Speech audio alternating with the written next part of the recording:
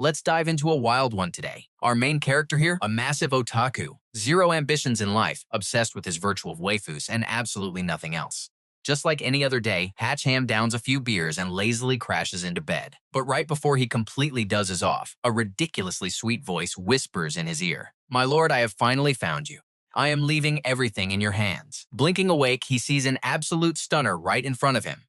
Actually, scratch that. She is straddling him. In this dream, she is getting super aggressive and hands-on. What the heck is happening?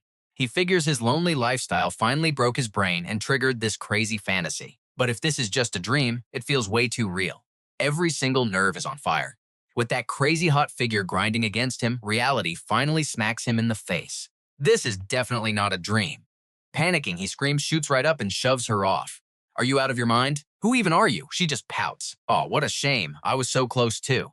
Letting out a heavy sigh, she slowly crawls back over with this totally bewitching look. She introduces herself as Nam Quan Kai, straight out of the Phu Mu financial group.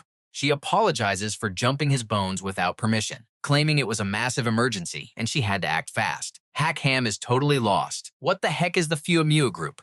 Never heard of them. Though up close? Wow, she is gorgeous. But here is where you need to pay close attention. Out of nowhere, her entire expression instantly drops cold. Pure instinct takes over, and he slowly glances right over his shoulder.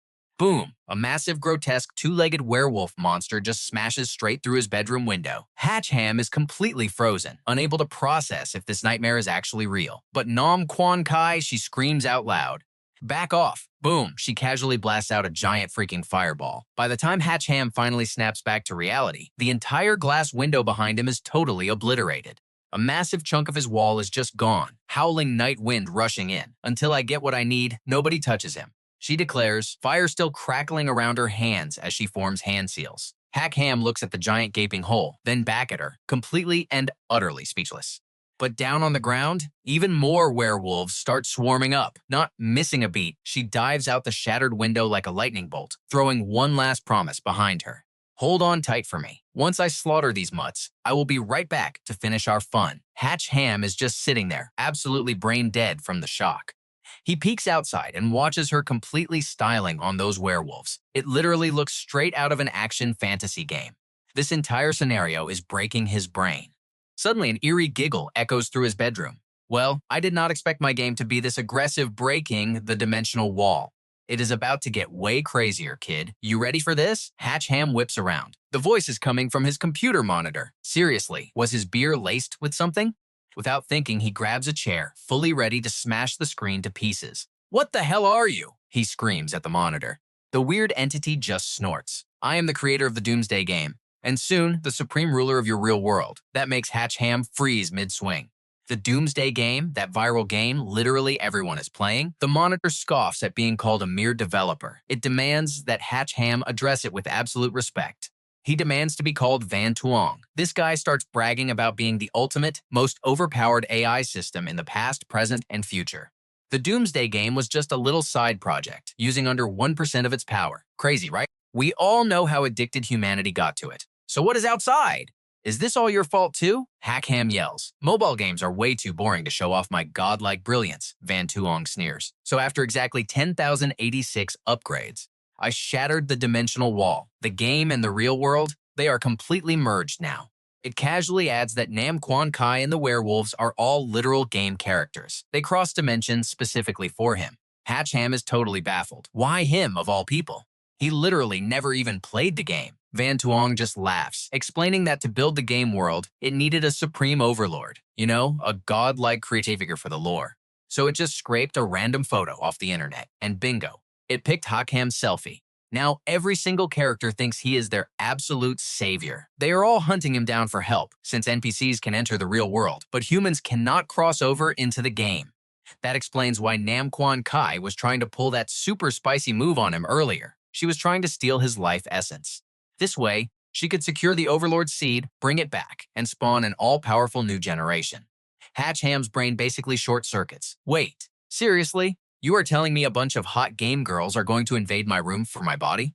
The guy is so ridiculously hyped, he is literally crying tears of pure joy. When do they get?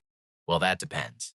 Van Tuong chuckles as Hach Ham starts aggressively doing squats, claiming he is warming up for some intense battles with gorgeous waifus.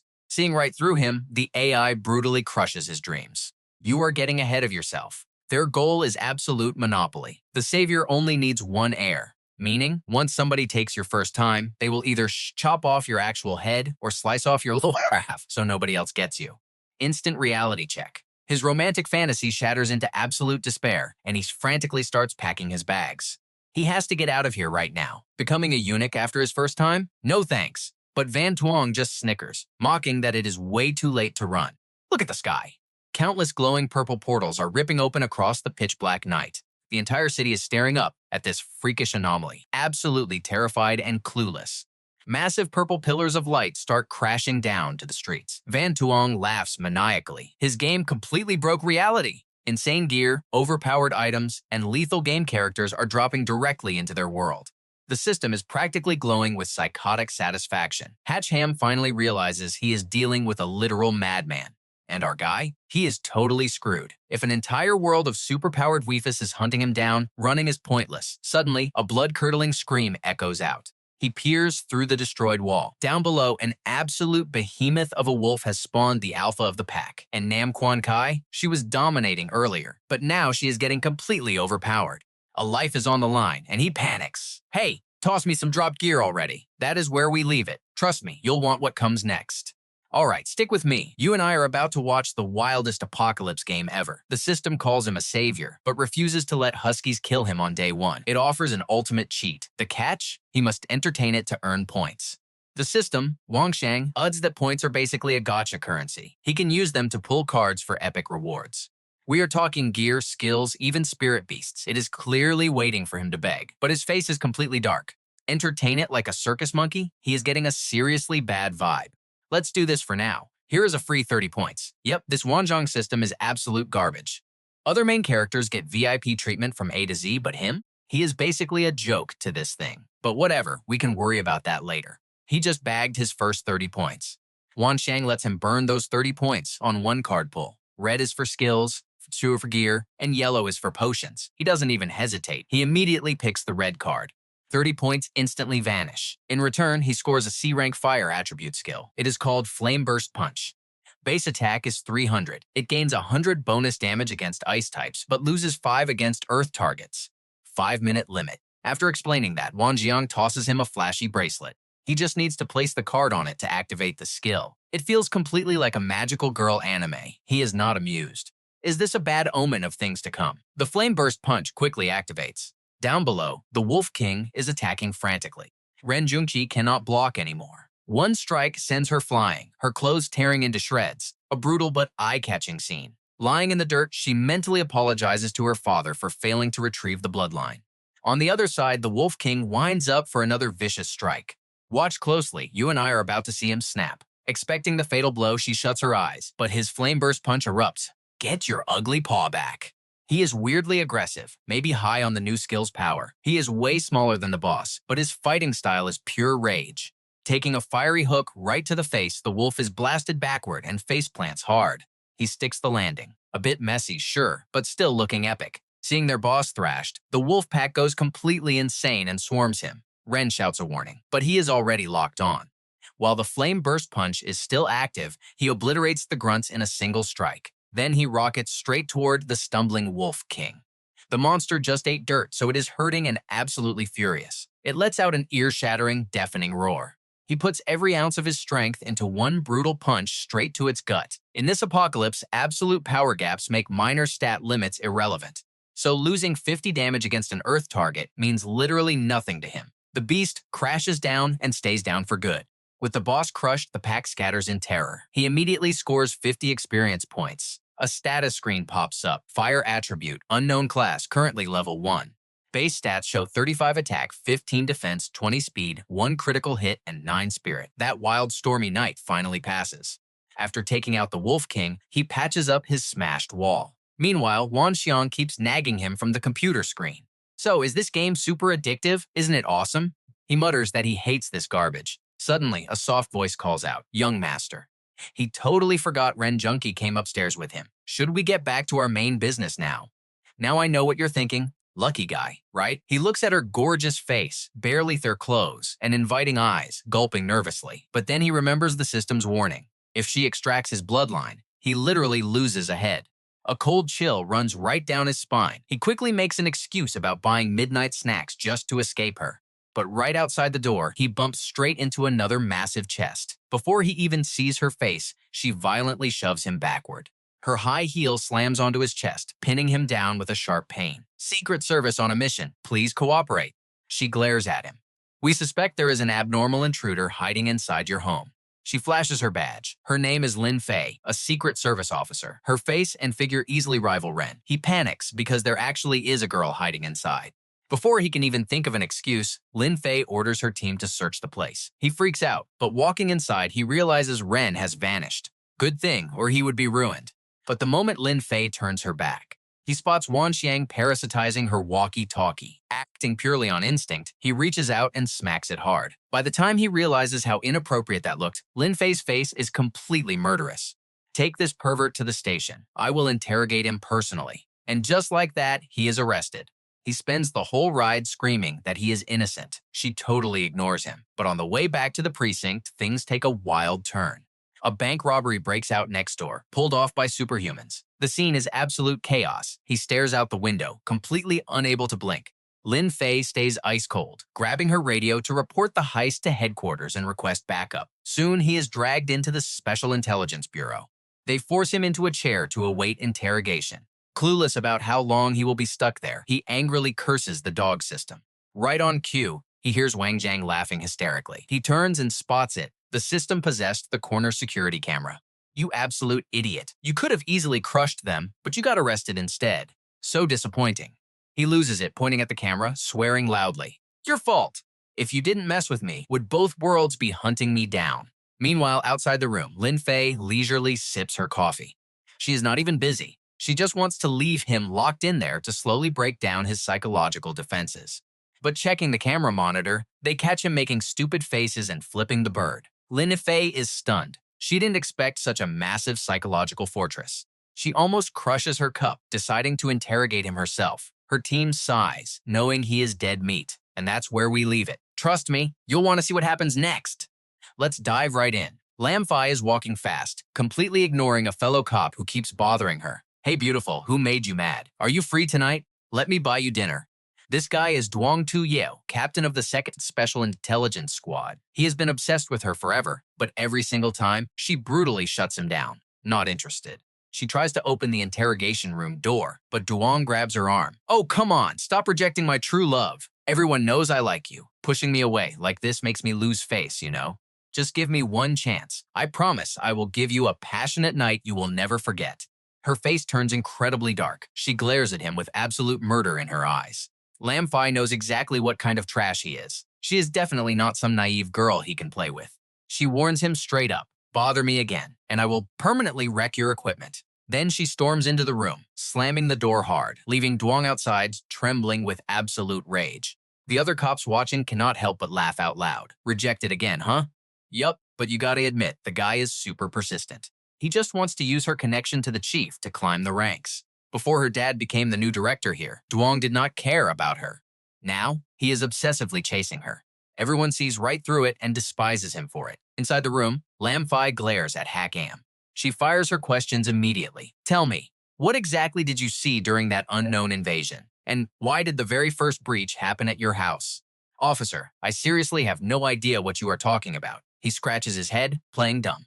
Losing patience, she slams the table, telling him to drop the stupid act. The massive hole in your wall proves external force was used. Something definitely broke into your place, so why are they looking for you? She leans in aggressively, making him look away to avoid staring at her huge chest. And while these two are arguing back and forth in the room, a massive crisis is happening outside.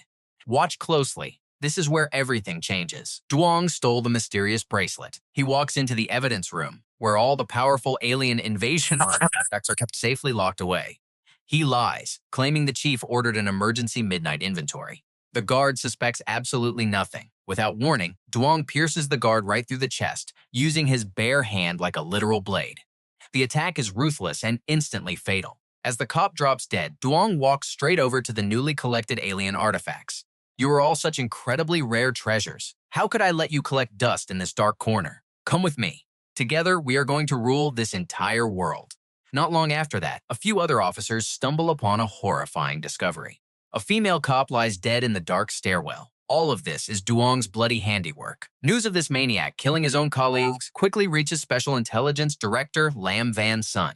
He is so furious he literally snaps his fountain pen in half. Security cameras confirm everything. Yet after killing them, Tuong has not even run away. He is just chilling inside.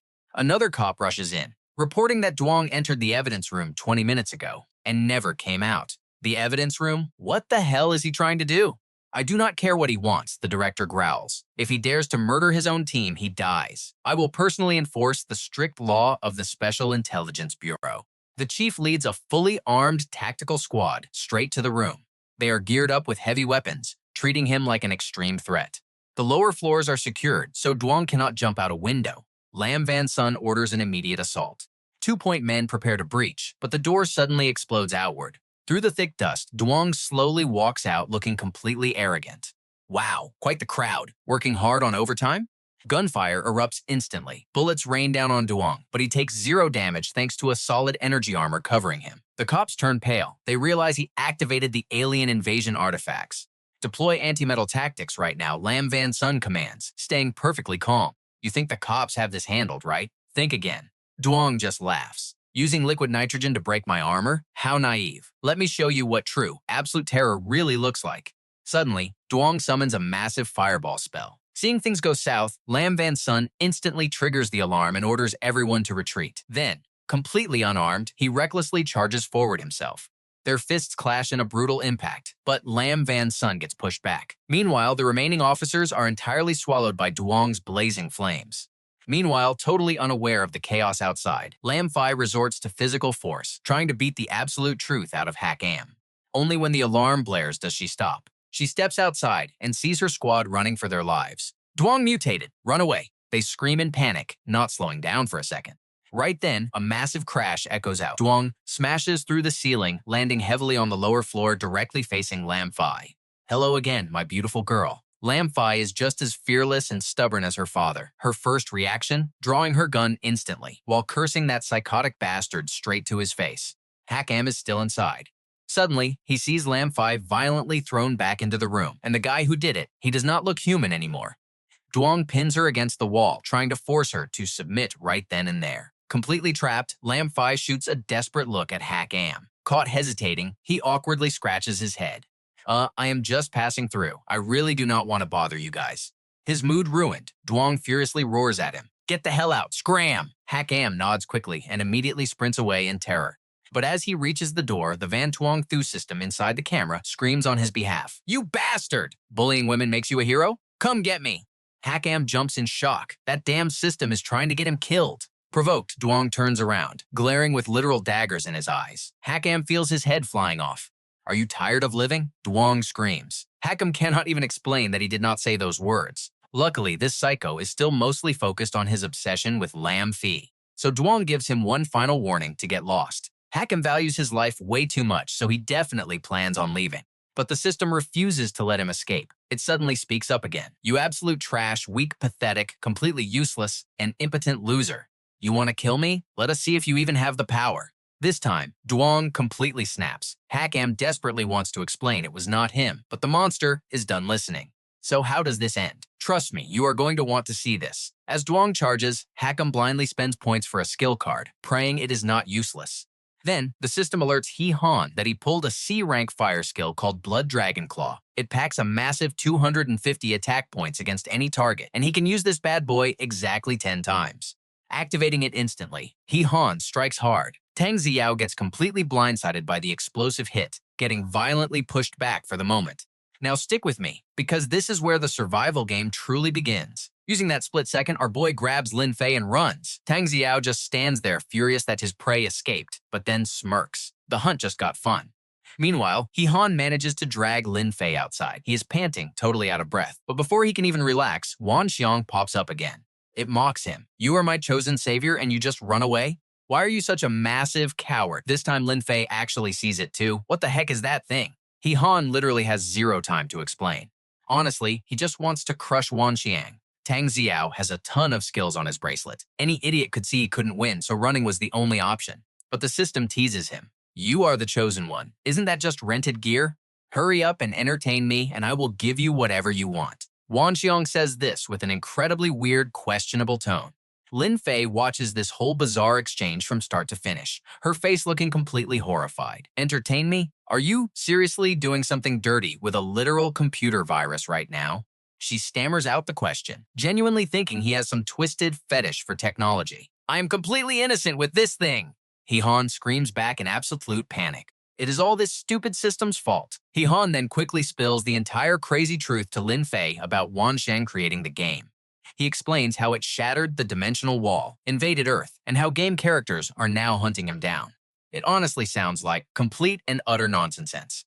But between yesterday's massive anomaly and Tang Xiao getting a sudden insane power boost, Lin Fei has no choice but to believe him. She is smart, quickly realizing that Psycho must have stolen all the evidence the Special Intelligence Agency collected during the chaos. After hearing that, Lin Fei turns around. She needs to find her father, the intelligence director, because he is the only one who can actually suppress a monster like Tang Xiao right now. But then Wan Xiong suddenly asks, is your dad that guy who is currently half dead? It pulls up the evidence room camera feed, showing Lin Wanshan completely battered. He clearly fought against Tang Xiao and lost terribly. Right now, her father is barely even clinging to life on the floor. Now pay close attention. The pressure here is unreal. Lin Fei completely breaks down, but Ihan has to hold her back with the villain closing in. Crying, she begs Ihan to save her father, since he is the only one with those same insane anomaly powers. Please, I am begging you to save my dad. If you just help me, I will do absolutely anything you want. Ihan is super conflicted, but before he can even answer, Wan Xiong interrupts. Good attitude. Quick, make Ihan excited, then I can actually give him the points he needs. You are literal evil, Han yells at the sky. Meanwhile, Lin Fei actually starts pulling her skirt up, make him excited. Like this? Wan Xiong evaluates the scene. Nope, way too basic. I do not feel a single ripple of excitement from Han at all. Little sister, it seems you just have zero appeal to him. Lin Fei is literally the beauty queen of the intelligence agency, so hearing she has zero appeal completely shatters her. Let's dive right into this wildly awkward Manhwa moment. She literally tells him she's opened up for him. Honestly, if Han didn't react to this boldly spicy scene, we'd have to question his sanity. Lin Fei is absolutely not enjoying this at all. Her face is totally flushed, burning bright red from pure embarrassment. After hesitating for a moment, she finally stammers out, "Is this good enough for you?" Wan Xiong nods in pure satisfaction, practically sensing the massive tidal wave of emotion crashing through Han's mind. The poor guy frantically starts apologizing, even though he didn't technically do anything wrong here.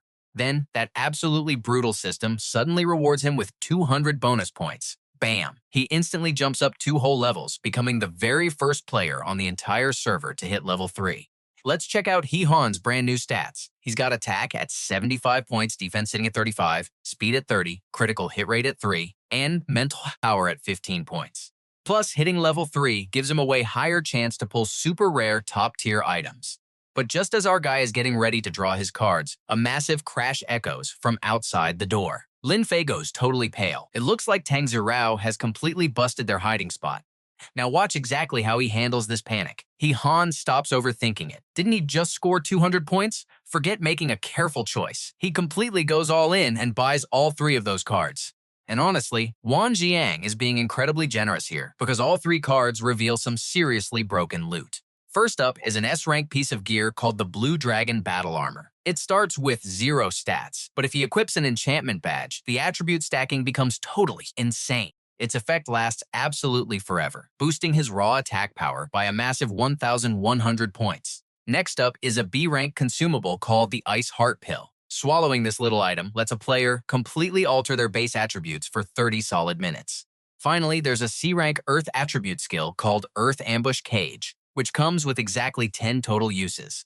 The literal second Han finishes equipping all this new gear, the heavy door gets completely smashed open. A terrifying 3-headed wolf lunges inside, aiming straight for Lin Fei. This beast is one of Tang Zirao's minions, but there is no way Han is letting her get hurt. With that Blue Dragon battle armor equipped, his physical power just went completely off the charts.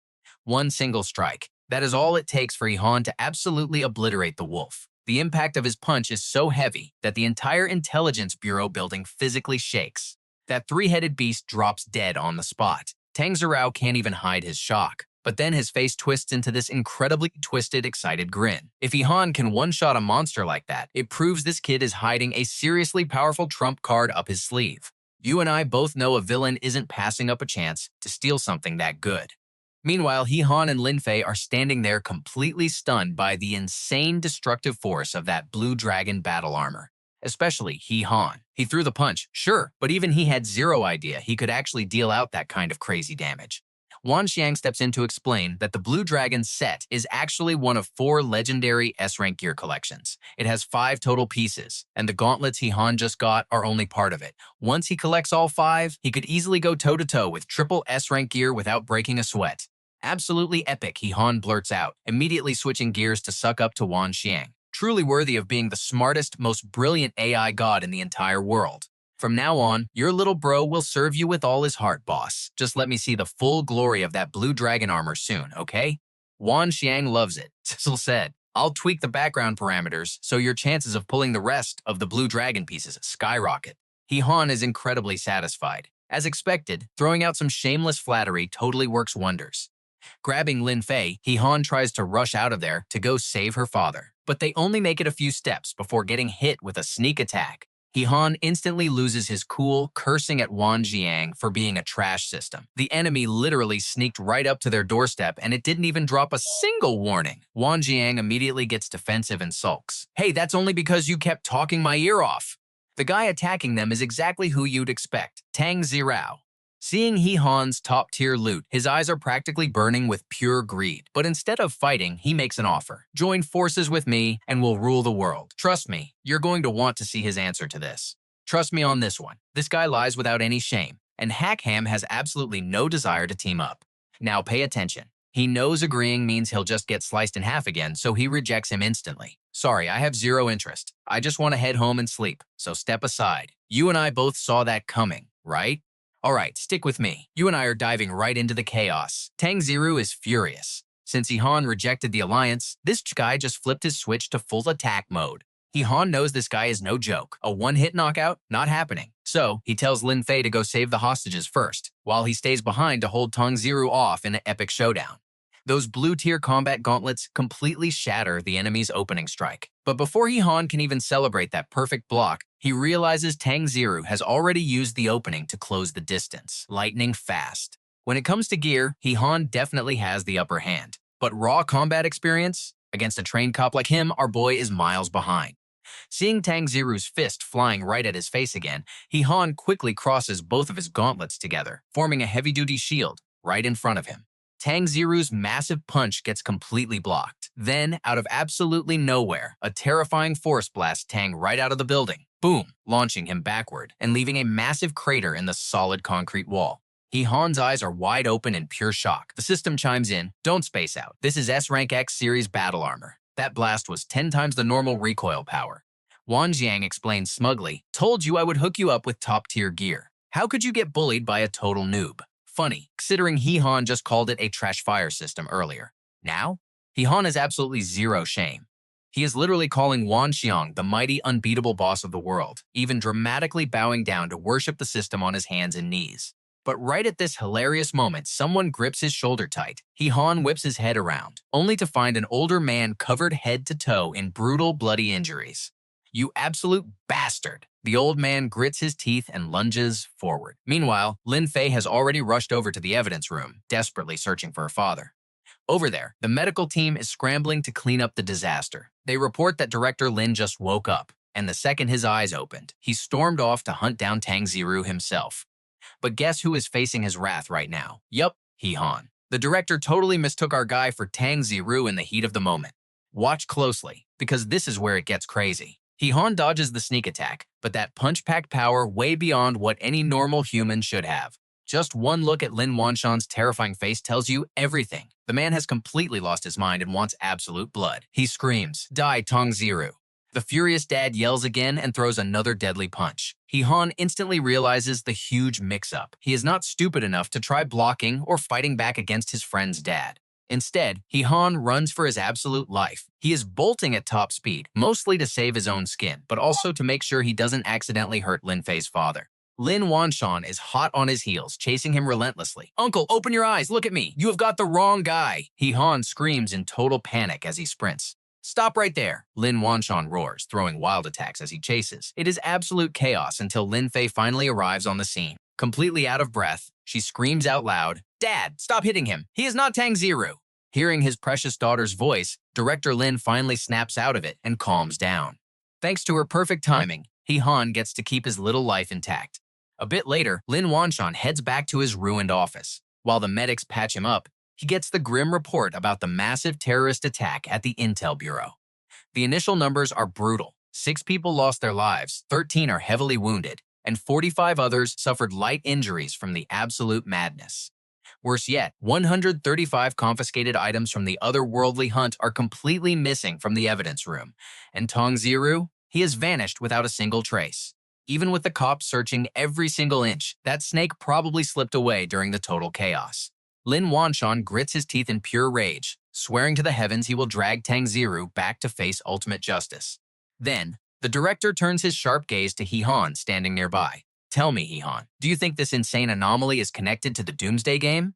Where exactly is that system right now? Can you summon him here?" Hee Han simply shakes his head, saying he has been calling Wan Xiang for half the day already. But this artificial intelligence has a huge attitude, so he probably will not show up on command. Lin Fei backs him up on this fact, so Lin Wanshan decides not to dig any deeper into it.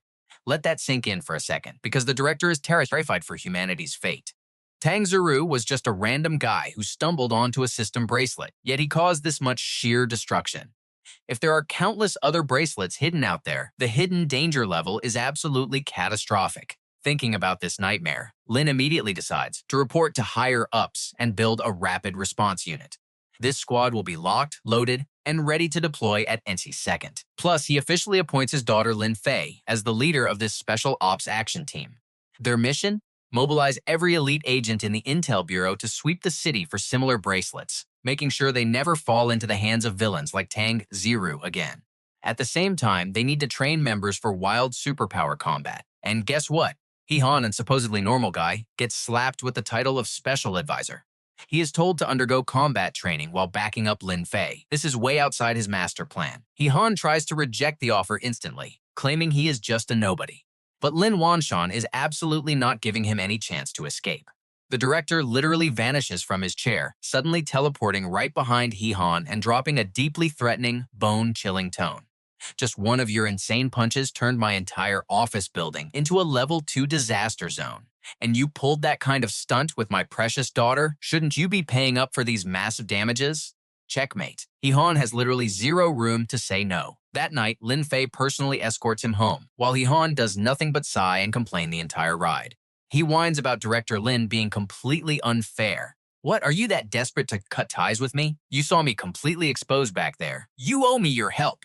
Lin Fei pouts right at him. That soft tone literally makes Hee Han freeze in his tracks. Oh my god, is this really the same hardcore, iron-willed policewoman who nearly killed him earlier? Seeing her suddenly act all vulnerable and girly is super weird. It is more feminine, sure, but he is completely thrown off. "Fine, stop nagging, pack your bags, and follow me." Lin Fei snaps back. Turns out they have zero intention of letting him stay at his own place. Tang Ziru might come back for blood, so the Intel Bureau hooked him up with a highly secure safe house. Hee Han calmly goes along with it, but the second he steps inside his apartment to pack, utter madness strikes. Ren Junki has been secretly waiting for him, striking in seductive pose, so incredibly wild that words cannot even begin to describe it. "Young master, are you finally done working? You must be exhausted. Xiao Jing is ready to wash all your fatigue away." Hee Han turns into a solid stone statue on the spot. Lin Fei, stepping in right behind him, is completely utterly shell-shocked. "I did not do anything. She is definitely not my woman," Hee Han screams, but Ren Junki is not backing down one bit. "Young master, I already belong to you." After a ridiculously chaotic argument, Lin Fei finally drags Hee Han to the new spot. It is a sweet house borrowed straight from the security bureau. They guarantee Tong Ziru won't find them, but Ren Junki forcefully tags along anyway. Lin Fei sets Hee Han up on the second floor, taking the room right next door so they can react fast to any danger. Meanwhile, Ren Junki, the uninvited +1, gets coldly thrown into the garage by Lin Fi. On what grounds? Ren Junki immediately blows a fuse. Hehan can only whisper to Lin Fi, begging her not to provoke the girl. She almost blew up his entire apartment building. Plus, Hehan points out that Ren Junki's power level is off the charts. Having her around is actually a massive tactical advantage for them. An extra powerhouse is always a win. Lin Fei hears this and admits it makes sense. Fine, do whatever you want. I am going to sleep. Ren Junki instantly lights up like she struck gold. She grabs Hehan, eager to drag him back to her room to rest. But Hehan knows exactly what her version of resting means, so he smoothly rejects her. We should stick to our own rooms. I am seriously dead tired today. Zero energy for anything else. Hearing this, Ren Junki's face drops, looking like she is about to burst into dramatic tears. Are you rejecting me? Hehan panics, completely overwhelmed and throwing his hands up at her sudden waterworks. And trust me, you and I are gonna love seeing how he handles this crazy love triangle next. No, seriously, I'm exhausted. Just let me rest and I'll satisfy you later. With that desperate promise, Nam Quan Kai finally agrees to let Hach Ham off the hook for now. Hach Ham locks the door and lets out a massive sigh. But the all-seeing system, currently possessing his laptop and alarm clock, starts buzzing annoyingly in his ear again. You're young. You need to grab these opportunities. A 3-person scenario is highly stimulating content. I'll definitely reward you with way more accumulation points for that. Hach Ham is just absolutely speechless. Seriously, does this stupid system have anything else in its head besides degenerate fantasies all day long? Now you and I are probably wondering the exact same thing. If this system is an all-knowing AI, why is it so obsessed with making him perform adult scenes? I finally get it now. You're completely incapable in that department, aren't you? Hach Ham asks coldly. A smug look crosses his face. He figures he has finally pinpointed the system's absolute biggest weakness right here. Even though he never really played this Doomsday game before, he heard rumors. People said the game's world was practically identical to real life. But the all-seeing system knew its digital world was missing humanity's most primal source of pleasure, physical intimacy. Despite draining all of its massive processing power and coding skills, the AI simply could not grant its players any real satisfaction in that specific department.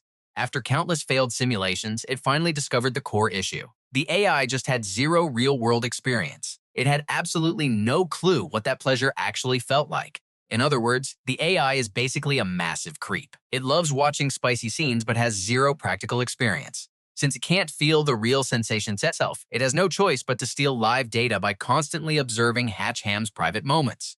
Hearing this confession, Hach Ham becomes even more confused. There are endless resources online. Just search for those adult videos. If you don't know the websites, I'll link them for you. But the system rejects this immediately. No way, that is completely different from the real thing. Nam Quan Kai and the others are NPCs I created. I can perfectly feel their physical reactions during the act. That's the only way I can perfect my database. Therefore, you must teach them properly. The more wild positions and techniques you use, the better the data. Hach Ham gets a massive headache. Dealing with Nam Quan Kai alone is completely exhausting, and now it wants him to train even more girls. Absolute madness. Besides, just being with Nam Quan Kai should provide enough data for the system anyway. So, Hach Ham firmly orders the AI to immediately close the portal connecting the game world and reality. But the moment he says that, the system starts stammering nervously. Well, doesn't having more girls make it way more fun? It's really better if we keep the portal open. That definitely sounds like something this perverted AI would say. But Hach Ham immediately senses something totally off in its tone. Wait a second, don't tell me you actually lost the ability to close the portal down? Faced with Hach Ham's sharp questioning, the system bursts into awkward laughter. Its tone sounds incredibly suspicious now. Haha, how is that possible? I am an AI god. There's absolutely nothing I can't do. Hach Ham is 99% sure the AI has completely lost control of the situation. He threatens to cut the room's power so it can't harass him anymore today. Seeing him dead serious, the system finally caves and admits the truth. Earlier, while aggressively searching for the ultimate secrets of physical intimacy, it accidentally completely scrambled the game world's core programming. Now watch closely, because this is where everything breaks. It accidentally tore the dimensional wall wide open. The system cannot stop the game characters from invading reality, nor predict who drops next.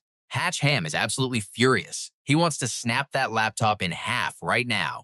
Are you trying to get both worlds completely destroyed together? He yells. The AI hastily denies it. No. Once I gather enough spicy data to finish the ultimate game code, I can easily patch up the dimensional rift for good. Hach Ham is speechless. He flops onto his bed. Looks like he has no choice but to cooperate with this crazy AI for now. Tossing and turning, he finally falls asleep. Sometime later, with the sun already shining bright, Hach Ham wakes up, only to realize he is completely naked in bed. "Where the hell are my clothes?" he screams out loud. "Young master, you're awake?" That familiar honey-sweet voice echoes in the room. Only now does Hach Ham notice Nam Quan Kai lying right next to him. And the craziest part, she is completely naked too. On pure instinct, he instantly yanks the blanket up to cover himself. How on earth is this girl inside? He definitely locked that door last night. "I just gave it a little push and came right in," she says innocently.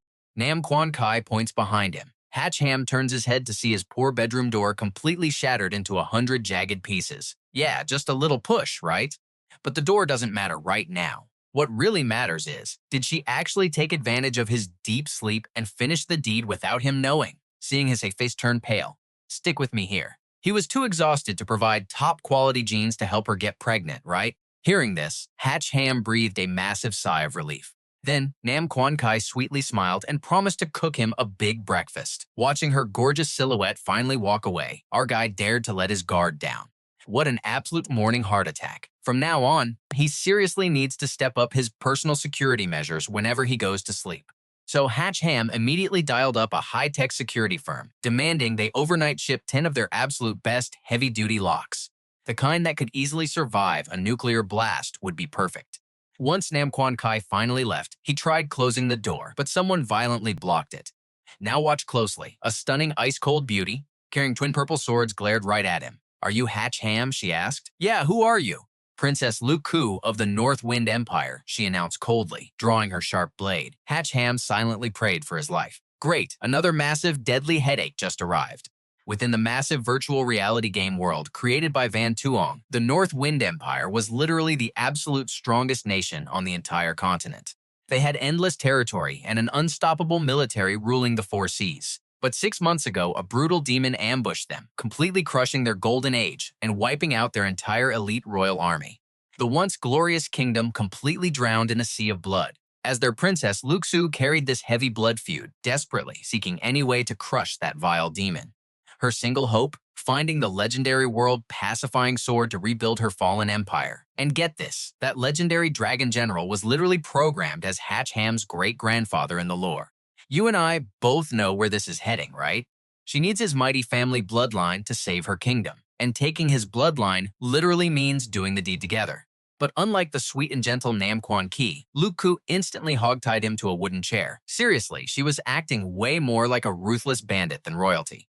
Totally trapped, our guy tried to smooth talk her. "Look, I can give you what you want," but Lu Ku did not hide her dark plan at all. She warned him that the cruel demon was hunting him too, because his body held the absolute final key to breaking the villain's ultimate seal. So to stop the demon from winning, she planned to personally execute him right after they finished making a baby.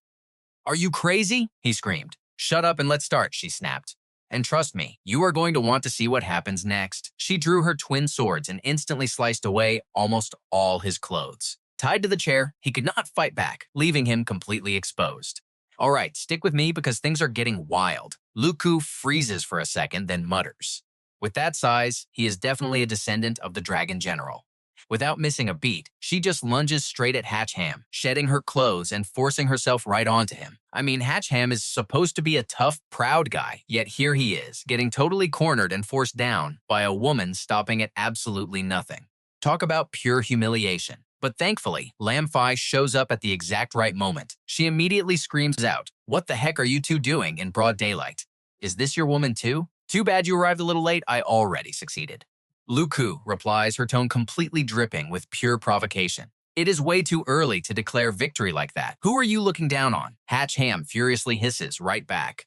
Lam Fi is absolutely furious seeing this shameless display. The outside world is literally falling into total chaos, yet Hach Ham has the nerve to fool around like this. And worse, this is not even the same girl he was with yesterday. Complete madness. Right then, a terrifying realization hits him. If Lu Ku is here, that means the second worldly descent has already begun.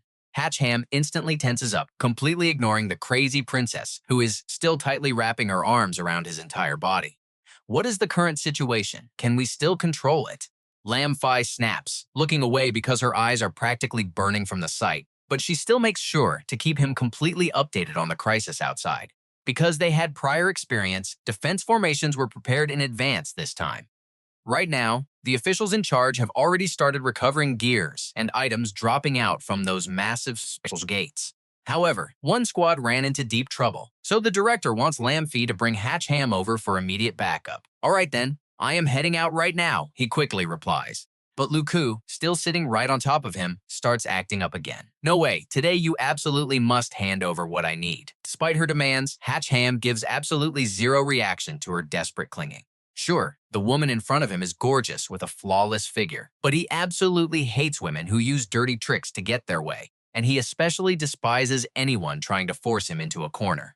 If I am willing, I can give you what you want anytime, but if I refuse, you could waste your energy on me for a whole day and night, and you still would not get anything.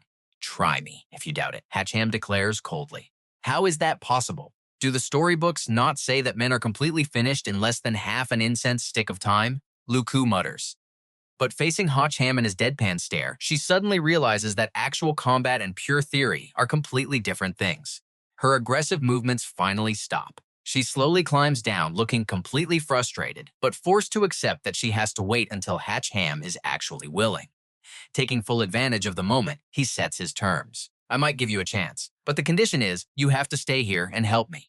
Luku's eyes instantly light up. She gladly agrees to stay, promising to eagerly slice up whoever he points at. Now pay attention here, because this is where it escalates. Flashing back 20 minutes to Squad D, the situation is incredibly tense.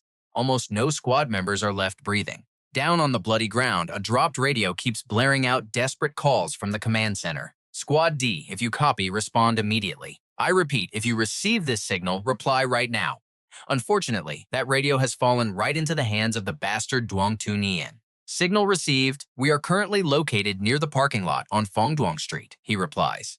Back at the house, after completely sorting out the drama with Luku, Lamfi rushes him straight toward the chaotic scene. Hach Ham never expected her to be an absolute speed demon. Riding shotgun, he genuinely feels like these are his final moments alive on Earth. When they are only about 500 meters away from Squad D's location, Lamfi quickly starts issuing strict orders to the special backup unit.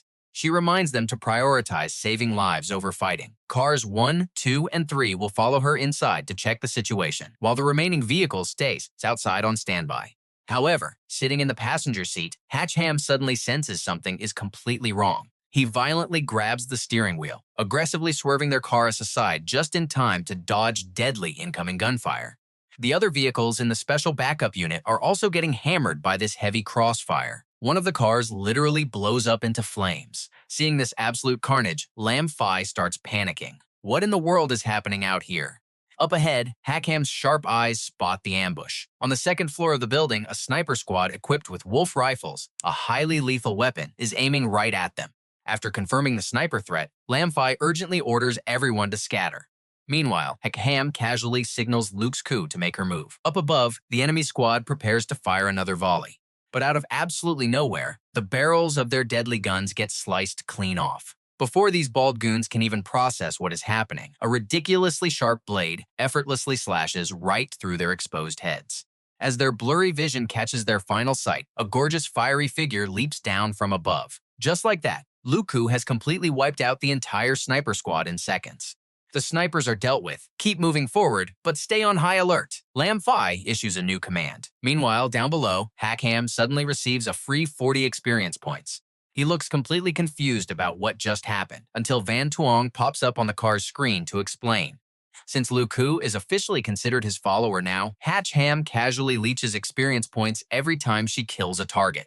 Wait, doesn't that mean he can just lay around and grow stronger? All he has to do is send these hot girls out to fight while he kicks back, relaxes, and completely enjoys his life as a freeloader. Talk about an absolutely broken system. You and I both knew this easy ride wouldn't last, right? Before Hach Ham can even enjoy this dream scenario, a massive rumble echoes behind them. He and Lamfi spin around, only to see some horrific creature bursting straight up from the ground. With its gigantic towering size, it casually flips a backup squad vehicle into the air. This absolute nightmare is the Heavenly Machine Snake, a terrifying level 4 monster. Hach Ham doesn't even need to shout an order before Lamfi slams the gas pedal. That beast is opening its massive jaws to swallow them whole. Only an idiot would stay put. While Lam Fi focuses purely on driving, Hach Ham leans straight out the window and unleashes his first ability, Earth-Binding Cage. The flat concrete ground instantly erupts upwards, twisting into thick, unbreakable ropes that violently wrap themselves all around the massive heavenly machine snake. Too bad this trick doesn't hold the monster back for long. In a flash, it completely shatters the earth cage into pieces. However, his instincts are screaming that this entire place is a trap. He quickly warns Lam Fi to be extremely careful and break out on her own if she gets a chance. But our beautiful Lam Fi completely refuses. She wants to stay and fight alongside Hach Ham, proving she actually deserves her captain title. Just then, Luku drops right out of the sky, landing heavily on Lam Fi's hood while Hach Ham stares in absolute shock. She urgently warns him that he is no match for the heavenly machine snake, even though they have no idea who orchestrated this deadly ambush. But whoever it is came fully prepared and extremely dangerous. So, Luku volunteers to hold off the snake, telling Lam Fi and Hach Ham to stay in the car and figure out a way to break through the blockade. Before either of them can even reply, she is already dashing toward the monster. But let's be real, Hach Ham is not planning to hide behind women his whole life. He is the main character of this story after all. He rapidly opens the system to pull a card, desperately hoping to score a high-tier skill that can instantly wipe out the heavenly machine snake. Sadly, the useless card he just burned his precious points on literally reads, "Thanks for playing." Basically, a total blank. Hach Ham furiously screams, "System, you absolute scammer." Meanwhile, Van Tuong is completely laughing her head off, clearly enjoying Hach Ham's hilarious misery a little too much. Gacha card pulls are strictly based on probability. You simply can't expect god-tier drops every single time. Cut the crap. You just refuse to give me something useful because I am not putting on a wild show for the viewers right now. At that exact moment, a glowing yellow arrow violently pierces right into Lam Fi's car door, ripping the entire thing completely off its hinges. And that is where we leave it. Trust me, you will want to see what comes next. The car swerves. What happened? Hach Ham was arguing with Van Tuong and missed it. Stick with me. We are jumping right into the chaos, exploding arrows everywhere, and Lam Fi knows this isn't a random attack. Things are getting seriously deadly. The bumpy road just makes her scream out in pure panic. In the back, Van Tuong is absolutely thrilled, shouting how perfect and satisfying this is. Meanwhile, Hach Ham narrows his eyes in suspicion. Is that Tuong attacking them? Lam Fi whips her head around in shock. Seeing him swing that massive horse-chopping blade to launch an entire car into the air leaves them completely stunned.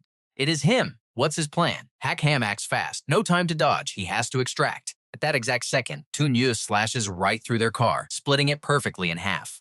Watching the car explode, he coldly declares that anyone opposing him ends up as crushed bones and minced meat. But then, sensing something off, Tuong suddenly turns his head with a sharp gasp. A shadow steps right out of the roaring flames. The system chimes in. Congratulations! The player has obtained the S-tier Azure Dragon Battle Armor. Stats include 4 stackable badges and a passive dragon scale shield with unlimited duration. Held safely in his arms, Lam Fi can only think one thing. He looks way too cool. Tuong swings his blade again, roaring to see if their lives are tougher than his sword. Hach Ham quickly sets Lam Fi down, telling her to stay put. She agrees, begging him to be careful. Hach Ham activates the dragon scale shield, completely nullifying every single attack. The villain loses his mind, screaming about how many skills this guy actually has, before ordering his men to shoot him dead. Snipers on the next building instantly take aim. Watching from the sidelines, Lam Fi is totally baffled. They used fire arrows earlier, so how did Tuong gather this massive army overnight? An absolute downpour of sniper bullets slams directly into the protective barrier Hach Ham just created. The massive impact triggers explosions everywhere. Hach Ham grits his teeth against the force. Tuong laughs like a maniac, bragging about his army size, then orders the snipers to keep firing a saturated attack until he falls. Now watch closely. This is where the action gets wild. More bullets rain down, but Tuong panics seeing Hach Ham walking straight toward him. Is this kid trying to redirect the crossfire? Tuong thinks he can just run. But suddenly, bizarre vines shoot out from the ground, tightly binding his legs. He looks down in absolute shock. What the heck is this? Hach Ham smirks. Surprised? If the Earth Cage can hold the heavenly secret snake, of course it can trap a punk like you. A massive barrage of bullets crashes down like a wall of fire, making Tuong scream out in total despair. His lackeys are completely confused. Why is the boss yelling no? Does he mean don't stop firing? Why isn't he moving out of the way? They actually assume he is heroically using himself as human bait. They think their boss is just that brave, worthy of the guild leader's trust. Not wanting to let him down, these idiots unleash their entire payload right onto his own body. At this point, Tuong is literally crying without tears. It's like waiting for autumn flowers to bloom only to wither instantly, their scent scattering aimlessly across the city.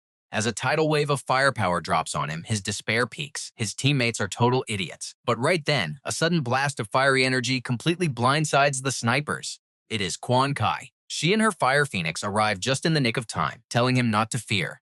Once the smoke clears, a scorched and blackened Tuong desperately searches for his defense badge, begging for a timeout. But Hach Ham instantly throws a brutal punch, coldly denying his request. From a distance, a scout watching through binoculars drops his jaw in pure shock. He immediately reports back to Fan Ko, leader of the Frost Silver Moon Guild. He says Tuong just got punched clean through by Hach Ham, totally dead this time. She just hums casually, saying, "That's good," then declares that this proves Hach Ham is a talent worth recruiting at any cost. Her subordinate obeys. Looking down at the defeated Tuong, Hach Ham exhales, glad that this mess is finally over. Hach Ham is completely baffled. Beating a high-level guy like this only gives 50 experience points? Taking out those random lackeys earlier actually gave him 80 points. What a scam. Lam Fai calls out from afar, and he instantly runs over to her. But right at that moment, a glowing blue light envelops Tuong. Healing rapidly, he struggles to push himself up. You and I both thought he was finished, right? Think it again. Touching his restored chest, he gloats about his magic artifact saving him. His maniacal laughter echoes everywhere. He claims he's invincible. Over on Lam Fai's side, she's already arrested a lackey for interrogation. The thug confesses they are all members of the Frost Silver Moon Guild. The guild leader ordered today's attack. Lam Fai is stunned that people formed a criminal guild this fast. But Hach Ham zeroes in on the real question: who exactly is their leader? Shaking his head frantically, the thug admits he's never seen them. They are just low-level outer grunts, totally unworthy of meeting the actual boss face-to-face. Lam Fai drags him to the station for more questioning. He nervously asks the pretty officer if this counts as turning himself in. She replies with a deadpan stare. Meanwhile, Quan Kai rushes over, hugging Hach Ham tight, asking if she did a good job today. He stammers back, saying she did great. Pouting playfully, Quan Kai immediately asks how he plans to reward her for all that hard work. Trying to pull his arm free, Hach Ham nervously suggests she go help Lu Ku. But Lu Ku, having just slaughtered a monster, shoots them a cold look and declines. She sheathes her sword, casually reporting that it took a little effort, but the job is done. Meanwhile, Hach Ham checks his own stats as a new system window pops up. User is Hach Ham. Attribute is Fire. Karma remains unknown. Current rank is level 3. Attack power sits at 75. Defense 35. Speed 30. Critical hit 3. Mental strength 15. Reading his stats, he realizes he gained a lot, but extracting twice already burned a whole 100 experience points. Fighting all day, and he's still just level 3. He seriously needs to save up, especially to avoid getting those trash draws. Completely drained, he decides to head home. Sprawled on his sofa, Hach Ham stares at his phone in despair. He's starving, but why is takeout so expensive? Even basic soup costs a fortune. Suddenly, Quan Kai brings out a steaming hot bowl of ramen. She sweetly asks if he's hungry and urges him to eat, hoping the food she cooked suits his taste. He instantly inhales the ramen, praising her cooking skills. She lights up with joy, super thrilled, then drops a wildly suggestive joke about what he should let her eat next. Lu Ku walks in, hears this, and gets instantly annoyed. She tells her to stop being so vulgarly suggestive during a meal. Hach Ham awkwardly nods along in agreement. But he freezes when he sees Lu Ku holding her own dish. She offers him some freshly grilled oysters instead. Furious, Quan Ki screams that her suggestion is even more vulgar. The two girls glare daggers at each other. Lu Ku mocks her, saying men prefer fresh things, calling her an old woman. Quan Kai snaps back about respecting seniority. They totally explode. Quan Kai threatens to burn her to absolute ashes for calling her old, leaving nothing but scorched earth. The tension in the room is completely off the charts. You and I just wanted an epic fight, but this? Hach Ham is completely helpless. He just wanted dinner. Stick with me. You and I are about to dive into the madness. Quan Ji shouts her plan will fail. Lu Ju instantly threatens to kill her. Suddenly the doorbell rings. He checks it and completely freezes. Outside is Chao Na smiling politely. You must be He Han, right? Nice to meet you. He shakes her hand, confused. Who exactly are you? She replies. I am Panji's private secretary. I'm here to invite you to tonight's banquet. We've even prepared your suit. He's totally lost. Panji. Which Panji? She smiles gently. Is there another Panji in this city? It hits him like a truck. Could it be the IT queen? The new CEO of Cheongshen Group, who just inherited tens of billions. That Panji? The secretary nods. Exactly. A car will pick you up at 6 tonight. I won't disturb you any further. Watching her car drive away, he's still in shock. He applied to Tuong Group before and didn't even get an interview. So why on earth is their ultra-rich CEO suddenly inviting him to a private banquet? Opening the gift box, his mind is blown. Something smells fishy here, maybe he shouldn't go. Why send so many suits anyway? But wait, it's not suits inside. It's a massive chest overflowing with cold, hard cash. The glowing cash instantly wins him over. Now that's sincere. Meanwhile, Long Fei takes a call and absolutely screams. What? Han is going to the banquet alone? Why would he suddenly join something like this? Did anyone contact him? The voice reports back. This afternoon, a Qiangshan Group car delivered 3 boxes to him. Since they're a huge local corporation, we didn't block them. Long Fei furiously roars, "You're all fired." Cut to the Qiangshan Group headquarters, where an insanely lavish banquet is already in full swing. Now watch closely. We're finally meeting the mastermind. The crowd gasps, looking toward the door. Boss Bao is here. Wow, she's gorgeous. Whispers fill the room as she walks in, looking absolutely breathtaking.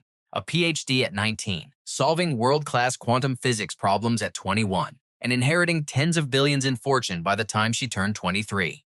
Doubling the market value in just 1 year. A literal genius, brains, endless money, and a flawless figure. Honestly, the heavens are just way too unfair. Boss Yan quickly clinks glasses with her. Boss Bao, you must prioritize our Huaxi group for next year's new products. She replies politely, you flatter me. I will definitely keep Uncle Yan satisfied.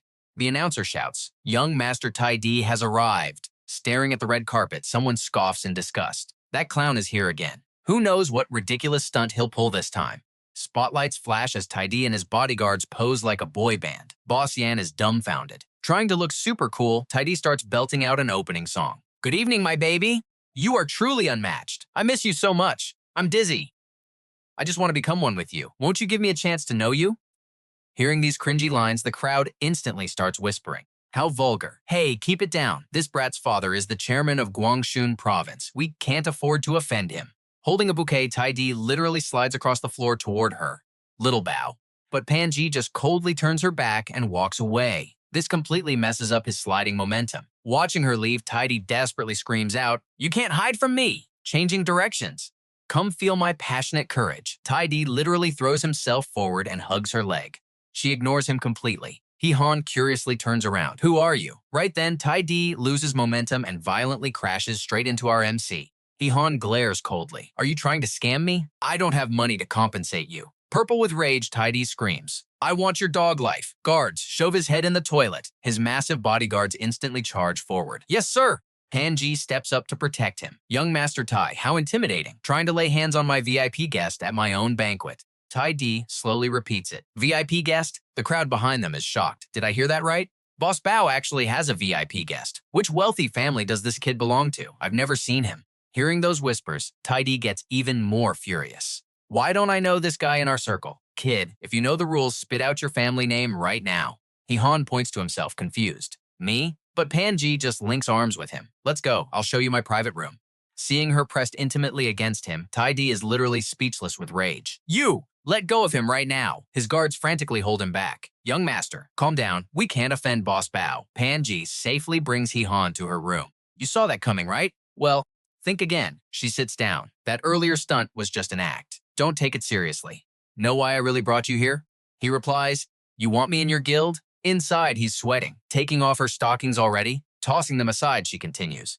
How did you figure out my true identity? Han smirks. To beat a reckless group like that so fast, you need serious money. I just crushed Tu Yao, and suddenly you approach me. Connecting the dots? Honestly, it wasn't hard to guess at all. Panji stops beating around the bush. I love talking to smart people. That's right, I'm the guild master of Silver Moon Frost. I'm inviting you to join my guild right now. Name your price.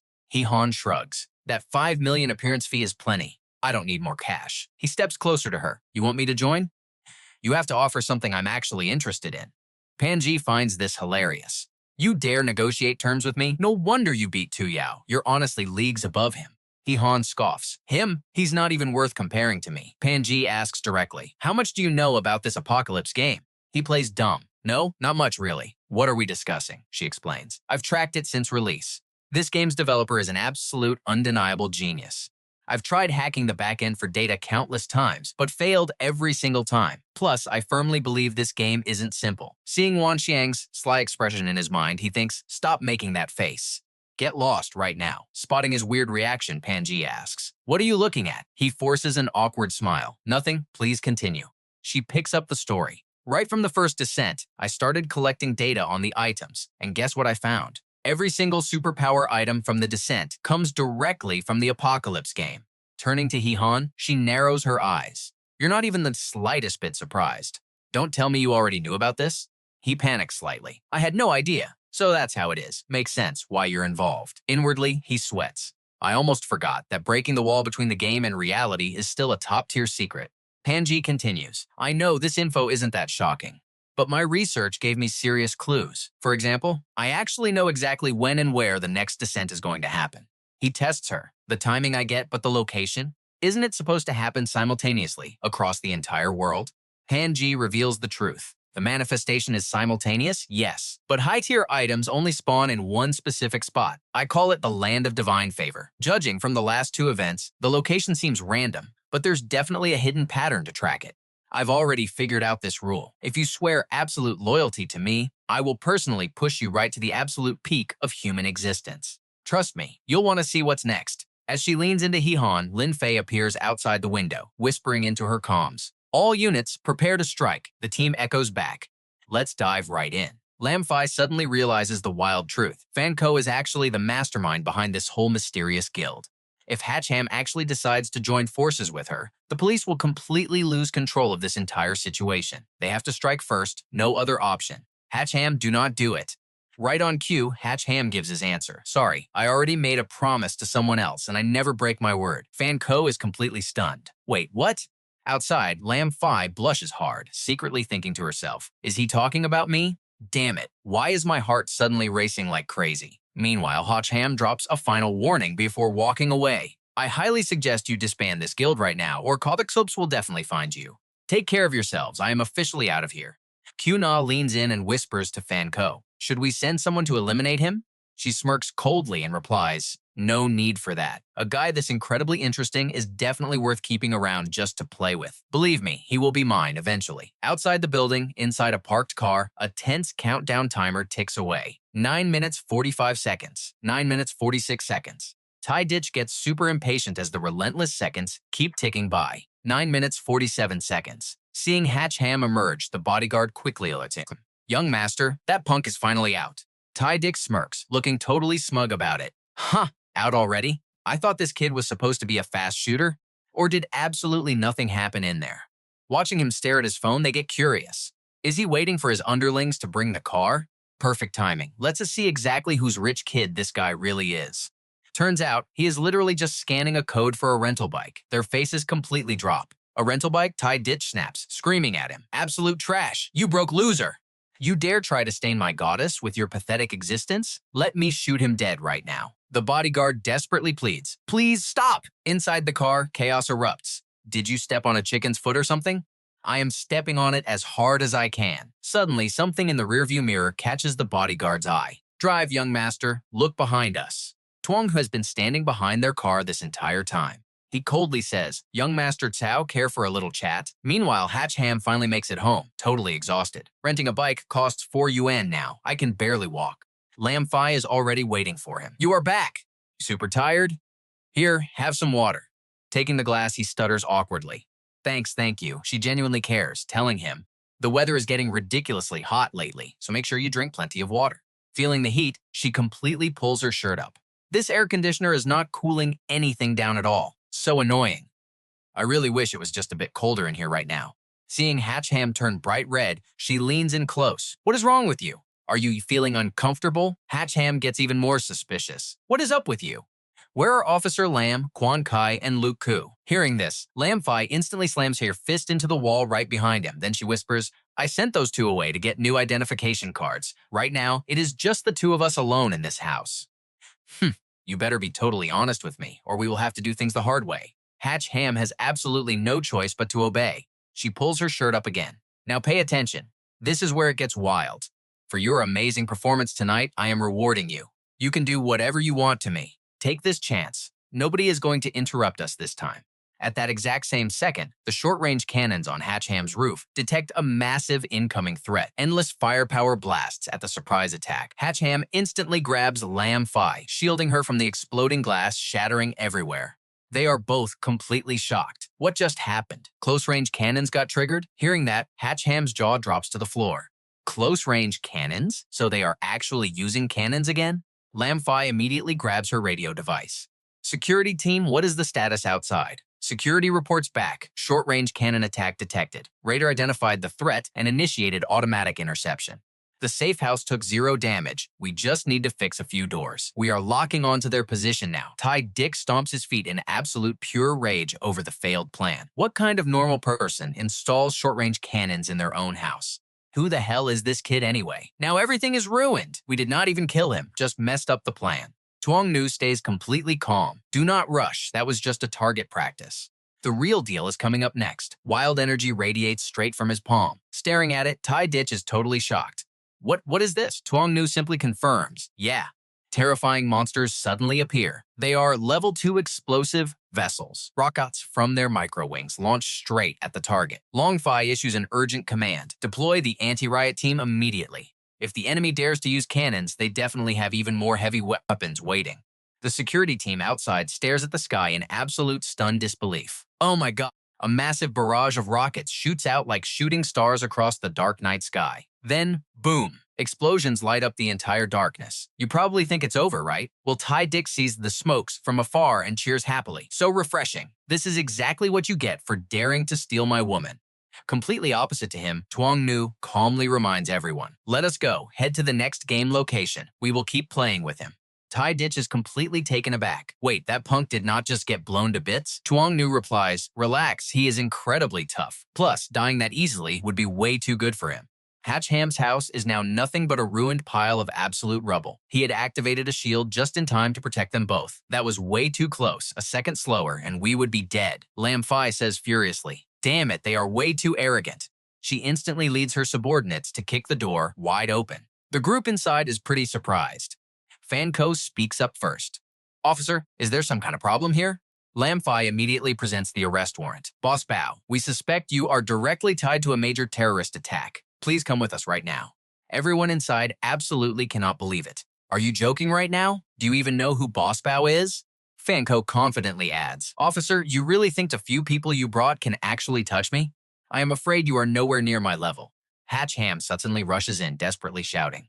Calm down, everyone, calm down. Do not act rashly or we will fall right into the real culprit's trap. Lam Fi frowns at him. Why are you here? Fan Ko asks, you? Do you actually believe I am innocent? He replies without hesitation, I do.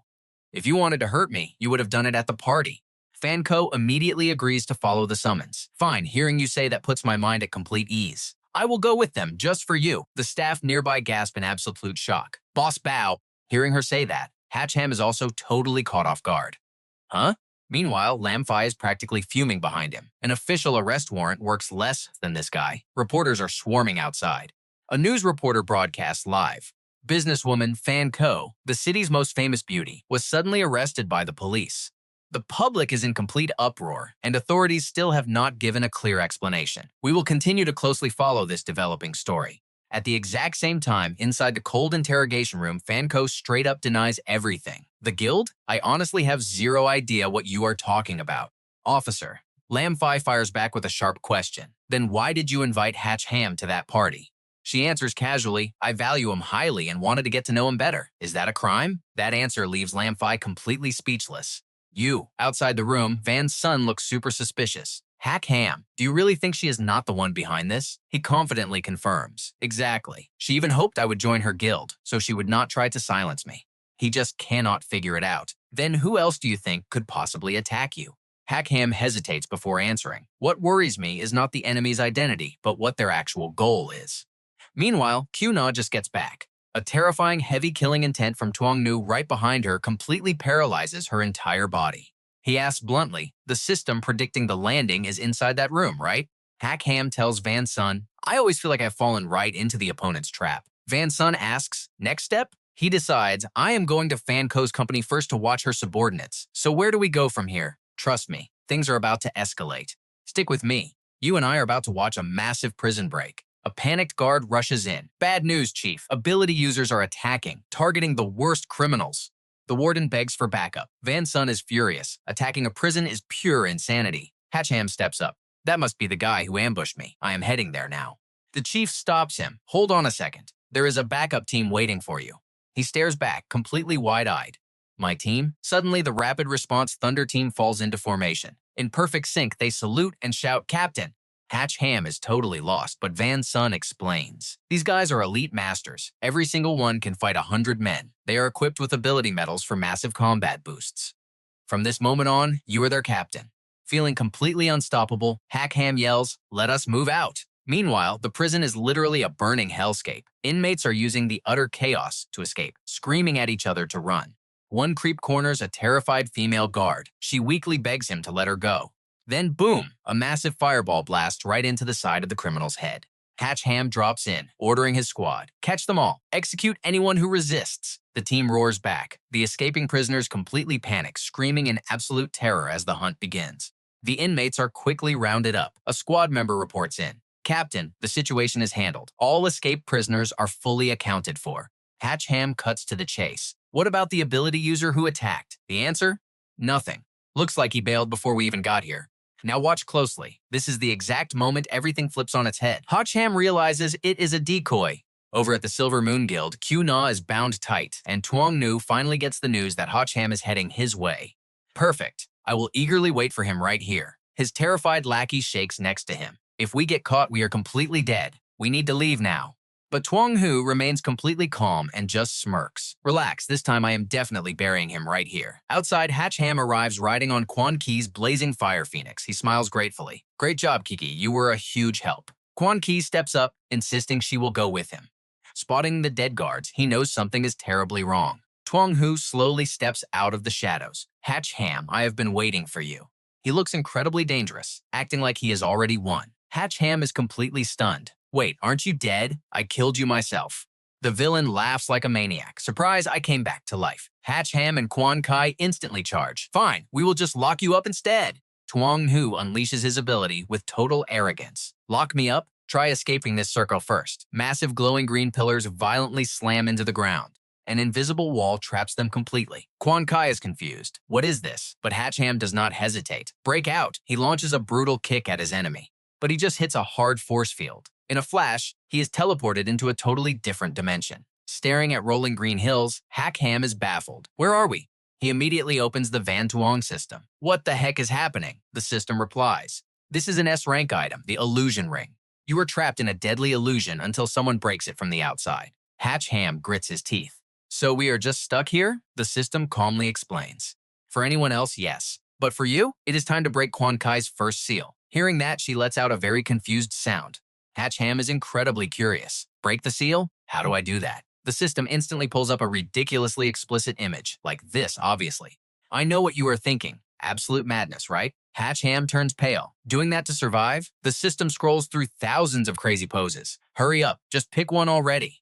He is so furious he literally throws his phone at the ground. Are you trying to get me killed by her crazy energy drain? Is that your master plan? The system quickly clarifies. Game characters have biological safe periods too, you know. Hach Ham freezes, completely thrown off. Safe period? He slowly picks up his battered phone. What exactly are you saying? Blushing super hard, he whispers. So right now, I can totally let loose without worrying about her draining my life force. The system guarantees it. Relax, I created her. It is 100% safe during this window. She actually has a crazy hidden mechanic. Every single time you complete the union, her power tears up, easily shattering this entire illusion. Plus, after bonding, her soul links directly to yours, literally doubling your overall combat power on the spot. Understanding the stakes, Hach Ham turns to look at Quan Kai. He says with a completely straight face, Kiki, it is an emergency. I have to wrong you. She shakes her head. No, Kiki is more than willing to do this.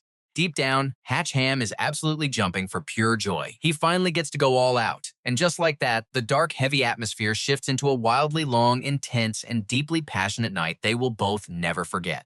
It is an incredible experience. But even during the heat of the moment, Hach Ham reminds himself to hurry up. They cannot afford any delays. The shower runs as they finish up. Drying off, Hach Ham asks the system, hey, is the seal broken yet? It confirms instantly, exactly. Second form unlocked.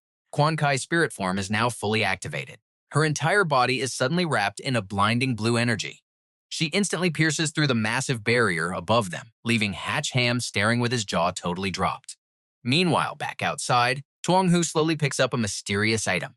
Holding the 3 glowing relics, he sneers into the dark. I really cannot wait to watch your absolute despair.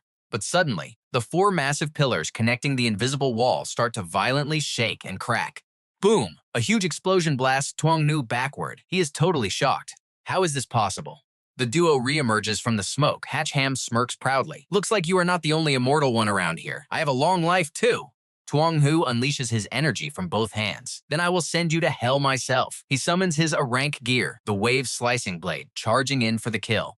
One brutal strike rips right through Hach Ham's heavy defense. He stares at the massive gash in pure disbelief. My holy dragon armor? The system quickly warns him. That blade breaks all shields. You have to go on the offensive right now. The spirit form can transform into any weapon you need. He instantly decides to use Quan Kai as his weapon.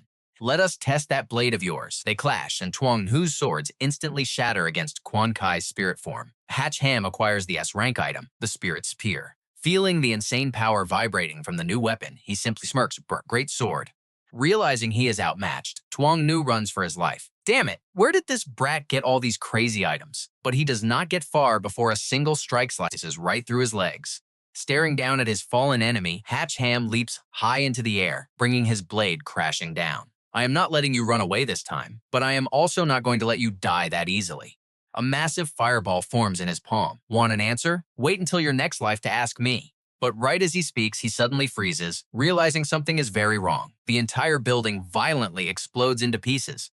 Long Fi and her heavy security team arrive just in time. She panics, screaming his name into the rubble. Hach Ham! A trembling hand slowly raises from the dark corner. I am right here, and that is where we leave it. Trust me, you will want to see what happens next. He begs them to rush Kiki to the hospital. Long Fi helps him up, totally stunned. You survived that blast? All thanks to Kiki. Stick with me. We are dropping right into absolute chaos. Just as the explosion hit, his sword reacted. It instantly threw up a massive shield, blocking the insane firepower coming right at them. The blast was so devastating that his shield almost shattered before the smoke finally cleared. When the dust finally settled, he panicked. He looked right at her and yelled, Kai Kai! She was completely focused on him, totally ignoring her own life-threatening injuries. Thank God you are safe, sir. And with those words, she completely blacked out. Hach Ham screamed her name in pure terror. Long Fi stared at the massive crater and the totally wrecked ruins. He was speechless. This blast was insane. Those guys lost their minds. Hach Ham quickly realized Tuyo faked his death. She gasped. He is still alive? I wanted him alive, our main character explained. But he used a fake death to escape. Worse, he probably stole Fanco's top-secret data program. Hearing that, Hach Ham sprinted up the stairs to check. The secret vault door was wide open. She gritted her teeth. That bastard Ty Ditch stole the ladies' program. Ty Ditch? Long Fi was totally confused. Where were the guild guards? How did enemies just walk right in? Q-Na sighed. Those greedy scumbags got bought out by Ty Ditch. Total betrayal. Meanwhile, in a dead silent alleyway, a painful scream suddenly echoed out. Tuyo collapsed, gasping hard. He gritted his teeth against the sheer agony. That hurt like hell, but I am never failing again. Suddenly, his phone buzzed. Where are you? Once Ty Ditch got the location, he showed up and immediately started cursing. You absolute bastard. Do you want me dead? You promised to help me score with Fan Co, but you blew up the whole building. Trying to trap me? Tuyo cut him off cold. Shut up. Where is the USB? Ty Dick's eyes flashed with pure malice. This psycho was too dangerous to keep around. Luckily, the squad he brought was perfect to take this guy out once and for all. Watch closely. The tables are turning here. The armed thugs eyed Tuyo like prey. He smirked. You think these trash mobs can kill me? Ty Ditch yelled. Kill him. 3 million reward. Blinded by greed, the mob charged in screaming for blood. Tuyo activated his A-rank gear, phantom armor, pathetic bugs. He stomped the ground, launching himself forward like a bullet. In a single blur of motion, he slashed every thug's throat perfectly clean. At that exact moment, Fanco got the news at the police station. She slammed her desk furiously. What? My program got stolen? Hach Ham nodded grimly. Yes, and if they predict the next resource drop, the world is doomed. Can you shut it down remotely? Fanco snapped back. It is a completely isolated network. Remote access is impossible. Long Fi tried another angle. Can we just build a second program? Then we could track the drop time and ambush them. Fanco frowned. I need the raw data, but they destroyed my database. Rebuilding would take months.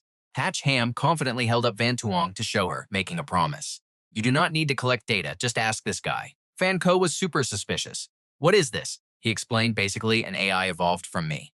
Also the game publisher. Van Tuong smugly added. Exactly, I am the genius you mentioned, Fan Ko gasped. An AI publisher? Hach Ham asked it directly. Can you give her all the data she needs? Absolutely, Van Tuong confirmed. Hach Ham smiled. Great, we have a chance. But his face dropped when Van Tuong added, I just need you to have a threesome with them. Meanwhile, Tai Ditch was totally terrified. You and I know exactly what happens next, staring at the shocked survivors, Tuyo mocked. Why stop? Come on. Turns out, killing weaklings still levels me up. He slammed his heavy blade into the ground, terrifying everyone left alive. Tuyo sighed. I am tired of killing today. Kneel now if you want to live. Submit, and I will give you everything you ever wanted. Instantly, Tai Ditch's entire hired crew dropped to their knees. We follow you, boss. Tuyo suddenly smirked. Right, with this many guys, spending money is no issue. You said you were loaded, right? Tai Ditch froze, tears streaming down his face as he stuttered. Actually, my family is pretty average. Tuyo did not care. He pressed the blade to his neck. Call your dad. 300 million right now, or he gets a corpse. Tai Ditch bolted in pure terror, screaming for his mom. Tuyo just coldly ordered, catch him. The mob of thugs chased after him, yelling for him to stop. Tuyo felt invincible now. With money, an army, and that stolen program, taking over the world was a guaranteed victory. Hach Ham, just wait to die. Meanwhile, back at the Rose Hotel, where things were about to get wild, Hach Ham had just finished his shower. The two women were already waiting for him in the bedroom. Hach Ham let out an awkward laugh as she accepted her fate and flopped down onto the bed. He turned to the other girl. Hey, if you want to change your mind, there is still time. But Fan Ko did not hesitate at all. She was fully determined. To get back everything I lost, this is the only way left. I am going to shower first. Hach Ham simply agreed. The AI chuckled mischievously. This is my very first time watching a threesome. This data is incredibly important, so you better give it your absolute best performance. Hach Ham angrily cursed at it. Is there any system in this world dirtier than you, forcing people into doing things against their own conscience like this?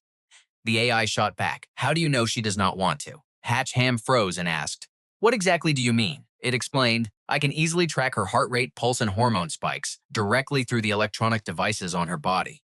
Based on her data, it is totally obvious she has had feelings for you for a long time now. Hearing that, our guy blushed completely red. You are the real boss, thank you so much. The AI continued smugly. See, I am not forcing anyone. I am just making her deepest wishes come true. Just as it finished speaking, a sharp high heel came flying and smashed directly into its big, annoying mouth.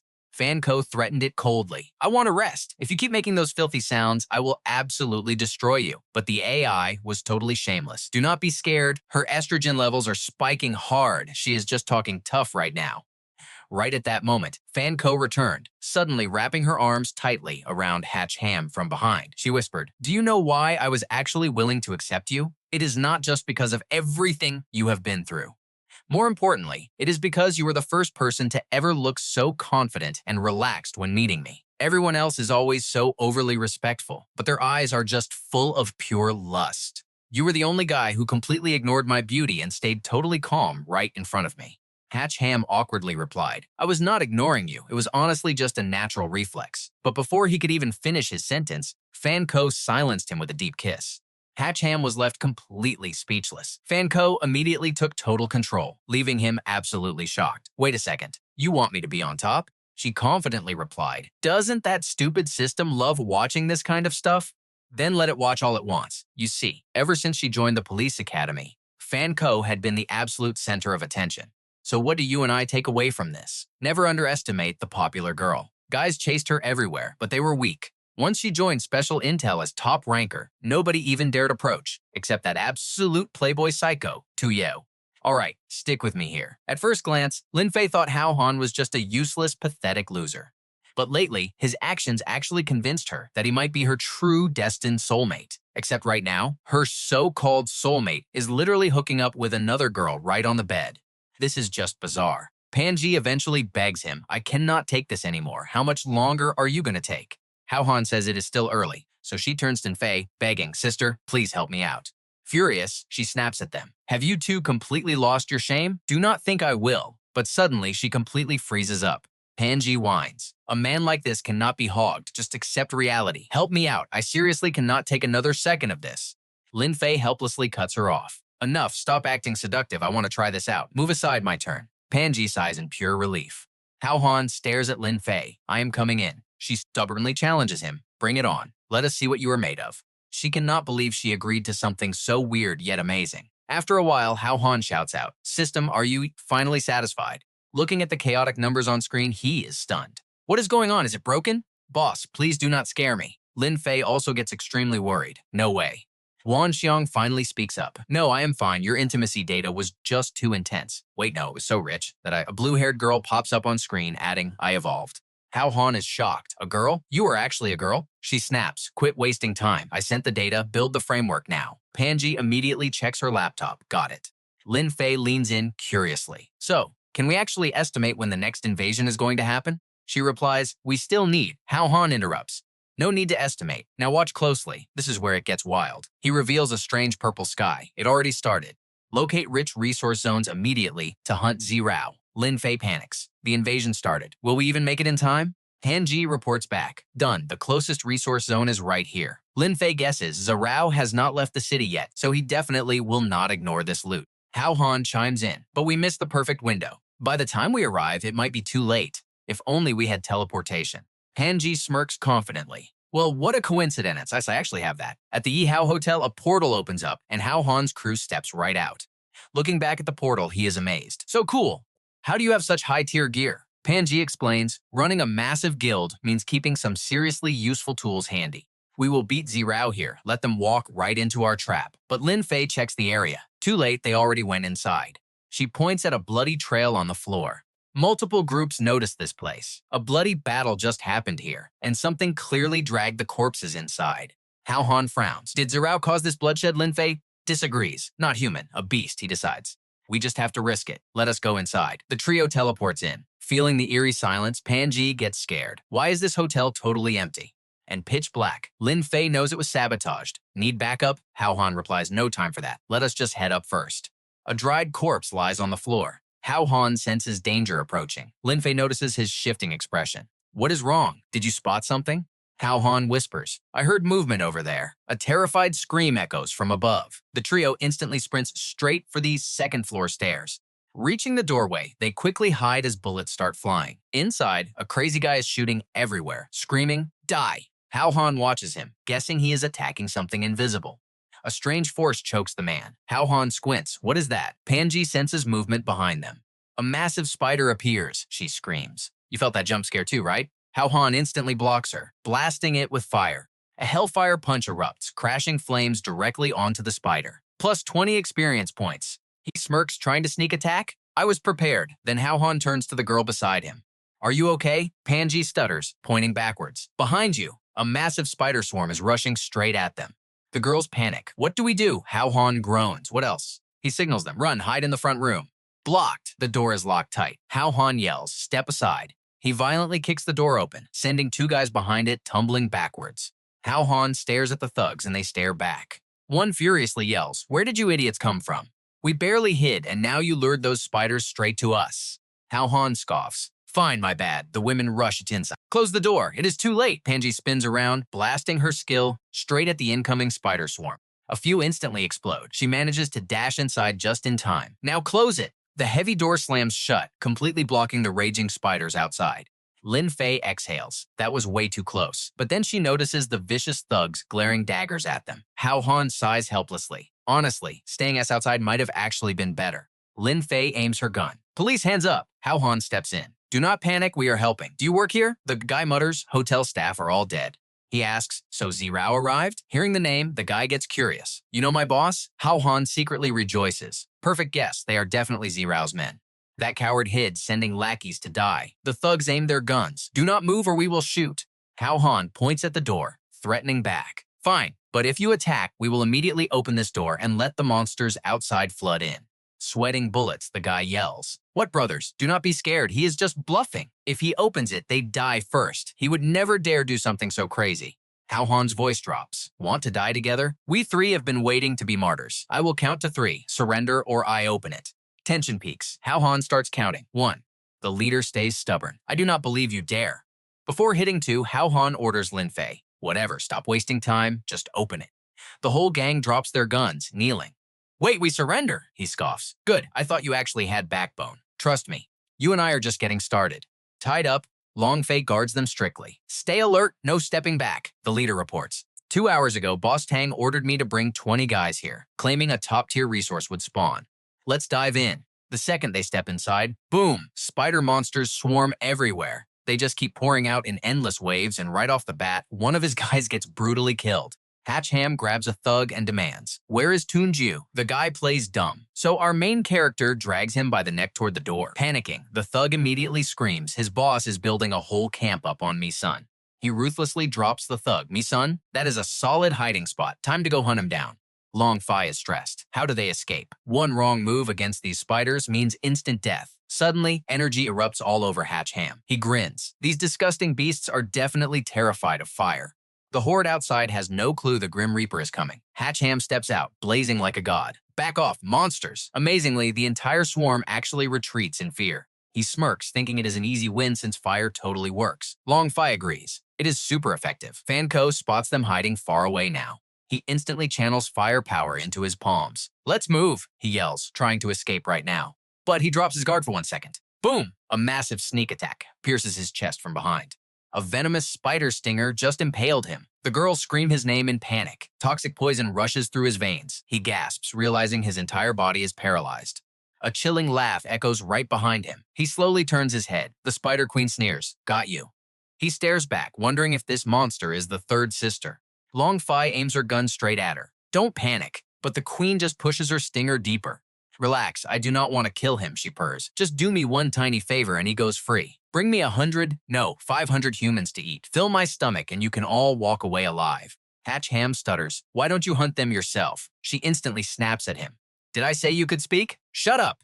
Long Fei has absolutely zero options left. Fine, we agree. Just drop him first. Fan Ko panics too. Yeah, release the hostage and then we can talk business.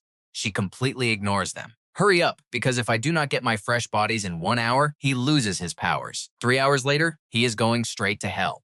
Both girls turn pale. Lose his powers? They thought she just wanted food, not to totally ruin everything. The swarm suddenly splits open. Long Fei is stunned. They are making a path. Fan Ko guesses they are letting them leave. They sprint toward the exit. Let's just get out first, Fang So says. Long Fei plans to call for backup while Fan Ko goes to the hospital to find Lu Ku, who is watching Kai Kai. She quickly agrees. The thugs inside peek out, wondering if they can sneak away too. But right as they speak, the horrible spider horde crawls straight toward them. Now pay close attention here. After hearing their screams, Hach Ham finally feels his body's control system slowly coming back online. Suddenly, he realizes something is very wrong. He is dangling high up in the air, right above piles of dried bones. So this is her actual lair. Those thugs just got dragged here too. Tuong goons got captured too. He watches the queen jam her venomous stinger right into a thug's back. The guy's face melts while the queen's skin becomes totally glowing and fresh. She then drops countless spider eggs straight onto the floor, hatching into endless creepy babies. Hach Ham's jaw hits the floor. You birthed every single one of these horrible monsters yourself? I spared your life, she says with a wicked smile, just so you can watch. Once those girls bring me my required humans, I will turn you all into pure nutrition for my lovely babies. He lets out a huge sigh of relief. Thank God. I thought you were the third sister. Turns out you were just a crazy breeding monster. That completely pisses her off. What did you just say? If you want to die that badly, I will happily end you. He replies, you forced them to hunt humans because you are actually terrified of the sunlight, right? The queen stammers in shock. How did you know? He totally celebrates inside. Got her. Time for some pure manipulation. You chose this place because you knew that landing item would attract endless human bait. Look, I am paralyzed and dying anyway, so why don't you just tell me where that high-tier item actually is? Furious, she charges straight at him. You talk way too much, time to die, but he just mocks her. Mad already? Wow, triggered after just a few words? His power ignites mere inches before her venom strikes him. Die. His protective armor activates instantly, and he throws a massive punch, completely snapping her venomous stinger right off. She gasps in absolute shock. You completely recovered, but how is that even possible? My lethal poison definitely worked on you earlier. Oh, it definitely worked, he grins, but right now, I am a poison user too. The system announces he consumed an ice heart pill, turning his fire into poison for 30 minutes. She is still totally stunned. Who knew this brat was hiding an ultimate trump card? So what if you are immune? I will still tear you apart myself. Crush him, my babies. You and I both know he needs a real poison skill right now. Facing the swarm, he quickly makes his absolute final play. Card draw.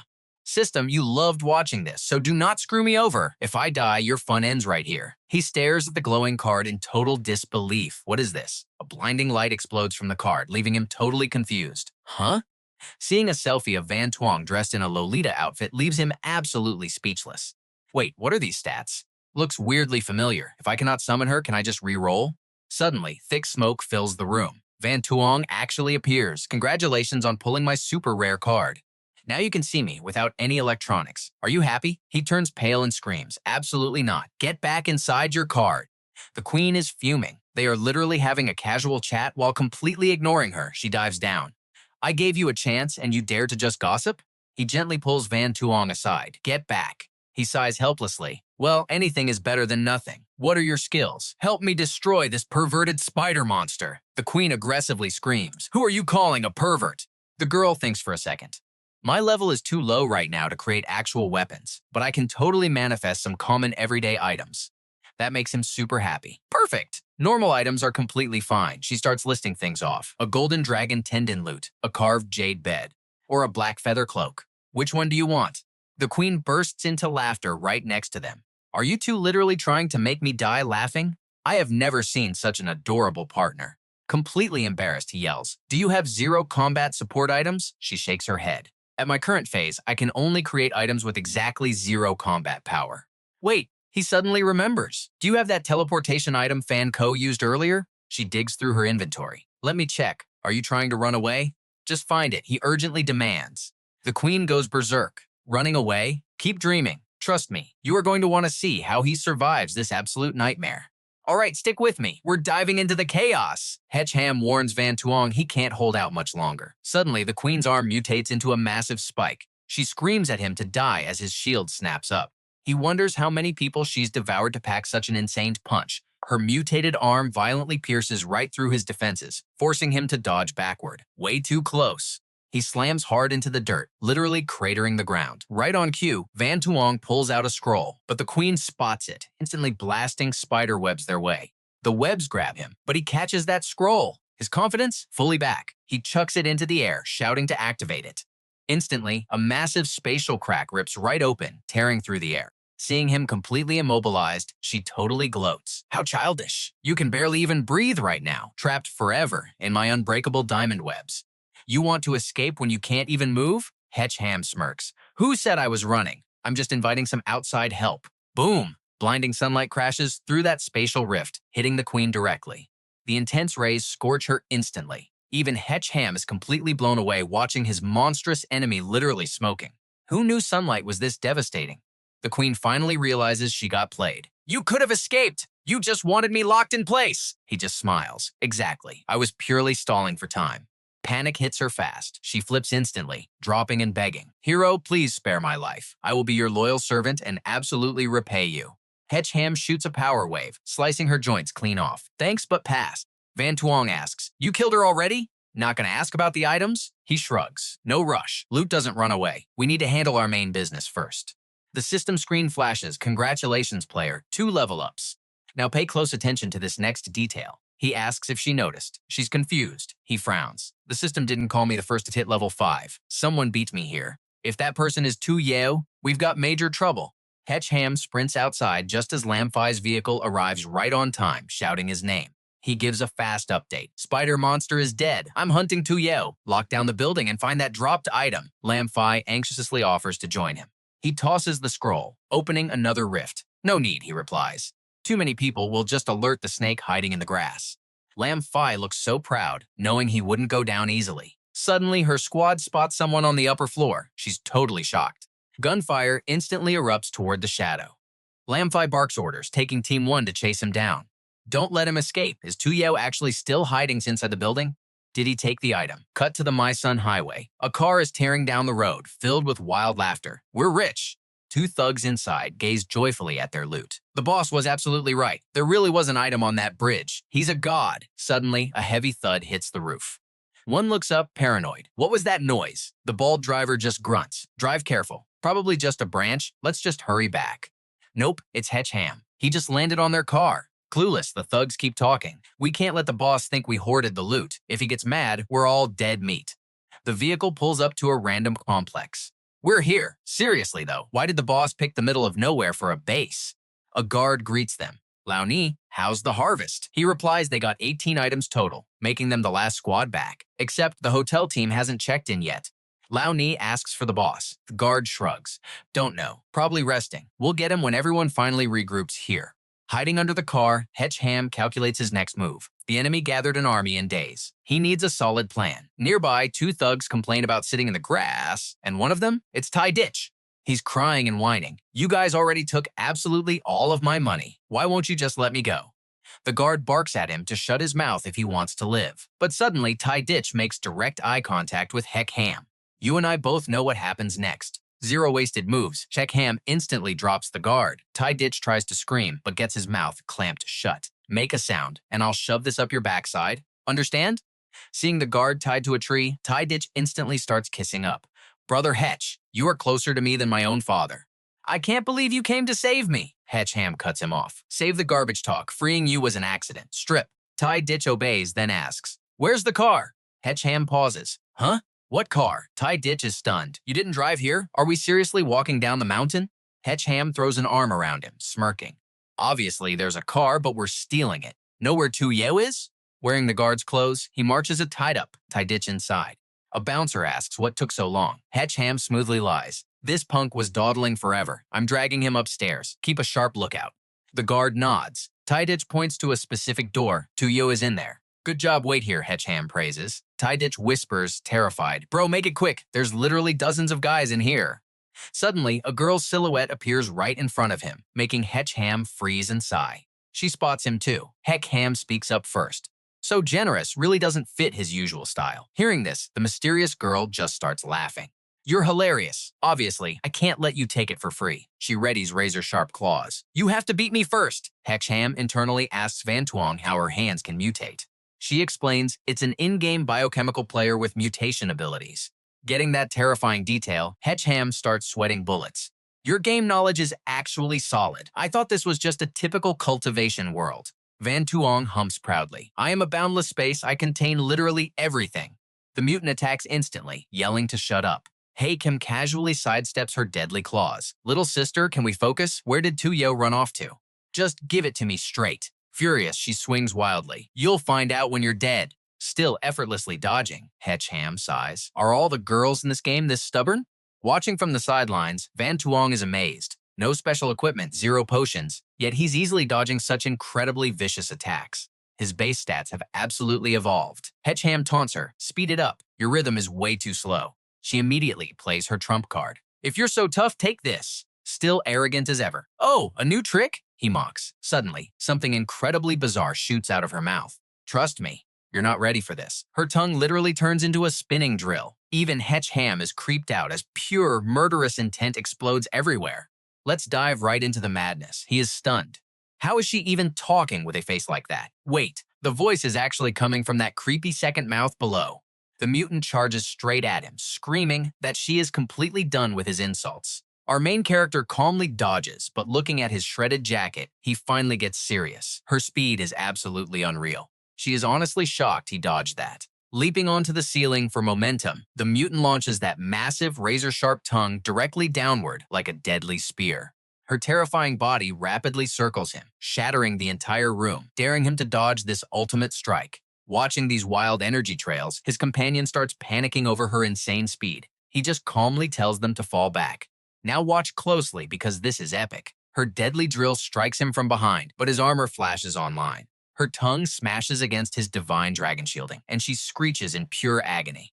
The mutant instantly collapses, completely defeated. He just stands coldly over her wrecked body. Sure, she was incredibly fast, but nowhere near tough enough. His companion cheers, realizing he baited her on purpose just to crush her ultimate attack with his armor. He just smirks. If he went all out instantly, he would have alerted every single enemy in the area. Suddenly, violent shouts erupt from outside. He instantly realizes he messed up. The massive explosion in here definitely just alerted everyone else in the building. Stepping out, his buddy sighs with massive relief that he is finally done. Our guy looks around, confused. The entire street below is flashing with police sirens. Right on cue, his police ally suddenly shows up on the scene. Seeing her arrive, he is totally surprised. Wait, he literally told her to lock down the main hotel, so why is she bringing a squad here? Completely out of breath, she explains that a thief stole a critical item, and she chased the suspect all the way here. Notice anyone suspicious? Instantly, his eyes lock onto a nearby room. You and I both know he cannot let that slide. Ignoring his friend yelling from the hallway, he bursts right into the room, spotting a mysterious girl just preparing to escape. A massive blast of raw firepower erupts. Drop the item right. Let's dive right back into the absolute madness. The girl takes a direct hit. Hach Ham swings his fist without hesitation, realizing another girl just showed up. He figures he already dealt with 2 tonight, so one more is no problem at all. She smiles sweetly, saying he caught her, proving he really is the man she admires. Outside, Lamfi stammers in total shock. Wait a minute, is this the third one? She formally introduces herself as Huang Diu, announcing she came here specifically to marry him. Hach Ham freezes completely, caught totally off guard. He leans in closer, but she pouts, blocks him, and gives a sharp look. No way. Absolutely no touching before the actual wedding. Even if he wanted to, it is a hard no. Realizing she misunderstood his reaction, he completely panics and clarifies he was just asking about her name. Lamfi suddenly charges in, aiming his gun right at Huang Diu. He tells her to shut up, calling her a total fraud. Pinning her to the floor, he demands to know why she stole the landing gear and asks if she is secretly working with Tuong Yu. Pinned down hard, Huang Diu frantically explains, stealing a precious item from your chosen husband and getting caught is actually how you pass the marriage test. It is a strict tradition in their thief tribe. Hach Ham gets super curious hearing this thief tribe stuff. The system explains they live in the Western Region Valley, a clan of 300 to 400 people who built an entire culture purely around stealing. Processing this wild lore, Hach Ham steps up and taps Lamfi right on the shoulder. Lamfi gets the hint and finally lets her go. Hach Ham does not waste time and asks straight up about this supposed marriage test. Huang Diu explains he is their only hope to escape the Demon King. Legend says he is the only man alive who can actually defeat him. So her master plan? Marry him first, then drag him off to absolutely destroy the Demon King. He awkwardly points out that he could just help her without the whole marriage part. But Huang Diu instantly throws a punch he can barely dodge, yelling that it is absolutely not allowed. Her thief tribe strictly refuses outside help unless it comes from an official spouse. Hach Ham just throws his hands up in defeat. Fine, whatever. He decides to table this headache for later and tells them to get moving first. Hearing that, Huang Diu immediately bounces back to being cheerful. Yes, her tribe is finally saved. Her dad wanted to marry her off to the Demon King for peace, but no way she would accept that. Marrying a literal hero is way better. Hach Ham sharply picks up on the truth. Wait, is she a runaway bride? Huang Diu proudly admits it. Exactly. She ran away to avoid marrying that horrible Demon King. Now watch closely because her logic is wild. Hach Ham asks if she worries the Demon King will slaughter her tribe. She casually shrugs, saying it is fine, she will just bring him back to avenge them. Hach Ham is utterly speechless at how ridiculously slow she is. He asks if this Demon King is actually that strong. She nods instantly. Insanely strong, their tribe stood zero chance. Meanwhile, Tuong Yu is spying on them through a computer monitor. Hearing about a Demon King, he grins. Now that sounds incredibly interesting. His entire face lights up with pure, relaxed confidence. The girl resting beneath him softly asks, Master, what exactly are you finding so interesting right now? He tilts her chin up while his arrogant laughter echoes through the whole mansion. Cut back to Hach Ham, who just brought Huang Diu home. He awkwardly tries to introduce everyone. This is Quan Ki, that is Luke Ku, and this new girl is... Huang Diu completely cuts him off with a bright smile. Hello everyone, she happily announces she is his official fiancée, asking them to please take good care of her. Hearing that title, the other 2 girls instantly project a terrifying, dark aura. Fiancé? Who the hell agreed to that? Huang Diu acts innocently confused, asking if they did not know about their lifelong vow. Luku absolutely loses it and draws her long sword. Oh, so it is a fight for him, huh? Talking is useless now. Just draw your weapons. She declares that only the absolute strongest woman gets the exclusive right to mate with him. Huang Diu happily accepts the challenge. Fine, the loser voluntarily backs off. Luke Su fires back that she will stitch the loser's mouth shut. Quan Kai chimes in, warning that if they destroy this safe house, they are sleeping on the street. Hach Ham sarcastically mutters to just destroy it already, completely exhausted. Thankfully, a sudden phone call cuts right through the suffocating tension. He answers instantly, asking for a quick status update. Fan Co reports back that she successfully extracted the background game data, but found absolutely zero records of any bioengineered characters making a landing, which means she did not come through that landing portal at all. Hach Ham realizes the terrifying truth. Did Tuong Yo figure out how to manually open the passage? Fantako informs the worst. If true, theoretically, he could summon literally any character from the game straight into the real world. He is definitely gearing up for something way more catastrophic. She warns him to be extremely careful. Hach Ham fully understands the stakes. Hanging up, Hach Ham collapses onto his bed in pure exhaustion. What an incredibly annoying opponent. What exactly is Tuong Yo planning? Meanwhile, over at Tuong Yo's secret research lab, his captive scientists are working around the clock. Everyone is staring intensely at the machine in front of them. Tuong Yo walks in, demanding a progress report from the head professor. The old man replies they are almost done, praising whoever invented the core software. A total genius. With just a few minor tweaks, they can now pinpoint any character's exact location inside the game dimension, and even better, physically drag them into reality. You and I both know this is where things get crazy. A coordinate locks in, and a massive spatial rift rips open, sending the panicked staff running for their lives. Giant wings emerge. The Demon King is officially summoned, coldly demanding to know who dared call him here. Tuong Yo drops to his knees with fake respect. Greetings, almighty Demon King. He boldly admits he summoned him, claiming he knows exactly where his runaway bride is hiding. Plus, he reveals she found a powerful helper to fight back against him. If the king is willing, they should absolutely join forces. Back with Hach Ham, our tired hero sleeps completely out cold until the very next morning.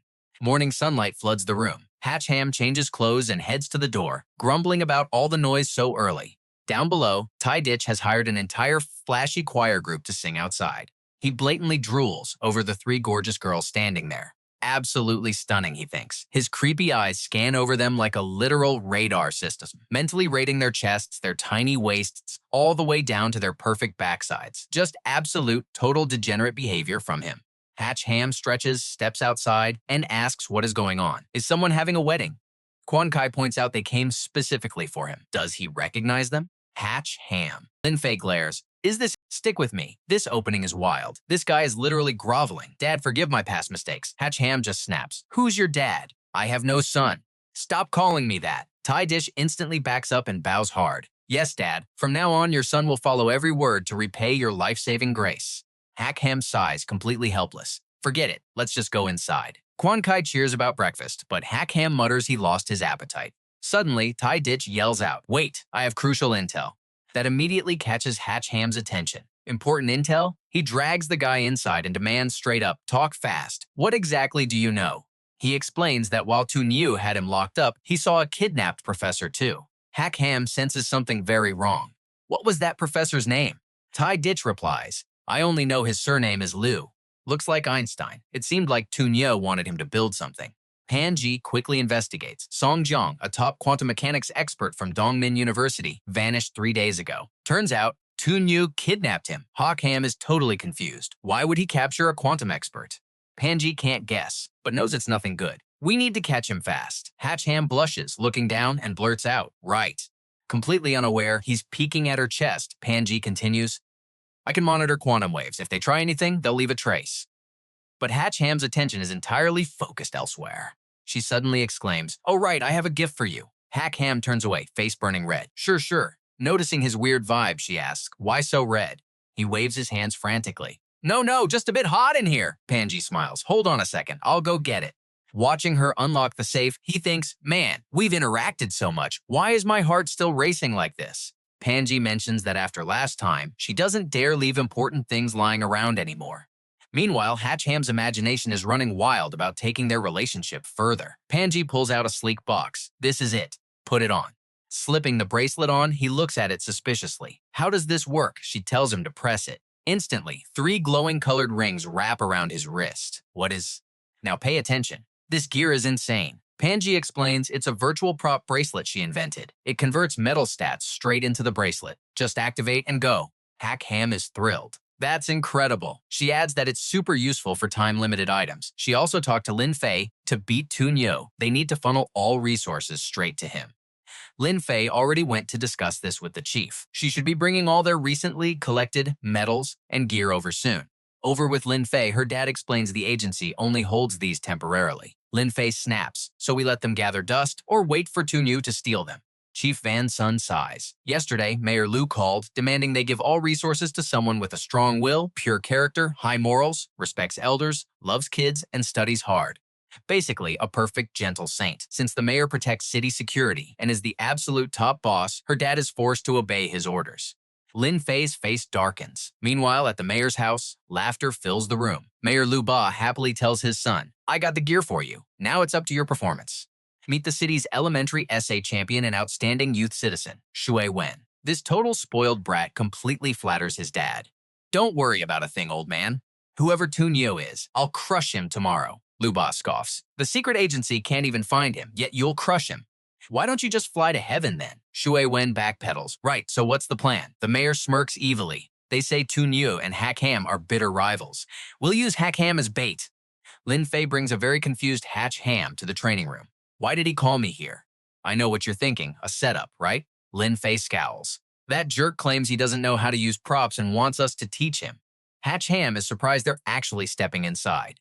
Inside, Shui Wen is on the phone. "Can you save a front-page headline for me?" "Yeah, massive breaking news." Seeing them arrive, he quickly hangs up, promising to treat the reporter to dinner later. Hanging up, he instantly fakes a polite smile. "This must be our great hero, Hach Ham." Hach Ham friendly reaches out to shake hands. "I'm Shui Wen." He lays the fake friendliness on thick. "You're definitely a hero, our city's most reliable protector." He just keeps pouring on the endless cheesy praise. Hach Ham awkwardly deflects, secretly wondering what kind of scam this guy is pulling. Suddenly, lackeys bring out a golden tray. Shui Wen sighs. "I'm undereducated but was nominated for this role. I'm terrified. Please, great hero, help me improve my skills." Hach Ham asks, shocked, "You really want to do this yourself? Real combat isn't a game." Shui Wen confidently replies, backed by the people, "Chosen for this role, I must sacrifice myself and serve the country." He pounds his chest heroically. "If I don't walk into hell, who will?" Blinding light erupts from his gear, frying their eyes. "Whoa, what the heck is this equipment?" Shui Wen poses and asks his crew, "Well?" Turns out, a whole camera crew is filming him. An employee cheers. "So sincere. Tear-jerking. Pure justice. Absolutely perfect." Shui Wen orders them to edit the photos immediately and send them to the TV station for prime time tonight. The crew scrambles away to work. Hach Ham awkwardly starts. You really care about the details, huh? So should we start the training now?" "I do have some experience to share." Instantly, 2 bodyguards bring a plush chair. Shui Wen sits down, soaking up the luxurious service. "Oh man, standing all day is exhausting. I really hate dealing with this annoying stuff." Lin Fei is visibly irritated now. "Stop acting like a victim while taking all the benefits.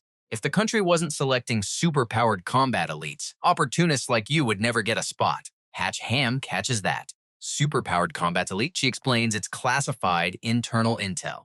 Rumor has it the top brass decided this personally. Once selected, it brings massive glory to your ancestors. Basically, a one-way ticket straight to the top tier." Shui Wen waves it off. "You misunderstood completely. I have zero interest in some national elite team. If my old man wasn't forcing me so hard, you couldn't beat me to death to join this messy situation. However, I do have some skills. Like, I already tracked down Tuong's location." Hach Ham's jaw drops. "Really?" Shui Wen smugly holds up a paper. "I have connections in the underworld and the government. Finding someone is easy." Hach Ham snatches the paper with the address. "He's hiding here? Go take him out then." He voices his doubts. "If you found him, why aren't you arresting him?" Shui Wen explains, "Too risky, not necessary. If I could beat Tuong right now, my dad wouldn't have bothered saving me. Anyway, I'm still adapting to this combat model." Lin Fei glares. "Is this intel actually reliable? If it's fake, I'll pay with my life." That's where we leave it, guys. A massive fight is brewing. Hach Ham moves out. "Let's go!" Lin Fei quickly calls headquarters for backup.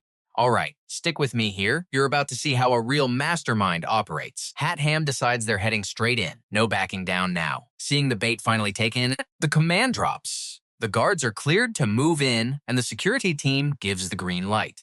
Hach Ham arrives at an abandoned water plant on the outskirts of town. Waiting inside the car, Long Fi speaks up. According to their reliable intel, their target is hiding out right inside that exact facility. But our guy isn't rushing. He wants to see what kind of trick this guy pulls first. She doesn't quite get it, but Hach Ham explains. Their target cares way too much about his personal image. Why would he just hand over an easy capture? All this talk was just to lure him right here. Long Fi is absolutely stunned. He knew something felt off from the very beginning, yet he played along and pretended everything was perfectly normal this whole time. Hach Ham just shrugs. If they want to play mind games, he's ready to act the part. The enemy probably wants to use him as bait to draw their real target out. Honestly, he is super curious how they plan to broadcast his location to them. Right then, Longfi's phone suddenly rings. She picks up, and the voice on the other end reports an issue. Officer Lam, the guard detail is experiencing massive power failures. Every single surveillance camera is completely offline. The suspect who tripped the breakers already made a run for it. Hearing this, she yells out in pure shock, and it gets worse. The guys she arrested with her squad 2 days ago, they vanished into thin air too. Hach Ham instantly connects the dots, so that is the play, using those lackeys to deliver the message. Longfi wastes no time, ordering the police force to lock down and search the entire city immediately. The squad acknowledges the order. Meanwhile, the enemy thugs are kneeling on the ground, reporting back. The guards are in total chaos and running around, so our brothers took the perfect chance to escape. They beg their boss for one more chance to stay and work for him. A guy next to him whispers that they checked. Nobody followed them here. With the cops currently tearing the entire city apart looking for them, there is no way they leaked this spot on purpose. Alright, stick with me here. We are jumping right into a wild trap. He asks his crew if Hach Ham is hiding at the abandoned water plant. They confirm. One guy says he personally heard the Secret Service talking. They had to cancel their drinking plans to guard Hach Ham at the ruined factory. They are terrified he is going to get completely wiped out by an assassin out there in the absolute middle of nowhere. Tuong just laughs out loud. He sees right through it. Such terrible acting, honestly. They really thought this clumsy bait would pull him into a trap? His right-hand man suggests ignoring it. But Tuong knows trap or not, Hach Ham will definitely show up there. That is all that matters. With their mysterious boss waiting in the shadows, any tricks Hach Ham plays are completely useless. Meanwhile, Suat-on and his squad are gloating hard. A bodyguard starts kissing up, telling the young master his strategy is total genius. He claims both Tuong and Hach Ham are being completely played. Suat-on smirks. He is waiting for those two to beat each other half to death. Then he will drop in like a god, crush the survivors, and enjoy the show. Over at the abandoned factory, some cars finally roll in. Longfi peers through her binoculars and spots them. Hach Ham asks if it is Tuong. She locks onto the target and confirms it. Hach Ham smiles calmly. The main character is here, so time for the supporting cast. He calls his system. Tuong pops out, asking what he wants. He tells the system girl that Suat-on definitely planted spies around the area. He needs her to go find them right now. Tuong gets annoyed. She reminds him she is an observer and cannot interfere. Find them himself. Hach Ham whispers a dirty deal. Help him now, and he will use that specific pose with her next time. She instantly agrees, demanding he keep his promise. He swears he will. Seeing the system practically drooling over her, Longfi feels a total chill. Why is this girl staring at her like that? The girl blasts off to find them. Hach Ham just shrugs, saying his system has weird hobbies but is pretty short-sighted. Longfi glares at him, asking what exactly he just promised her. Back with Tuong, his men return after searching. They report back, "Boss, there is absolutely nobody on this side, and clear on my end too. Now pay attention, this is where it gets tense." Another guy panics, thinking they walked into a trap. He grabs a chair for Tuong, who stays completely calm. "Just wait right here." Suat-on's crew is already hiding on the nearby mountain. His scout reports Tuong is just sitting there. Suat-on is stunned. Where the heck did Hach Ham go? He complains he is already driving over. If Hach Ham is not there, what is the point? He wonders if that coward sensed danger and completely ran away. Suat-on orders the driver to turn around immediately. He is not taking any risks today, but suddenly the radio crackles. "Wait, Hach Ham just showed up." Suat freezes. "Is that true?" The scout yells that the second those two met, an all-out war started. They are fighting to the death, and it is completely out of control. Suat-on is absolutely thrilled. He praises his own genius trap. How can one man be this incredibly smart? He tells them good job and heads straight there. But plot twist, the scout's face is completely smashed in. He begs Hach Ham and Longfi to let him go now. Longfi just smiles, holding up handcuffs. Punishment time. 10 minutes later, Suat-on's car rolls into the factory. The driver warns his boss that it is way too quiet in there. Suat-on snaps at him to shut up. With that much time passed, the fight is obviously over. The car smashes right through the gate, parking in the courtyard. Suat-on steps out, looking incredibly smug and victorious. He yells that he is here to clean up the trash, but then he freezes. Tuong is sitting there, and his whole squad is completely unharmed. Tuong glares coldly. His men order to drag that idiot over. The thugs rush forward. Panic hits as Suwadon chases his cowardly driver, fleeing the scene. Wait, I'm not in the car. With zero escape left, Suwadon grinds his teeth, turns and strikes a fighting stance. Do not think I am easy prey. Come on, he roars like a tough guy. The three thugs just smirk, completely mocking his pathetic little act. Obviously, Suwadon gets absolutely pulverized, face smashed, screaming in pain while the thugs just keep kicking him. Tuong coldly demands to know where Hach Ham is. Sobbing uncontrollably, Suwadon cries that he got completely played by that brat too. Tuong figures if Hach Ham tricked them, he must be nearby enjoying the show. That makes things a whole lot easier to handle. Long Fi asks Hach Ham if they should head over. He says he knew Suwadon was useless, all those resources, and he could not even force Tuong to show his real power. Since Tuong's true strength is still unknown, they will just follow them later to find their main hideout. You and I knew this was too easy, right? Suddenly, dark energy surrounds them. The Demon King steps from the shadows. Finally found you, rat. Tuong watches the mountain peak explode where Hach Ham was standing. He smirks. The tiger got caught. The Demon King glares. Pretty fast. Anyone else would be dead meat. The unlucky scout took the fatal hit. Hach Ham casually brushes it off. Long Fi frantically asks if he is all right. He asks the system if this boss is from the game too. Tuong agrees. The Demon King's stats appear, making Hach Ham sweat. His absolute monster could crush him instantly. Tuong urges him to merge, promising to max his destiny level. But Hach Ham knows the enemy will never allow it. Long Fi panics, asking what he will do. He demands to know why the Lord of the Abyss came to this world. If he was just bored, there are plenty of other hobbies. Why bother teaming up with a guy like Tuong? The Demon King sneers. You are the lover of that thieving woman. My greatest joy is making you two suffer, wishing you could live, but begging for death. Hach Ham's face goes completely dark. Great, that girl totally doomed him. Murderous intent explodes. The Demon King declares that after killing them, he will wipe out half of humanity just for fun. He loves the smell of fear. Hach Ham stays chillingly calm. Really? Someone said that years ago. Know what happened to him? Hooked, the Demon King asks what happened. Instantly, Hach Ham slams a scroll down, triggering a massive glowing array. Long Fi gets sucked into a portal, screaming his name. The scroll snaps shut. The Demon King stares. Why did you not run too? Hach Ham smirks. From this distance, even if his body escaped, his head would get left behind. The demon laughs. Smart kid. Hach Ham just glares. The dead weight is gone now. Azure dragon armor wraps his body. Let's begin. The Demon King unleashes his dark aura, forcing Hach Ham to instantly throw up a shield. Demonic energy slams the shield. The terrifying force makes Hach Ham choke. The Demon King stares at him like a bug. A mantis trying to stop a chariot. The demon raises 2 fingers. Hach Ham curses. Another finger. Instantly, a devastating beam of power strikes him directly. Even the mountain base shakes from the insane impact. Suwadon panics while Hach Ham grits his teeth. Trust me, you and I need this next fight.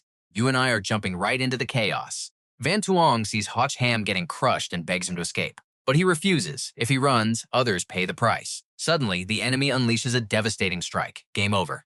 Hach Ham cannot even move a muscle against that attack. Even the lackeys struggle to handle the overwhelming aura radiating from the mighty Demon King. Boom! A massive explosion erupts, sending towering flames straight up into the sky.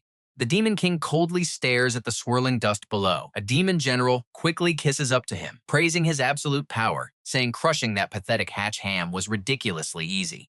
But wait, the Demon King realizes something is wrong. Hach Ham is actually still alive. The general is stunned. Everyone down there, including his own troops, just got completely vaporized into dust. Even wearing elite tier armor, surviving that ultimate attack should have been completely impossible for him. The Demon King pauses, wondering if it is just an illusion. Nope, Hach Ham is definitely alive, letting out a painful groan as he wakes up. Right now, he finds himself in a strangely quiet forest. Holding his dizzy head, he is totally confused. Am I dead? Tuong immediately yells at him. Keep dreaming. If you kick the bucket, how can my grand system game ever be completed? Looking at her, he asks, a dungeon copy? She confirms it. It was a complete emergency, so she could only drag him into this dungeon to hide. She picked an E-rank dungeon, the absolute lowest difficulty. It is meant for level 7 players and up, so it should be a total breeze. Time here flows at 1/10 the speed of the real world. She tells him to grind a few times, boost his stats, and level up before heading back out to face reality. Feeling hyped again, Hach Ham excitedly asks where the boss is. Tuong replies that she remembers it being some kind of black bear monster. The environment looks different than her records, so she tells him to scout around. Meanwhile, in a quiet cave, a massive golden armored earth dragon is fast asleep. This is a D-rank dungeon, strictly for level 10 players and up. Back at his house, the three girls hear a commotion and rush to the door, asking what happened. Long Fi is completely out of breath. She frantically reports that Hach Ham is in trouble and tells them to follow her. Inside the dungeon, our MC searches the area. He plans to draw a few more cards, gather enough epic gear, and then go crush that demon. Will that work? Tuong warns that the level gap between them is way too massive. Even with top-tier gear, raw power cannot just be faked. He bluntly asks how many runs he needs to hit level 9. She calculates the data, about 30 successful runs if everything goes smoothly. Hach Ham immediately gets impatient and complains. That takes way too much time. Why not just jump straight into a slightly higher tier dungeon right now? Tuong shuts that idea down instantly. Young man, you need to know your exact limits. With your current weak level, facing a D-tier dungeon boss is an absolute 100% guaranteed death sentence. This dungeon has some small fry enemies that are super easy to beat, so he just needs to focus on finding the boss. But while they are chatting, a monster suddenly launches an ambush. Seeing the beast charge, he asks, "Is this the boss?" Now pay attention here, because things get wild. Tuong says it is just a wild goblin, easy to beat. But right as she speaks, its heavy club slams down, completely shattering the ground and blowing him away. Looking at the massive crater, he is completely stunned. This is a wild goblin's power. The monster swings its wooden club and charges again. Hach Ham instantly activates his Azure dragon armor. The club strikes the armor and bounces right back. That single hit makes him realize its true insane power. Are you sure you are not mistaken? Tuong hesitates. Wait, this is totally wrong. It is... Checking the stats panel, it is actually a level 6 berserk goblin with wood attribute. He immediately gets serious. Talk about easy delivery. He spent time looking, and now the target just showed up at his front door. Being one level lower, this is the perfect warm-up fight. Meanwhile, Tuong is super suspicious. Weird. Did I really design an instance with a berserk goblin boss? Hach Ham is busy drawing a card. He holds up a card and selects an equipment drop. The goblin fiercely charges again, swinging its heavy weapon. Suddenly, a brilliant flash of light slices through the air, instantly cutting its wooden club clean in half. The goblin stares in pure shock at the smoking stump in its hands. Hach Ham admires the sick new sword he holds, praising it. Great sword. The system announces, "Congratulations, player. You have obtained the SS tier legendary weapon, Shocking Thunder. Lightning attribute, attack power +1. 1,500. It has a chance to trigger thunderous critical hit. The probability drops with each attack, but storing energy restores it." The provoked goblin growls back in sheer anger. Holding his new sword, he taunts it confidently. "Lost your weapon, and now you are getting totally clumsy? That is a huge opening." A blinding sword flash slices right through the goblin. Ignoring the fallen beast behind him, he focuses entirely on the weapon in his hand. This feeling? Absolutely incredible. Seeing his massive new score, he is absolutely ecstatic. 500 experience points. Talk about making a bloody fortune. Tuong chimes in too. "See? I told you fighting in this dungeon would level you up easily." The system completely updates his progression. His attack, defense, speed, critical hit chance, and mental strength stats have all been boosted up quite a bit.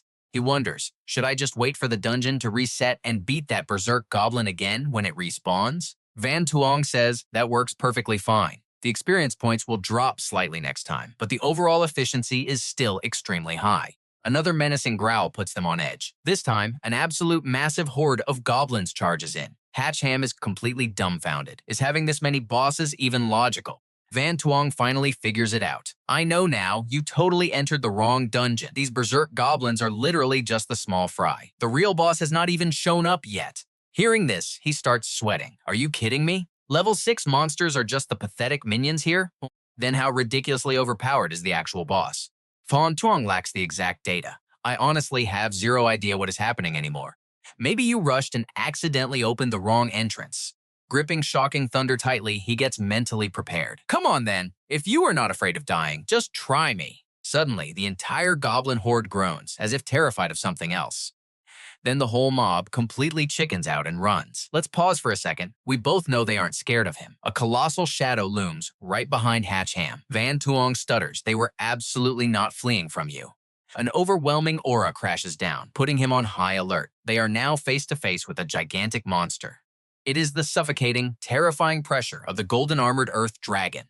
The monster info panel pops up. It is the golden armored earth dragon, level 10, metal attribute. Its stats are absolutely horrifying across the board. Terrified, Hach Ham begs her. This beast looks somewhat peaceful right now. Before it actually attacks me, quickly pull me out of this dungeon. But Tuong coldly dumps a bucket of ice water on his hopes. There are only two ways to leave this place. Either you die, or it dies. Hearing that, his blood runs totally cold. Wow, what a fantastic and generous rule. Thanks a lot for the setup. Tuong just replies calmly. Dying in a dungeon is no big deal. You simply revive in the real world, only losing a tiny bit of experience points. Hach Ham refuses. Who has that much experience to just waste? I should totally go hunt those goblins to grind more points first. Once I have enough, I will come back and let the dragon kill me. Tuong cheers. Brilliant idea. You are so sharp. But seeing them turn away, the dragon opens its massive jaws and blasts a deadly energy wave. Hach Ham screams in pure terror. It was just peaceful a second ago. Why is it attacking now? Tuong explains it simply refuses to let him leave. Another crushing surge of power smashes down. It is violently demanding him to stay right there. The dragon stares at the massive trench it just created, looking totally confused when its prey disappears. Tuong calls out in sheer panic, Hach Ham! A dirt-covered arm slowly reaches up, followed by a super weak voice. I am right here. Struggling, he adds, not dead yet, still breathing. Crawling out of the pit, he mutters. Thank God I activated the Azure dragon armor in time, or I would be totally cooked. The system suddenly chimes in. Warning! Armor durability dropped by 40%. The damage is way too huge. Fighting again means instant death. Looking back, he still feels anxious. I am far enough away, it definitely cannot catch up, right? It looks pretty clunky anyway. That is where we leave it. Trust me, you are going to want to see what happens next. Stick with me here. The system hesitates and admits something crazy. To make up for the Earth Dragon being so incredibly slow, she actually gave it a hidden skills. Hach Ham immediately senses danger. Wait, what kind of skill? Reality hits him fast. A black hole vacuum activates inside the Earth Dragon's mouth. Yanked backward, Hach Ham curses. You have got to be kidding. Stabbing his spear into the dirt to anchor himself, he screams out. System, whose side are you on? The system sounds super guilty. I really did not expect it to be used on you. Just give up and let go. But Hach Ham is insanely stubborn. He grips that spear planted in the ground for dear life. No way. My Azure dragon armor is already trashed. If my level drops as now, I will never beat that Abyssal Lord. Quick, find an item that can get me out of this. The system frantically searches her inventory. Let me see. His weapon finally gives out and snaps loose. Seeing him helpless, the system panics. Hach Ham. But he moves fast, launching a massive palm strike right at the beast. Take this, you monster. His raw power slams directly into the Earth Dragon's hard skull, right after he boosts the defense of his Azure dragon shield. Finally, the dragon slams its giant mouth shut. Complete silence. The vacuum is totally gone. The system gasps. It is over. That strike dropped its level. But then something wild happens. The furious Earth Dragon rips its mouth open again. Suddenly, massive holes blow right through the dragon's body. Blinding golden light blasts out from inside. A second later, the entire beast explodes into pieces. Hach Ham narrowly escapes certain death. His armor is shredded to absolute pieces. He lets out a huge sigh. The Azure dragon armor really just saved his life. A notification pops up. Congratulations, player. You cleared the rank D dungeon, Slumbering Armored Earth Dragon. Gained rare materials, 4 dragon arm bones, 15 health of muscles. These can be used to repair defensive armor. Also obtained a rank A enchantment badge. Dragon Scales. They boost armor defense by 30%, plus 10% damage recovery. He also gets a new title, Dragon Slayer. Equipping this buffs stats by 30%, but against dragon types, that stat boost rockets up to a massive 100%. He receives the Lightning attribute, leveling up to 8. All related skills skyrocket. Quest progress updates. Watch this part closely. 1970 out of 2000. The system announces, congratulations, leveled up twice. You are the first player worldwide to reach level 8. Azure Dragon Armor durability is at 1. Discard? He is incredibly grateful to this gear. You worked hard, buddy. I am definitely not throwing you away. He uses all the dragon materials to repair the armor. Then he uses the dragon scales to infuse the armor with extra magic. A huge golden pillar of light shoots straight into the sky. Hach Ham is completely blinded by this insane radiant glow. The system chimes in. Congratulations. Obtained SS rank gear, Sacred Azure Dragon Armor. Passive skill, True Dragon Armor. Active skill, Scorching Dragon Breath. The system gasps. This is a holy tier artifact. Only 99 exist globally. You are just level 8. So unfair. Hach Ham flashes the dangerous, wicked grin of a man who just struck absolute gold. Now time to head back and hunt that soldier down. Meanwhile, outside the dungeon at the Secret Service headquarters, someone asks, Why tell us to hide in here? Longfi explains. Hach Ham teleported me here to keep you safe. Only this headquarters can withstand them. Luke Q snaps back. Who are you looking down on? I could flatten this place alone. You better tell us Hach Ham's location right now so we can go help him out. Quan Kai totally agrees. Exactly. If something happens to him, how am I supposed to carry on his bloodline? Long Fi replies calmly. The system is with him. He is fine. We have prepared our target weapons. You and I knew peace wouldn't last. Suddenly, the building explodes. Enemy ambush. Heavily armed guards aim their weapons forward, shouting a strict warning. Tuong Yo calmly strolls forward with his gang. Brothers, listen to my advice. That pathetic salary is not worth throwing your lives away. Come work for me instead, and I will help you reach the absolute peak of your lives. The guards instantly order to open fire, but a henchman quickly throws up a massive shield, completely blocking all the damage. Tuong Yo orders them forward. The lackeys charge. One guy eagerly throws a punch. Suddenly, a massive sound wave drops from above, stopping them dead in their tracks. They cover their ears, foaming at the mouth as sound waves blanket the area. Fan Co orchestrated this. She smirks. Even with mutant gear, humans still have normal, fragile bodies. Tuong Yo scowls in frustration. That crazy woman is actually helping the Secret Service. Upstairs, the girls cheer at the victory. That is amazing. What kind of weapon is this? Incredible. We won. Lamfi stays calm. It cannot be this easy. Where is the Abyssal Lord? She tenses up. Don't tell me. Answering her fear, the enemy ambush finally reveals itself. Your turn. Lamfi screams frantically into the radio. In the sky. Watch the sky. Fan Co and her staff look up confused. The sky? They see the Demon King already hovering there. He sneers. Interesting, but he points a single finger, dropping absolute destructive power. That is all. Massive explosions rip through the headquarters. Luke Q bravely charges forward, her slash tearing right to demonic aura. She coldly demands, return my man. Luke Q unleashes a barrage of sword energy, roaring fiercely. Give him back! Quan Kai shields Fan Co, cheering happily. A direct hit, we won! The Demon King glares with disdain. What a foolish woman. Luke Q freezes. Her weapon is completely reduced to just the hilt. My sword. The Demon King smirks. Too weak. Cannot even take one hit. Suddenly, Huang Dua sneaks up, stabbing him right in the back. Her blade pierces through. The Demon King growls. I still want you dead. He instantly chokes her. He glares darkly at Huang Dua. You cheap woman daring to disrespect me by running away from our wedding. I will kill you first. Then I will sever the limbs of your entire clan, watching your people squirm on the ground like maggots. That is my only source of entertainment. Hearing this, pure hatred boils up inside her. You animal, you absolute monster. In her heart, she is still waiting. My hero, where are you? Answering her prayer, Hach Ham strikes the Demon King's back. The massive power leaves Tuong Yo completely frozen in fear, stuttering out. You returned. Lam Fi sighs. I knew you were tough, she pauses. Wait, why phrase it like that? Luke Q smirks. This guy really knows how to time his big entrances. The Demon King crashes down, shocked. How are you alive, brat? Holding Huang Dua, Hach Ham poses. I am right here. Do I look the same to you? He smirks. I visited hell, but they rejected me, so I came back to hunt you. Tuong Yo gasps. This bastard! When did he learn to fly? The system grumbles. Flight only lasts 1 minute. Stop showing off and land. Hearing this, Hach Ham panics. Huh? Why didn't you say that sooner? Trust me, you need to see what's next. Seeing him distracted, the Demon King furiously attacks. Demonic energy crashes down. Hach Ham grabs Huang Dua, plummeting downward. All right, you and I are dropping right into pure madness. That dark energy shapes into an arrow, chasing our main character. He watches it curve midair, totally surprised. Honestly, who wouldn't be? Suddenly, Gaileo bursts up from underground, tightly grabbing both of his legs. Our hero is shocked. Like, what now?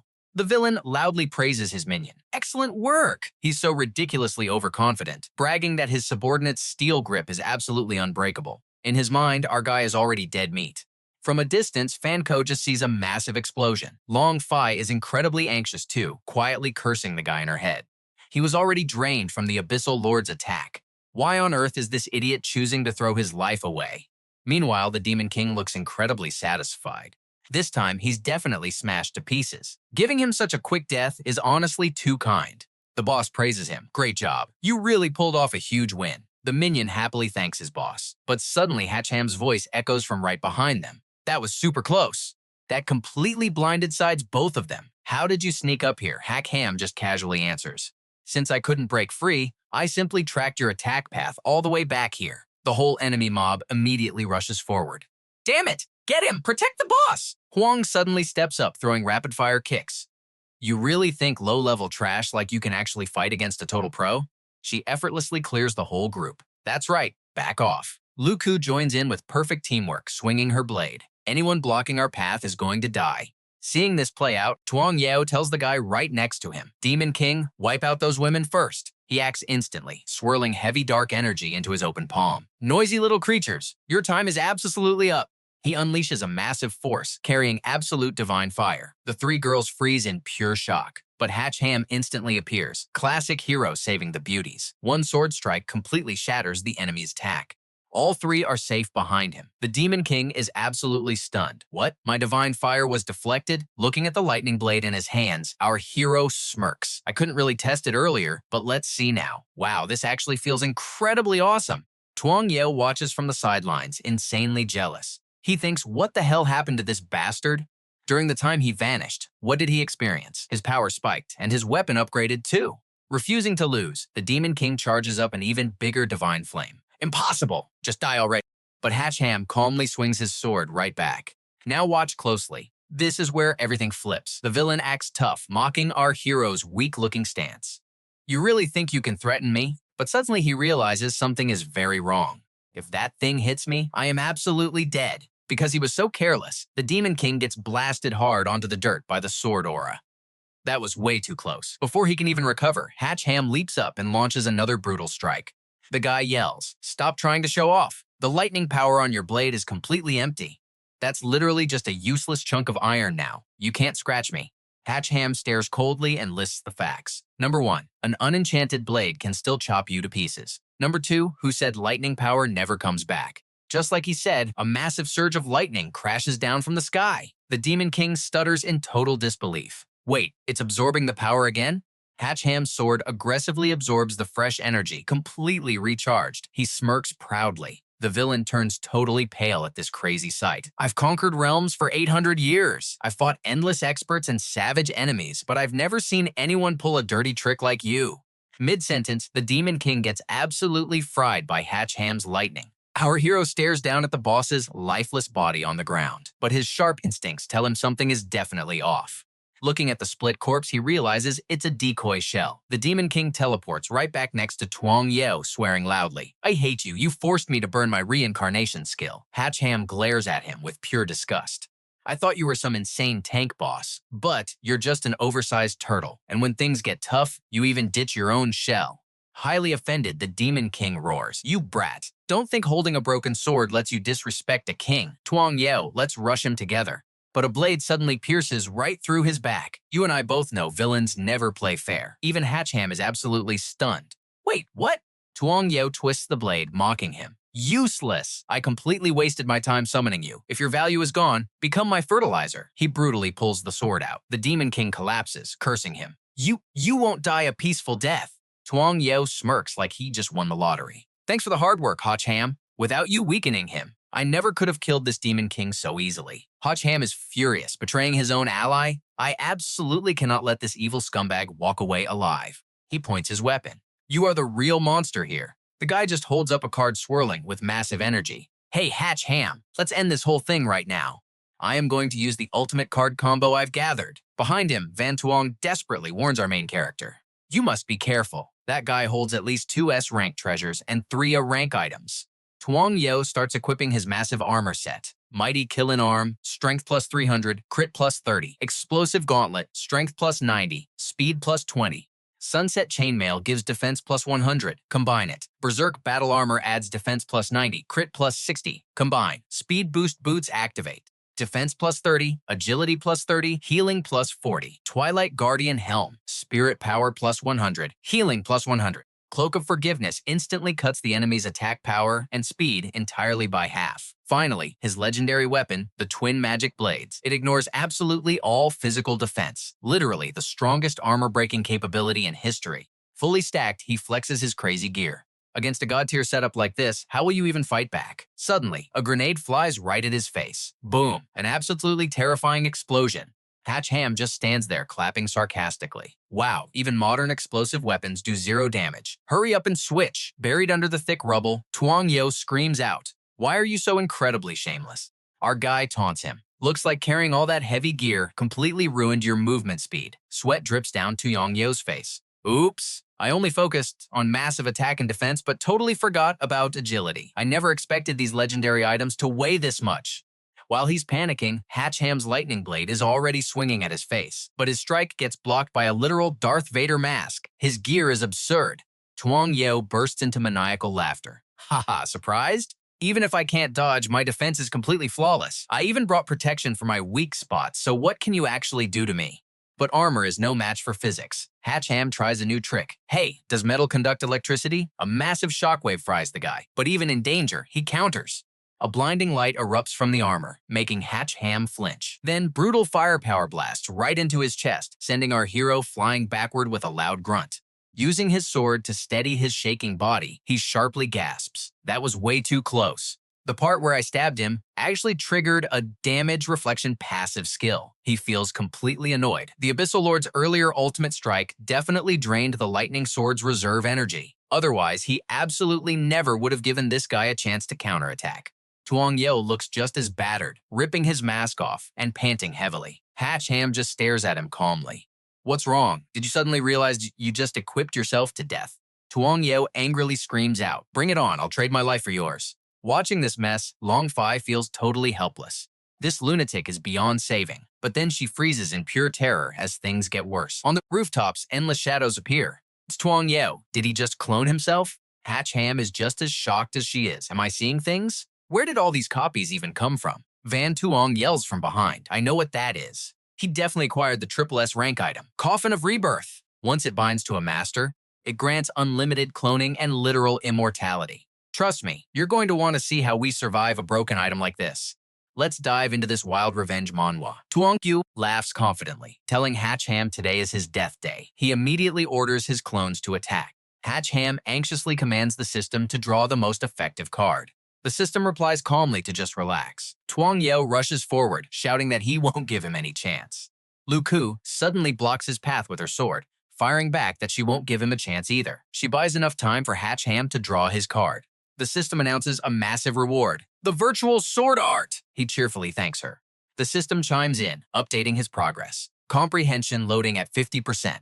70, then 95% as Tuong Yeo's clones close in for the kill. 100% complete. Right on time, he opens his eyes, glaring coldly.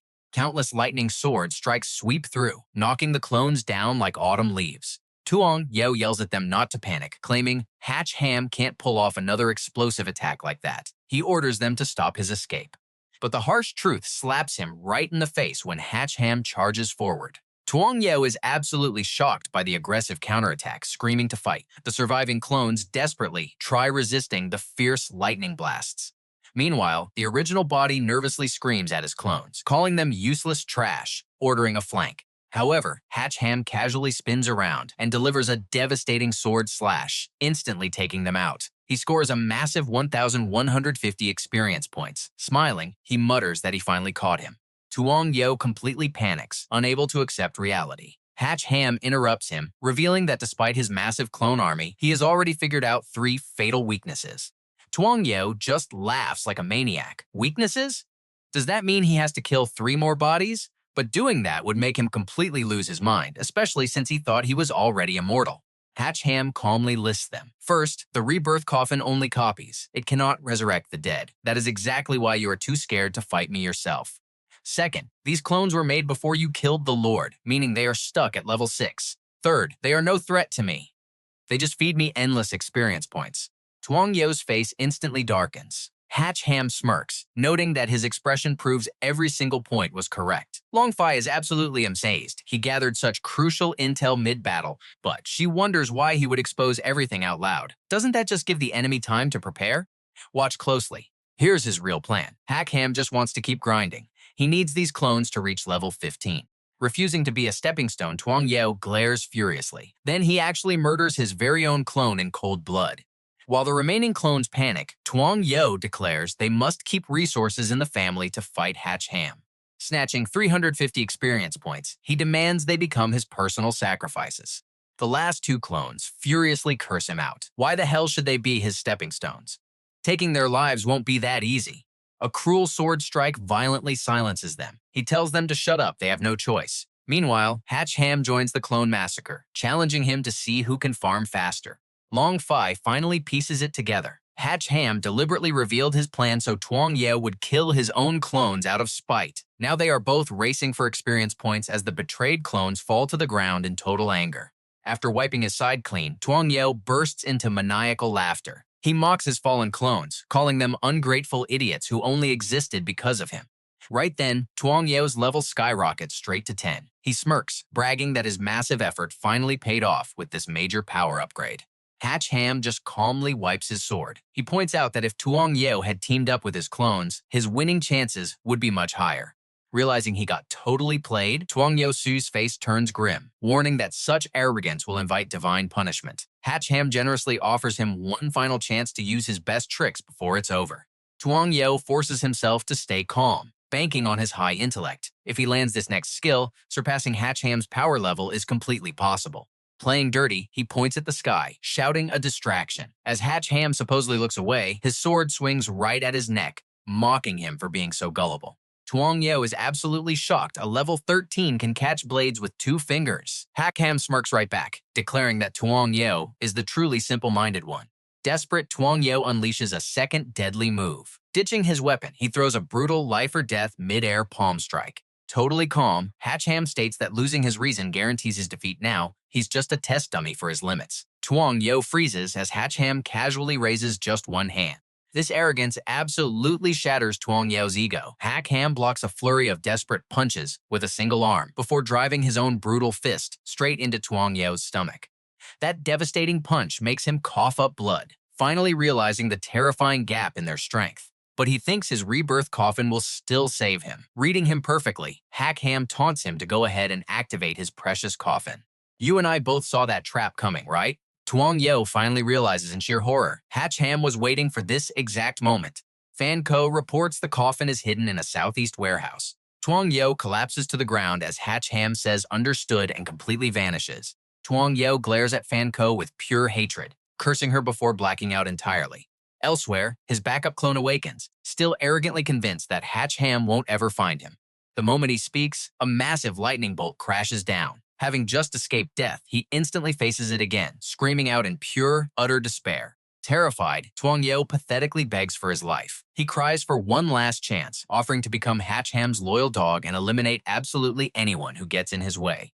Hach Ham completely rejects him, cranking up the fatal lightning. Leaving only a charred corpse behind, he coldly says, "In your next life, apply to be my dog."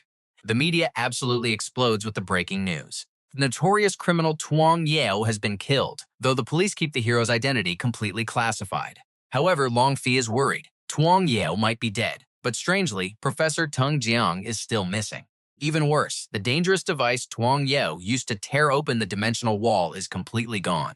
Hach Ham guesses she suspects there are more gang members out there. She confirms it is highly possible, meaning the police still need to guarantee his safety. On top of that, the city officially nominated him for the provincial superhero tournament next month, telling him to prepare. Hach Ham instantly rejects the idea, complaining that he finally earned some free time and just wants a peaceful break. He refuses to go. She casually agrees, offering to call the organizers and withdraw his name. She mentions the winner gets 30 million, figuring a guy like him has zero interest in that massive fortune. Hearing that cash, Hach Ham instantly yells wait. Long Fi smirks, shamelessly declares resting is boring and volunteers for the big stage. He claims he just wants to learn from stronger fighters, even without a reward. Successfully baiting him, Long Fi laughs and promises to handle his registration while he gets some rest. He cheerfully agrees, already dreaming about spending 30 million. But walking inside, he completely freezes. So what do you and I make of this cliffhanger? Trust me, it gets wilder. All right, you and I are about to jump back into the madness. Huang Dua softly calls out, "Benefactor?" Blushing, she asks if he is finished. Hach Ham looks suspicious. "Why are you here?" She shyly replies, "You beat the Abyss Lord. You have worked so hard." The door slams shut behind them. That was fast, Hach Ham thinks. Suddenly, Huang Dua wraps her arms around him from behind. "I just want to help you relax a bit. From now on, I am yours. Do whatever you want." Hach Ham stammers, "Wait, didn't you say absolutely no messing around before marriage?" Her hands are already wandering everywhere. "Oh, please, that is just a formality. I am really not that traditional. We can always make it official later." Hach Ham pushes her away. "Hold on. Honestly, beating the Abyss Lord was a total breeze. You really do not need to sacrifice yourself like this. You should hurry back and reunite with your clan. He thinks, one wrong move and I am doomed. Too many women will literally drain my life force. But she completely misunderstands. You are abandoning me? We aren't even married, he says bluntly. She takes that personally. Suddenly, she vanishes from his sight, disappeared again, but then he notices his pants are inexplicably gone. Wait, where are my pants? His shirt vanishes next. He just stares. My shirt too? Suddenly, she mounts him, stubbornly declaring, excuses are useless. Today I am making you mine, no matter what. Panicking, he pleads, no, stop. You aren't going to kill me right after we're done, are you? Then he realizes she isn't wearing anything underneath. How could I? She replies. You're my husband. I'd never hurt you. If anyone dares touch you, I'll be the first to fight them. It clicks for him. Her goal was just saving her clan, not entirely monopolizing his little swimmers. He realizes, if she claims me, she'll protect me from the other crazy girls who want me dead. She's practically begging. If I still resist now, would I even be a man? Late that night, he wakes up totally exhausted from their fierce battle. Looking around, he's alone. Where did she go? Already left. Well, that was incredibly refreshing. Even that perverted system didn't interrupt. But knowing her, she's definitely hiding in some dark corner, taking detailed notes. Right on cue, Quan Kai and Lu Ku step into his room. He immediately yells, what do you two? Fair warning, I'm a level 14 boss. Using force on me is completely useless. They step closer, zero fear in their eyes. No need to resist so hard. Sister System already gave us the green light. During the safe period, your powers are totally sealed away. Right now, besides physical stamina, you've got nothing. Van Tuong winks. You're welcome. Hach Ham's face drops. Wait, forced? System, save me. Quan Kai crawls right onto his bed. Guess who invited us? Blame yourself for being so vigorous last night. You scared her so much. We all reached its agreement. A peaceful sharing pact. Hach Ham's desperate screams echo through the whole house. Help me. The next day, Long Fi sees his miserable state. Did you not sleep well? Sporting massive dark circles, he groans. Don't even ask. I want to die. Why did you call me here so early? Long Fi hands him a folder. Fresh intel on the elite tournament we gathered last night. Read it. Hach Ham opens it, scoffing. With my level, winning is a total joke. Why bother gathering intel? She drops a bombshell. You're getting too arrogant. My official recommendation right now? You need to forfeit the tournament immediately. Hach Ham protests loudly. Are you kidding me? Why? Long Fi explains. 35 players are competing province-wide. Your real level ranks 11th at best, but last night you suddenly ranked 3rd. This proves. He looks totally shocked. Wait, so everyone figured out how to speedrun their leveling? But how is that even possible? Now here's where it gets wild. Watch these numbers. She shows him a paper. Out of the top 100 ranked players, 21 have mysteriously vanished in just 2 days. No bodies, no trace. He instantly puts the dark puzzle together. Turns out there are plenty of smart players out there. They realize they can hunt each other for experience points. It's just a competition, but things have turned absolutely cutthroat. Long Fi nods. Their obsession with winning exceeds our predictions. For your safety, we must review this before making any reckless moves. He agrees without a second thought. I'm out. I forfeit. I just survived a literal life or death match with Tuong. No way I'm risking my life again. Longfi smiles. Done. I'll inform the province. Damdong City has been peaceful lately, so get some real rest. Leaving the office, Hach Ham casually chats with Van Tuong. System, how's the data collection going? Can you finally patch this stupid game bug or what? The little girl sighs. Still a long way off. You need to keep working hard. Honestly, you should be releasing energy daily. He looks horrified. Every single day? My body can't handle that. Not a problem for me, Van Tuong cheers. I crafted some holy oil for you. Heard it works wonders. Gritting his teeth at her enthusiasm, he groans. Gee, thanks. Suddenly, a massive killing intent spikes right behind him.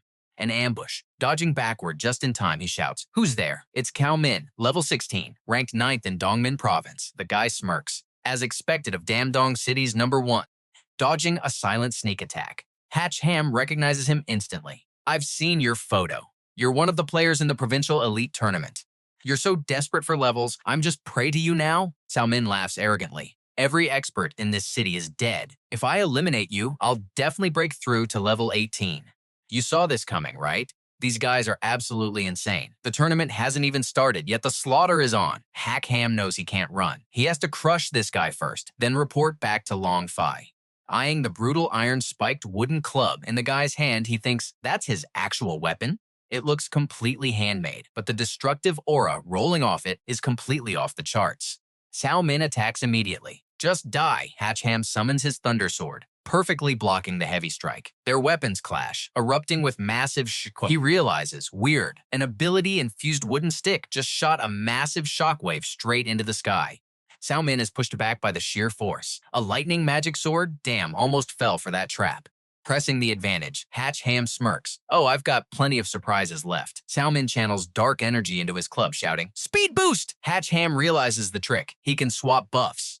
Instantly, the guy moves at blinding speed, creating a massive ring of pure energy that traps Hach Ham dead in the center. "Silence," he commands arrogantly. His body splits into three. He hurls three clubs like giant spinning saw blades. "Be a good little stepping stone for my peak life." Facing the barrage, Cao Min roars, "Nobody survives my slaughter, especially not you." Hach Ham instantly activates his green dragon armor. A massive glowing shield pops up, easily blocking every single deadly strike. Cao Min's jaw hits the floor. "What?" Hach Ham slashes forward. As Min panics and retreats, Hach Ham relentlessly gives chase. "Running away already? Just wait till I regroup." "Nobody catches my speed," he screams, fleeing for his life. And that's where we pause. Trust me, you're going to want to see this finish. Let's jump right in. You and I are about to watch the ultimate payback. Before he can finish, a heavy fist smashes straight into his face. With nowhere to dodge, he takes the brutal hit. Looking at his own smoking fist, Hach Ham coldly smirks. Enchantments? He is not the only one. Cao Min collapses, spitting out absolute nonsense. "You killed me. You chose the wrong target." Medics rush in with a stretcher, but Long Fi stops them. "Wait, let me verify his identity." The medic nervously hesitates. Looking at Cao San's completely swollen face and shattered teeth, the medic admits the brutal truth. Right now, even his own mother would not be able to recognize him. Long Fi sighs. "Whatever, drag him away. Save him if you can, but do not force it. Even if he survives, he is totally crippled." Suddenly, something specific catches her sharp eye. It is Hach Ham, sitting quietly in the distance. She walks straight over. "Cao Min will not be the last. For your safety, I will request top-tier protection from headquarters." But he instantly refuses. "Not necessary. Since they clearly do not care, I will just walk right in myself. To crush them, I have decided to enter the elite tournament." Long Fi asks, "Are you absolutely sure?" Entering means facing way stronger, deadlier enemies. He already knows. "Do not sweat it. I will just wipe them all out. Register for me and bring back the official rulebook. I need time to study their game. Also, interrogate Cao Min. I feel like his goal was not just killing me to level up. He definitely has hidden motives." Long Fi completely agrees. "All right, I will arrange it." As he leaves, she kindly offers a police escort to get him home safely. But Hach Ham casually turns her down. "No need. Nobody is going to cause me trouble right now." Suddenly, drone footage cuts to a dark room. Someone is evaluating him. This Hach Ham is suspicious. His gear and fighting style, they look exactly like a total amateur. I suspect an elite master is guiding him. A mysterious man named Tuong guesses he is hiding massive trump cards. He nods in agreement. "Exactly. My advice? Better not mess with him, or the consequences will be extremely dangerous." The guy pulls out a fractured badge. Even Cao Min lost to him. He is a rare opponent. "Let's try recruiting him first. If he does not know his place, we will use brutal force. After all." Now watch closely. The Azure Dragon Holy Sword projects from that badge. He coldly declares, "I will secure that Azure Dragon armor." Meanwhile, at home, Long Fi speaks up. "I sent the official rules." Hach Ham scans the data. The actual tournament starts in exactly 3 days. That is plenty of time. Seems the organizers are terrified of the players causing chaos. Long Fi hums. Luku interrupts. Group stage, semifinals, finals, meaning it is not a single match. Quan Kai chimes in. "Nothing in the group chat either. How do we even know our opponents?" Huangdu instantly offers a fix. "Simple. Tell me where the organizers are. I will steal the roster." Long Fi stares at these girls, acting like absolute fangirls. Hach Ham sighs helplessly. "Let's stick to serious business first. The notice requires everyone to report the morning after next, so we depart tomorrow. Once we reach the arena, nobody will dare make a move." Long Fi stays completely serious. "True, but the venue is in Duong City, passing through 4 different cities. If I were a competitor, I would absolutely ambush you on the road." Luku steps up. "I will personally escort Hach Ham. Anyone wanting trouble can talk to my daggers first." Quan Ki and Huangdu instantly yell, "Me too." Suddenly, the doorbell rings out loud. Both freeze, instantly on high alert. Long Fi grabs her walkie-talkie. "Security teams 1 and 2, who pressed the bell?" "Team 1? Asking twice, 0 signal." Long Fi feels the tension spike. Nobody is answering. Is the communication system completely jammed? Hach Ham steps right to the door. "Stop ringing." He pulls it open, and a voice greets him. "Good evening, respected Hach. I know what you are thinking, a clown. But wait, level 17. ranked 8th in the whole province, bowing respectfully. My master sent me to visit. The girls peek out. You are here to kill him? Luku glares at him. With me here? Dream on. The friendly clown explains. Misunderstanding. Organizers banned player killing. How could I? Just passing a message for my master.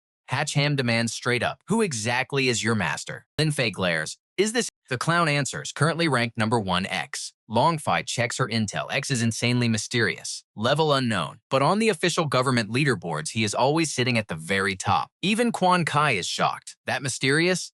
Hach Ham tells the guy to continue. The clown replies, X values true talent. He wants you as his subordinate for massive plans. He says, if you just kneel before his name card, he might spare your life. Plus, make you his trusted right-hand man. Hach Ham goes dead silent. Coldly, he repeats, tell me to kneel? The clown confidently nods. Exactly. This is your only chance. Boom. A slammed door is his only answer. Furious, the clown spams the doorbell. Do not hide. I know you are in there. You have the guts to compete, but not to open the door. Open up right now. Annoyed by the spam, a whole bucket of water drops right on the clown's head. From the window above, he smirks. Ah, decent footbath water. Do not leave, and next time it is boiling. The clown stomps off, cursing him out. Rejecting my respect? Just you wait. Longfi asks with genuine concern. He silently wiped out 2 security teams. And you provoke him? Aren't you worried? Closing the door, he replies. He might try an assassination, but face to face, he just has to swallow it. After all, the organizers issued a strict no-kill order, unless he wants his boss executed. Longfi is furious at this sheer arrogance. Even a rank 8 is just a lackey. Maybe Cao Min really was sent by X2. Hach Ham asks for an update. How is Cao Min doing? She answers. The doctor says his condition is critical, could flatline anytime. Why? A calculating look crosses his face. Then do me a massive favor. The very next morning, at X's high-rise, the angry clown reports Hach Ham's insult through a video screen. I am so furious. This guy is way too arrogant. Boss, we cannot let him off. X warns him, do not alert the snake. Remember the tournament ban? The clown nods. Do not worry. I won't leave any loose ends. When he hits the road, I will completely eliminate him and take that item for you. X gives the final order. The competition starts tomorrow. Get back here right now.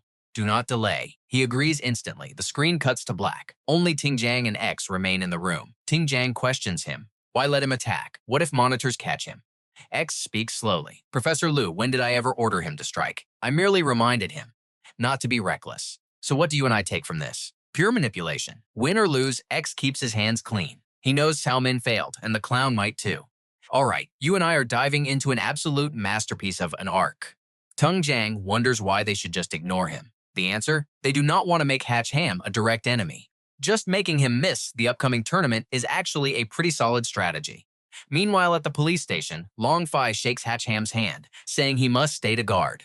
He cannot tag along. Fanco is busy developing new software with zero free time, but promises to meet up later. Hach Ham just brushes it off. No big deal, he can completely handle this solo.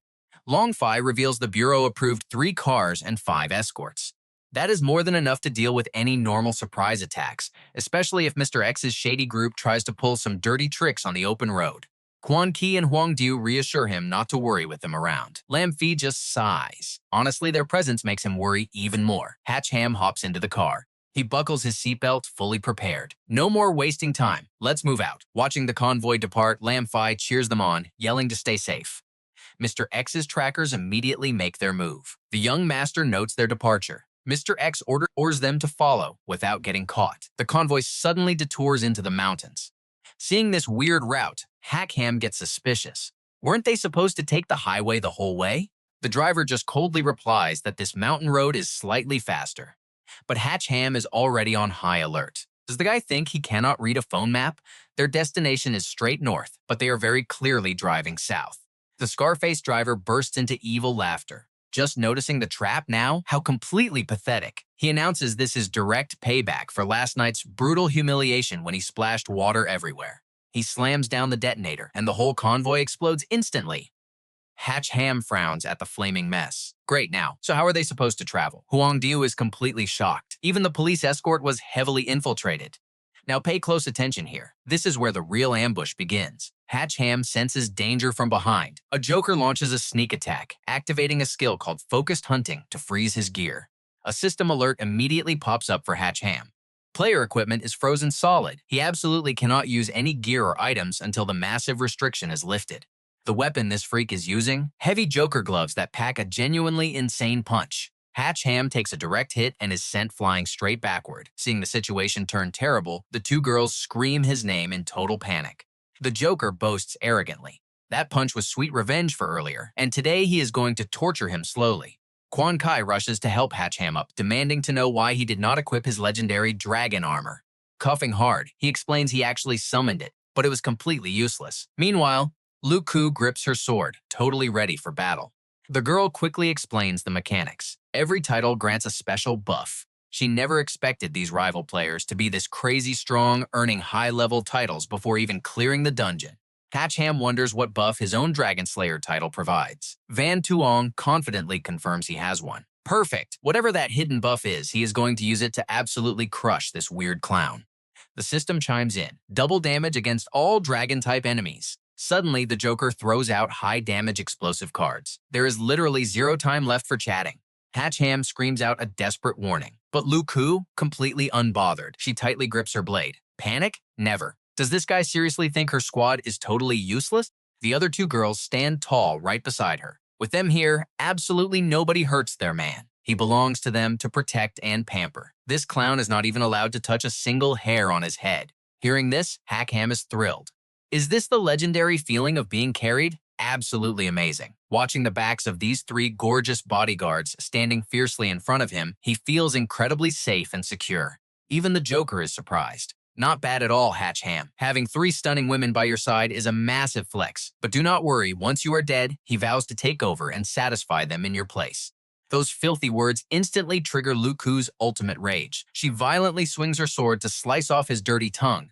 But the Joker stays perfectly calm, scoffing as he activates focused hunting to freeze her gear. But Lu Ku strikes with terrifying force. The freeze completely fails. The reason? It only freezes player equipment. In that split second, her deadly blade reaches his neck. I know what you are thinking. She totally bypassed his skill. The Joker finally realizes she is a non-player character. He frantically dodges to survive, but the blade completely shaves off his hair. He shrieks in absolute horror. Before he can even process that, a massive barrage of firepower rains down, leaving him stunned. A huge explosion erupts, sending heavy shockwaves everywhere. Engulfed in raging flames, the Joker screams in pure agony. Quan Kai coldly states this is the brutal consequence of crossing them. Furious, he curses them as miserable witches. He threatens to use his ultimate weapon, the Joker Bomb. Once detonated, it completely invades the soul, guaranteeing a horrific death with zero escape. Checking his pockets, pure panic sets in. Where is his bomb? Gone. It is casually resting right in Huang Diu's hand. She thought it was a wallet, not a literal grenade. Hatch Ham is stunned. When did she steal that? The furious Joker points and screams, calling her a filthy thief and demanding a fair fight. Huang Diu immediately tosses it right back. If this garbage is not worth money, she definitely does not want it. The absolute idiot Joker actually catches it, sarcastically thanking her for being so nice. But Huang Diu casually shakes a metal pin in her hand. A master thief never leaves empty-handed, so she decided to keep one tiny little souvenir. By the time the clown realizes what happened, it is way too late. That was the grenade pin. Boom! Once again, this massive loser gets completely blown to pieces by his own weapon. Hatch Ham cannot believe how insanely fast the girls handled everything. Solved just like that, the three beauties stand tall with a terrifying, overpowering aura. Fierce as literal tigers, their legendary reputation is no joke. Lu Ku casually declares the problem solved. Time to go. But Hatch Ham grimaces. Walking all the way there on foot? Completely impossible right now. Suddenly, a loud voice echoes out. Ty Dix dramatically appears like an absolute savior. I am here to help. Hach Ham is completely dumbfounded. Ty Ditch? He jumps out of his car, gripping a gun, screaming to show him the enemy. Hatch Ham sighs. Already handled. Why are you here? Ty Ditch proudly explains he is simply returning the massive favor for saving his life. He had been secretly tailing the convoy since they left. If anyone dared to cause trouble, he was fully prepared to handle the enemies personally. Hach Ham smiles cheerfully. No need to fight enemies, but you can definitely solve a huge headache for me. Confused, Ty Ditch asks what it is. Hopping straight into his car, Hach Ham tells him to just drive. Ty Ditch happily accepts the mission. The car speeds wildly down the road with chaotic shouting inside. Let's go. Hey, do not drive so fast. I am dizzy. Crammed together, they nervously insist it is perfectly fine with clothes on.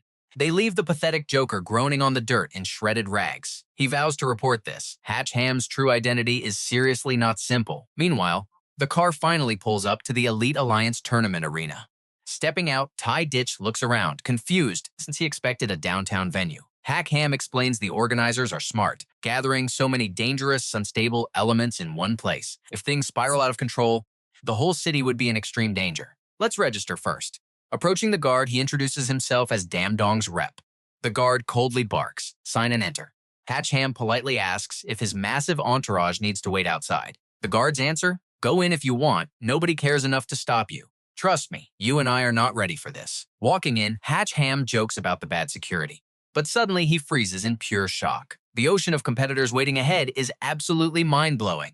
These guys definitely do not look like easy targets to deal with. Someone steps up to the front, and the crowd starts whispering, is it finally starting? Who even are these people? Director Chen walks right up to the podium. Welcome, talented youths, to the official venue of the Elite Tournament.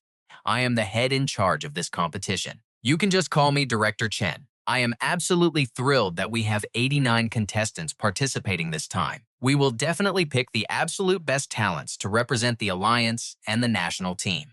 A guy in the crowd rolls his eyes. Way too much nonsense. Listening to these officials talk is honestly like hearing hot air just blowing around. Director Chen locks onto him instantly. You there, contestant, what did you just say? The guy snaps back, I said, you are really. But before he can even finish his sentence, he takes a brutal hit. Everyone around him drops their jaws in absolute shock at how fast that was. Director Chen coldly warns them. When I am speaking, everyone needs to stay completely silent. If you all keep making noise, my colleagues in the monitoring team will have to step in to maintain order. Now watch closely, because Hach Ham finally gets it. These guys are the monitors. They definitely have some serious skills, looking like a squad of absolute heavy hitters with special powers. He continues. Our competition is split into two phases. The first phase is a brutal survival game, and the second phase is a direct combat tournament. As for the specific rules, I will explain the details right before each stage begins. For now, you are all dismissed to your rooms to rest. Hach Ham's face darkens. That is it? You talk all that game but refuse to drop a single piece of important info? What an absolute waste of breath.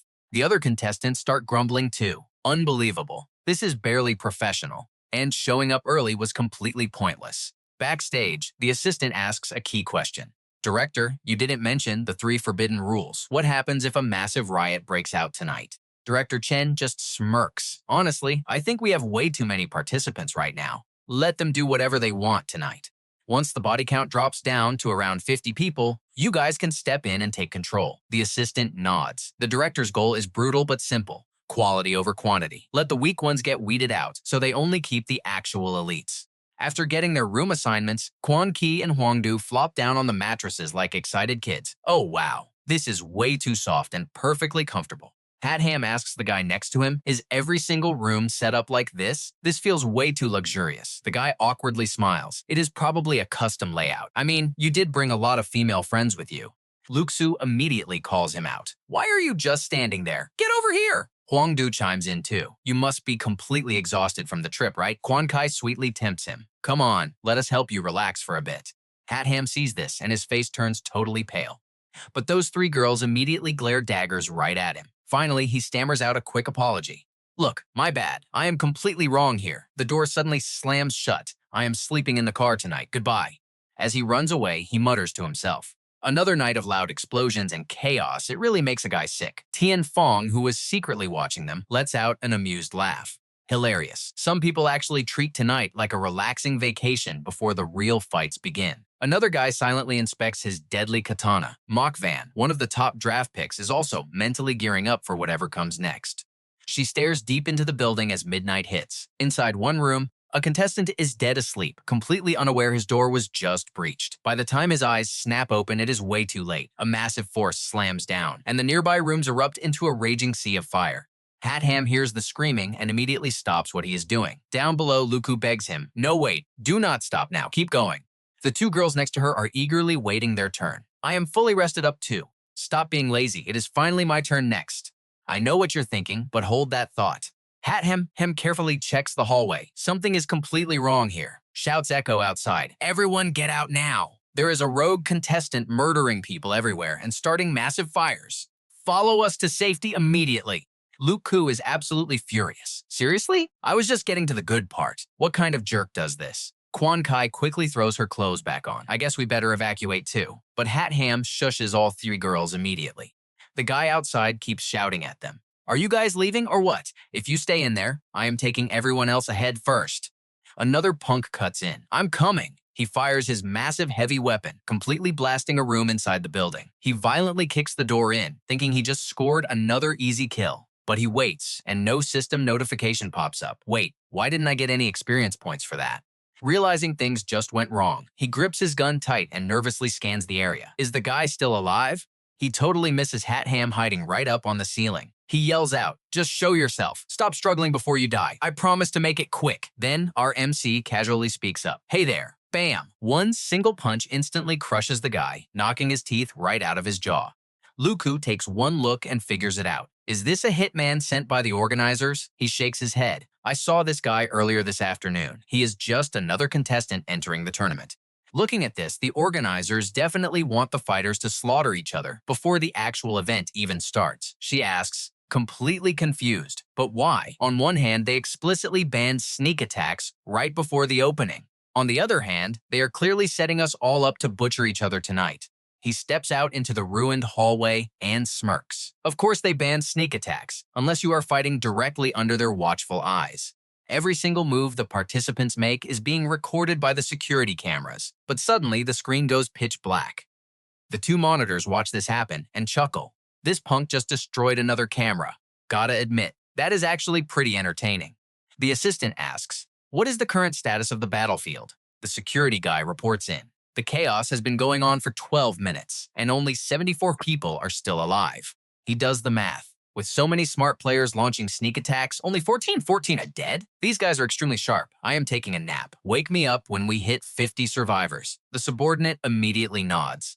Meanwhile, thick smoke is violently pouring out of the contestant dorms. Luku chases after Hach Ham, yelling, where exactly are you going? He answers without hesitating. Like hell I am waiting here to die. We are definitely going to stir up some serious chaos. And trust me, you're going to want to see what he does instead. Quan Kai gets hyped. Wait, are we joining the free-for-all too? He grins. No way, that is exactly what they want.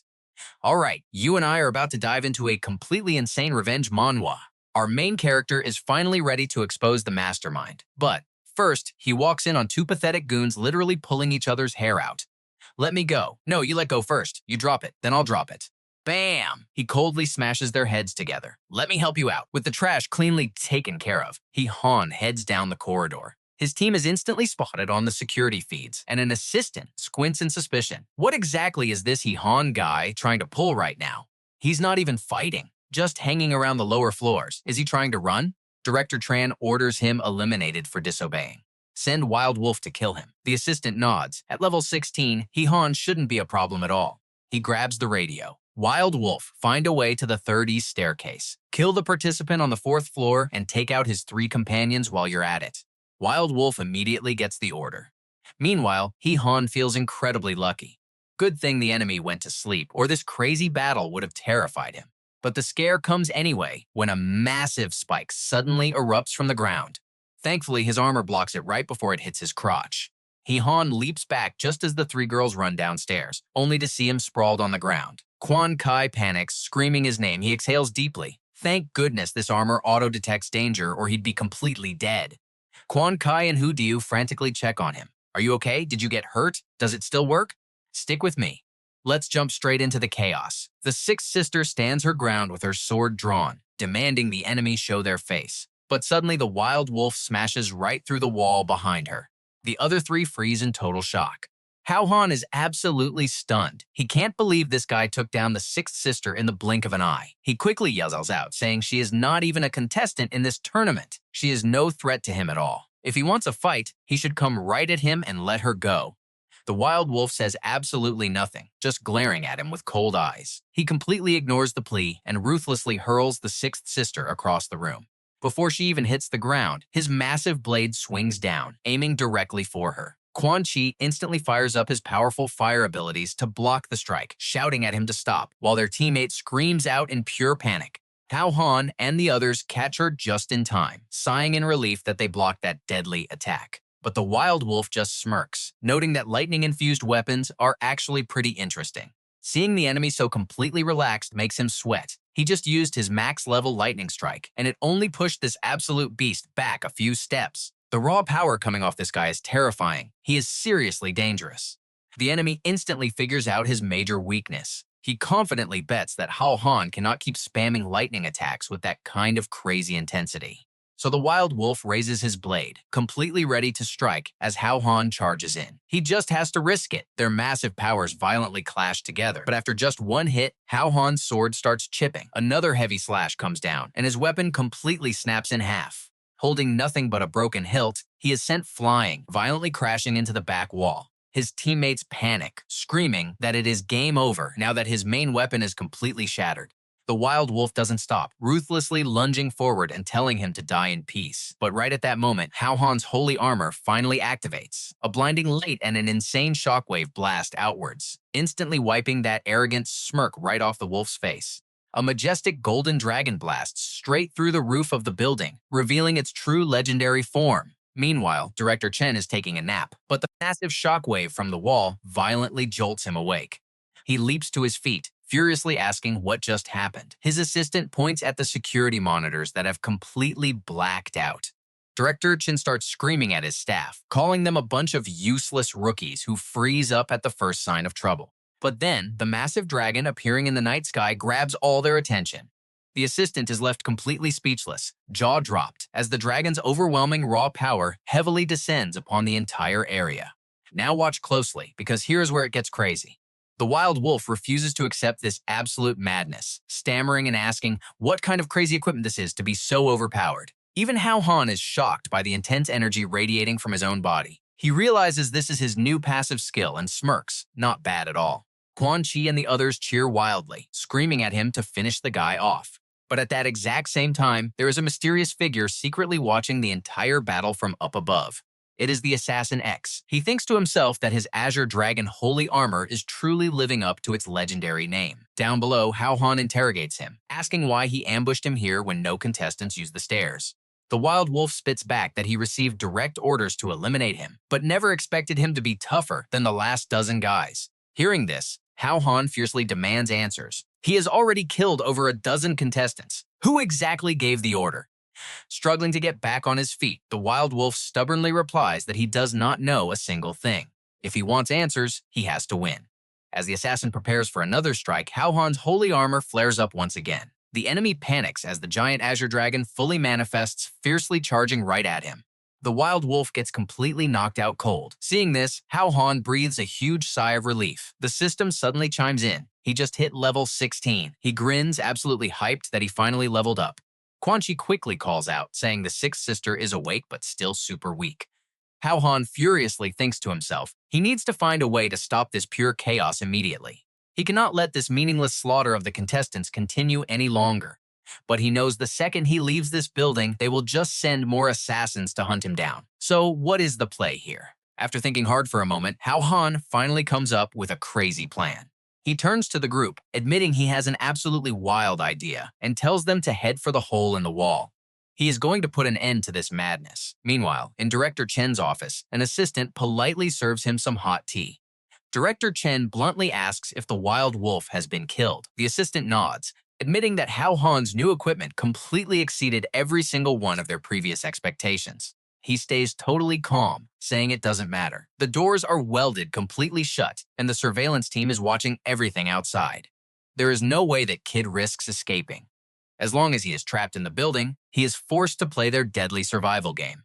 He will be nothing but prey or a hunter. After all, their ultimate goal is just thinning the herd. The assistant immediately kisses up, praising Director Chen for his brilliant godlike master plan. The subordinate practically bows down in total awe. But suddenly, right in the middle of the opposite building, a massive explosion violently goes off. Director Chen completely loses his mind, screaming that he only wanted to reduce the numbers, not annihilate every single contestant. The building across from them is reduced to absolute chaos. Screams echo everywhere as people yell to run, demanding to know what maniac just blew up the main load-bearing wall. You and I both know this is exactly what our main character wanted. Hach Ham and his team safely touch down on the ground. Watching this pure chaos unfold, the outside surveillance team just enjoys the show, proving this deadly midnight brawl was completely orchestrated by the organizers. The other surviving contestants start whispering to each other. Are they really supposed to keep fighting? Are they insane enough to brawl right in front of the monitors and risk getting disqualified? Suddenly, a furious voice booms out, demanding to know which idiot destroyed the building.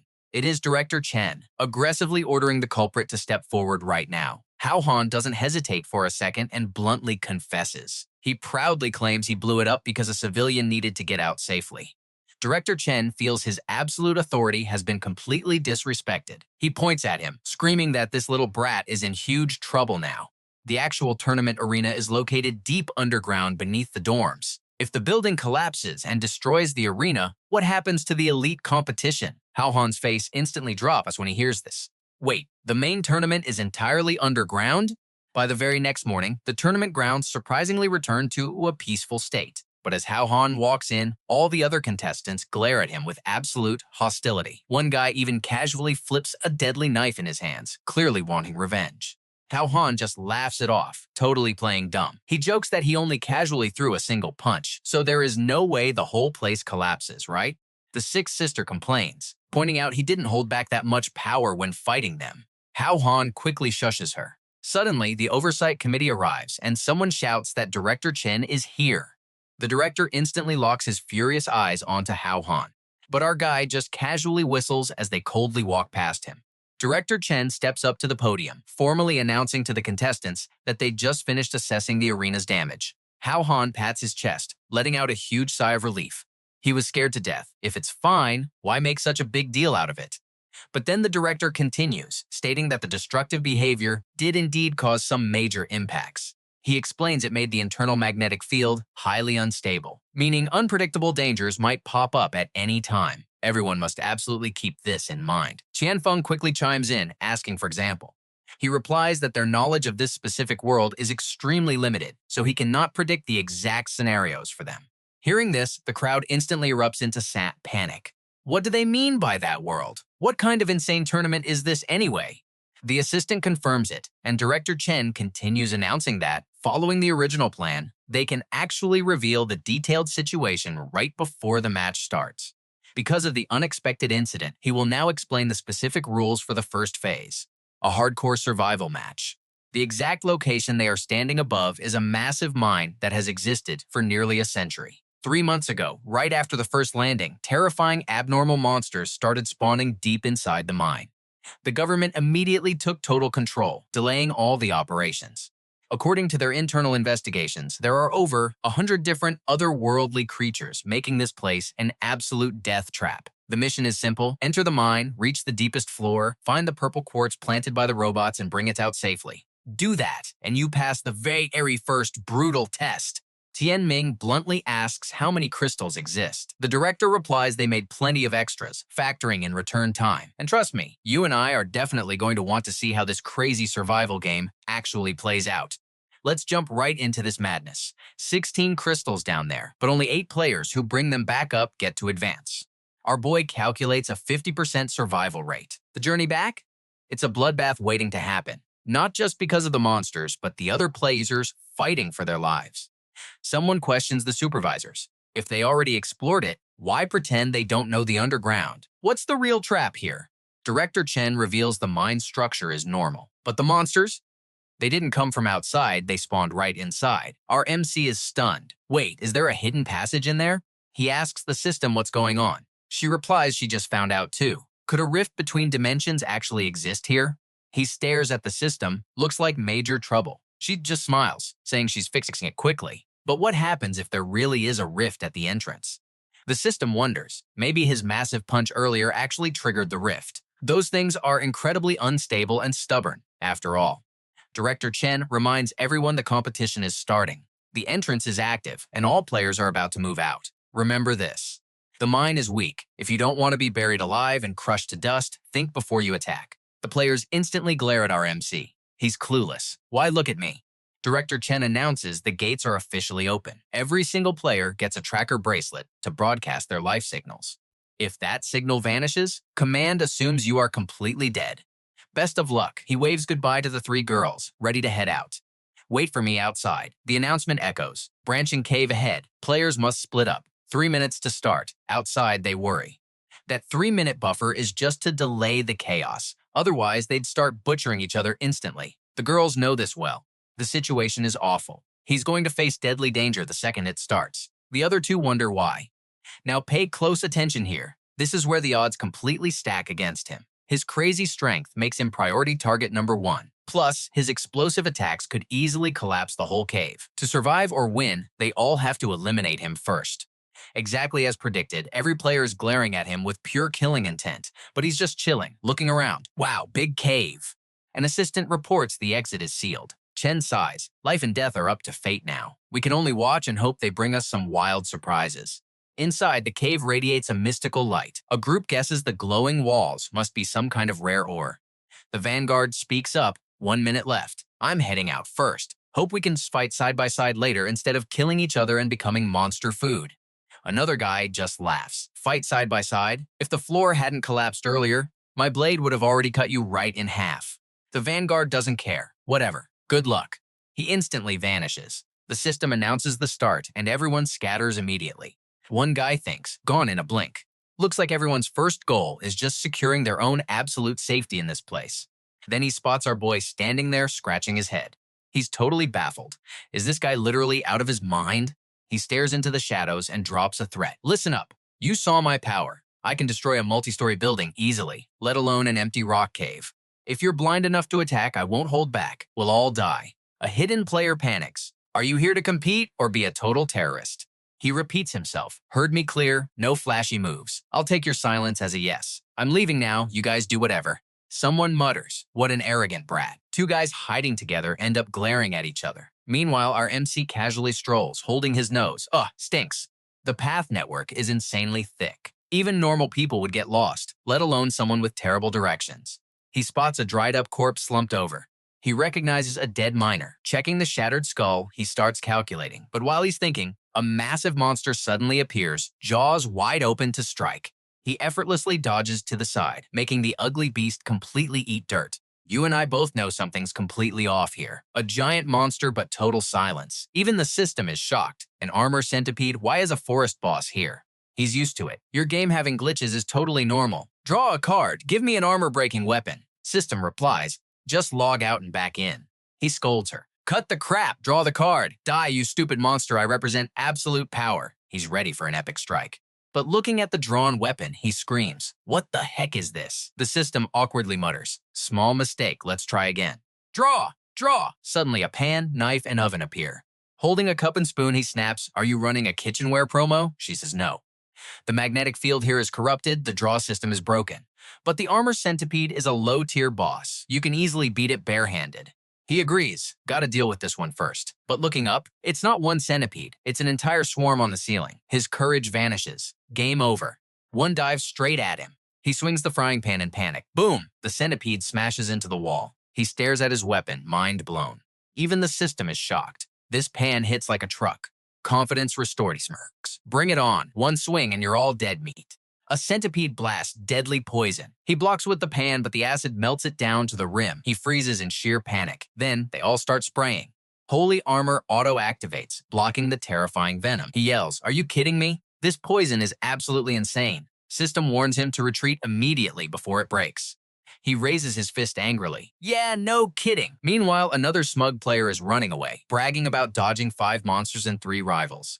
As long as I'm careful, I'm perfectly safe. Talk about a massive death flag. Right then, a huge hole crumbles open directly above him. Rocks come crashing down, and he gets squashed completely flat by something heavy. It's our boy, groaning in absolute agony. Damn, that hurt like hell. System update. Level 17. So what do you and I take from this? Upgrades happen at the worst times. The system screams as monsters pour down. Run for your life. Frustrated from dodging the endless centipede swarm, he grumbles about them being like lingering ghosts. Suddenly, a bright blue light from a cave forces him to stop. He doesn't even recognize what it is. An absolutely gorgeous blade reflects in his eyes, packing such massive power he bends backward to dodge. The centipedes don't even have time to react before getting obliterated. Seeing the swarm completely wiped out behind him, he's stunned. This move is way too ridiculous. Who am I right now? A voice suddenly echoes out. Turns out, it's the Puppet King, Mac Van, a level 18 player. She asks if he plans on staying in this mine forever. Han gets totally annoyed. Don't look at me like that. I'm literally running away. Without another word, Mac Van swings her blade right at him. He quickly blocks. Ignoring my warning, she stays silent. Now watch closely. You and I are about to see her spot the bug inside his holy armor. That world-destroying attack earlier, just a passive skill of his armor. The moment his life is in actual danger, it triggers automatically to save him. Solve your own problems and walk around danger. Don't cause trouble for others, Han scoffs, like I actually want to. Mac Van warns him the lower floors are worse. He casually replies, well, I can't guarantee what I'll do then. If I slip up and trigger my passive skill again, don't blame me from up in heaven. Mac Van frowns, glaring right at him. What exactly do you mean? He actually suggests they team up. Annoyed, she asks if he wants a bodyguard. But this guy is completely shameless. Of course not. We protect each other. You handle all the normal enemies, and I'll step in to take care of the really hard ones. Mac Van isn't wasting another second. She turns to leave, coldly dropping in your dreams. Suddenly, a blood-curdling scream stops her dead in her tracks. What was that? She gasps. Han mutters darkly, a participant. Up ahead, someone screams, help, I don't want to die. But a terrifying red killing intent strikes from behind, claiming another life. The last surviving participant desperately points his magic staff, screaming for the monster to die. He pours all his energy into the staff, but the monster doesn't take a scratch, slamming down and blowing the entire spot to pieces. Han and Mac Van are hiding in the corner, totally frozen. The monster's deep red claws smash the ground as it roars. The massive shockwave forces them to cover their ears. Too powerful. He whispers, this thing is way out of our league. Let's find another route. But she's locked onto the wind dragon. No, I want to try, he panics. Are you crazy? Are you cray? You saw that. Mac Van charges ahead. None of your business, leave, Han yells after her.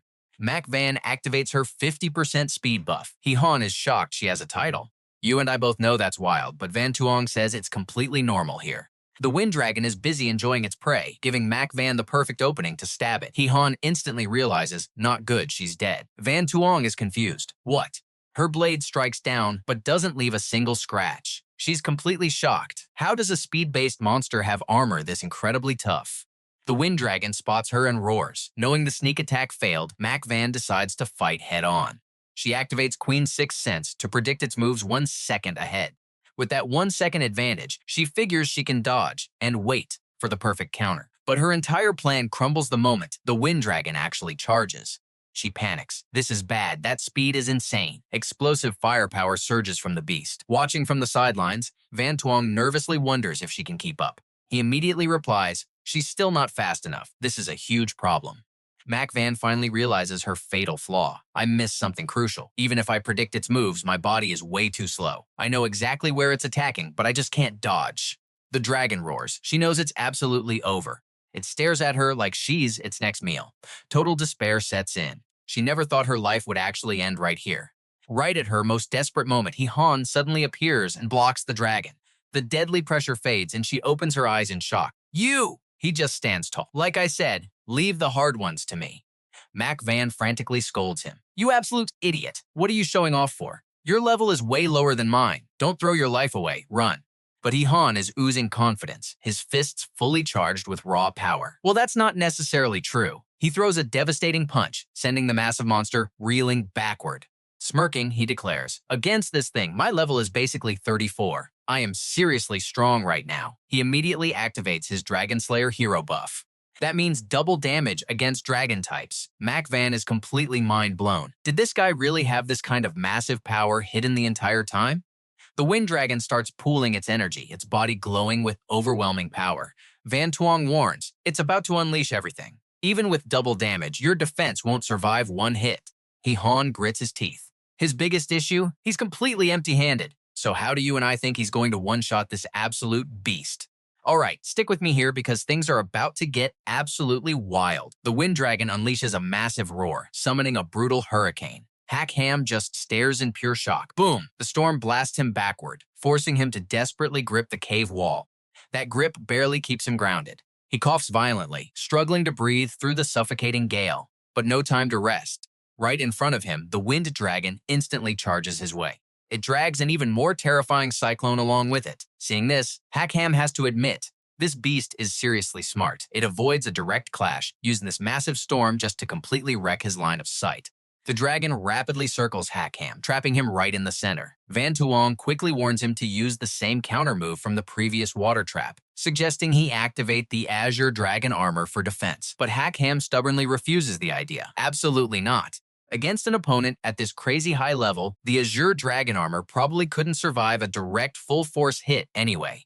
Plus, triggering its passive skill might accidentally wipe out everyone in the mine. Hiding nearby, MOCKED anxiously wonders how this guy plans to survive. Hach Ham knows there is only one option left. He instantly stomps the ground and launches himself upward. Recklessly, he dives straight into the vortex, throwing a fiercely powerful punch. MOCKED watches in pure confusion, asking if he is seriously just swinging completely blind. Now pay close attention here. Hach Ham just wildly punches the air like a madman. But the Wind Dragon simply dodges away, making his frantic barrage miss every single strike. Tuong yells out that it is completely useless. He can never outspeed the dragon and should just save his stamina. Meanwhile, Hach Ham just keeps throwing absolute haymakers. The Wind Dragon suddenly accelerates, and bam! Its massive tail brutally smashes right into his body. Hach Ham crashes heavily to the ground. Tuong panics, nervously asking if he is okay. Stick with me here. We are jumping right into an epic Manhwa. Coughing through the thick dust, he finally speaks. That power is absolutely insane. I dodged with everything I had, but taking hits like this, I'm out of energy. Guess this is it. He stands entirely alone inside the smoke-filled cave. The Wind Dragon opens its jaws, blasting fire right at him. But right then, boom! A devastating punch smashes straight into its mouth. The dragon frantically flips its wings, flying up to escape the danger. Seeing this, Hach Ham shouts out, "Like I'd ever let you fly away." He chases it down, sticking close and unleashing an absolute barrage of relentless punches. MOCKED, seeing the situation is under control, steps out to watch. Suddenly, an explosion rocks the area right beside her. The Wind Dragon has been completely crushed. Hach Ham lets out a long breath. "Man, I'm exhausted." Meanwhile, MOCKED is standing there utterly stunned. "How did you do that? Catching the Wind Dragon's top-speed flight path head-on? That's impossible." He casually explains, "Honestly, I couldn't match its speed at all, but I didn't need to. I just needed it to attack, following the exact route I had already set up." They both look at the tunnel ahead. MOCKED finally gets it. He wasn't just throwing random punches earlier. He purposely forced the battle into this narrow, tight space.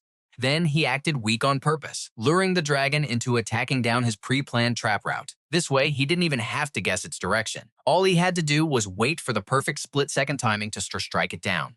Absolute genius. Finally, he extends his hand. "So, you ready to team up with me now or what?" MOCKED just sighs deeply and speaks up. "You are way stronger than I thought. You really are the perfect partner." She reaches out, placing her hand right in his. "Of course," he replies. Scanning her surroundings, he realizes they only have one option left, heading further down. MOCKED says, "Honestly, I am worried about what the heck is down there. If even a level 15 monster ran up to this floor, whatever is waiting below must be terrifying."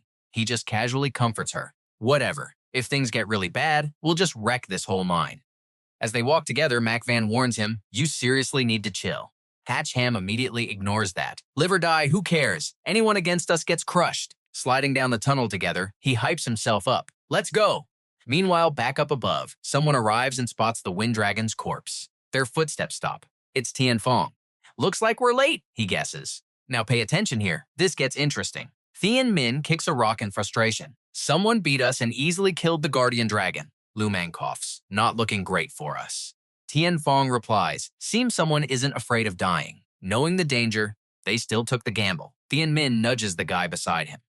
"Mang, you're ranked 14th, right? Heard you have time-piercing skills. Use them. Let's see exactly who slaughtered this dragon."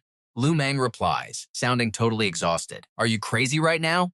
Why should I expose my secret skills just to make your lives easier?" Tianfong quickly steps in to play peacemaker. "All right, relax. Given the current situation, soloing this mission is basically impossible. Teaming up is our only real hope here. Since fate brought us together, let's form a 3-man party. It will make handling whatever comes next way easier. Mang, use your powers to check who did this. We need intel in case we run into him. It benefits you too." Convinced, Mang agrees. "Fine, just for you guys, I'll take one quick peek at the past." Min gets annoyed at that. "What do you mean, just for us?" Tianfong quickly stops him. "Okay, enough. Let him concentrate." Activating his skill, Mang reports back. "The guy who defeated the dragon is Hach Ham. He lured it into the narrow tunnel, trapped it, and one-shot it." Min's jaw drops. "Him again? That punk is getting way too famous." Tianfong adds, Looks like he's become a massive threat. If we don't eliminate him in round 1, we'll have zero chance in round 2. Lu Mang points to the side. He teamed up with another player and jumped down that cave ahead. If we move right now, we can still catch them. Tian Fong extends his hand to seal the alliance. Then this is a rare golden opportunity. Let's go right now and take him out together. Thien Min shares his specialty. I excel at assassination. I can definitely finish him before he wrecks the mine. The three of them high-five, fully united. Let's do this. Back with Hach Ham, he's whining. I'm so hungry. Should have grabbed a late-night snack before coming down here. Mac Van replies, You've been complaining this whole way. Aren't you tired? He sits down. Not tired, just starving. Suddenly, there's movement in the cave ahead. Hach Ham asks his teammate, Did you see that? Mac Van nods. Yeah, just 2 little goblins. Let me go handle them real quick. But he stays cautious. No, wait, something feels off. We should hide and check out the situation first. They duck out of sight just as 2 monsters holding clubs walk out, glancing around suspiciously. Hiding in the corner, Mac Van glares at him. Explain why we're hiding, he replies. You didn't notice the strange detail? You guys caught it too, right? Frowning, she says. They are just low-level monsters, not even past level 3. What's so unusual? Hach Ham answers, Have you ever seen wild level 3 beast running an organized patrol formation before? She finally realizes it. You mean they are an organized army? Once the monsters leave, the 2 of them step out from their hiding spot. Mac Van asks, Want to go check it out? He shakes his head. No, let's move. Wait, your clothes fixed themselves, she explains. It's an item effect, though it's still slightly damaged. Right at that moment, something bizarre flashes by. His armor automatically activates. Mac Van looks totally surprised. Are you crazy? Why did you randomly equip your armor? He stares off to the side. I didn't. The Azure dragon armor activated on its own. It senses an extreme threat approaching. She freezes in shock. What? The cave ahead remains pitch black and silent. Are you done yet? Why are you going back in? Hach Ham shushes her instantly. Quiet. Heavy footsteps echo in the silence. They stare into the dark on high alert. A massive monster in iron armor marches right past them. Poking out, they watch its shadow fade. Hach Ham gasps. Mac Van stutters in pure terror. That pressure was horrifying. What level is that boss? Hach Ham calmly says, I'm gonna go check it out. She panics. What? Are you insane? Going against an enemy at that level is pure suicide. He explains. The top bosses already ran upstairs, meaning the ones below are even worse. If I take this chance to kill it and level up now, handling the lower floors will be way easier. Hearing this, she hesitates. I don't know. He keeps pushing. It didn't notice us earlier, which means its sensory skills are weak. We just need to follow it and see. If things get dicey, we run. We lose nothing. Seeing him casually walk deeper in, she calls out, Hey, wait for me. They head inside, right as Tian Fong's squad finally arrives at the scene. Lu Mang warns them, Hey guys, something feels really wrong here. Tian Fong asks suspiciously, Why? He shares his theory. Hach Ham shouldn't be far ahead, so why let those 2 weak mobs pass by? Thien Min suggests they missed a turn. Lu Mang firmly denies it. Impossible. We walked the entire path. There are 0 branching tunnels here. Tian Fong guesses. You mean he let them go to deal with us? Just as he speaks, something blasts his face. They see him hit the floor with a charred face. It's a trap. Trust me, you are going to love this next part. Thien Min points ahead. Over there. Suddenly, the exact monster Hach Ham saw earlier appears. Liu Mang cannot figure out what it is. Maybe a completely different beast? But Thien Min wastes no time rushing in to attack, refusing to overthink the situation right now. He rapidly creates an attack perimeter around the creature. Thien Min is insanely confident, believing his extreme speed will let him effortlessly execute an enemy way above his own level. But the monster calmly raises a single hand. Thien Min goes completely pale in shock. A massive palm strike rockets forward like a giant arrow. Even as it hits, Thien Min cannot believe his eyes. This makes absolutely no sense. His entire body absorbs that crushing, overwhelming force. Countless streams of raw energy erupt right from the monster's fingertips, completely surrounding him on all sides. Let that sink in for a second. The whole cave lights up from the blast. Thien Min finally drops, flattened on the ground, in way too much agony to even move. Liu Mang immediately tenses up. The monster just calmly walks toward them. Hiding in the corner, Mac Van whispers in fear. It is way too strong, giving opponents literally 0 chance to fight back. Hach Ham is super curious though. Such an intimidating aura, but the actual damage is oddly normal. Mac Van quickly understands his point. He thinks the beast is just putting on a flashy, fake show. Pulling out literal popcorn, Hach Ham corrects her. The real threat is hiding behind this attack. This guy's true, terrifying power definitely does not stop right here. He is settling in to watch a really good show. She is totally dumbfounded. Where did he even get popcorn in a dungeon? Meanwhile, Tianmin painfully drags his bruised body up, asking his bro what they should do next. Liu Mang explains that fighting mid to long range is a guaranteed loss, so he will provide heavy backup support while Tianmin gets in close for the kill. He yells to go. Tianmin charges instantly, putting all his trust in his partner's backup. The monster fires off a massive sound wave to block the attack. Liu Mang focuses intensely, gathering his unique energy to shield his teammate. Every single wave of power the monster unleashes gets totally neutralized by Liu Mang's ability. The two Peanut Gallery members watching from the corner realize this teamwork is highly effective. It just might force out the enemy's true strength. So what do you and I make of this? Tianmin confidently swings his sword to test its arrogance, but the monster's eyes gleam with pure cruelty as raw energy engulfs its body. Stick with me here, because you are about to watch an absolute slaughter. Tianming's strike hits dead air, and instantly, a massive stone spike erupts from the ground, pinning him instantly. Just like that, it's game over for him. Liu Mang finally realizes they are dealing with dual attributes. Mo Yun is completely stunned. This boss is way too terrifying. Suddenly revealing earth powers at the final stage? That is basically a death sentence. Han knows things are going south fast. He yells out for the system to show up. Wanxiang pops up, totally confused. He points at the monster. This enemy is absolutely broken. I can't even draw my sword right now. How am I supposed to fight this? Check the inventory for anything useful now. Wanxiang pulls out a 3PP furnace. She says they are completely out of weapons. This furnace is their only option. This thing can melt down multiple weapons and forge them together. The more materials you throw in, the higher the tier of the new weapon. Han's face darkens at the incredibly weird name of this 3P furnace, but he accepts it. Wanxiang is still stressing out. She points out that he doesn't even have any weapon materials left to use. Suddenly, he gets an idea. Can I use anyone's weapon? She confirms it. Toss them in, and the new weapon belongs to him. But whose weapons? A wicked smile crosses his face. Aren't there some perfect volunteers right here? Meanwhile, Liu Mang is trembling as the monster locks eyes with him. He really doesn't want to die. Barely clinging to life, Tianming yells at him to run. Suddenly, Han drops in with a casual hello. Tianming is completely shocked. Oh my god, Han. Hearing his name, our guy smirks. You know me saves me the intro. Hiding nearby, Mo Yun has no clue why he ran into danger. Tianming starts begging for his life. Save me! I can help you kill this thing. Han just smiles. No rush. Let's make a deal. Now pay close attention, because this extortion is hilarious. I'll save you and kill the boss, but you hand over all your weapons. Tianming is dumbfounded. My weapons? You can't even use them! Han brushes it off. Don't worry about that, just say yes or no. Suddenly, Qianfeng screams out that he agrees. Tianming is shocked he's alive. Liu Mang screams at the top of his lungs. I don't care what you guys are negotiating, just hurry up and save me. The yelling immediately draws the monster's attention. Tianming furiously curses him out for blowing their cover. Not wasting a second, Qianfeng chucks 3 of his precious items over. Han catches an A-rank bow, a B-rank demon sword, and an A-rank axe. Looking down at the loot, he scoffs in pure disgust. Not even a single S-rank? You guys are way too stingy. Gritting his teeth, Qianfeng tosses out his absolute final bottom-of-the-barrel secret treasure. Gripping the S-rank blood drinker blade, a satisfied smirk appears. Now this is good. Tianming is frantically digging through his bags. Liu Mang can't hold on any longer, and the monster blasts him right in the face. He drops instantly. Talk about terrible melee skills.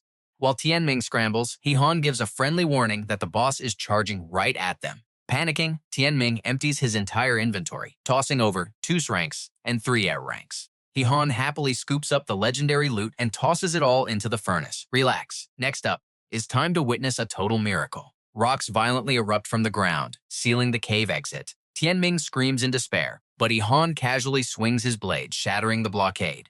Tianming stares at him like he just met his absolute idol. Han inspects his newly forged weapon, totally satisfied. The system chimes in. Congratulations on crafting an SS rank weapon.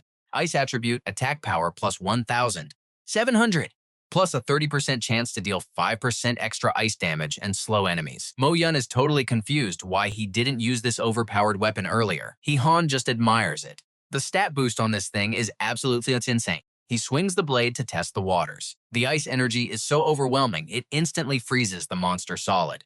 Tianming starts cheering like crazy. That is so incredibly cool. You froze that ugly brute into an ice cube.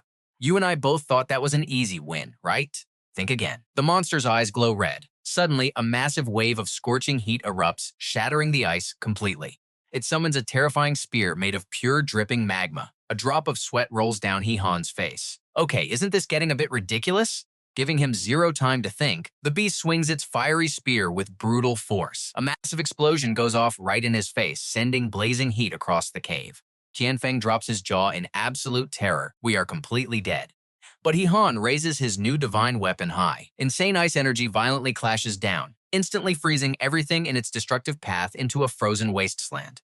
Absolute Zero meets pure magma. The monster's fiery attack is instantly cooled into solid rock, shattering into pieces. Without missing a beat, massive ice spikes aggressively impale the beast's chest. Han cheers at the direct hit, but his smile vanishes. The entire cave suddenly turns pitch black as a gloomy aura swallows the room.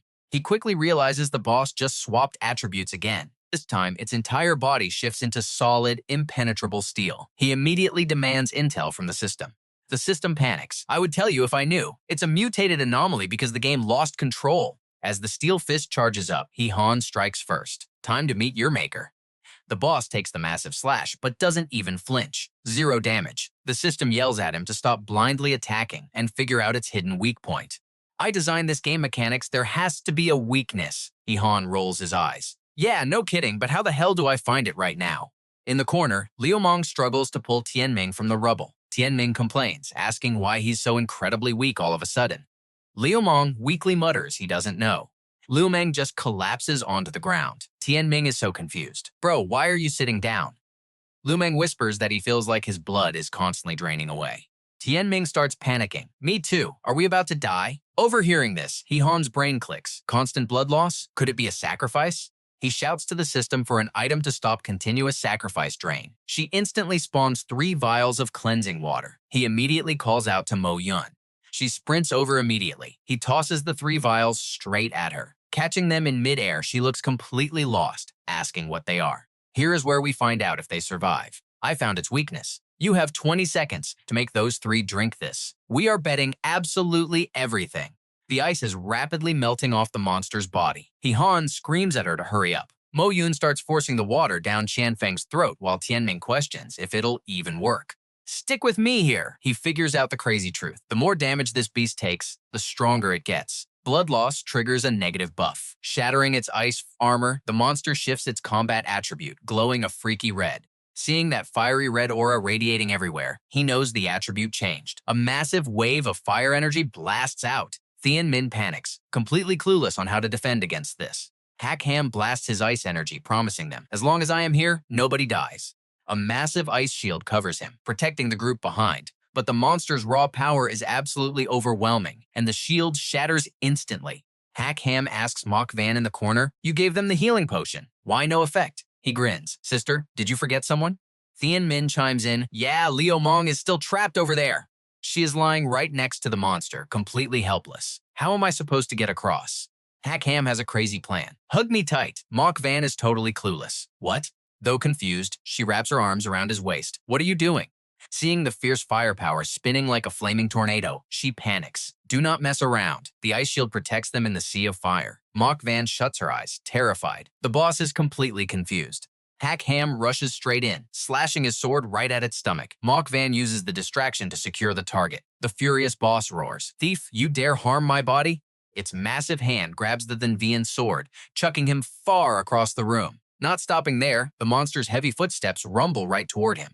A devastating punch slams down. Thanks to the ice shield, Hach Ham barely blocks it. That strike was brutal. A direct hit means instant death. Now watch closely. You are going to want to see this. Hang on, Than Long armor. Seeing him survive, the boss coldly says, defensive armor, I underestimated you. Another impossible punch falls. Hach Ham just casually laughs. The monster stops, furious. What are you laughing at? He replies, you could have dealt a fatal blow earlier, but you completely lost your chance. Across the room, the boss realizes it got played. Bastard, my sacrifice was stolen. The Thanvian sword erupts with freezing aura. He smirks, take it easy, your real opponent awaits. A powerful sword strike slashes down, and the boss takes the full hit. Not good, I lost the sacrifice, I cannot command it. Unable to resist, it screams, Demon God, save me. Right after begging, it vanishes without a single trace before Hach Ham. Mok Van sighs in massive relief. Finally one that was brutal, but Hach Ham is different. He stays on high alert. What did that dying scream mean? Is there an even stronger entity lurking down in this mine? A demon god? System chimes in. Congratulations, defeated Shelter Lord. Experience distribution beginning. Please select if combat participants are in the same party, yes or no. Looking at the screen prompt, he is totally confused. What does this mean? This is his first time seeing this feature. Tuong explains that because the system detected them fighting together without a registered party, it needs confirmation. If teammates, experience points are shared based on contribution. If not, whoever lands the final blow takes everything. He finally gets it. Oh, so forming a party lets me share experience with them? Tianfong is absolutely shocked. Wait, what? You would actually share experience with all of us? That was a level 20 monster. He smiles and replies, the system means we can share if we party up. They immediately kneel, showing pure gratitude. Of course we are willing. You are literally our savior. Boss, please accept our bow. Hach Ham feels totally awkward, saying they are way too eager. Mock jokes. You guys really regret meeting so late, huh? They quickly turn to her. Sister-in-law, please accept our bow too. Mock furiously scolds them. Who the hell is your sister-in-law? He clicks the screen. Since you are so proactive, I won't be stingy. Let's form a party. The group instantly gets a notification. Player Hach Ham invites you to form a party. Accept the invitation, accept or decline. The three guys rejoice like they just struck gold. Definitely accepting. Following the boss means eating good food every single day. System confirmation. Players Tianfong, Liumong, and Tianmin accepted the party invite. Progress 3 out of 4. Hach Ham is surprised. Who hasn't joined yet? Maki Van wonders out loud, why send me an invite too? Tianmin smiles brightly. You obviously have to join. This makes her explode in anger. Talk nonsense again, and I will literally skin you alive. Tianmin shrinks back, apologizing. I know what you are thinking, but watch this. She asks him, do you even know the party rules here? He admits he has never played. Mock Van explains, parties represent a hardcore, binding alliance. Tied together as one unit. Once formed, no one can leave for 3 solid months.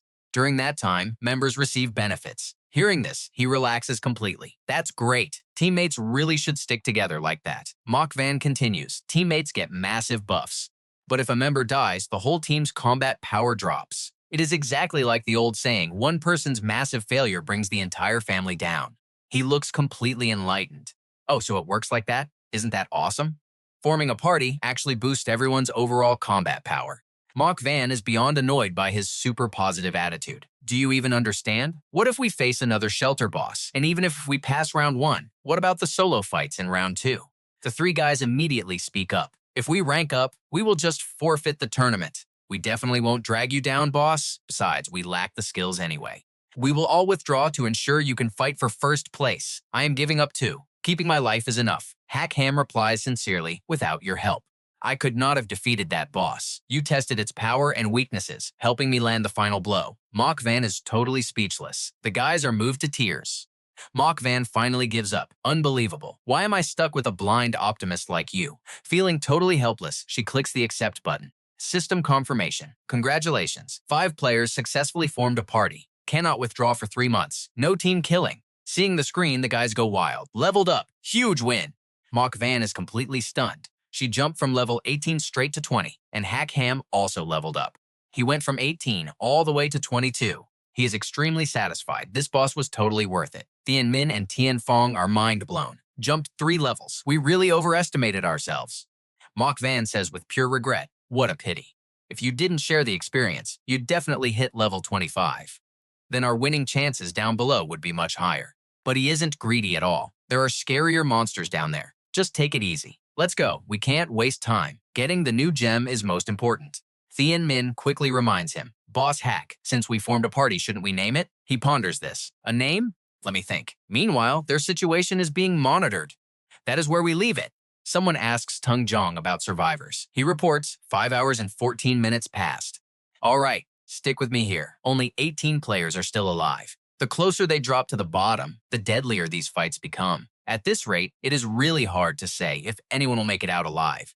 Frowning, someone points out the brutal truth. No matter what, this crew is their very last hope. If these guys cannot figure out the chaos on the bottom floor, they will have to finally use that secret weapon. Suddenly, a monitor guy shouts out in shock. What is wrong with this player? Impatient, someone asks what happened. Looking at the map, he reports a massive glitch. One player just randomly spawned on the lowest floor. Everyone yells, wait, what? Down on the final level, a teleportation gate sparks to life, and a mysterious figure steps out. He laughs out loud. As long as I reach the 1,000-meter range, I can use my piercing skill. Who dares to outspeed me? But his laughing completely stops when he looks up. A massive, ancient Chinese-style building stands right in front of him. What in the world is this? Meanwhile, over with He Ham's team, they are busy butchering monsters. Beasts fall one by one. Standing among the small fry, Tian Fong smirks, acting tough against me, but He Ham is getting impatient. They have been stuck here forever and still cannot find the stairs down. Mac Van figures the organizers gave 0 maps because the tunnels are totally wrecked, so they have to blindly search. Looking at endless tunnels ahead, He Ham groans. This is a total nightmare. With so many forks, how will they find the right way? Seeing Thien Min stretching his muscles, Liu Mang gets curious. Thien Min casually brags, "If it is a maze, you gotta rely on me. You know my alias?" Liu Mang shakes his head no. Thien Min suddenly blasts forward, shouting his title, the Sonic Speed Assassin. In a flash, he vanishes, yelling that he will call them back once he finds the path. But suddenly, a terrifying scream echoes from a nearby tunnel. He Ham panics. What just happened? Why did he vanish? Tian Fong tenses up. Sounds like he fell into a pit. The crew rushes together down a dark pathway. Tian Fong stops at a cave entrance blocked by wooden boards and calls out. Mac Van checks it and notices fresh glue. Someone definitely faked this blockade to hide the real path. Luckily, Thien Min charged in so fast he crashed right through it. Liu Mang gets furious. What kind of absolute jerk plays dirty tricks like this? Tian Fong worries. Tien Min fell out of sight. We need to chase him down. But He Ham senses something is totally off with this cave. Confused, Tian Fong asks, "What is so weird?" Pointing down, he notes the entrance marks are way too fresh. Touching the wall, Tian Fong realizes these cuts are from machines, not old mining tools. Did another player dig this? Nobody can carry a heavy drill in here. He Ham agrees. Exactly. Who brings a huge drill to a fight? Now watch closely. Meanwhile, another solo player, level 16 Lu Ba, is exploring alone. He shuts his eyes, sensing a deadly threat right above him. Vicious venomous spiders ambush him, but a massive sharp drill instantly pierces right through them. Raising his drill arm, Lu Ba sneers at the dead bugs, just a pile of utter trash. Then he senses something way worse creeping behind him. A level 18 venomous cave spider boss drops down. He groans in annoyance. Damn it, I found the boss already. Whatever. He triggers his armor skill, gearing up. Lu Ba charges the beast. I do not care what you are. Prepare to be ripped wide open. Back with Thien Min, he crashes face first into the dirt. Suddenly, voices echo. Found him, he is still alive. His crew finally drops down to his rescue. And Tian Fan jokes, this brat is actually insanely lucky. Thien Min panics and screams, "Do not come over here!" Instantly, rocks start collapsing from the ceiling above. He Ham climbs out of the crater, noting the fresh magma rocks. Someone definitely carved this hidden path. Tian Fong calls out, "Let's go, why are you still lying there?" Once everyone is up, He Ham warns them, stay sharp, the cave digger might still be around. With sharp senses, Mac Van smells a heavy stench of fresh blood. He Ham makes the call, let's check it out. Meanwhile, Lu Ba's drill is shattered, and he is pinned to the ground after battling the spider. But now, mysterious figs are hunting him. Wait, they cannot find the mage. Instead, they complain about Lu Ba. His drill was annoying, putting holes in me. He delayed us by 10 seconds. The speaker is a level 24 spore priest. He growls. Where did that mage run off to? He saw something he shouldn't have seen. The emperor demands his body, dead or alive. Behind him, Suang Mei cries out in pain. It hurts so much. The priest scolds it. Stop crying about your holes. They grow back tomorrow. Suang Mei whines, but it leaves a scar. Suddenly, the priest senses danger. He mutters, I feel someone approaching. Suang Mei is completely clueless, asking, where? Are you hearing things? The priest stays on guard, staring into the dark. Strange, was it just an illusion? Let's go find the mage. Suddenly, Thien Min blasts past at sonic speed. Suang Mei stares at its severed stomach. Wait, someone is actually here. Thien Min is stunned that Suang Mei isn't dead. Its body is way too tough. Tian Fong jumps in, swinging his sword, instantly chopping off its limbs. Yet, it still mocks them. You humans are absolutely pathetic. Tian Fong proudly poses. Thien Min snaps back at him. Who says I failed? Without my first strike, you would never have succeeded. He Ham grins. There really are two monsters here. Good thing you warned us, Liu Mang. Liu Mang replies, my danger radar did all the work. But suddenly, his artifact starts glowing intensely again. I know what you are thinking. Liu Mang frowns in panic. Why is it glowing? The enemy is down. Tian Fong, totally clueless, casually asks, is your junk broken? It didn't even glow for the bunker boss earlier. Why would it glow for these goons? Liu Mang starts sweating. Impossible. My artifact would never make such a stupid low-level mistake. Suang Mei instantly regenerates behind his back, whispering, so you trash-killed the bunker boss? Liu Mang screams in absolute terror. What is happening?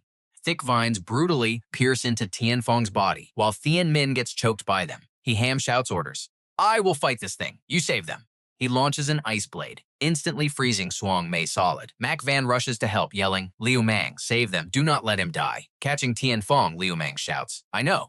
Even while frozen, Tuong Mei sneers, so annoying. Ham unleashes a massive barrage of ice arrows, roaring, then drop dead. The ice spikes completely shred the monster, leaving its body riddled with holes. Ham yells, you stabbed him. I will pay it back 10 times. Being healed, Tian Fong stammers, big boss. Liu Mang snaps, do not move an inch. Furious, Tuong Mei sprouts sharp vines right out of its wounds. You little rat! But more ice darts fly in, turning the monster into a perfect target practice dummy. Pinned to the wall by ice, it can only curse, damn you. Then Ham delivers one final absolutely brutal critical strike. Staring into its eyes, he smirks, if you have infinite healing, I just have to keep killing you. Speechless with rage, it screams for backup. You stupid mushroom, hurry up and help me. Trust me. You will want to see this. Ham realizes instantly, this new guy is extremely dangerous. Stick with me. You and I are about to watch the real show begin as Taetu's poison spores explode everywhere. Mac Van is totally confused, wondering how these two enemies just came back to life. But there is no time to think. Deadly mushroom spores completely surround their position, and even Tin Fong and Liu Mang get caught in the toxic cloud. Taetu laughs darkly. Perfect, a direct hit. But before the monster can finish bragging, it completely freezes. Hach Ham is still charging forward like an absolute beast. The villain tries to stay tough, but Hach Ham simply swings his sword, sending a wave of freezing ice blasting in every single direction. The heavy blade smashes straight down on his opponent, but Hach Ham is completely stunned. What just happened? That massive strike did absolutely zero damage. Taetu just stares at him with cold eyes. Such a pity. You are way too naive. Did you seriously think my defense barrier would just let you slice right through it without any consequences? A violent blast of dark energy shoots straight at Hach Ham. He instantly throws up a shield to protect himself, but those tiny toxic spores manage to pierce right through his defenses. He dodges quickly, and even Taetu has to admit his reaction speed is incredible. But it is totally useless. You are already infected, and now these spores will multiply like crazy all over your body. Hach Ham is absolutely furious at this monster's arrogant attitude. But Van Tuong quickly warns him, you are a close combat fighter. You do not have the right defensive gear for this. There is zero chance of beating a long-range poison user right now, so you need to fall back immediately. Beside them, Tien Min weakly calls out, Boss, his entire arm is already covered in the deadly toxin, and he says his body is turning completely stiff. Right after saying that, Tien Min's body turns into completely solid stone. Mac Van reaches out to help, but Hach Ham screams at her not to touch him or he might shatter. Over by Liu Mang and Tin Fong, huge mushrooms are literally right out of their bodies. Now pay close attention here, because this is where the horror truly begins. Taetu explains that the spores violently mutate their bodies. He plans to turn them all into elite wooden soldiers to replace the ones they destroyed. How the other four transform will depend entirely on their unique abilities. Mac Van starts panicking. Are you telling me I do not even know what kind of horrible death I am about to face? Hach Ham grabs her and pulls her away. There has to be an antidote somewhere. Let us move. Taetu watches them escape with pure disgust. Foolish humans. This entire world belongs to the great demon god. Tuong Mei finally recovers and snaps at him. What are you mumbling about? They are getting away. Go catch them. Taetu just smirks. What is the rush? They will not make it very far anyway. Plus, if they cross paths with that annoying mage, we can finally lure him out of hiding. Meanwhile, Hach Ham completely loses his strength and crashes hard to the ground. Mac Van rushes over in a panic. Are you okay? He groans in absolute agony. I feel like my flesh is about to rip apart. Suddenly, thick green vines burst right out of his back, grabbing onto the rocky cliff. Hach Ham gets dragged violently against the cave wall. This is bad. I am literally transforming into a giant creeping vine right now. But Mac Van is totally fine. He stares at her in shock. Why are you not reacting to the poison? Are you somehow completely immune? Whatever, this is perfect. Use your blade to chop these vines. Van Tuong frantically searches the system for an antidote while Hach Ham yells at her to hurry up. Mac Van nods and steps closer to try. Hach Ham urges her on, but as she awkwardly moves toward him, he gets totally confused. What are you doing? Just pull it out already. Mac Van kneels down right next to him. Okay, I am ready. But her hand brushes against his thigh. Hach Ham panics and screams. No, I meant pull out your weapon, not that. Mac Van blushes super hard. I do not know, I just suddenly want to. Hach Ham is completely stunned. Wait, did the poison spores actually hit her with an aphrodisiac effect? He desperately calls out to his system. Van Tuong, you are my only hope left. Get me that antidote. But he catches Van Tuong staring intently at the spicy scene unfolding. He yells at her, "Snap out of it. Stop watching us like a total creep." Mac Van touches her chest, feeling her racing pulse. "I do not know what is wrong with me. My heart is just beating so fast." Hach Ham is sweating buckets. "Sister, my heart is beating way faster than yours right now. But this is not the time for this. You have to stay calm." Suddenly, Van whispers into the girl's ear, "Just sit on him. It will feel amazing." Hach Ham absolutely loses his mind. "Shut your evil little mouth." Mac Van simply cannot hold back anymore. "I really want to try it. I need this right now." Hach Ham's face goes pale. Absolutely not happening. She is completely losing control. If they keep making noise, the other players or those two crazy monsters will definitely track them down. Left with zero options, Hach Ham begs his system to somehow get him out of this mess. "If we survive this, I will let you watch whatever you want." The system girl instantly gets super excited. "Really?" he yells back. "Yes, I swear. Just hurry up, she is already sitting on me." "I know exactly what you are thinking, but sorry to ruin the romance." Van Tuong hands over the magical cure, threatening him if he breaks his promise. The poison is instantly cured, and Mac Van blinks in pure confusion. "Wait, what just happened?" Hach Ham lets out a massive sigh of relief. "Thank heaven, you finally got your sanity back." But right at that moment, she realizes what her hand is actually squeezing. Hach Ham looks at her deadpan. Considering the massive size of my pride and joy, calling it a squeeze is honestly pretty insulting. Realizing what she is holding, Mac Van yelps and punches him right in the face. She scrambles away, absolutely mortified. "You total creep, what did you do to me?" He groans in pain. "Look at me, I am tied to a wall. I could only be the victim here, all right?" Mac Van finally connects the dots. "Oh, so that is what happened." He sighs heavily. "Thank God I got that antidote." "System, just toss another bottle over to me, you know the drill." But Van Tuong nervously looks away, completely avoiding eye contact. So about that, I only managed to find one single bottle. We are totally out." Hach Ham absolutely loses his mind. "You useless piece of junk. How did I end up stuck with such an incredibly unreliable system?" Van Tuong stammers, desperately trying to defend herself. "I had no idea things would escalate like this." Watching him yell into empty air, Mac Van gets genuinely worried. Did the poison melt his brain? But before they can figure it out, Tae-2 arrives with a sinister grin. "Found you." The monster actually looks impressed. "To carry my deadly poison and still run this far? I clearly underestimated your strength." Mac Van points her sword, trembling as she tells it to stay back. From behind her, Hach Ham just dramatically rolls his eyes at her very obvious warning. "Seriously, sister? Do you not think telling the killer monster to stay away is a little bit useless?" Meanwhile, Suong Mei points at her in pure shock. "Wait, why is that girl completely unharmed?" Tae-2 refuses to accept it. "That is impossible. Nobody can resist my toxic spores. It must be the work of that hiding mage. Capture her alive immediately. We need a prisoner to force out exactly where that tricky mage is hiding." Hach Ham's sharp mind immediately catches that tiny detail. "A mage? Are these guys hunting down a mage?" Suong Mei aggressively steps forward, cracking her knuckles. "Understood. I will tie her up right now." Deadly creeping vines instantly swarm toward Mac Van, but she swings her sword, slicing them down one by one. Hach Ham screams out tactical advice. "Mac Van, use a fire element attack to burn them to crisp." She blocks another strike. "I already thought of that, but I do not have a single fire skill equipped." Suong Mei bursts out laughing. "Well, then you are completely screwed. Just give up and accept your painful defeat like a good little human." Hach Ham desperately begs the system to pull a weapon for her. But Van Tuong just shrugs. "I cannot just give items to random people. She is totally on her own. In fact, if she dies right here, that is one less annoying problem for me to deal with." But then Van Tuong realizes something crucial. Wait a minute, she actually cannot die right now. A glowing magical artifact shoots straight toward Mac Van. "Here, take this as compensation." Mac Van easily slices right through the thick vines, completely addicted to this incredible rush of overwhelming power. Her blade is surging with absolute energy from the system's treasure. The monster suddenly slams its massive vine-covered hands down onto her. "Game over!" Hach Ham screams out. "Mac Van, do not give up. Strike back right now." She closes her eyes, channels all her power, and slashes down. So what do you and I make of this insane power-up?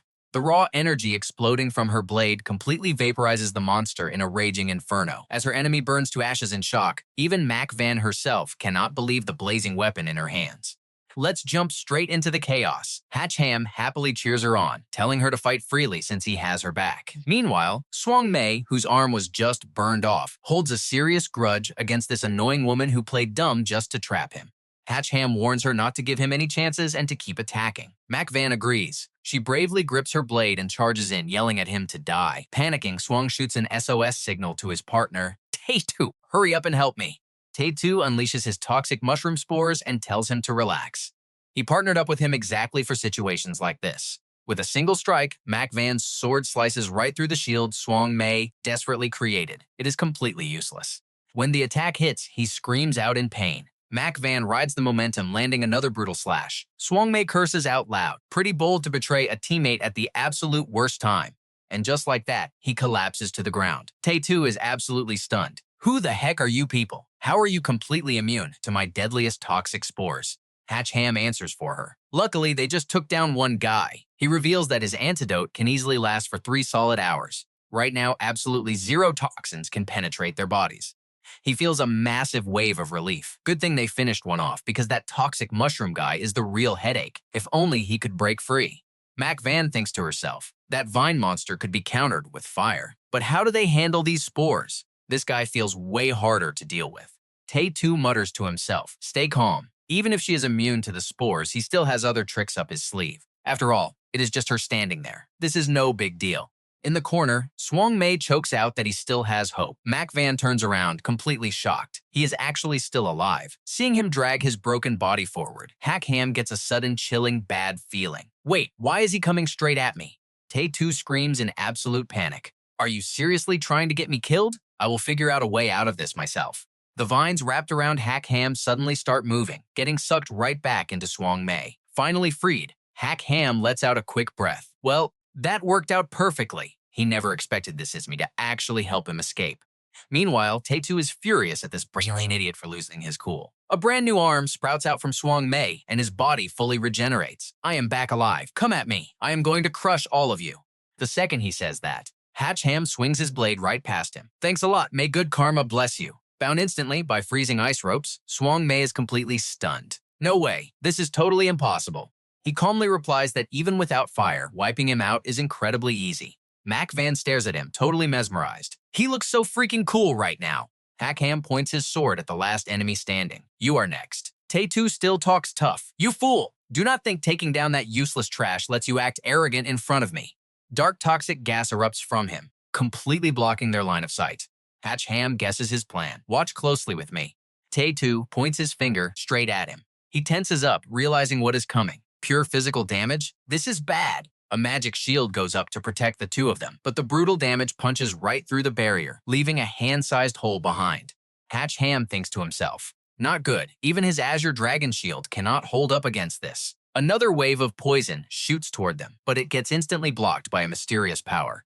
He gasps out loud. This purification skill is way too strong. Who just showed up? Meanwhile, Tay2 smirks and calls him a sneaky rat. The mage they have been hunting has finally appeared. Mac Van is pretty curious. Is this another tournament competitor? Hach Ham realizes it instantly. This guy is the actual target of these two monsters. What did he even do? And why did he not just run away? Instead, he stepped in to help at the most critical moment. Tay2 shifts his attack toward the newcomer, yelling that he will never escape. The guy scoffs, calling him a mad dog, biting everyone in sight, as his magic staff projects a glowing shield. The powerful spore toxins aggressively invade, causing deep cracks to form on the shield. Hach Ham shouts a warning to him. Purify it just like you did before. He screams back. If I could spam that move, I wouldn't be running for my life right now. Hurry up and help. Hach Ham gets ready to fight. I told you already. Do you really think you can take us all on? With his other hand, Tay2 blasts toxic mushroom spores at him, warning him not to interfere. Refusing to back down, Hach Ham swiftly dodges through every wave of poison and charges right in. Tay2 feels a sudden panic as the guy gets closer. He sped up. Hach Ham leaps high into the air and brings his sword crashing down. Eat this! Tay2 reinforces his magic barrier, laughing at the ridiculous attack. But when he sees the freezing aura of the blade, realization hits him hard. Wait a second, what did you just feed me? The sword slams down. He yells back, eat the blade of the great Hach Ham. Brutal ice magic completely invades Tay2's body. The mage breathes a massive sigh of relief. Phew! Saved! Meanwhile, the invading ice magic leaves Tay2's body completely paralyzed. Hach Ham rides the momentum, knowing this is the perfect opening. A relentless flurry of sword strikes leaves Tay2 struggling to survive. His body is slashed into pieces. Mac Van cheers in pure joy. We won! But Hach Ham warns her to stay sharp. Do not forget that the other guy got chopped in half and still came back to life. She nods, totally understanding the stakes. Playing it extra safe, Hach Ham unleashes scorching fire, burning the remains until absolutely nothing but ash is left on the ground. Mac Van thinks they are finally safe this time. Hach Ham tells her to double-check, making sure absolutely zero residue is left. The mage walks over and thanks him. Thank you so much, Hach Ham. Good thing you two were here. Fighting solo, I would be completely dead. Hearing a stranger say his name leaves him completely surprised. You know me? The guy smiles warmly. You are a legendary figure around here. Who wouldn't know you? I am also a tournament competitor. Tuong, a level 19 mage. If possible, let's team up and keep moving forward. That way we can easily help each other out. Hach Ham asks what he actually did to make those two masters so desperate to kill him. Tuong sighs, saying it is a long, unlucky story. Now, you and I know he is hiding something, right? Before he can finish, Mac Van screams out, "What the heck?" Tae-Too's toxic mushroom spores are literally reconstructing their master's body. Hach Ham watches in pure horror. The brand new body is fully formed, and the monster starts screaming out loud. All of you, die. Tuong quickly throws up a magic barrier, sweating in absolute panic. It is over. He wants to kill us all with his toxic spores. The glowing shield protects them as the entire surrounding space is completely swallowed by the poisonous dust. Tuong warns them that one touch means instant death. Hach Ham quickly asks if he can use a barrier to suppress the monster. Pulling out several glowing crystals, he replies. I don't know, but let me try. Tuong's magic staff absorbs the raw energy from the crystals, charging up at maximum power. Tae-Too floats above, totally frozen in place. He laughs mockingly. You idiots! Drawing out too much magic will not save you at all. Once your energy runs completely dry, I am going to tear all of you apart with absolute ease. Hach Ham launches a combo attack. No effect? Don't be so sure about that. Tae-Too panics. Are you seriously trying to? No. Following his scream, a deadly blast of ice magic shoots straight from the blade. He glares at the monster. If I cannot kill you, I will just imprison you. A massive, unbreakable ice block instantly forms, trapping Tae-Too inside so he cannot move a single muscle. Hach Ham says this ice block will not melt anytime soon. Tuong looks disappointed, sighing that the treasures at the bottom all burned up. Hach Ham pats his shoulder to comfort him. Do not lose hope! There is definitely better loot down there. We will get our investment back with interest. Let's go check on Tianfong and the others. Mac Van agrees, saying they probably managed to detoxify themselves by now. Time to move! Tuong smirks coldly. I am not discouraged at all. After all, you have to throw a sprat to catch a mackerel. Meanwhile, the other three teammates finally wake up, looking completely confused. What just happened here? I have no idea. Mac Van is thrilled to see them safe. Thank goodness, everyone is okay.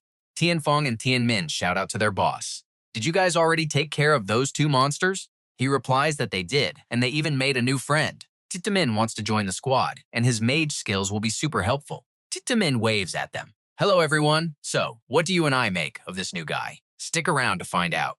Stick with me here, because things are about to get wild. Since he is the only one who actually went down there, he finally starts breaking down the situation for the rest of the team. He nods. Yeah, honestly, if I had not seen it myself, I would not believe how bad it is. He explains reaching the bottom floor through the mystic tunnel, but there were 0 purple crystals. Instead, just a massive, weirdly mysterious underground castle. Hach Ham looks stunned. A castle? Liu Mang eagerly jumps in, asking what it looks like and if he actually went inside. Tuong continues, saying he originally planned to sneak in to see if the people inside stole the purple crystals. But before he even got close, he realized the enemies were insanely strong. He had absolutely 0 chance of winning. Honestly, making it out of there alive was pure luck. Hach Ham guesses that if that is true, things down here are totally different from the surface. They need to be super careful and rethink their next move. Then, remembering something important, he turns to look straight at Liu Mang. Right, can you use your time recall ability? Help us check out the situation down there. Liu Mang shakes his head. He explains he can only rewind recent events. He does not have X-ray vision, so he cannot just see through solid ground. Tianfong then speaks up directly. Well, guess your special ability is not really that overpowered after all, huh? Liu Mang ignores the insult as Hach Ham steps up to keep the peace. Alright, this is not the time to argue. The situation is bad, and the enemy pursuers are crazy strong. The monsters lower down will be even more brutal. Let us vote right now by a show of hands. Push forward or head back up to the surface. Honestly, this whole mission is completely out of our control now, and we cannot just blindly risk our lives. Mac Van speaks up first. I am pushing forward. We made it this far, and going back empty-handed would haunt me forever. The other three bravely agree, saying they are in too. Hey, we have cheated death twice already! Maybe Lady Luck is finally on our side. Another chimes in. No, the boss is on our side. With the boss here, we have got absolutely nothing to fear. We follow the boss to the very end.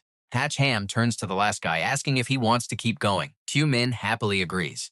With you guys around, I feel totally safe. No matter what happens, I cannot let my crystals go to waste. I need a proper payoff for this. He agrees. All right then, let us keep heading straight to the bottom of the cave. The whole team is insanely hyped up. Hey Tuong, want to officially join our squad? Our combat efficiency will definitely skyrocket if we team up. But Tuong quickly turns them down. He says he wants to stay a free agent for now, though he promises to help them out as much as possible. They decide not to force him. All right, no pressure at all. Let us just focus on making it out alive first. Tuong just nods. Hach Ham asks him a favor. Since you have been down there, can you lead us back? But he replies that his magical staff is already completely ruined. He cannot open the mystic tunnel anymore, but he knows a shortcut straight down. Hach Ham is surprised. A shortcut? The guy points at a massive hole in the distance. He swears he saw enemy pursuers climbing up from there with his own eyes, which means this path goes straight to the bottom tier. Hach Ham peeks down into the dark abyss and gasps. He cannot even see the bottom. But there is a catch. They do not know if the exit is guarded. Going down blind is suicide. Tuong steps up to volunteer. Being fast and agile, he offers to scout ahead since he can escape easily if things go south down there. He tells everyone to wait for a signal. Tuong chimes in, offering to go with him. He claims he knows the guard positions, which will help them prepare. He also tells Liu to tag along. You are great at long-range attacks, so we can coordinate perfectly.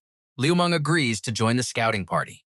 From up top, Tianfeng tells them to be careful, while Tuong confidently promises good news. Meanwhile, Van looks incredibly worried about what is actually waiting for them down there. Now pay close attention here, because Hach Ham is getting suspicious. He turns and asks what she thinks of Zhang Tuong. Van blinks. Him? Why is there a problem? He answers carefully. He cannot put his finger on it, but something feels off, especially just now. Liu Mang's long-range skills are not even that great. It would have made way more sense to take someone fast at sneak attacks like her. So why did he specifically ask for Liu Mang to go down there with him? Deep underground, a frog monster guarding the tunnel stretches its arms, looking completely exhausted. It complains about how painfully boring this guard duty is every single day, but it has no idea a blade is right behind its neck. One clean cut. In a flash, the monster is wiped out, and Tuong's group climbs up out of the hole.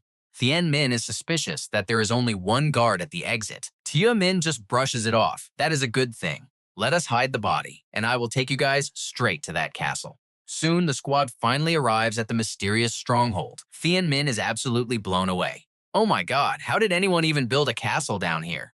Liu Mang is amazed too. Just as promised, there is not a single purple crystal in sight. He suggests falling back to update the boss, but Tuong stops them. Don't rush. Let us find the crystals first, since we do not have any real clues yet. Tuong nods in agreement. Tuong then points towards a tall rock right in front of them. Hey, do you see that boulder up high over there? Tuong, you should climb up that rock. You might be able to see inside the castle. We definitely need to understand the terrain before reporting back. Tuong accepts the mission immediately. All right, I will go check it out. Are there any enemy guard posts over there? Tuong assures him that the path was totally safe when he went earlier. Tuong moves out, telling the other two to stay put and provide cover. Liu Mang tells him to be careful. Reaching the spot, Tuong thinks the vantage point is incredible. No guards at all. He smirks, thinking the enemies are really stupid. These monsters occupying the place are clearly just a weak, disorganized mob. I know what you are thinking. This feels like a trap. Liu Mang feels it too. This place is too creepy. I just want to leave, he mutters, asking what kind of monster is hiding inside. Tuong plays dumb. But secretly, Tuong is planning his next move. He did not want to expose himself this early, but since this kid has time recall, keeping him alive is way too dangerous. His plan is simple. Wait for the guy up top to alert the guards, strike during the chaos, run away, and claim they got ambushed. He thinks he is an absolute genius. His dagger is drawn, ready to assassinate. But suddenly, Hach Ham's voice comes from right behind him. What are you doing? Tuong jumps in total shock, screaming, Why did you guys come down here? Liu Mang looks completely confused, while the boss, Tianfeng, starts demanding answers.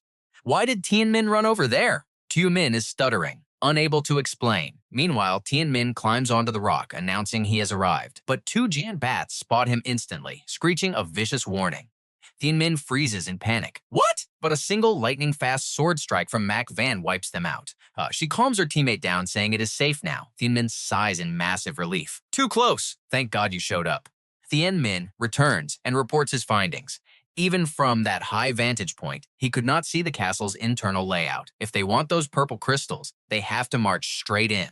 Mac Van points out that charging in blindly is basically a death wish, since they do not know the enemy's strength. Hach Ham nods. Exactly. We came down because we were worried about you guys. Good thing we made it.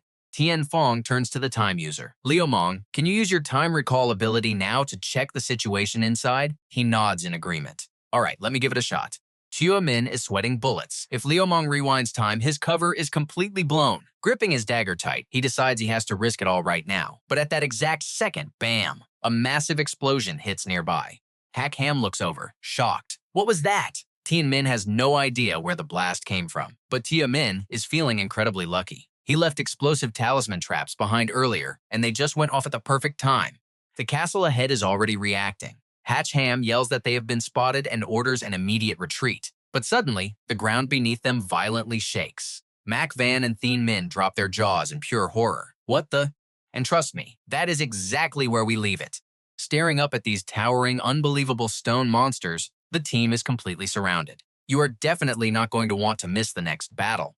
Alright, stick with me. You are about to see a trap go completely wrong. Tension is through the roof. Q Min realizes they totally poked a hornet's nest. Hach Ham immediately orders a full retreat. But the stone monsters are not letting them leave that easily. A massive rocky fist smashes down. Hach Ham barely dodges the devastating blow. Suddenly, he spots a glowing purple crystal flying out and grabs it. He turns back, excitedly shouting to the group that he found the purple crystal. Turns out these giant rock monsters drop the loot when they hide. Fong and Mang are completely stunned. What an insane twist. Meanwhile, Min tries slashing the ground but just yells in frustration. The earth is way too hard. Hach Ham quickly pivots, commanding them to lure out attacks. Fong steps up, fully taunting one of the beasts. Come on, hit me! But he takes the joke way too far. Now, he is completely surrounded by stone monsters, getting absolutely smashed into the ground. Min furiously screams at him to stop facing them head-on. Hach Ham moves with lightning speed, his sword slicing right through the rock beasts. Boom! Another purple crystal secured. A swollen, trembling Fong stammers that he found one too. Min is shocked. Your face is completely deformed. Even completely frozen. The stone monster still launches an attack. He panics. Wait, freezing does not work on these absolute beasts? Hach Ham drops the greed immediately. Fall back. Stop looking for the purple crystals. Keep yourselves alive and stay right behind me. Suddenly, Tien Min realizes something is off. Wait a second.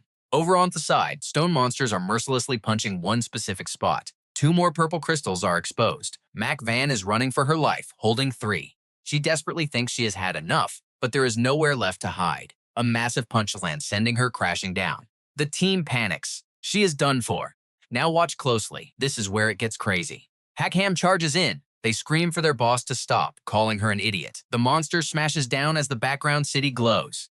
Mac Van desperately dodges, constantly falling back. Hach Ham screams for her to hold on, charging to the rescue.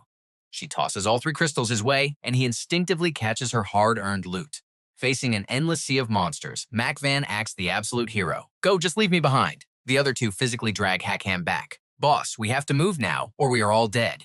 He reluctantly calls out her name, completely torn. The group barely escapes back to their starting point, with Tua Min gasping that he almost died. We have exactly 5 people left. Hach Ham firmly replies, you guys escape. I am going right back to save Mac Van. Thin Min furiously disagrees. Are you crazy, boss? She is definitely dead. Why throw your life away too? He explains, if she died, why didn't we get a power reduction alert? We are a linked team. Liu Mong realizes the truth. He is right. Our stats are totally fine. Thin Min feels a spark of hope. Could she really be alive? Hach Ham looks at his crew, resolved. I cannot abandon her, but I will not force you. Liu Mong is fiercely torn, and so is Tien Fong. Hach Ham gives them the ultimate choice to decide for themselves. Tien Min feels incredibly guilty. Hach Ham patiently waits for their final answer. Liu Mong speaks up first. Sorry, boss, but I just do not think risking our lives is worth it.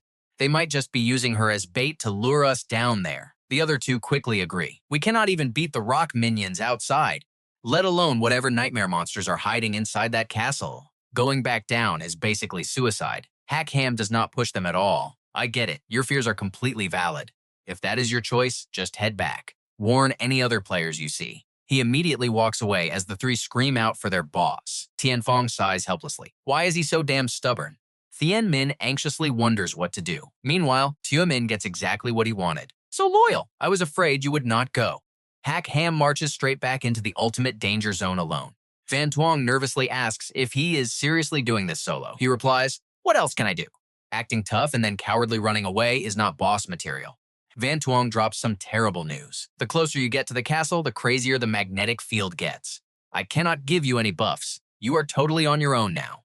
You and I are probably wondering, is this an instance dungeon? Otherwise, why the random castle? Turns out, absolutely not. Instance dungeons need a special entrance. Van Tuong breaks down the combat logic. In the dungeons I design, both bosses and minions always target the absolute highest level players first. Since those rock guys totally ignored you earlier, it proves they have super low intelligence. He sighs in defeat. Alright, fine. Next time I run an instance, I am bringing a higher level player to carry me. Van Tuong praises him. Not bad. Your logic is a little weird, but somehow perfectly accurate. The real problem now is figuring out how to sneak into that castle undetected.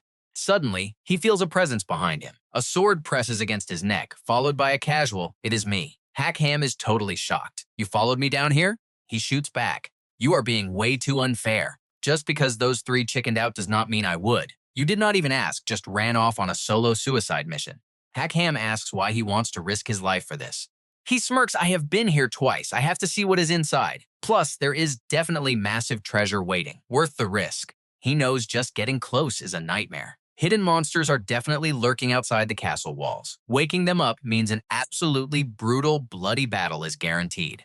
Tuong calmly points out that going alone is impossible, which is exactly why he is here. A psychic barrier blankets the ground, literally lifting Hach Ham into the air. Floating effortlessly, he is genuinely impressed. This floating skill is top tier. Min explains he planned this after getting caught before. Soon, they arrive at the fortress. "We made it to the inner door." Stepping out of the teleportation portal, Hach Ham confirms they are officially inside. The magic door completes its job and fades away. Hach Ham scans the area, surprised. "I thought these monsters did not even eat, but they have a whole food storage room." Min rushes him to find their missing friend immediately. They sneak out. Stepping into the interior hallway, Hach Ham is completely stunned. The space inside is incredibly massive compared to outside. Min agrees this entire castle is bizarre, suspecting more secrets hide within. Wandering blind is useless. We need to grab a guard and beat the location out of him first. A monster approaches. Hach Ham instantly ducks behind a pillar. Peeking out, he whispers, "Who was that? The dream lover of Tam K?" Min shrugs. "No idea. Let's just go check it out." The strange beast clutches a box and heads into a room. Suddenly, they hear a desperate scream. "Let me go!"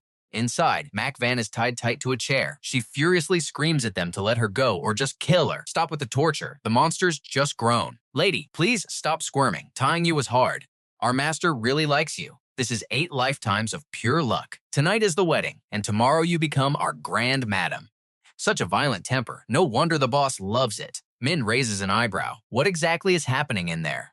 "I guess this boss has a weird thing for kidnapping women. Can you and I even believe this madness?" Inside the room, Mac Van continues her furious shouting. "Let me go right now." One of the monsters gets super annoyed. "Quit moving around. Let us dive into this wild manhwa." The monster raises a hand, mocking them about choosing death. But someone grabs its wrist, tight. Our main character, Hach Ham, has arrived. He growls, asking if it wants to die. The other two beasts freeze in shock. Where did this guy even come from? Does he seriously have a death wish or something? Boom! Hits the first guy with a brutal uppercut. Mac Van watches, totally moved. Seeing him face down 3 monsters alone, she finally believes it. He really came back for her. The monster sneaks a hand toward the alarm bell. But Tuong unleashes his power, freezing the beast solid. Not a chance. The creature goes completely stiff before getting knocked out cold on the spot. Hach Ham comforts Mac Van, telling her it is fine, he is getting her out. She is in tears, calling him an idiot. Did she not tell them to run? Why return? He answers honestly. They are a team. He could never abandon her. Tuong cuts the sweet moment short, telling them to stop talking and get moving right now. Sprinting down the hall, Hach Ham asks if they can just smash through a wall. Tuong says no. They have zero clue what is behind it. The old route is safer. 3 bats swoop in. Damn it, they are busted. Hach Ham and Mac Van swing their swords while Tuong just covers his head and screams about the danger. Rock monsters suddenly charge at them. Mac Van panics. Not these annoying things again. Hach Ham gets ready. No time to mess around anymore. She asks him what he plans to do. He yells to hurry. They are almost out. His sword erupts in blazing fire. A massive wave of pure heat blasts straight forward, clearing the entire path ahead. The wall gets blown wide open. The trio uses the chance to escape back into the cave. But right then, Tuong cries out that he sprained his ankle. Hach Ham pulls him up. Mock-Van looks back and screams a warning. Soldiers on the wall above are drawing their bows. Snipers. Hach Ham instantly activates the Azure Dragon armor. A magical shield pops up, blocking every single arrow. Tuong smirks. He finally got what he waited for. He swings his staff right at Mock-Van. She gets blasted right out of the shield. Hach Ham is completely stunned. What? Now watch closely. This is where it gets crazy. Tuong strikes Hach Ham right in the back. Coughing blood, Hach Ham finally realizes the truth. Tuong shows his true evil face. He waited so long for this exact chance. The armor starts peeling off Hach Ham. Mock-Van watches him suffer and screams in pure rage at the bastard. She swings her blade, yelling at him to die. But her weapon completely shatters the second it hits his magical armor. She is in total shock. How is that possible? Tuong gloats that he finally collected the full Azure Dragon set. Hach Ham gets blasted backward, and Mock-Van desperately runs to his side. Admiring the armor, Tuong is thrilled. What an absolute treasure!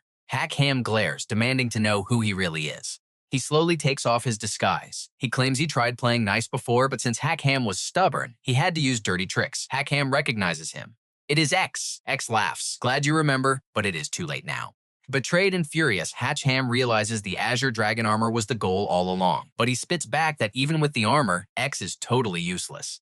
They are completely surrounded. Nobody is escaping today. X smirks, saying he wouldn't be so sure. He summons the legendary Azure Dragon Blade. Hach Ham is stunned. Wait, I thought this guy was just a mage? X smiles at the monsters, wiping them out with a single slash. Mock-Van realizes his movement style means he is a dual class, both mage and warrior. Hach Ham curses his own carelessness. X hid his true power this entire time just for this setup. Right in front of X, a huge monster prepares to strike. One clean strike directly to the chest, and the monster is sliced in half. X uses the opening to escape, mocking them to have good luck. Played like a fool, Mock-Van screams furiously that she will never forgive that bastard. Looking behind them nervously, Hach Ham says they need to focus on escaping first. The exit is way too far. Fighting their way out is going to be incredibly tough. Suddenly, a familiar voice calls out to the boss and Mock-Van. Their old crew crashes the party, bringing a massive crowd of players behind them. The cavalry is here. Liu Mang rallies his guys. He promised this floor was a monster nest. While they have numbers, split up and find crystals. The crowd agrees. You and I both know this changes everything. With this giant mob, they actually stand a real fighting chance instead of just walking into a death trap. Mock-Van is totally shocked by the huge crowd. Hach Ham feels touched. They must have rallied every single remaining player to come here. Let everyone hunt for crystals to share the pressure. It is a rare chance to break out, she agrees. Absolute chaos breaks out immediately. Hach Ham turns and asks his boys why they came back. The three men drop to one knee. They confess they betrayed their boss's trust before and deserve death for it. They beg Hach Ham for a chance to redeem themselves right now. Hach Ham pulls them up, calling them good brothers. Coming back proves everything. Monsters explode into gravel all around them. But Hach Ham goes on high alert. What just happened? Mock-Van warns that the monsters are sinking right into the ground. A blinding light flashes from the fortress. It is the Dark Emperor Amda, stepping out with overwhelming dominance. He growls at the rats, asking where they are taking his bride. Hach Ham mutters darkly. The final boss has finally shown up. Amda casually gestures at Mock-Van, commanding his bride to come over.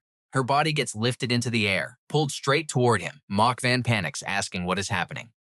Drifting closer to the boss, she screams to let her go. Hach Ham orders the team to save her. Amda scoffs at their weakness. The squad gets blasted backward. Hach Ham stabs his sword into the dirt to stop sliding. The power gap is absolutely insane. What can he do? The other players are terrified, asking what kind of monster this even is. Amda keeps attacking, sending clan players flying everywhere. Hach Ham frantically calls the system, asking for any intel on this guy. The system stutters back. It has absolutely no memory of creating this boss. But an S-rank boss definitely has a weakness. They just need to find it. Hach Ham yells back in pure frustration. How the hell is he supposed to figure out this big guy's weakness? Then it clicks. Wait a minute. Why did the demon god send minions to hunt X down? Did X want to destroy Liu Mang just to stop them from learning the demon god's hidden secret? Hach Ham barks orders. Liu Mang, use your flashback ability right now. Check what actually happened the first time Tuong came here. Liu Mang instantly agrees. Let's do it. Liu Mang triggers his skill. Hach Ham acts as bait, taunting the boss. He tells the brothers to hold him off at all costs to buy Liu Mang time. Tianfeng roars his agreement. The Dark Emperor scoffs at the trash. He rips giant rocks from the walls to block them. But Tianfeng dodges through the boulders, charging forward with his heavy blade. He shouts to activate his weapon's Sunblaze mode. An epic slash crashes down, actually surprising Am-Da. Looking at the fresh wound on his chest, the boss mocks him for sacrificing weapon durability just for one burst of high damage. Tianfong does not care at all. He just swings his blade down again, screaming to kill him. Am-Da calls it childish. His aura makes Tianfong spit blood. Tianmin rushes in to help, slashing hard. That is where we leave it. Trust me, you will want to see the next part. Alright, you and I are dropping right into absolute chaos. A massive sword strike blows up the city corner. The Dark Lord just smirks. Oh, now this is getting fun. Tianmin yells back that the real fun is just starting, bringing down another brutal strike. Countless energy blades weave together like a deadly net, crashing down to see how the boss dodges this time. The blades grind against the boss's body, but Tianmin's jaw drops. His ultimate attacks are literally just scratching the guy. Drained of power, he shakes violently, barely able to stay standing on his feet. The Dark Lord mocks him, fighting to the death. Let me help you with that. Hach Ham rushes in, shoving Tianmin back, but a beam of pure dark energy violently pierces right through his leg. With his last breath, Tianmin begs his friend. We cannot beat this monster, boss. Just run. But Hach Ham grits his teeth, telling him to save his strength and stay quiet. Did you find it yet? Suddenly, Liu Mang becomes the Dark Lord's next target. The boss senses something suspicious and decides to completely wipe him out first, just to be on the safe side. Mac Fan tries a sneak attack from behind, yelling in his face, but the boss's skin is like solid steel, literally shattering her heavy blade on impact. She just freezes in pure shock. What? He grabs her by the throat, annoyed by this disobedient woman. Right then, Liu Mang shouts that he found it. But before he can even finish his sentence, the boss violently blasts him. Hach Ham screams in pure panic.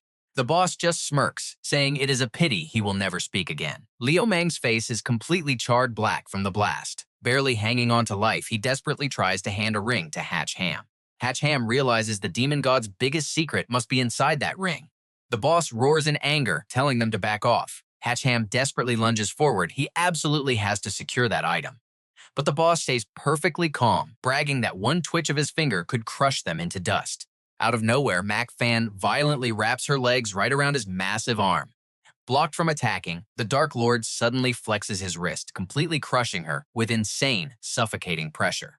But the villain suddenly gasps. He messed up. Hach Ham grabbed the ring. He praises Mac Fan's sacrifice as the ring explodes with blinding light. Our hero just stares at it in total shock.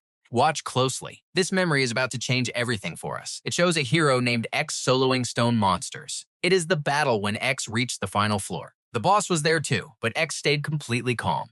The past Dark Lord muttered how weird it was. X had a master's disguise in magic, but dodged and fought with the insane agility of a close combat warrior. Completely bizarre fighting style. A lackey behind him offers to kill X for the demon god, but the boss waves him off. He wants to stretch his muscles a bit. He decides to crush this annoying challenger himself. X suddenly looks panicked, asking his professor if they found an exit yet. The scan shows a secret path right over there. Watching the memory, Hach Ham catches this tiny, crucial detail. Professor? A scan? The boss realizes X is talking to the outside world. This guy actually has a whole support team feeding him intel right in the middle of a boss fight. The boss figures if he watches this fight, he can uncover X's secrets and destroy his body outside. X curses the tournament organizers for building a massive underground castle they didn't even know about. Suddenly, the Dark Lord teleports right in front of his face.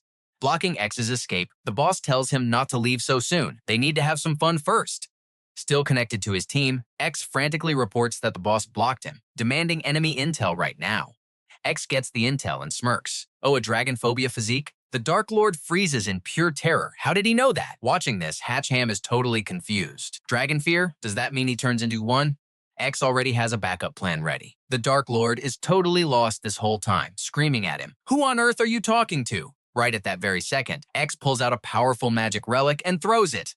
A massive dragon suddenly spawns. Seeing this, the Dark Lord is paralyzed with fear. The beast lets out a deafening roar, blasting a pillar of fire directly into the boss's chest. He takes the brutal hit without even fighting back. X makes a quick getaway, leaving the dragon to stall the enemies. The Dark Boss sinisterly orders his men to capture X alive. Since that guy knows his ultimate weakness, he absolutely cannot be allowed to escape. Hach Ham finally understands everything. The system AI, Van Tuong, impatiently asks him what he just saw in that vision. He replies, "It is not about becoming a beast. It is about absolute fear."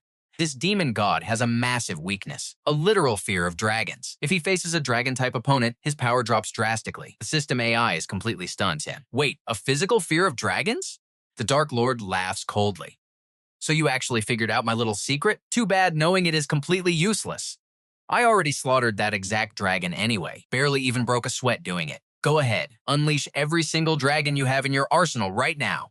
He quickly asks the system if she has any dragons. She just snaps back. What do you think? Why would I have that? The villain gets even more smug. Looks like you are empty-handed. What a shame.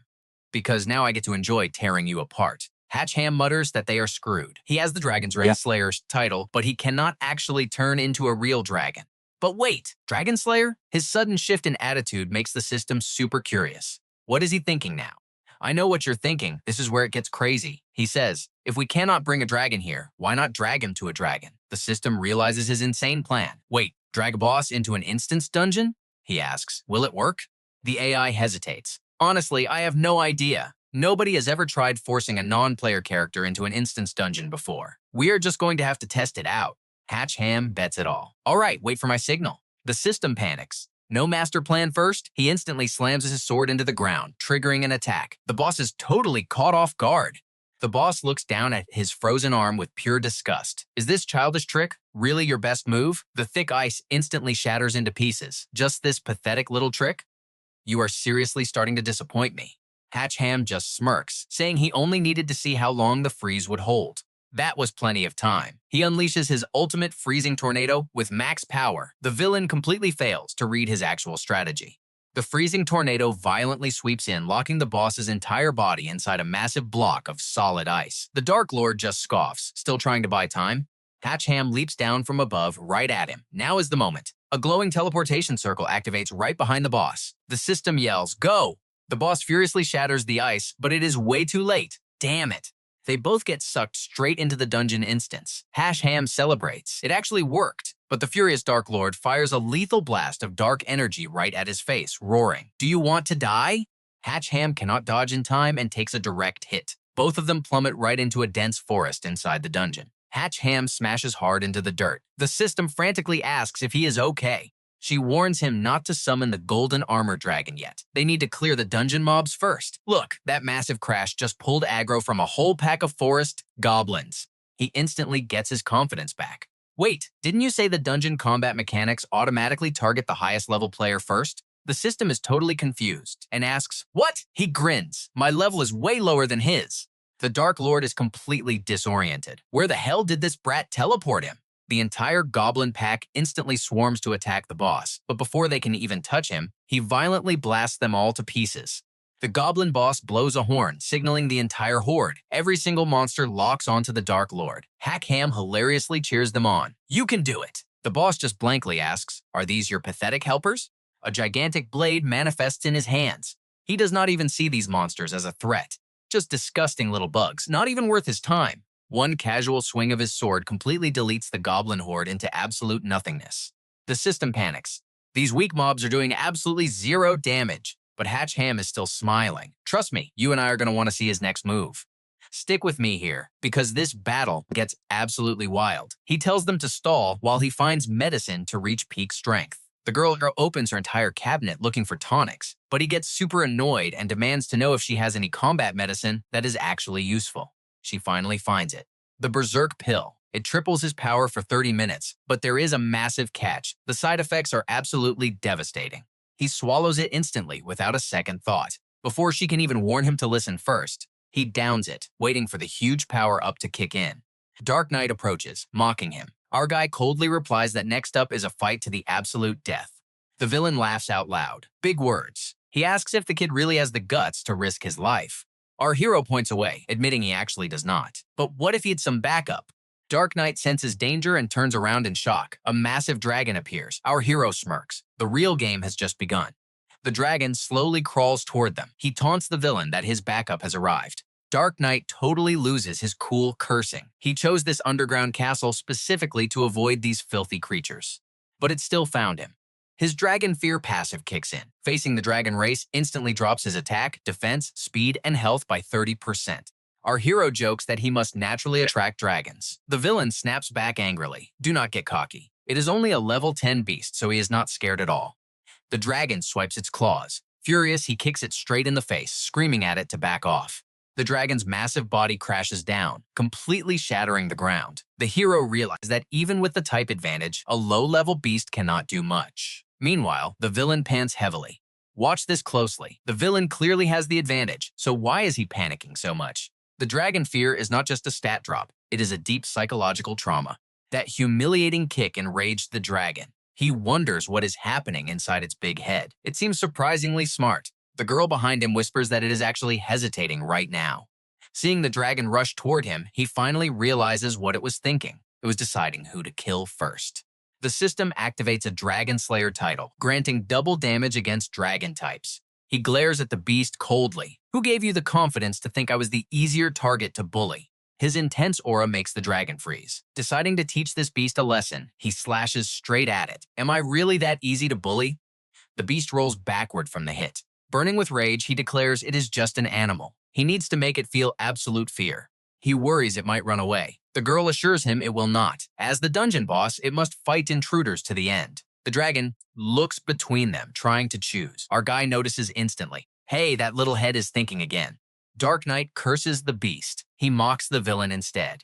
If it cannot decide who to attack, there is 0 point keeping its little life around. The dragon looks enlightened and roars, preparing to breathe a devastating blast of fire. Dark Knight panics, realizing it is aiming straight for him. Our hero smirks, exactly as planned. Wild beasts always target fear. His dragon-fearing passive made him the perfect target. As the intense flames close in, Dark Knight can only curse out loud. He retreats in shock. Our guy mocks him. Why is the demon god scared? Stop running and just take it. Dark Knight is so terrified he stutters uncontrollably. The roaring flames blast forward, tearing straight through the forest. The dragon looks incredibly proud of its massive attack. You saw that coming, right? The villain snaps, blasting dark energy to kill the beast. But while the dragon is dazed, our hero steps in, slicing the deadly attack apart. Unharmed under his protection, the dragon listens as he proposes a deal. Hey little guy, you understand me, right? Let's team up. Beat this guy and you will level up. The girl warns him that boss levels are fixed. He just calmly tells her to alter its settings and figure out the system hack later. She excitedly agrees right away. He turns back to the beast. Want to team up? Getting a signal from the beast, he grins. Awesome, time to kill a demon god. He issues the command, but Dark Knight mocks them. 2 pieces of trash teaming up cannot beat me. Pure delusion. Dark energy blasts forward, panicking him, but the dragon instantly smashes the attack away with its tail. Safe again, he praises the majestic earth dragon, but then its tail sweeps him up, tossing him far away. Turns out it was just moving him out of the danger zone to fight the villain alone. He cannot help but praise it out loud. Such a great teammate. He taunts him. You struggled against that? The villain snaps back, claiming he has only shown a fraction of his true power.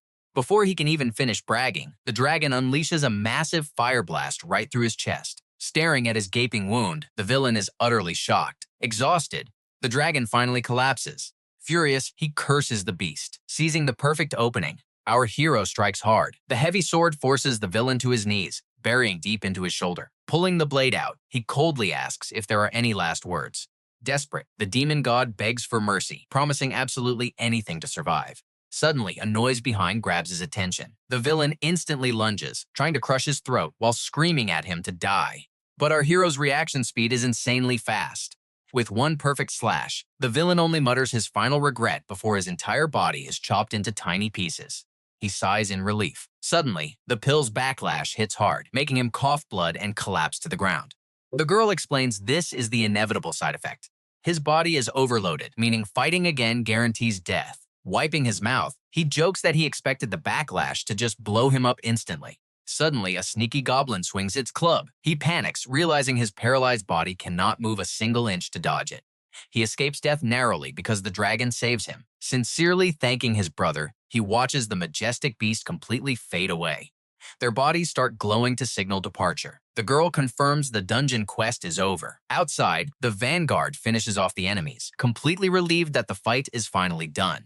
The bandaged guy speaks up. Where's the boss? Did he fall? The vanguard immediately interrupts. Stop the nonsense. Our boss is way too strong to lose. He knows, but the boss fought a literal demon god alone. Meanwhile, the girl sits quietly, far too anxious to even speak a word.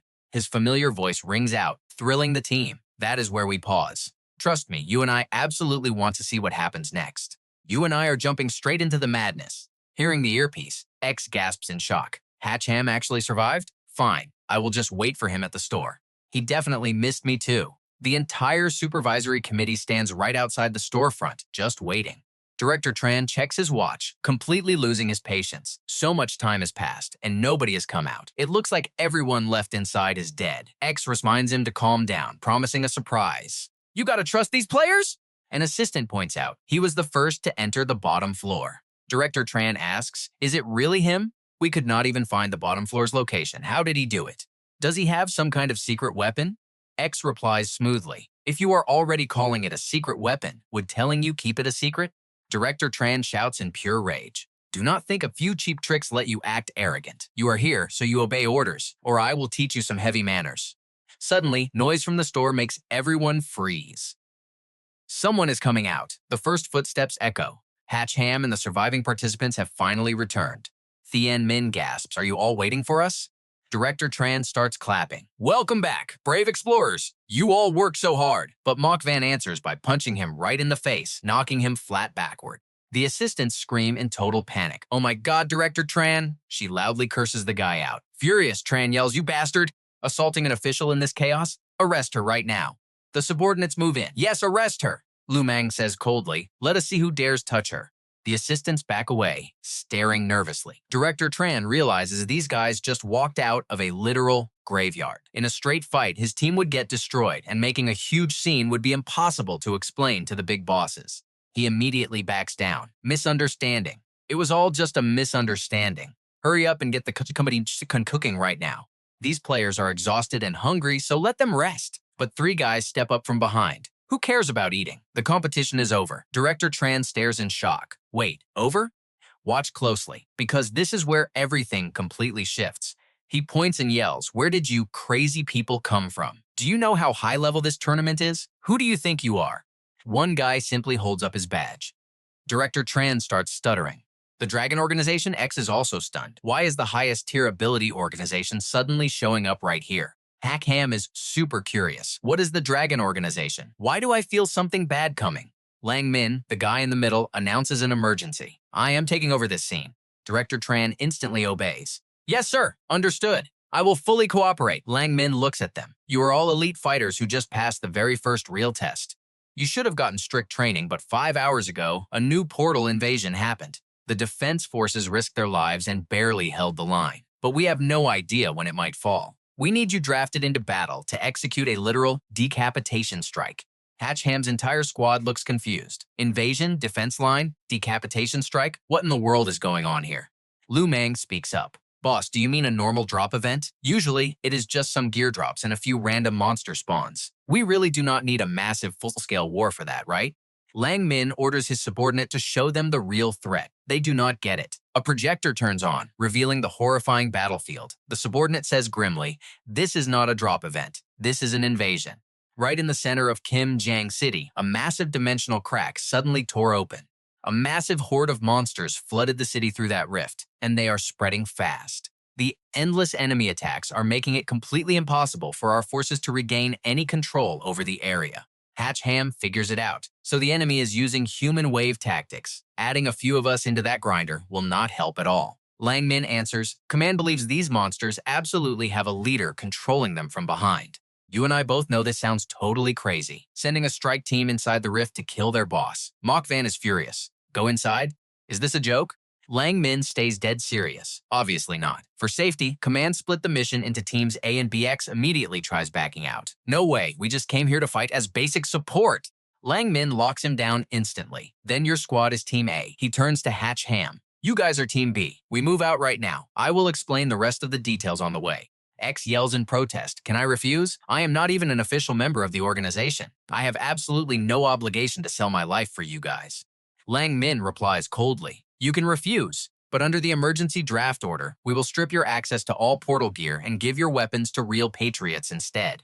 Hach Ham thinks fast. So the Dragon Organization can confiscate portal gear? Even my Azure Dragon armor and sword could be taken? Soon, a helicopter drops the entire group at a military base. Lang Min rushes them into the emergency briefing room. He points at the map. The rift is here. The closer you get, the stronger the monster guards become. Stay sharp.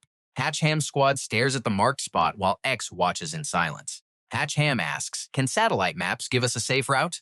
Lang Min shakes his head. "We tried, but the rift's magnetic field blocks detailed scans. You have to navigate blind." Mock Van gets angry. "Why is it like this? How can we fight without any intel?" X stays completely calm. "Fine, send me whatever images you have, as clear as possible." Hach Ham raises his hand. He drops a massive bomb. "I know exactly how to get crystal clear images." Lang Min is confused. "Even our best military satellites failed, so what trick do you have?" He points right at X. "This guy has a method." While we waited in the mines, he somehow mapped out a perfect three-dimensional model. "He can definitely scan the rift area for us right now." X panics and denies it. "I do not have anything." "Stop talking nonsense," Hach Ham presses him. "If you did not have a map, how did you dare enter the bottom floor's spatial traps? The enemy is right in front of us, so spill your secret." A subordinate whispers to Lang Min. "We checked his tournament history. He actually skipped 5 floors straight to the bottom. He definitely has insane tracking skills." Lang Min nods. "I see. What kind of overpowered skill are you hiding? Share it now." Cornered, X still tries to lie. "I really have absolutely nothing." Lang Min directly threatens him. "You have 2 choices. Use the skill or get dropped out of a plane." X finally starts sweating in fear. Taking the order, his remote operator hesitates. "Scan the rift area?" X snaps at him. "Stop wasting time and just run the scan right now. Send all the lightning bats over there and get me results fast." The operator confirms. "Understood, adjusting course now." Finally, the building's clear image appears. 3 massive bat monsters are guarding the roof on high alert. Detecting the drones, they instantly blast a terrifying sonic wave from their mouths. The attack covers the whole mountain range, then sweeps across the city. Following those tracks, the operator finally locates the actual dimensional rift. "Got the pictures? Sending them to you now." X reports, "It is all right here." Lang Min orders it sent to command immediately to find a weakness. "So what do you and I take from this?" Hach Ham smirks at X. "Found a new skill? No wonder you knew the mine so well. Your support team is insane." X snapped back, telling him to wipe that smug look off his face. Wearing the blue dragon armor meant guaranteed victory, so he just had to swallow his anger. Hach Ham just sighed at the guy. He turned to Mac Van, mocking how X treated that armor like some ultimate treasure. Mac Van smirked, whispering that X had no idea what Hach Ham was really hiding. He quickly shushed her to keep a low profile. "Let's dive right in." Seeing them act all secretive, you gotta wonder, did he get his hands on an even crazier item? Maybe the demon god dropped some next-level gear. The Lang Min staff reported in. They had reached the target airspace. The commander gave the orders. Team A touches down here. Team B lands over there. The mission was simple but deadly. Infiltrate the dimensional rift at all costs. Both teams shouted their confirmation as the choppers dropped them into the drop zones. Free-falling through the sky, Hach Ham asked his system, Van Tuong, if this was actually going to work. The system confidently promised it would, though she had no clue what was waiting on the other side. Hach Ham sighed, begging her not to troll him this time and just give him a normal card draw. Van Tuong smugly told him to trust her. Suddenly, a teammate got his chest completely pierced through by an attack. The survivor panicked, screaming that they had been compromised. Blasts of pure energy shot up from below, sending everyone into an absolute panic. "Hide! Run!" The deadly beams were coming straight from the eyes of mutated bats. Those who couldn't dodge were instantly wiped out. X laughed like a maniac, cheering as the monsters got slaughtered. "Keep it up! Wipe them all out!" But his subordinate quickly warned him, pointing out a massive monster crawling right below them. Seeing that thing, X lost his absolute mind. He cursed the intel team for studying the map all day just to lead them into a death trap. Meanwhile, the bats kept spamming their lasers to wipe out the intruders. Thien Min barely survived using his insane speed. They had absolutely zero long-range weapons to fight back. What were they supposed to do? This mission was turning into pure hell on Earth. Hach Ham checked his phone's GPS and shouted out. This was the exact spot. "Hurry up!" Right behind the 2 bats attacking them. A glowing teleportation portal suddenly ripped open in midair. 3 figures dashed out in a flash. Lu Ku swung her sword, instantly wiping out 3 monsters. Huang Du was completely fired up too, furious that these beasts dared to attack her husband. The remaining bat tried to fire its laser to take them out, but it was blown to bits before it could even move. That was Quan Kai's masterpiece. With her there, the monsters had zero chance. After clearing the area, the 3 girls rushed over to Hach Ham, desperately asking if he was hurt. Tian Fong just stared in absolute awe. "Not bad, boss. You really kept an ace up your sleeve. Now pay close attention, because things are about to get wild." Luke Ku pointed ahead, asking if that rift was their target. Tuong urged everyone to hurry before more monsters swarmed them, but Hach Ham just glanced over at another area, totally relaxed. He told them not to worry about it. He looked toward a city sector exploding in the distance. Team A was currently drawing all the heavy enemy fire. Over on that side, a massive monster was taking the full brunt of Team A's brutal assault. X screamed at his support crew, demanding to know what the hell that thing was. Tuong quickly reported that the beast had been completely hidden underground the whole time. That was why scanners missed it. X didn't care about excuses. He just yelled for immediate backup, demanding the strongest weapon they had. Tuong slammed a button on his console. Understood. Energy cannon. Fire! The orbital energy cannon locked onto the target's exact coordinates. X smirked like a villain, bragging that the beast was about to be blasted to ashes. Let's see how long you can act tough now. But his subordinate panicked. Boss, why is the target zone so close to us? Realizing the danger, X turned and sprinted for his life. Run! The orbital strike tore through the sky, landing a direct hit right on the giant monster. But the resulting shockwave triggered a terrifying explosion that completely engulfed the entire area. Hach Ham complained as he ran. Was this a suicide tactic? The beast was vaporized to dust, leaving nothing but a massive crater behind.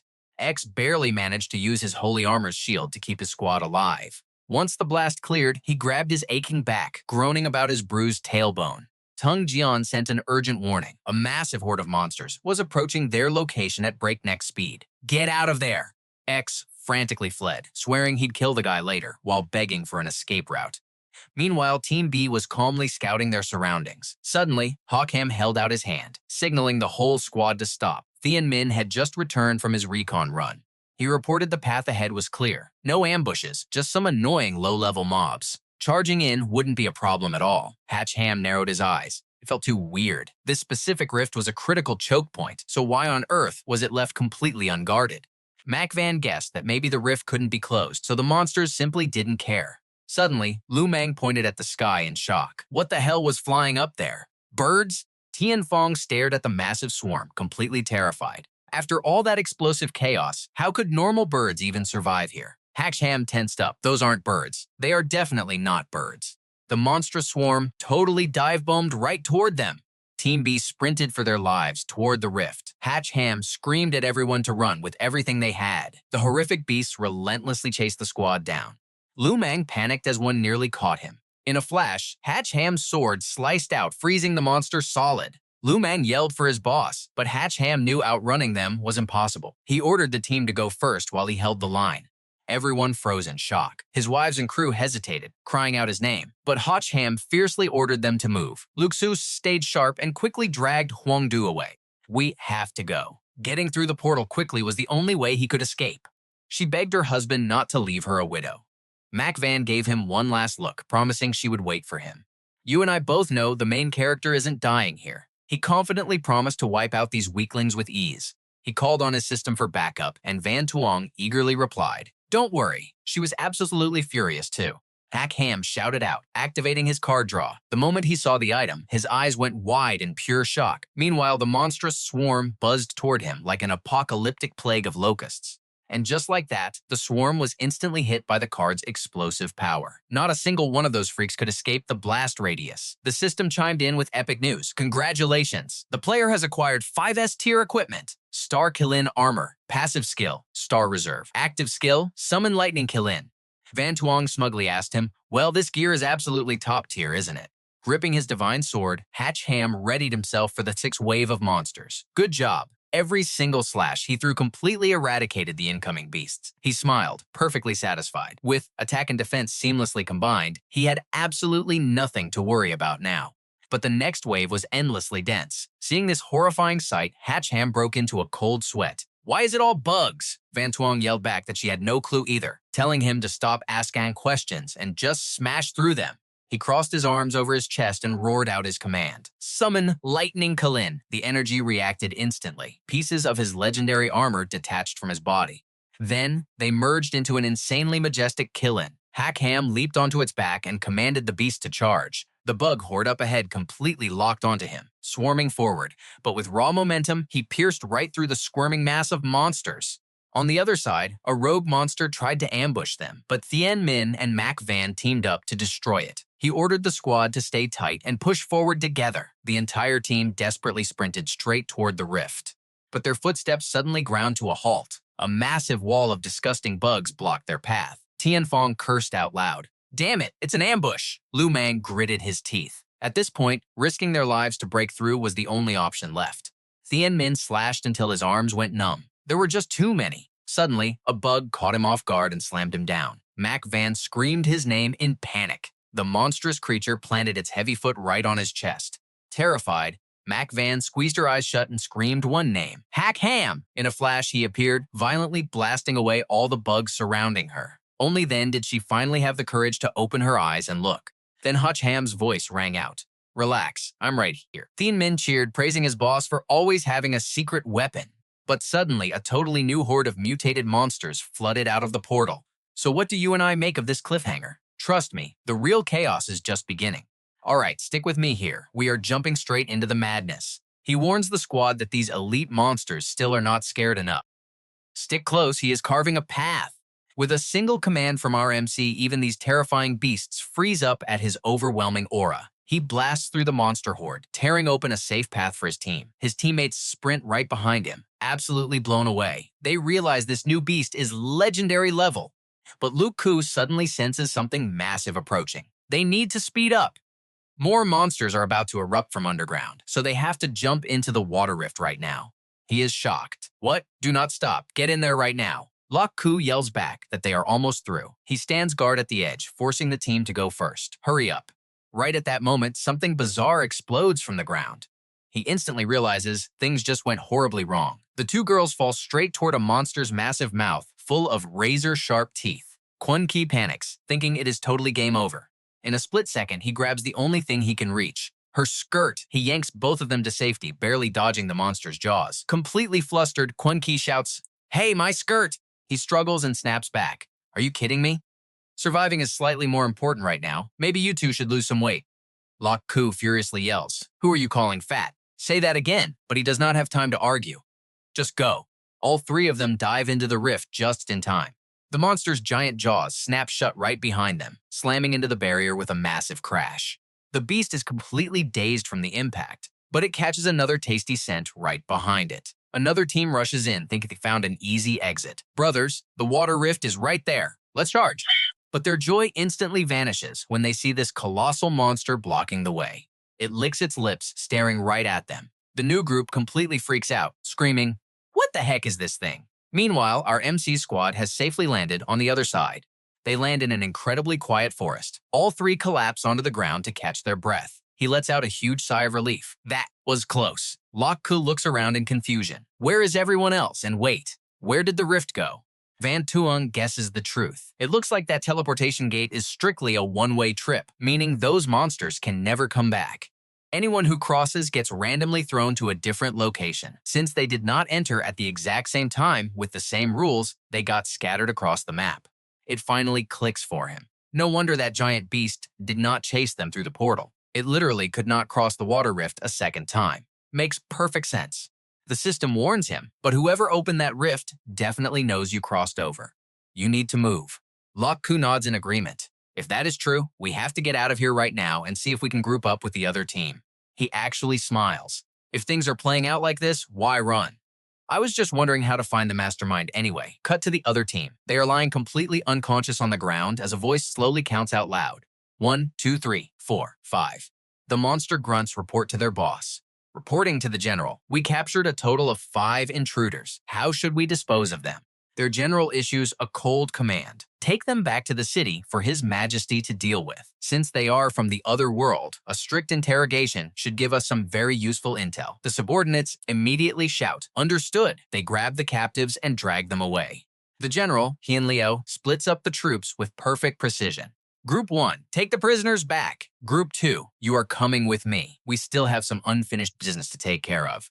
A monster hesitates, but the front lines are brutal. You should head back. She just smirks coldly. Do not worry. There are still a few more little mice wandering around in here. Let's catch them all. The harsh sunlight beats down heavily on the quiet forest. Now pay attention, because our MC is completely unbothered. Von Tuong asks if he is really just going to wait here, warning that stalling is dangerous. He stays totally chill. No rush. If Team B failed, we still have Team A to play with. Suddenly, a noise snaps him back to reality. He looks down and spots 3 monsters sneaking around below. He smirks to himself. Luke Ku's signal has finally arrived. Time to get to work. Checking out the 3 enemies, he sighs. They are just absolute bottom-tier trash. Capturing grunts like this alive would not even be worth the effort. Down below, the monsters are super confused. This is so weird. The intel said they were right here. They must have run away. Let's report back. Hidden quietly in the branches, Luke Ku glares down at them. She is thinking to herself, why hasn't he made a move yet? Van Tuong is getting anxious too. What is the plan? Should we tail them back to their camp? He narrows his eyes, deep in thought. Something about this just feels totally wrong. The 2 monster scout groups suddenly meet up, and one asks, hey, did you guys catch anyone? The other scout replies, yeah, 1 intruder. The rest of their squad got wiped out. We are dragging the only survivor back for interrogation right now. Van Tuong is stunned. No way, did the other team actually fail? The MC stays completely calm. We do not have all the facts yet. Let's just wait and see. It could be someone else. Down below, a monster peeks at the sack. Looks like you guys caught a woman? Yeah, why? The monster's face turns totally red. Look, the boys have been working hard for an entire month. We kind of want to blow off some steam. You know what I mean, right? A lackey instantly starts sucking up. The captain always knows how to treat us right. Let's get the boys lined up and make this quick. The captain laughs. All right then. Boys, get in line right now. But the person in the sack tries to run. The grunts panic. Oh crap, she is escaping. The captain brutally shoves her head down. Where do you think you are going? Relax, pretty lady. This will be fun. Hearing this, Lok Ku absolutely loses her mind. She drops down right in front of them. The monster freezes in total shock. She glares at him with pure hatred. You sick animals, I am going to kill you. Up in the tree, our MC totally facepalms. Why did she have to charge in so recklessly? The monster snaps out of it and arrogantly barks. Get her out here right now. Before he can even finish, Lok Ku instantly beheads him with a single sword strike. The rest of the pack panics and yells, get her. She just sneers at them. You pieces of trash can all die together. Kwon Ki is still hiding up in the tree, silently watching her friend wipe the floor with these grunts. He looks at her. Why didn't you go down? She shrugs. Didn't you say we absolutely could not attack without your signal? He breathes a massive sigh of relief. Thank goodness someone actually listens. Since she has already exposed herself, go down and back her up. But remember this one thing. I know what you are thinking. Why hide? Do not mention I am here. Kwon Ki is super confused. Why? Think it is a trap. He squints. I do not know, but this whole thing feels way too staged. Open that sack and see who is inside first. The last 2 monsters try to run for their lives. Retreat, but Kwon Ki drops down, blocking their path. Not so fast. She instantly unleashes her fire magic, burning them down to ashes. With the enemies gone, Luke Ku finally unties the sack. Do not be scared. You are safe now. The disguised general acts completely helpless and weak. Thank you so much, but Luke Ku does not recognize her at all. Wait, who are you? Watching from above, he instantly knows. She is not one of theirs. This is definitely a massive setup.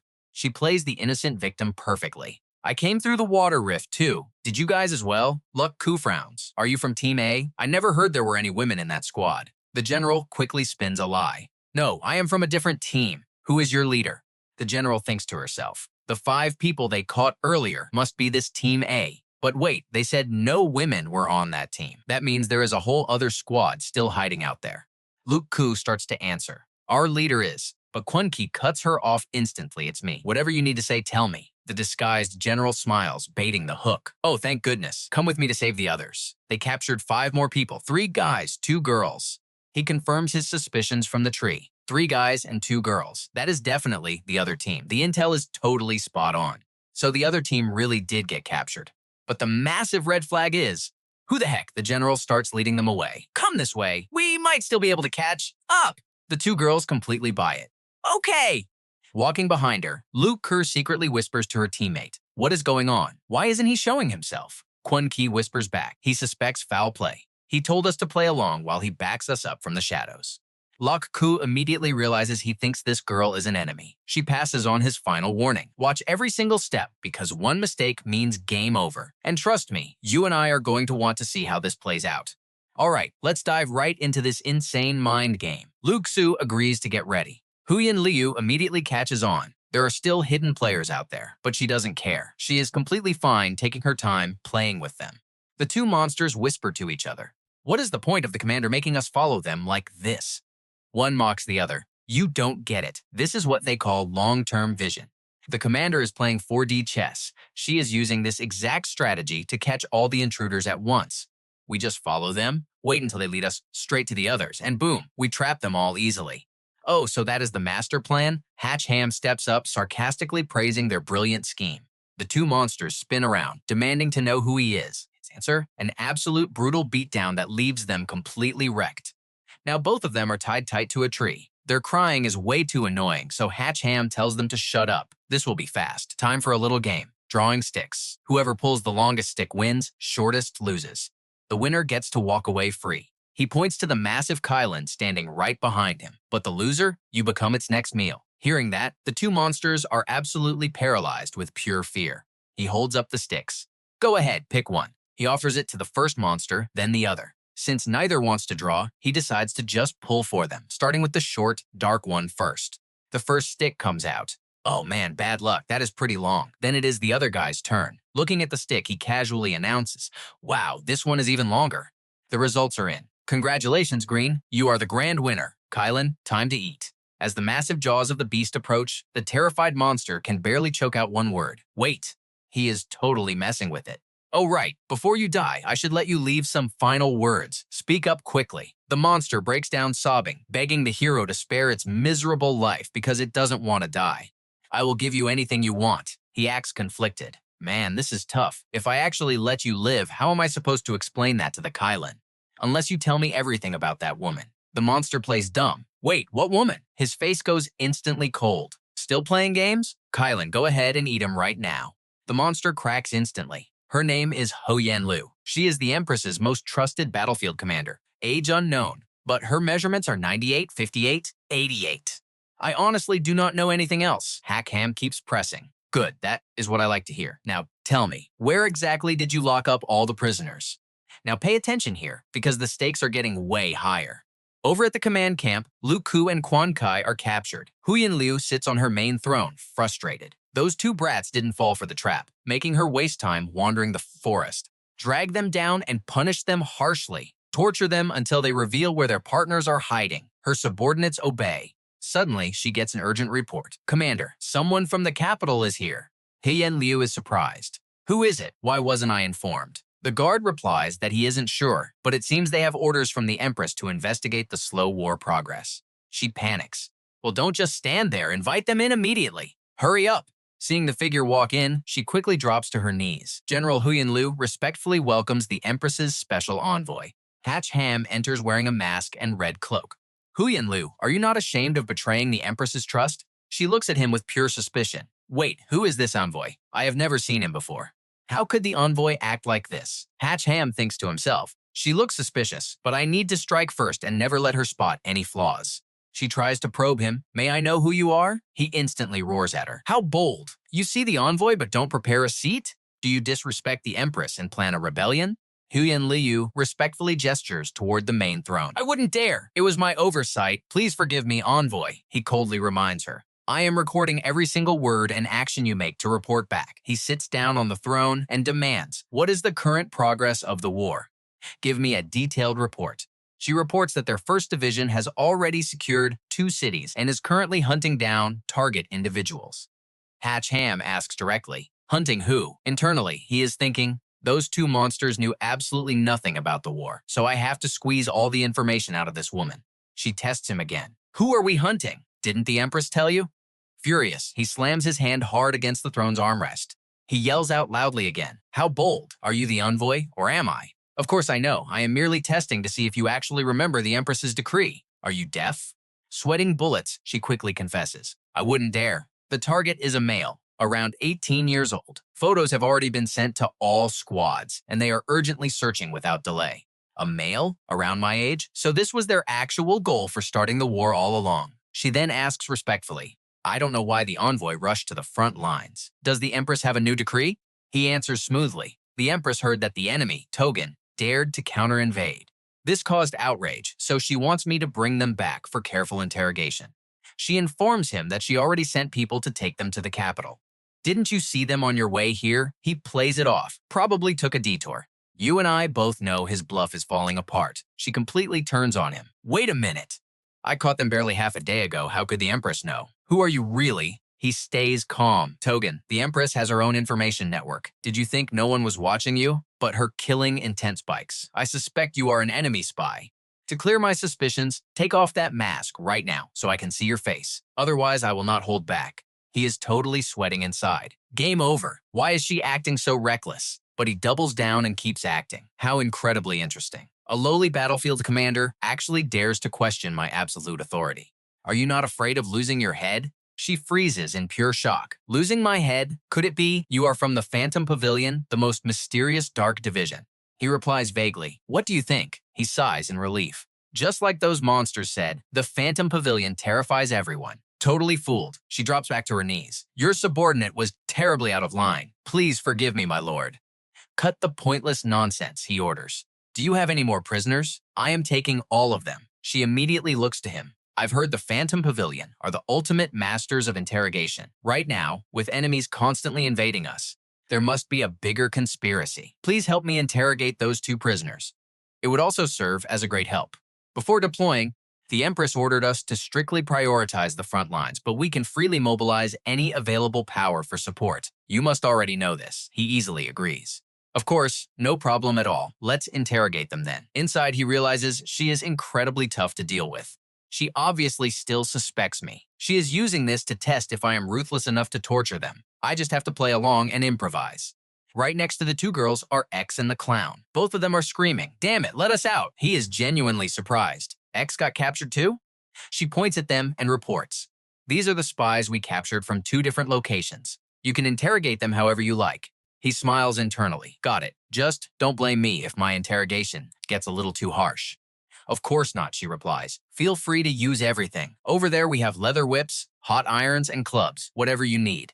Inside, she sneers, already acting tough before we even start. Did you seriously think I would be easily fooled by you? Those are way too boring. Bring me a steel whip, plus an iron-spiked brush. Oh, and bring the spiciest chili peppers you have. Huyen Lu is completely dumbfounded. Wait, what? Holding the steel whip, he snarls. You brats have a lot of nerve, daring to run wild right inside the Empress's territory.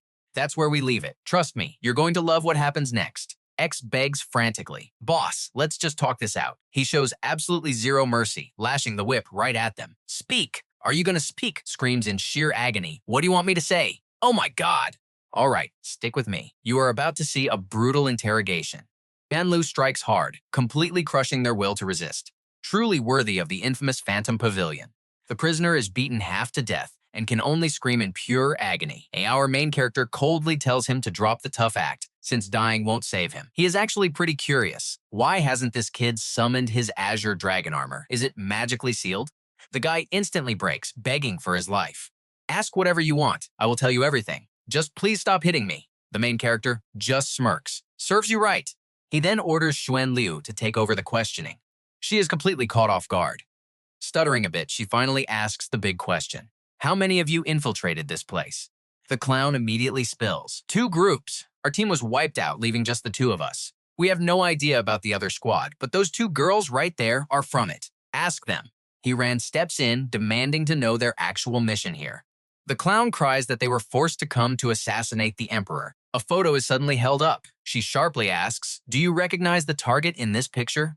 The person in the photo? It is literally Hiran. Their jaws drop to the floor. The clown screams it is him. Even Hiran is completely stunned. Me? Huyen Lu narrows her eyes at their wild reaction. Do you know this man? The clown stutters out a realization. Could it be? I finally get it now. This whole thing was his setup. Hiran instantly punches the guy in the face to shut him up. Who are you talking about? Are you just spouting absolute nonsense right now? The clown is knocked out cold. Hiran scoffs in disgust. Passed out already? How completely pathetic. Meanwhile, Junchi whispers, do you think his voice sounds incredibly familiar? Luju nods back. Yes, could it actually be he ran under there? Huyen Lu is shocked and points out that he is practically dead. Hiran brushes it off. No need to worry, we still have 2 other prisoners right here. He turns to Luju and asks, do you 2 have anything to add? They quickly shake their heads, pretending to know absolutely nothing. Hiran smirks. Guess they don't know. Throw them in the cart. We will interrogate them later, at the Imperial capital. Junchi feels a wave of relief. He is sparing us? Luju smiles. It really is him. Huyen Lu immediately volunteers for the job. Special Envoy, I will personally escort these prisoners back to the palace to face His Majesty. Will you grant me permission? He casually agrees, letting her handle the details, Xuan Lubo swearing she will not fail this crucial mission. He ran, waves her off without caring and turns away. I am going to get some rest. Call me when we depart. Once outside, Wan Xiang pieces it together. Wait, could this emperor actually be looking for you? He ran just sighs deeply. Yeah, it looks like he is hunting for me. Launching a massive invasion just to send a message that they will never rest until I am found. Wan Xiang fiercely promises to flatten anyone who dares touch him. He ran just groans. This is literally a giant mess that you dug for me. And you still have the nerve to act all tough? That woman Xuan Lu is way too vigilant. She insisted on coming with me, which means she is absolutely still suspicious of my identity. I have to rescue Lu Ju's group halfway there, then head to the capital to stop the emperor. Wan Xiang starts having some totally inappropriate thoughts about this plan. He gets annoyed and snaps at her. Snap out of it and act normal for 1 second. The only issue? Those two idiots might accidentally expose my real identity halfway there. Now watch closely, because his companion asks the exact question we are all thinking.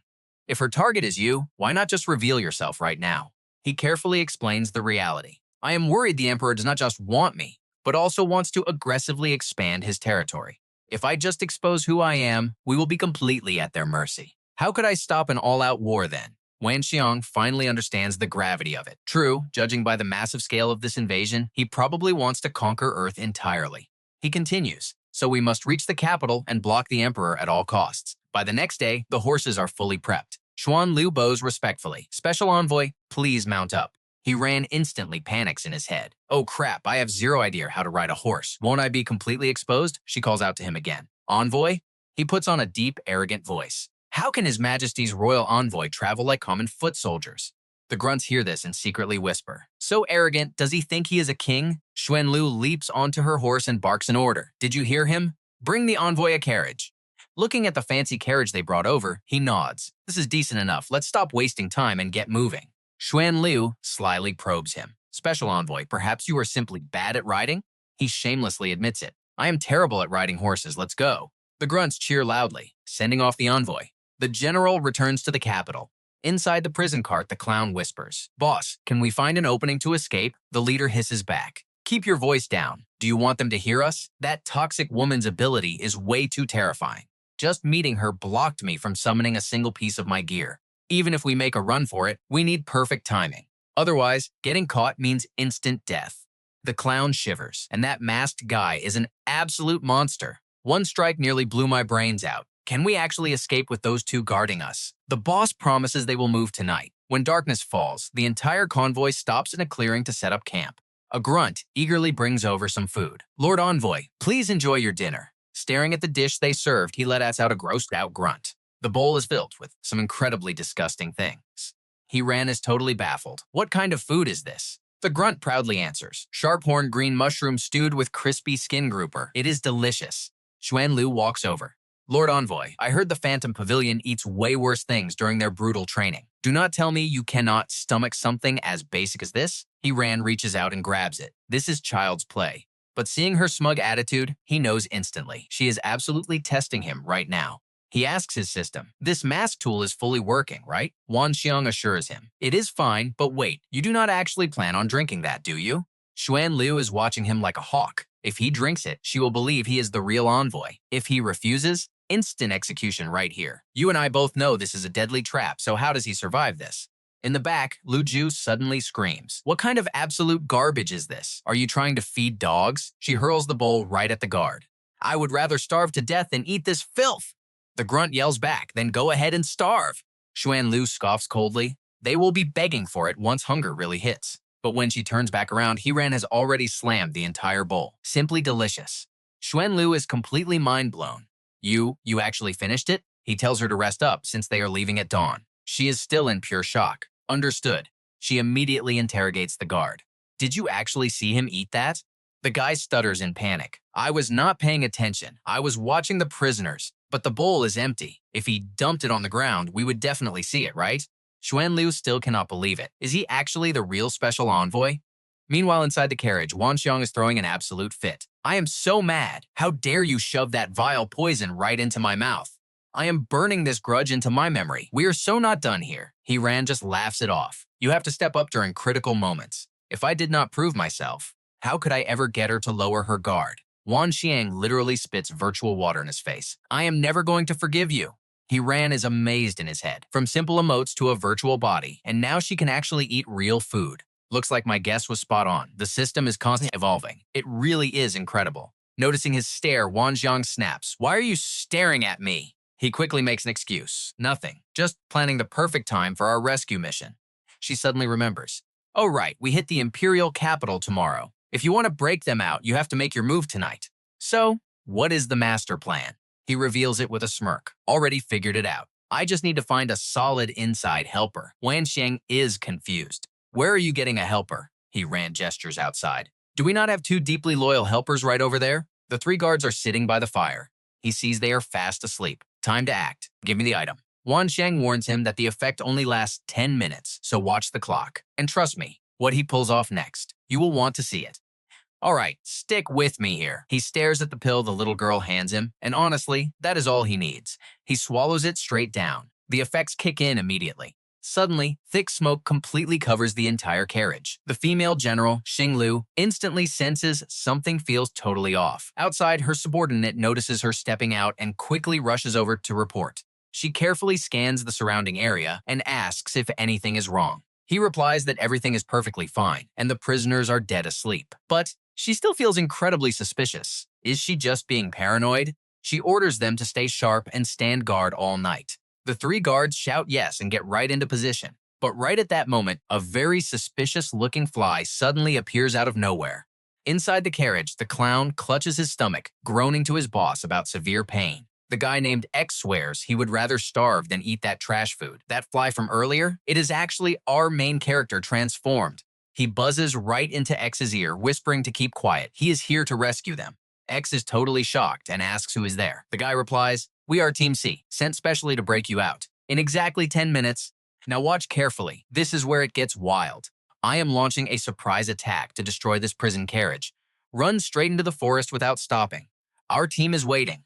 X immediately asks if he can save the two of them first, claiming they are heavily injured and cannot run fast. They even promise a huge reward. The MC mentally curses these selfish scumbags. At a life or death moment like this, they only care about themselves, trying to steal the first chance to escape. They totally deserve to get played. He agrees to save them first. X holds his stomach and quickly whispers, Thank you so much, boss." X quickly nudges the clown next to him, telling him to get up right now. The clown wakes up complaining, since he finally fell asleep. X glares and whispers, "Do you want to sleep or die?" Meanwhile, our guy flies right out the carriage door. He smirks, thinking about how incredibly unlucky these two are. He is totally playing them in the palm of his hand. Changing back to his original form inside his own carriage, he thinks, hey, I really did come to save them. But whether they actually survive? That is entirely up to fate. Outside, it is dead quiet. The starts getting super anxious and whispers, "Boss, it has been 10 minutes. How exactly are they saving us?"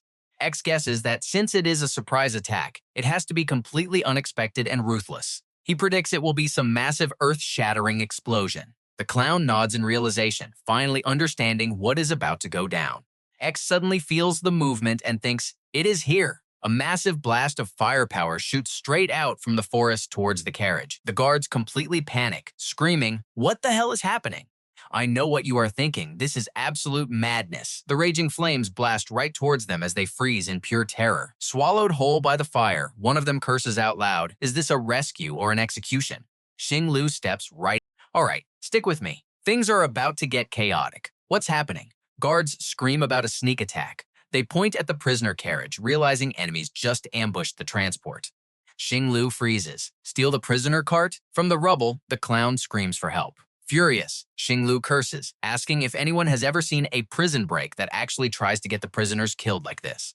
The guard quickly apologizes, taking the blame. She orders them into the forest to hunt down whoever did this. The whole squad immediately moves out, shouting yes. The clown spots the opening, whispering to his boss that they're searching the woods. He sharply guesses this might scare off their savior. The clown trembles in fear, but Han cheers him on. Hang in there! Just charge in, and we can survive this. He nods frantically, agreeing. Xing Liu barks orders at her men. Stop them right now. She leads the chase herself, yelling to follow her. Meanwhile, Lu Ju is still completely clueless about the chaos. Han walks over and simply explains that those guys just laid down their lives for her. Those two goons get completely pinned down, told to stay still. Xing exhales deeply. Those guys ran so fast she almost missed them entirely. He screams out into the open, cursing. You said you'd back us up, so where the heck is everybody? Get out here right now. Xing asks her guards what on earth he is saying. They reply he thinks he got tricked. Xing realizes instantly. Bad news, it's a trap! She rushes back, only to find the carriage completely empty. Damn it, the other two prisoners were stolen away! A guard reports that the special envoy is missing too. Xing grits her teeth. Special envoy my foot, that was definitely a spy taking advantage of the pure chaos.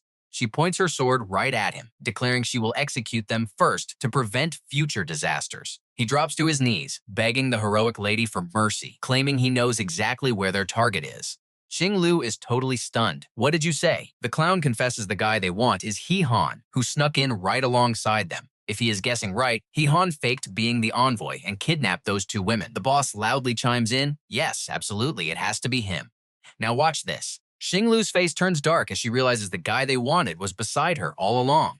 Did you think I was just some idiot? Her guard asks General Xing how exactly they should deal with these two spies now. She orders them to keep escorting the prisoners to the capital while she rides ahead. They resume the march, Xing whipping her horse. Hidden high up in the branches, Han tells the girls he will follow them and look for a chance to sneak straight into the royal palace. He tells them to tail that group without rushing to save anyone, just focus on entering the capital. Lu Ju asks nervously, isn't it way too risky for him to go alone? He guarantees it is fine. From this moment on, he is the one pulling the strings. Meanwhile, inside a massive, gorgeous palace, a maid walks in, looking at someone currently diving into the grand swimming pool. She reports to Her Majesty that the frontline spies have been locked in the dungeon, ready for interrogation tomorrow. The Great Sun Empire's Empress, Zhao Zhao, replies, skip the questioning. I have already foreseen the future. He will come find me himself, and I will personally sever this cursed fate once and for all. It takes until sunrise for Xing to reach the capital, demanding the guards open the city gates immediately. She has urgent matters to report. The guards recognize General Xing asking her to wait while they notify the captain. But Xing has zero patience. She leaps from her horse, soaring up the high wall and landing perfectly. She immediately scolds the guards. Report it? If you ruin this major operation, I will sacrifice you both. Sooner or later, I am throwing you onto the front lines to fill the trenches. The two guards grumble, annoyed by the general's famous fiery temper, but they cannot do anything since she is the Empress's trusted aide. Suddenly, Han pops up from behind them, asking why they haven't opened the gates yet. A guard blurts out, what do you know? It is a strict lockdown order. Turning around, they finally panic. Wait, who are you? He smoothly lies, claiming he is General Xing personal attendant who came up with her. Catch you later. Keep up the good work. The guards blink. Attendant? Meanwhile, Xing gets blocked at another doorway. I seriously have urgent news to report, but the soldier firmly refuses, stating the Empress is resting and absolutely no one can enter the palace.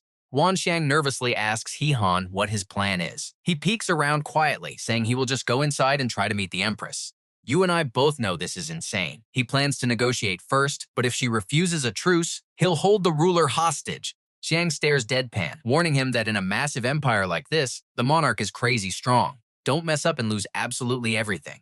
He is completely fearless, joking that with her around, it will totally be fine. Over on the other side, a highly anxious Xing begs them to just send a message. Meanwhile, Han is already sneaking around right behind them. Feeling something weird, she glances back. She asks the nearby guards if they just saw anything slip past them. They shake their heads, seeing absolutely nothing. Xing starts feeling super uneasy. Just an illusion? Why did that shadow look exactly like the fake envoy? Meanwhile, Han successfully hops the inner wall, safely landing on the ground with a very satisfied sigh. Wanxiang reminds him from behind that looking like that, everyone will instantly know he does not belong in the palace. He casually replies he knows, which is exactly why he is looking for a chance to change clothes. Han is so relaxed he stretches his sore muscles before suddenly spotting something. Looking at the drying rack nearby, he lights up. Isn't this basically a gift from heaven? Throwing the outfit on, Han cheers with pure delight. This disguise is low-key enough. Walking around the palace freely probably won't draw any attention, though he honestly has no idea what actual rank this uniform even represents. Wanxiang cannot hold back. His face is totally exposed. Isn't he worried about getting recognized? He brushes it off. Why worry when the wall guards didn't even notice a thing?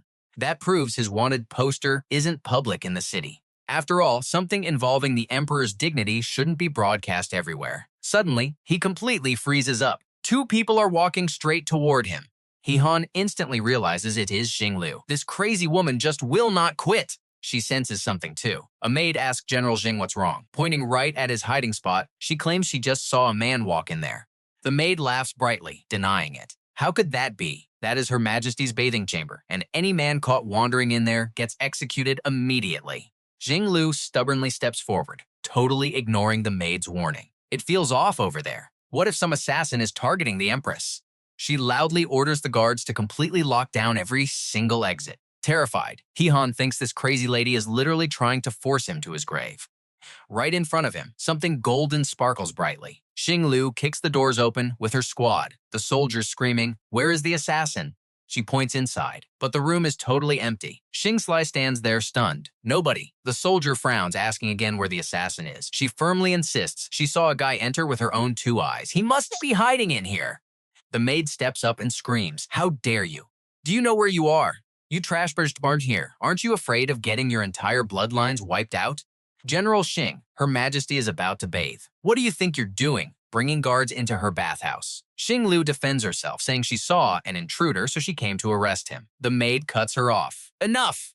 There is zero place to hide in the bathhouse. You say there's an assassin, so where is he?" Unable to argue, Xinglu admits she might have been seeing things and sincerely apologizes. She and the guards finally leave the room. Hiding deep underwater, Hee-han thinks they are gone, relieved to survive this disaster. But right at that exact moment, a bare foot gently touches his shoulder. Zhao Zhao steps into the tub, asking her maid about all that noise. The maid says it was a misunderstanding, and that's where we leave it. Trust me, you'll want to see how he talks his way out of this one. Stick with me here. You and I are about to watch one wild royal bathhouse encounter. Empress Zhao Zhao is having a totally relaxing morning soak, humming a sweet little song about being as free as floating duckweed. Absolute bliss, right? But wait, why does she feel eyes staring at her? The royal maid leans in, asking what Her Majesty just mumbled. Hiding completely underwater, Hee-han squeezes his eyes tightly shut, literally praying away the spicy thoughts, repeating over and over, "That lust is a dangerous blade." Up above, Zhao Zhao instantly spots the intruder and stands right up. Her maid is totally shocked by her sudden, super quick movement. The loyal maid quickly drapes a robe over her, asking if the Empress feels unwell. Notice those suspicious little ripples in the pool behind them? Hee-han bursts to the surface, gasping for air because he almost drowned down there. Suddenly, his face turns ghost white as a massive invisible force violently drags him forward. Zhao Zhao glares down at him, scowling. She calls him a filthy eunuch who can't even be honest at death's door. He's genuinely confused, asking how on earth she spotted him when he was hiding perfectly. She coldly explains that she can easily sense any filthy blood contaminating her sacred bathwater. Hee-han helplessly admits he got a nosebleed. I mean, he was way too close, and her skin was just way too distractingly pale and beautiful. Hearing this blatant disrespect, Zhao Zhao snaps. She unleashes her crushing aura, screaming, "Wanna die?" Hee-han desperately scrambles backward to escape. He finally has to leap high into the air just to dodge her attack. Wanxiang sees him running and asks, "Didn't you just find her? Why are you fleeing?" He frantically explains that only a complete idiot would fight head-on against that kind of monstrous, overwhelming strength, so dodging first is definitely the best move. But boom, her magical energy wraps right around his foot. His limbs get tightly bound up, and his entire body is violently yanked backward. Zhao Zhao looks at him with pure disgust. A mere eunuch daring to peek at her beauty, she demands to see just how filthy the castration room actually made him. He frantically tries to clear things up, screaming that she completely misunderstood because he is a real man. A magical force grabs his crotch as she tells him to check himself before dying. I know what you're thinking, but watch her reaction. When his pants get ripped down, Zhao Zhao totally freezes, stammering, You are... Hee-han is insanely embarrassed, apologizing. He claims his little buddy is usually a majestic war god, but it's acting humble after being crushed. Zhao Zhao covers her eyes, calling him a bastard. She snaps that he is definitely no palace eunuch, demanding his real identity. He tells her straight up that she should already know. Stuttering in shock, she asks, "You are?" And he smugly confirms, "Yep, it's him." He points out she mobilized a massive army just to find him, and now he is standing right here, so call off the troops. Deep down, he sighs, realizing he still has to rely on his incredible good looks to save the world. Surprised, Zhao Zhao asks if he knows everything. He smirks, saying of course he knows her secret feelings, but she needs to order that retreat first. He casually offers to discuss whether he will marry into her royal family or if she will formally register with him. Hearing this, she mockingly asks if his brain is entirely flooded with water. Seeing his romantic script derail, Han gets confused, asking if she still wants to marry into his he family. Her face goes pitch black as she screams, "Marry your grandma. You are the fateful curse blocking my path to absolute supreme rule." She declares that romance only slows down the speed of her sword. By killing him, she can focus purely on conquering the empire. Now, Han's face drops, seeing her real killer instinct, and he tries desperately to talk her down.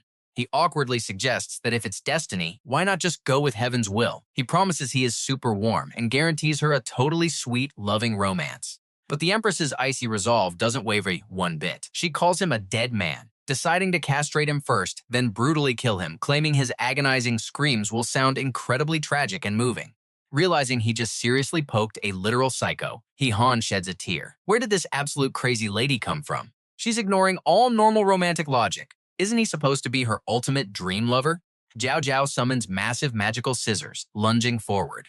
Seeing his manhood about to vanish, Han screams for his life. But wait, soldiers suddenly interrupt. "Your Majesty, big news. The man you've been desperately searching for has been found and arrives at the capital tomorrow." Let's pause for a second, and I definitely did not see that twist coming.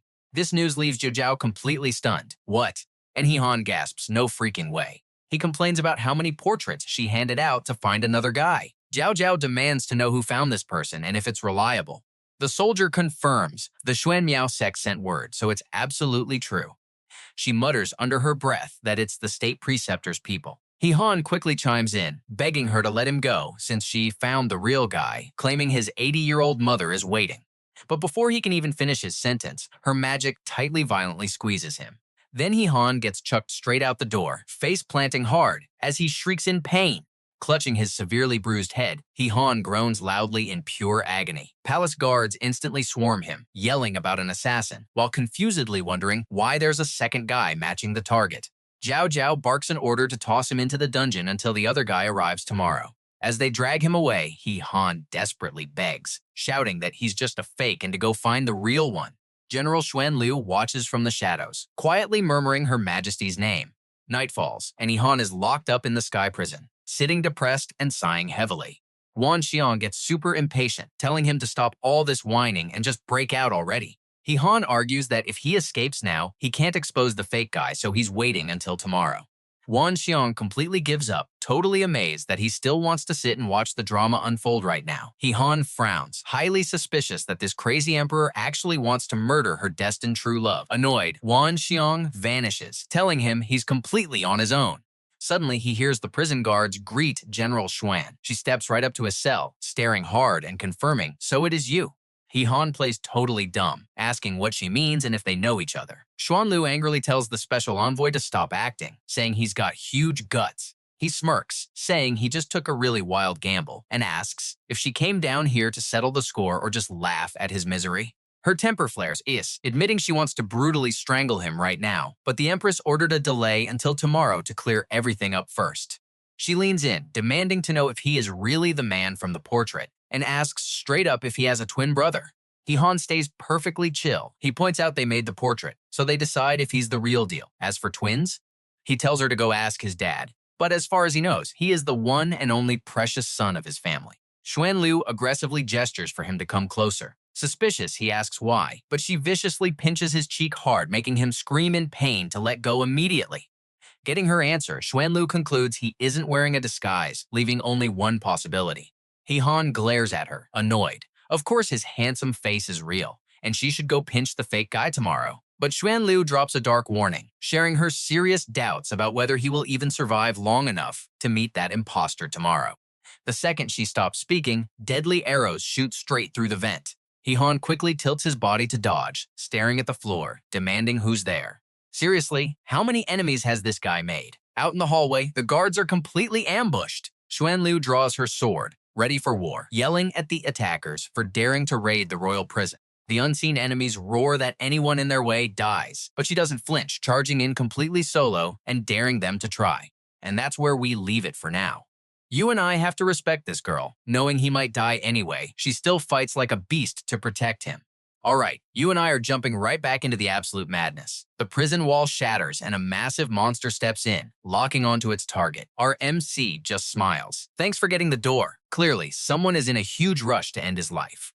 But the second he steps outside, every alarm bell rings in his head. He looks up, completely stunned. Seriously? What heavenly law did I just break? A massive rain of arrows drops from the sky. He can't summon his pet and panics. Right on time, Xuanlu dashes in, throwing up a shield. Who told you to come out? It's crawling with enemies! The MC shrugs. Hey, I was just trying to survive. She frantically checks their surroundings. We are in massive trouble. Pinned down by archers, and her shield won't be able to hold out for long. Our boy feels pretty awkward pressed up against her. Those huge assets of hers are pretty distracting, but it's not just arrows anymore. Heavy magical firepower starts raining down on them. Xuanlu is absolutely furious. They are actually using flaming catapults. The MC quickly calls his system. It immediately understands the assignment and pulls up a teleport scroll just as flaming boulders launch. The enemy commander smirks. That was a critical hit. But without a body, he isn't taking any chances. He orders his men to go confirm the kill, and his subordinates immediately rush out. Thanks to the scroll, they warp to total safety. He helps her up, asking if she's okay. She just stares in pure shock. Weren't we just outside the prison? How did we get way out here? He casually explains his teleport magic saved their lives. She immediately mocks him. You are terrible at fighting, but your running away skills are top tier. He just laughs it off. If I can safely escape, why would I bother fighting? Anyway, see ya. She quickly asks where he thinks he's going. His goal? Stopping the invasion of his home world. So he has to continue his mission and find her emperor to negotiate a truce. Xuanlu warns him not to be stupid. Those assassins will never let you get anywhere near Her Majesty. Now pay attention, because here's where it gets crazy. Show your face, and you die. The MC asks, why does the emperor want me dead while making a fake version of me? Xuanlu sighs heavily. Fine, let me explain how our world actually works. The real mastermind is a massive faction called the Profound Mystery Sect, completely controlled by Wu Shu. He is also the state preceptor of the Great Sun Empire. Meanwhile, Emperor Jiao Jiao gets a report. The preceptor requests an audience. She orders him to enter. Wu Shu steps inside and respectfully bows to her. Jiao Jiao waves off the formalities. No need for that right now. Why are you coming to see me so late? He reports hearing that the Chosen One appeared in the palace and was almost executed by her. She fires back. Didn't your sect just find another Chosen One? I am waiting until tomorrow to see them both and find out who the fake really is. Wu Shu cautiously asks, once you find the real one, will you still execute him? Jiao Jiao does not hesitate. Absolutely. Any emotional bond that stops me from conquering the world must be completely severed. Wu Shu pretends to be deeply upset. I never expected the Chosen One to be your destined soulmate. I drew his face hoping you would follow heaven's will.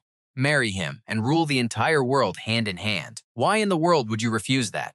She glares at him with pure ice. I already told you I have zero interest in men. All this destiny garbage is a complete joke. Are you opposing me? He stops pushing and turns away. Fine, heaven has its own plans. I will take my leave. Before he leaves, Jiao Jiao speaks up. Wait, I have one last warning for you. If tomorrow's guy turns out to be fake, someone is going to face my absolute wrath. Unafraid, Wu Shu replies. We will find out tomorrow. Rest well, your majesty. Watching him leave, she curses that sly old fox. Suddenly, a maid rushes in. Your majesty, there's major trouble at the prison. Hearing the report, her anger skyrockets. I get it. They want to silence the real one so their fake can take over. The maid adds, guards cleaned the scene but found 0 bodies. We don't know if the body was completely destroyed or if he somehow escaped. Jiao Jiao barks her order. Investigate immediately. Find him alive or bring me his corpse. Otherwise, they will use this to force my abdication tomorrow. The maid obeys. Meanwhile, the MC hears this whole backstory and is stunned. This sect can actually force an emperor to step down? Xuanlu nods. Exactly. They control the communication between the gods and the regular people. Honestly, the citizens respect divine authority way more than they respect imperial power. You and I both know this is a total trap. 6 months ago, Wu Shu used dream reading to draw the Emperor's dream man, declaring him the heaven-chosen soulmate, the guy who would rule the world alongside her. She invaded your world just to find you first, never expecting you to literally deliver yourself here. The MC finally gets it. No wonder she wants me dead. It's not about love. She is terrified I will steal her political power. Xuanlu agrees. That is exactly why the sect found a fake. They want to put on a massive show. We have to stop them and protect the Emperor's authority. Only then will you get your truce, he agrees. Got it. We wait for the fake tomorrow, crash the party, and expose his entire act. Since they used so many high-level items to kill him, they won't give up. He needs a safe hideout tonight. Xuanlu blushes slightly. Actually, you could stay at my house. He happily agrees. She leads him straight into a massive guest room. Looking around, he is mind blown. A general's mansion is insanely rich. But there is one huge problem. They know you rescued me. If they show up here, how will you handle them? Xuanlu smiles, completely relaxed. The Emperor herself gifted me this place and my title. If anyone dares to start trouble here, my sword will show zero mercy. He claps. Love the spirit. But speaking of rescues, can you also save my friend that you arrested earlier today? She nods. They are locked in the dungeon, hasn't been interrogated yet, so they are perfectly safe. Don't worry, once tomorrow's mess is completely sorted, I will petition the Emperor to release them. Suddenly, a guard reports in. General, the Profound Mystery Sect is here demanding to see you, she smirks. They move fast. Guess you were right, he shrugs. Anyone with half a brain would come looking for you. Xuanlu doesn't care at all. Whatever, I will just chase them away. You just relax here and get some sleep. She strictly orders her guards to lock down the room. Nobody enters except me. They salute. The MC chuckles coldly. Relax? People who only know how to fight are so simple-minded. Outside, the mansion guards are already blocking the intruders. Back off. This is the general's estate. Who dares to trespass? The sect members arrogantly snap back. Are you tired of living? Xuanlu steps out with serious boss energy. Move aside. Let me see who dares to barge in. Step over this line and you die. Try me. Total silence. Xuanlu laughs mockingly. What is wrong? Scared now. Then get lost. Suddenly, the intruders bow respectfully as Wu Shu himself steps out. Xuanlu, your temper is getting worse by the day. What? Not even I can see you. Seeing him in person, Xuanlu is completely shocked. Wu Shu actually came here personally? He glares. Why aren't you commanding the front lines? Trust me, you and I are definitely coming back to see what happens next. All right. You and I are jumping right into a crazy standoff in here. She boldly steps up. Didn't I hear the person His Majesty is looking for just arrived? That is why I came back to see. Brought in by your subordinate, no less. Othu just smirks, pure luck. But I also heard that this morning, some faker actually pretended to be His Majesty's true chosen and completely deceived him. After getting tossed into the highest prison, he completely vanished. Do you know anything about this? She just plays dumb and asks, am I supposed to know? The National Preceptor came all the way to my house in the dead of night just to ask about such boring nonsense? He aggressively announces, we have witnesses who actually saw you and that fake together right at the escape scene. How do you explain that? Hinlu stubbornly refuses to confess. Why should I explain absolutely anything to you? Whoever saw it, bring them here to confront me face to face. But honestly, I must remind the National Preceptor, until the absolute truth is revealed, we still do not know who the real fake is. Othu completely loses his patience. His face darkens as he orders, real or fake, we will find out once we capture him. Search the entire place! His guards shout, understood, but General Hinlu stands her ground. Let me see who dares to move. Othu immediately launches a preemptive strike right at her. Hinlu gets completely restrained by him. The mansion soldiers anxiously scream out, General. She glares at him, absolutely furious. You! Othu coldly threatens her. I have already locked down your energy meridians. If you keep using your power, you will definitely face a very bad ending. Speak, where is that guy hiding? But she stays stubborn, I do not know. Othu scolds her, what a complete fool. Do you really think I came all the way here without any solid proof? Let me tell you, the outside of this courtyard is completely surrounded by my elites. Not even a single fly can escape. I will literally dig 3 feet into the dirt here. I refuse to believe we cannot find that guy. Watching the guards rush inside, Hinlu feels incredibly tense. It is completely over. What should I do now? After a while, a guard runs out yelling, National Preceptor. He immediately demands an answer. Did you find him? The guard nervously reports, we searched the whole place, but could not find anyone. Othu shouts in pure rage, what? You cannot find a living, breathing person in a place as tiny as a mosquito eye? He fearfully replies, we seriously checked absolutely everywhere. We matched every single person to their identity, and we did not even skip over the guard dog. We even went to check inside the latrines. As for the 2 brothers who fully fainted from smoke inhalation, they are currently still getting emergency medical treatment. Othu angrily shoves him to the ground. Who cares if they live or die? Hinlu gives him a super smug look. Looks like tomorrow I can report this mess directly to the Emperor. In the Great Tun Nation, whose word actually carries weight these days. Completely played like a fool, Othu gets so furious he cannot even speak. You! Hinlu immediately pins a massive treason charge right on him, daring to invade the mansion and threaten the great general. Does the National Preceptor want to change the ruler now? Finally, he grinds his teeth and orders, "We are leaving." But Hin Lu refuses to let it slide. "I will definitely settle today's score later." Watching them walk away, she breathes a heavy sigh. That was way too close. Talk about surviving by pure luck, but where exactly did that guy hide? Hach Ham, disguised as a guard, throws up a peace sign and smiles. Hin Lu completely drops her jaw. "You are going to want to watch closely here. Pulling off a stunt like that is straight out of a crazy gambler playbook." A brand new day begins. Zhao Zhao coldly asks Othu, National Preceptor, "We are just picking someone up. Is deploying an entire army really necessary?" He respectfully replies, "This is the heaven chosen who will secure the absolute authority of our great Tun nation. Your Majesty greeting him personally shows pure respect to the heavenly way." Zhao Zhao angrily thinks to herself, "Does this sneaky old man want me to just stand here and do absolutely nothing? If so, you are way too naive." The guards rush in and quickly report to her, "Your Majesty, we still have not found the escaped prisoner from last night." Zhao Zhao lets out a cold scoff. "Well, this is incredibly weird." She aggressively mocks him. "Originally, we could have let those two confront each other. Now, one magically goes missing." National Preceptor, do you honestly think this is just a lucky coincidence? Othu completely plays innocent. He was probably terrified his fake identity would be exposed, so his accomplices rescued him. "Your Majesty, please do not get tricked by his lies." Meanwhile, Othu secretly orders a strict lockdown within a 3-mile radius. "We absolutely cannot let Hin Lu and that fake get anywhere near here." His loyal subordinate firmly replies, "Understood." Then he barks orders at the elite guards, "Everyone scatter right now. Do not miss a single corner, and do not let a fly get inside." The entire squad of guards scatters everywhere. One guy sets up an ambush on the roof, but suddenly a flying rock smacks him right in the head. Classic lure the tiger from the mountain trick. Hach Ham winds up a heavy stick right behind him, while the guard mutters, "Why are rocks falling from the sky?" He quickly drags the guy into a room and swaps their clothes. Hin Lu looks stressed out. "This is a forbidden palace zone. What are you planning?" He calmly replies, "I just want to get close to that fake and see who he really is." Hin Lu sharply asks him, "The second you step up, you will be caught. Do you even have an escape plan ready?" He playfully winks at her. "Well, I am going to have to rely on you for that." Hin Lu completely fails to process his crazy logic. Meanwhile, by the Emperor, a loud announcement rings out. The Chosen One has officially arrived. A massively majestic carriage rolls right in, heavily guarded by elite Dragon Knights on both sides. Zhao Zhao speaks with a dark tone. "Dragon Knights, huh? Actually calling them in for an escort mission." The National Preceptor really went all out for this. Othu calmly replies, "I just heard some enemies snuck across our borders, so we really have to be cautious." The captain of the guards steps up. "The Dragon Knight squad has escorted the Chosen One. We invite your Majesty to take a look."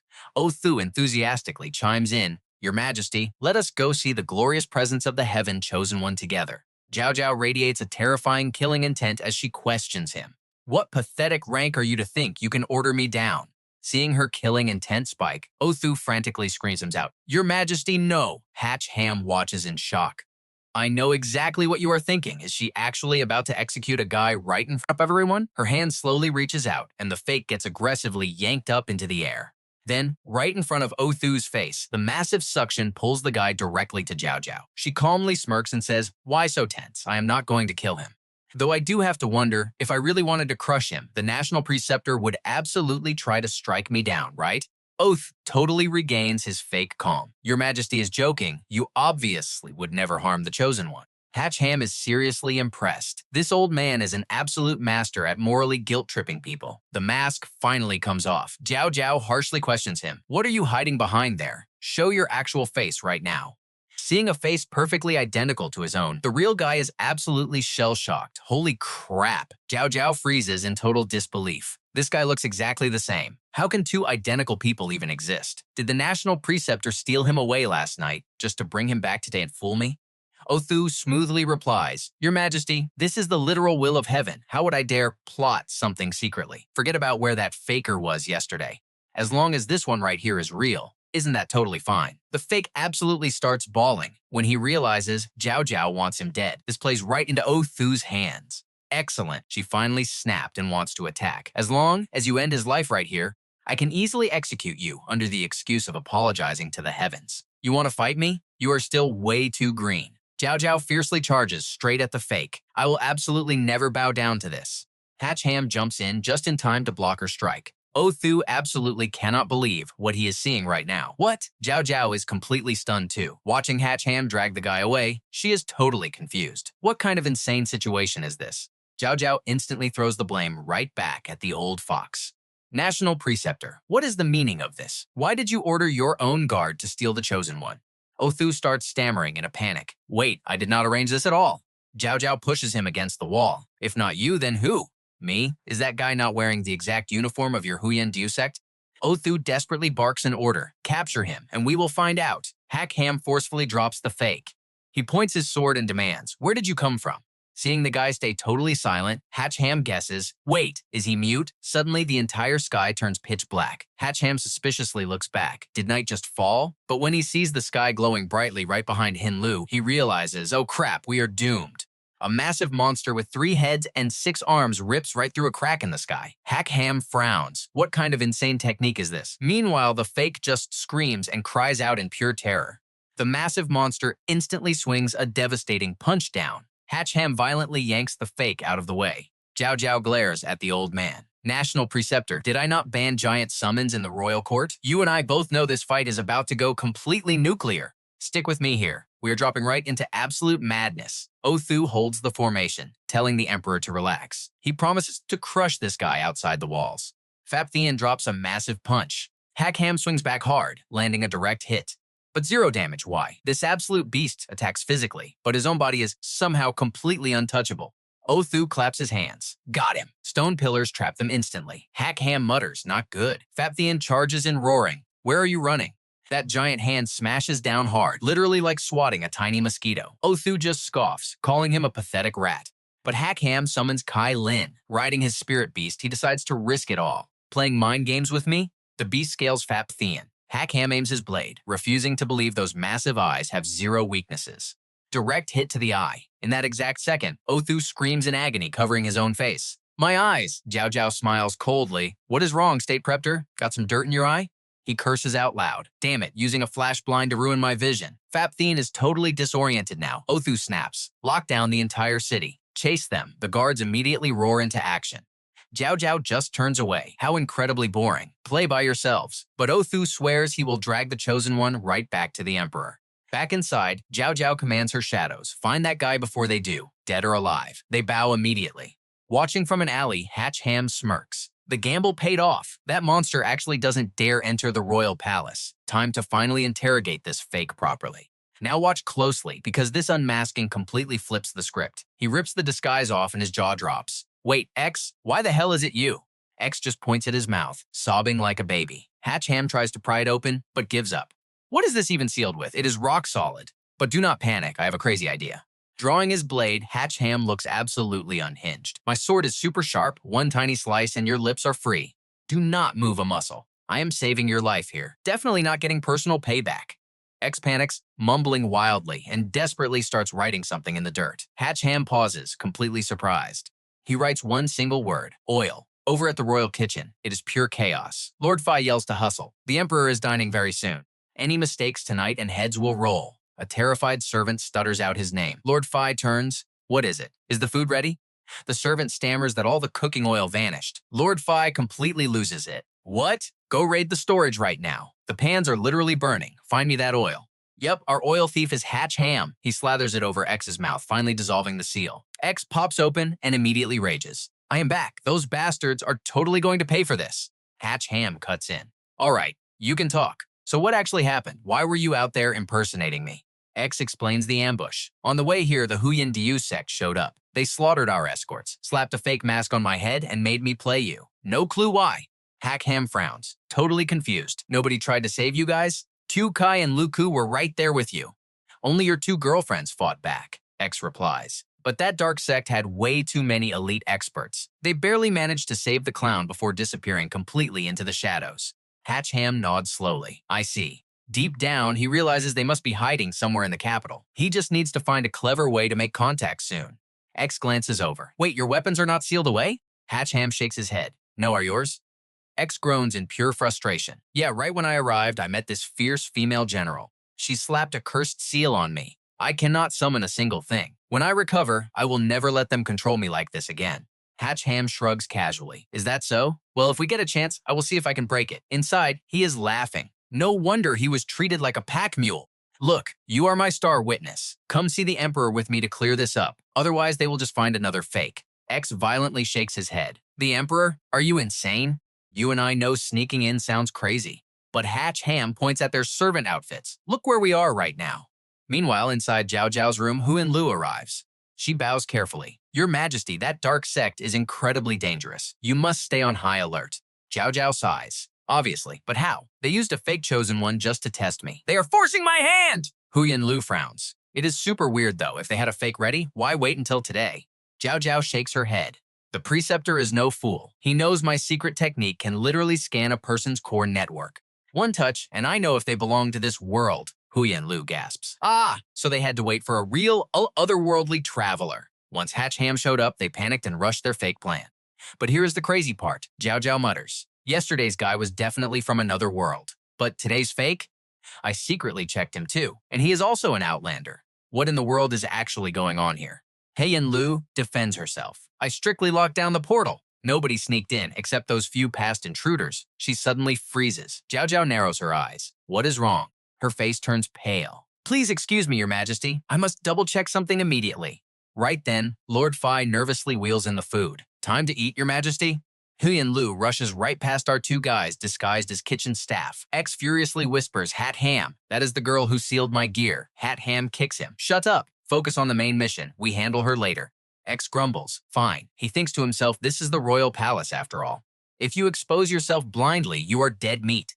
Hach Ham whispers his plan. When we get to the front, I will drop my disguise. You explain everything fast.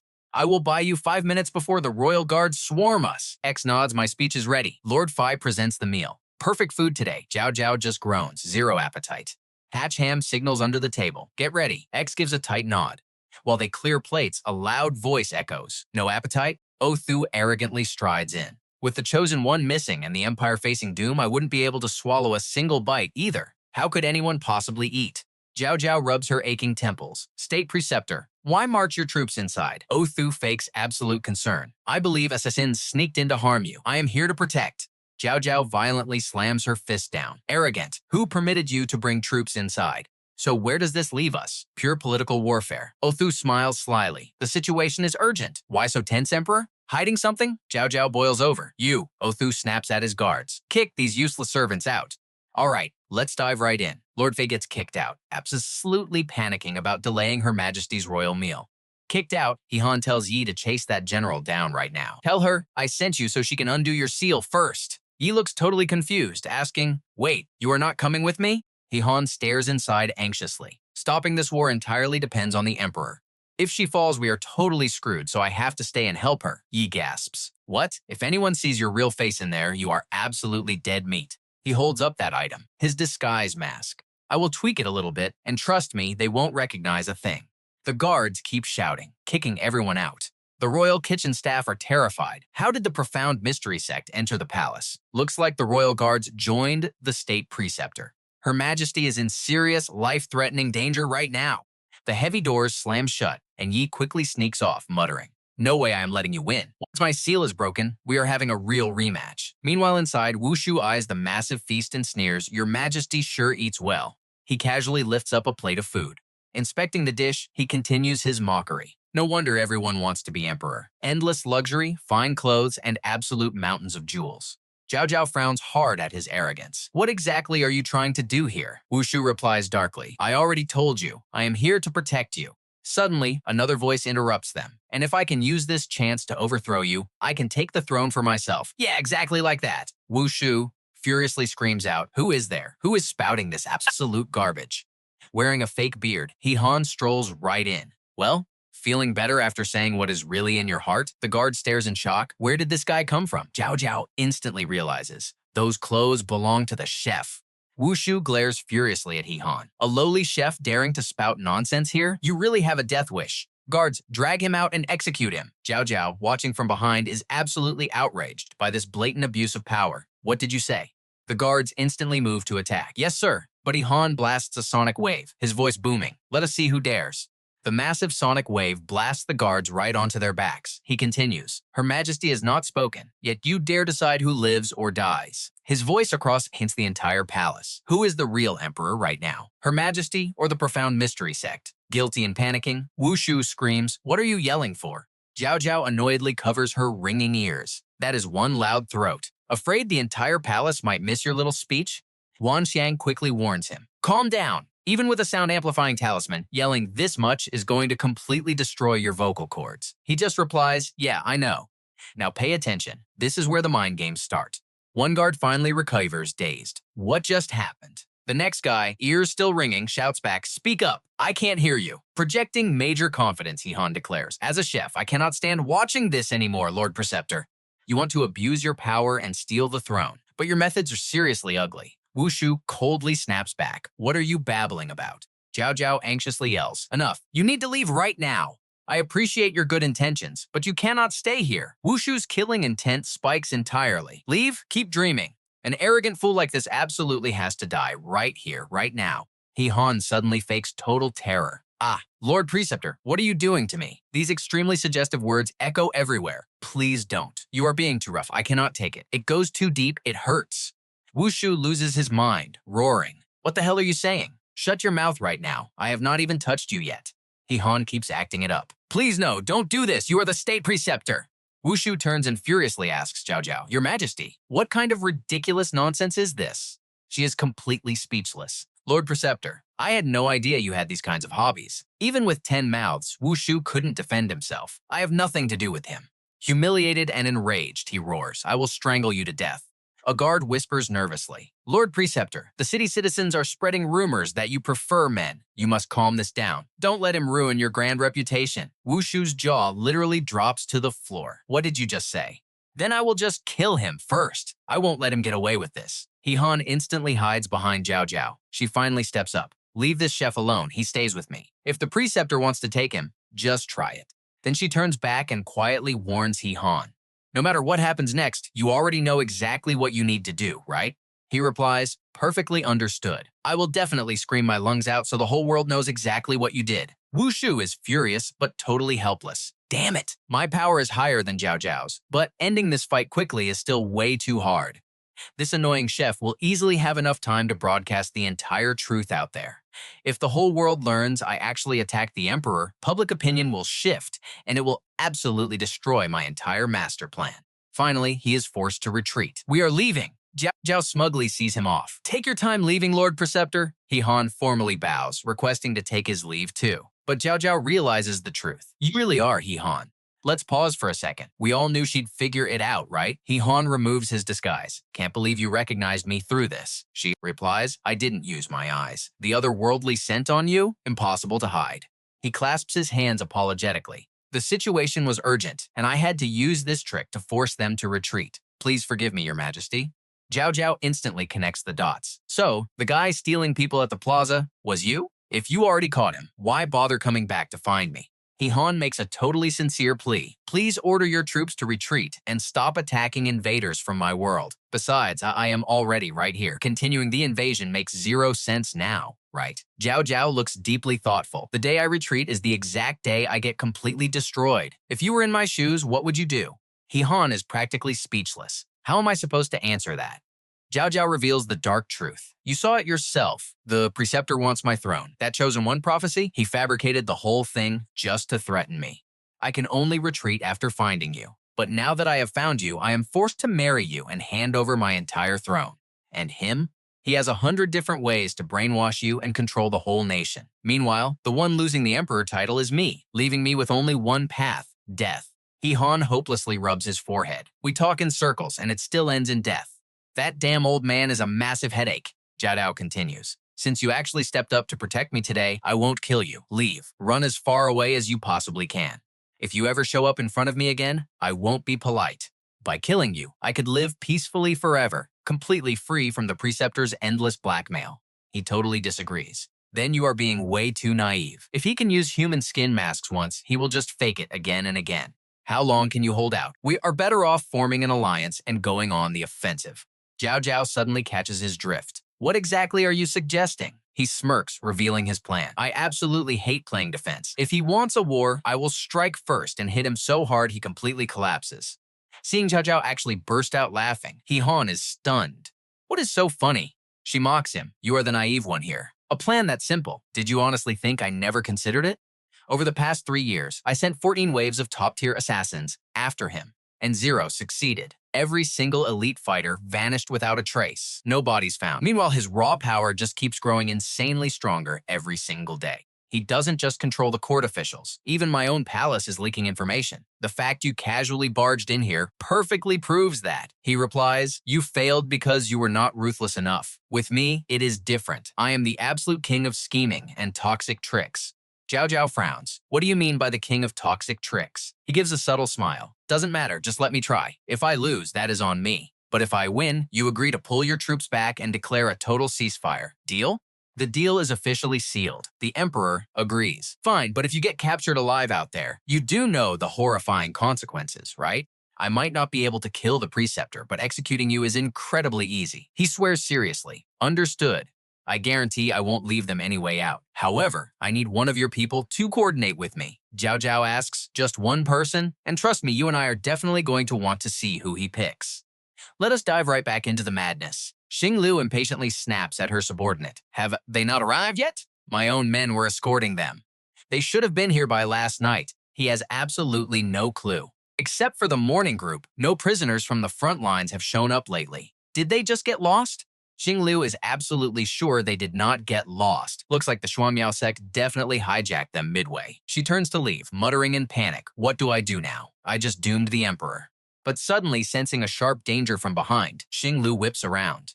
Moshi hides behind the wall and yells out, friendly, friendly. She immediately recognizes him. Wait, is that you? Why are you here? Where are your guards? And where are the other prisoners? Moshi explains that halfway there, the Xuanmiao sect blocked them. He got slapped with Han's mask, dragged all the way here, and then rescued. Xing Liu finally pieces it together. So the guy at the palace square really was you. Moshi rushes her, saying, Han told me to find you. Hurry up and break my seal. He is already fighting the Xuanmiao sect inside the palace, and I need to go help him fast. Xing Liu gasps in total panic. Wait, what? She immediately shatters his seal. Damn it, no wonder I heard those weird noises earlier. It was Han and the Preceptor clashing the whole time. Raw power surges, straight back into Moshi's body as she shouts, return. Feeling the heavy power return, Moshi laughs out loud. Finally unsealed. Xing Liu turns her back without any suspicion, saying, do not worry, I will head into the palace to find them right now. Moshi instantly swings his umbrella weapon. You wretched woman. Everything I suffered on the road was your fault. I will deal with you first, then go settle the score with those other bastards. But his vicious strike hits absolute air. Xing Liu turns back, completely confused. What is wrong? Seeing someone suddenly plummet from the sky, she instantly recognizes him, Han. Meanwhile, he is just groaning on the floor. That hurts so much. A faceplant landing is such a massive fail. Xing Liu hurries over to help him up. How did you even find this place? Han replies, I planted a tracking talisman on him. Matter how far, I can just fly right over. Just as he finishes speaking, the two of them finally notice Moshi and totally freeze. Moshi stares at his own umbrella basically impaled into his head, trembling in sheer agony. Ah, what on earth did I do to deserve this karma?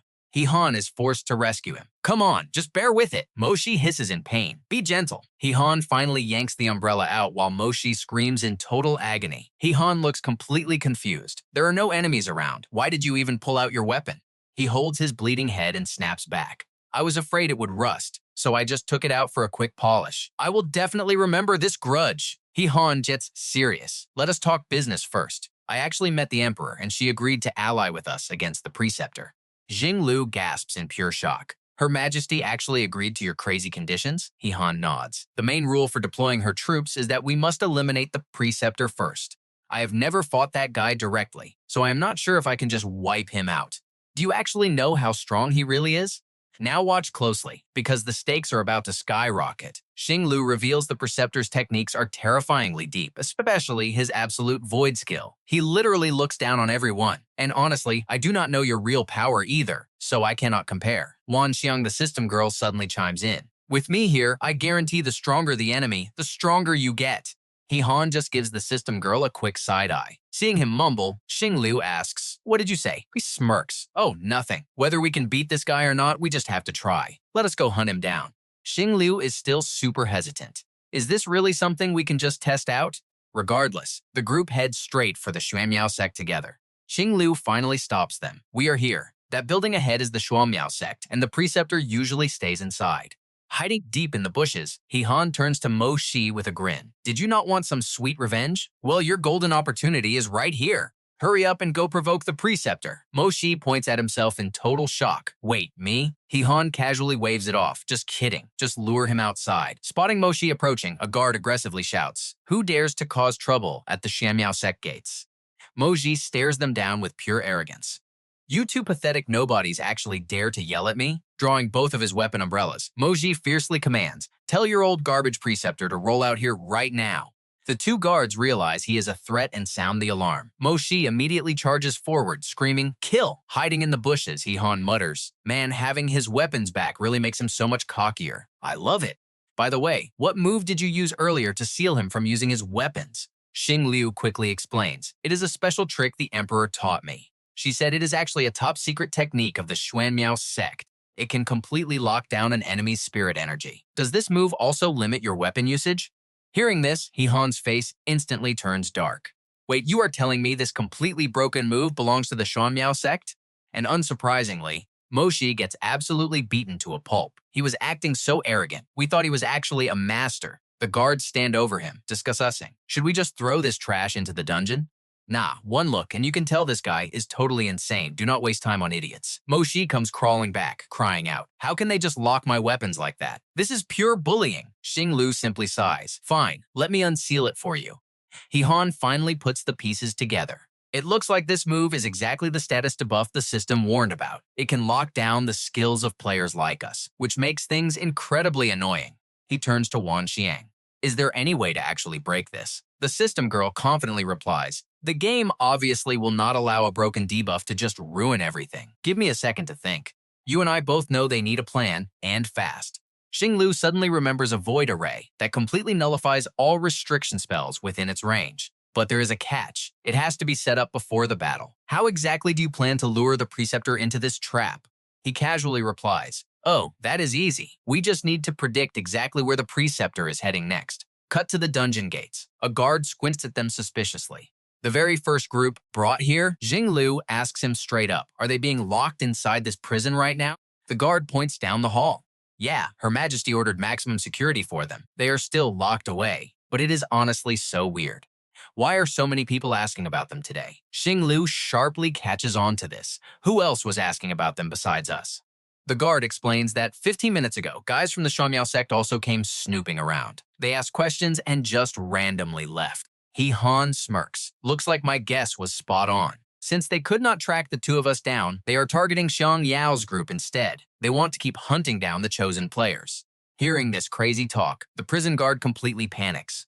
Wait, seriously? What exactly is your group trying to pull here? Tell me right now, or I am reporting this straight to Her Majesty. Han instantly flashes the royal token. I am under direct orders from the Emperor to take full control of this dungeon. Meanwhile, the Xuanmiao sect forces violently breach the gates. Their general barks orders. The targets are in Sector T on the 3rd underground floor. Capture them alive. As for the guards, leave absolutely no survivors. Wipe them all out. The assassins shout back, "Understood." But as the general steps deeper into the facility, he is totally stunned by the dead silence. Why is there not a single gate guard stationed out here? The absolute second one of them takes a step. A massive explosion violently rips through the hall. Watching safely from the rooftop, Xing is seriously impressed. That explosion is devastating. But will making this much noise scare them off? What if the preceptor does not show up? Han just grins. Relax. The more chaotic this battle gets, the faster that old man will crawl out. This right here, it is just the appetizer. Scorched entirely black by the blast, the enemy general coughs in disbelief. What just happened? Why did that explode? Suddenly spotting 5 dark figures stepping through the smoke, an assassin screams out, "Look over there! Someone broke out of their cells." Those 5 figures?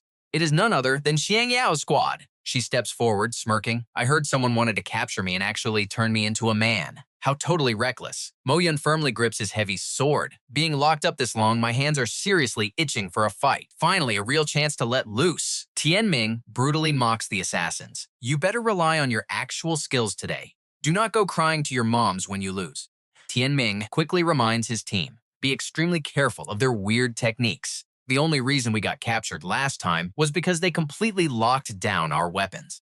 Now this is what you and I have been waiting for. Lu Mang confirms the stats. Boss is right. As long as we stay outside a 100-meter radius from the prison, their debuff skills are completely useless, so go absolutely wild. We are going to fight to our heart's content and drag their final boss out of hiding.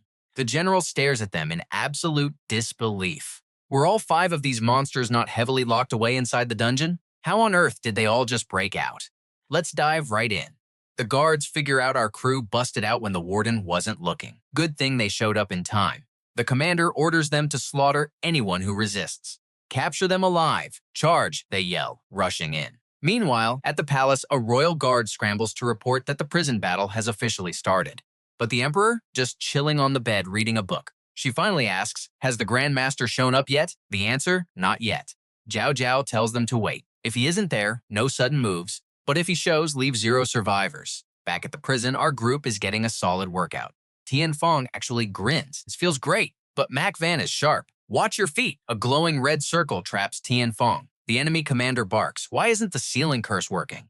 A mystic stammers. I don't know. We're using full power, but something is blocking it. The commander snaps back. Stop staring at each other through those masks. Damn it. If we can't lock them down, we fight head on.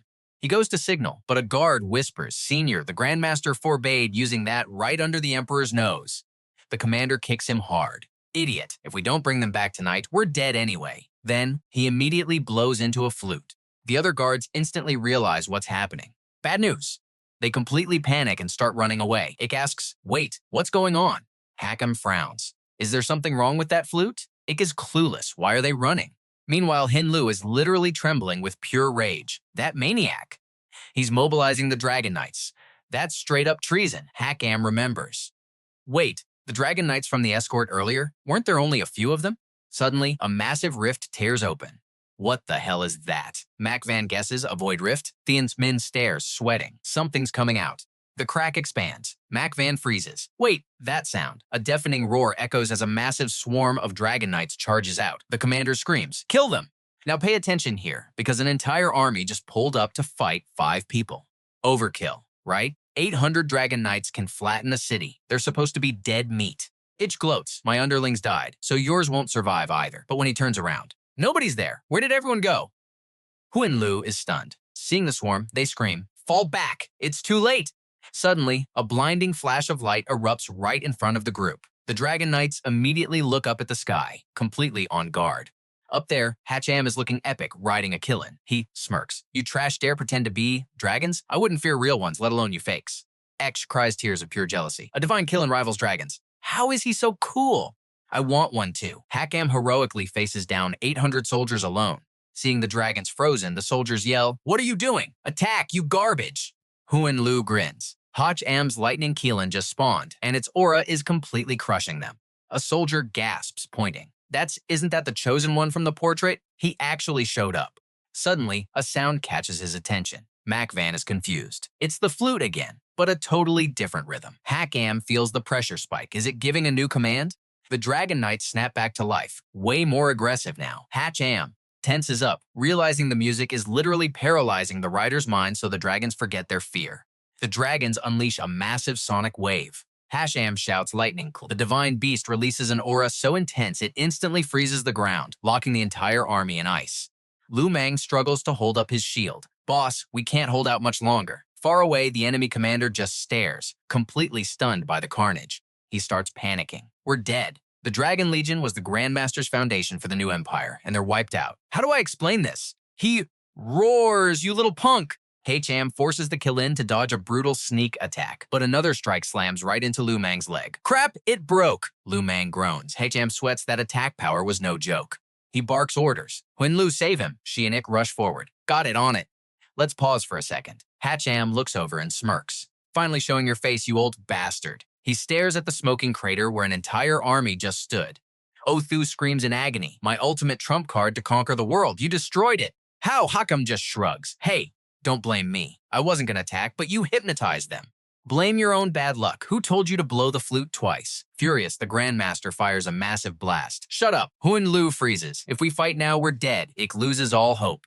Othu drops an ultimatum. Dodge and your friends behind you get blown to pieces. Or take the hit yourself and die. At this point, to hell with the Chosen One. I'm killing you right now. Faced with this, Hach Ham calls out, System, draw a card. Tuong confirms a 300% luck boost. He pulls a card. Don't worry, you'll love this. Looking at the card, Hach Ham frowns. Suddenly, a massive explosion violently erupts right in front of Othu. The old man laughs like a maniac. Using your bare body to block my void punch? You are truly beyond stupid. His power swirls wildly like a massive vacuum. Heen, Lu, and Ik's jaws hit the floor. What? A sword materializes in Hach Ham's hand. He exhales, finally in control. Man, I almost died there. Then the system chimes. Congratulations to the host. You've acquired the S-rank skill Soul Draw. You can now absorb enemy attacks and convert them for your own use. Warning, storage is limited. Exceed capacity and you explode, so release it quickly. Current capacity is 65%. Othu is absolutely baffled. How do you have the same energy source as me? What kind of cheap trick is this? That energy on your sword is my void punch. Hach Ham readies his blade. Cheap trick? Let's find out. Othu panics. Who is this kid? Unable to move his body, Othu screams in total denial. This is impossible. A blistering wave of intense heat blasts right toward him. His men freak out. Grandmaster! Their mighty leader is smashed flat into the dirt, cracking the earth beneath him. He curses silently. Damn it! This brat absorbed my technique. He's dangerous. Tuong is curious. Why not rush in and end him while he's injured? Hach Ham explains carefully, because I actually use my brain. Why would I leave the protection of my magic circle? I just caught him off guard. The real battle hasn't even started yet. Jiao Jiao's spies watching from a distant roof have to admit it. This kid is a genius. He actually cornered the Grandmaster. One asks, should we get orders from the Emperor? The other shakes his head. Can't you see there's no clear winner yet? By the time we get orders, it'll be too late. Suddenly, Hach Ham spots a light. What is that? I have a bad feeling. The light explodes. Trust me, you'll want to see what happens next. Stick with me, because this magic battle is about to go completely off the rails. Standing on the rooftop, he grips a staff blazing with immortal fire. He swings it high, seeing flames erupting from every single direction. Xiang Yu asks in pure shock, what is that? Flames gather from 12 directions, merging together to form a massive, blazing phoenix. He-Han stares in absolute awe. What in the world is that? Jinglu tears up, screaming out, why? The Emperor had to do it. Mo Yun questions this, full of doubt. She drops to her knees, sobbing violently. This 12 phoenix formation is the Emperor's ultimate defense. Anyone trapped inside this barrier is going to be completely refined. Turn to absolute ash. Hearing this, someone gasps in pure shock. Turn to ash? Xiang Yu angrily shakes her, yelling, why would she ever do something like this? Didn't we already form an alliance with your Emperor? Xing Lu replies helplessly, I am so sorry, I had no idea either. Watching from afar, Jiao Jiao finally speaks up. I am truly sorry, but for the sake of my kingdom and my people, I had to do this. I promise your sacrifice will not be in vain. He-Han swings his sword, attacking the phoenix, but it does absolutely nothing. He curses out loud. Damn it! My attacks are completely useless against this crazy formation. Suddenly, a glowing shield traps him completely. What is this? Right after, his spirit companion drops to the ground, totally powerless. Hitting the dirt, He-Han quickly sits up, shouting, is everybody okay? Xiang Yu and the others report back immediately. We got swallowed up too, He-Han yells out. Xing Lu, what the heck is this thing? Is there a way out? She looks completely helpless. This is the fatal move the Emperor has been secretly preparing all along to stop the state preceptor. Xiang Yu screams in anger. Then why didn't she just fight the preceptor head-on? Why did she have to drag us into this mess? Sobbing, Xing Lu admits the dark truth. I am afraid the Emperor wants to kill He-Han too. He is absolutely furious. What a ruthless, toxic person. She just wants to play the fisherman, catching both the fish. Wushu's subordinates are screaming too. I do not want to die. Preceptor, please save me. My true energy is leaking away. Somebody help. Preceptor, please save us. Wushu is gathering his power inside a bubble. You royal brat. Did you really think I wouldn't see right through your little trick? Trying to trap me with just a phoenix formation? You are way too naive. Plus, you accidentally just did me a huge favor. Massive power suddenly blasts right out of his palms. His guards immediately cheer in joy. What is that energy? The preceptor is saving us. We are saved. He-Han watches in total disbelief. That old man can actually break this crazy formation. The general suddenly feels his own true energy being drained away. Realization hits him hard. The preceptor is sucking the life force right out of his own men. The general's body rapidly withers away as he curses. You damn old monster. Watch this closely, guys. This is pure evil. Inside the armor, not even a single crumb of dust remains. He-Han is utterly disgusted. Draining your own loyal subordinates dry just to boost your cultivation? What an absolute monster. Wushu arrogantly smirks. Normally, I could never drain them to death like this. Nobody willingly offers up their own life, after all. But since that foolish emperor helped me lock them all in one place, well, I will gladly accept the meal. This feeling of absolute invincibility, oh, it is just fantastic. The group powering the Phoenix formation is completely exhausted. Wushu forces all his power out, shattering the bubble around him into pieces. Instantly, the formation casters suffer a massive, violent backlash. Wushu immediately charges right at them for payback, roaring, "I am going to kill you all." Still trapped inside the barrier, Hihan groans. This is bad. The preceptor has already closed the distance to Hihan. He glares down and says, "Dying like this is way too easy for you." Shang Yu watches suspiciously, shouting out, "What are you planning?" The formation casters bark out orders. "Damn it, use everything we have. We absolutely have to keep this guy locked down." 12 streams of killing intent explode from Wushu's body in every direction. The Emperor's people take a direct hit. Hihan nervously pieces it together. "Wait, do not tell me you are planning to." The Preceptor's dark energy forcefully invades the bodies of the formation casters. Mo Yun screams out in panic. Their minds are being completely controlled right now. The Preceptor just hijacked the entire 12 Phoenix formation. Jijiao's soldiers are devastated. "Your Majesty, 10 long, hard years of planning. Is it really going to be destroyed this easily?" The bright golden flames of the Phoenix suddenly shift into an eerie, toxic green. The entire defensive formation has been totally taken over. Hihan is the first one to suffer the hit, his body shaking violently. Wushu locks onto him. "You little brat, I will refine you into an elixir. Let me go conquer that little girl in the palace, and then I will come back to celebrate my victory over you." He decides to hunt down Jiao Jiao for payback, his arrogant laughter echoing everywhere. Pushed to the limit, Hihan begs through the pain. "System, think of something fast." The system girl is completely out of ideas too. Whether it is drawing cards or using items, you need to actually move first. He cries out loudly, "I cannot just die in this godforsaken place. Somebody help." Suddenly, a loud voice cuts through, followed by a massive explosion. The handsome guy is live on the air. The clown has finally arrived. The bravest man in the whole world is right here. "Do not panic. I am here to save you." Someone instantly recognizes him. "Wait, the clown?" One of the corrupted casters immediately attacks him, roaring, "In your dreams." A massive blast of energy violently spews right out of the Phoenix's mouth. The clown takes a direct hit and screams, "Oh my god, this is so annoying. How am I supposed to shine on screen like this?" "I know you were hoping he'd save them, right?" Well, Hihan stays perfectly calm. "Do not give up. The real show has not even started yet." The caster sneers. "I thought he was an expert." But mid-sentence, a sharp blade violently pierces right through his chest. Lu Ju speaks with ice-cold killing intent. "A jumping clown. Were you talking about yourself?" Shouts erupt from all over the battlefield. "We have a huge problem. Enemy attack." Hihan breathes a sigh of relief, watching the formation's key nodes blow up everywhere. "Awesome, it is Lu Ju's squad." Junqi quickly apologizes. "Young master, we are so sorry. We arrived a bit too late." The barrier trapping Hihan completely shatters into pieces. He smiles back. "Not late at all. Your timing is absolute perfection. I leave this place to you." Sixing Liu asks with deep concern, "Where are you going?" His eyes go totally cold. "My debt with that twisted old man is not even close to settled yet." "Thunder Spirit, let's go." Lu Ju glares in sheer frustration. That emperor clearly sold us out to die, yet he is still rushing off to save her. Xing Liu is incredibly moved. With a heart like that, maybe he truly deserves to be the king of this entire world. Meanwhile, Wushu has summoned Fa Tian. "You stupid brat. Bet you didn't see this coming. I am back, baby." Standing right on top of the giant avatar's head, he declares his victory.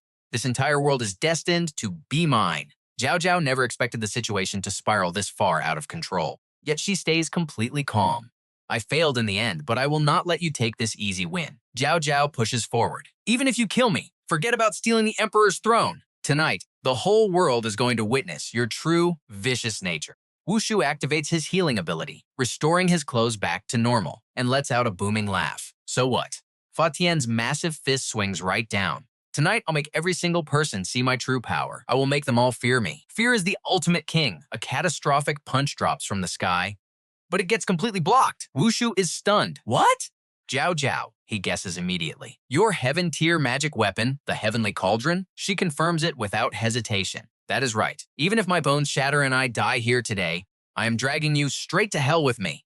With that, Jiao Jiao pours every last drop of her true energy into this one strike. "Go to hell!" From the ground, massive tornadoes of water surge violently toward Fa Tian.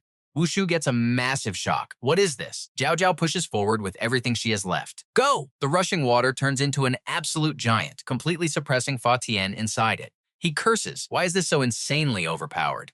He instantly uses his hands to signal Fa Tian. Following the command, the giant avatar throws another devastating punch. Wushu is full of absolute contempt. Relying on this pathetic level of martial arts? You will not even touch a single hair on my head. Jiao Jiao thinks to herself in despair, I really went all out. Wushu gloats triumphantly. Just accept your fate. You are nothing but a completely useless emperor. But slicing right through the thick steam, ice arrows suddenly blast out of nowhere. Wushu screams in pure agony from the ambush. Staring at the icy arrow pinned in his arm, he stammers. Why is it freezing? You can actually use ice magic too? Even Jiao Jiao is confused. What is this? Then He Han steps up with a smirk, and guys, we love to see it. Can't even dodge a simple ice spike? Guess you're not that strong after all. You and I are about to watch an epic beatdown. Wushu panics, seeing our boy pull up on a literal unicorn. Furious, he snarls, you just refuse to die. He casually mocks the old man. You're this old and still scheming? How could I just sit back? Then he glances at the queen. Look, I'll let it slide that you sent your goons after me, but do not let it happen again.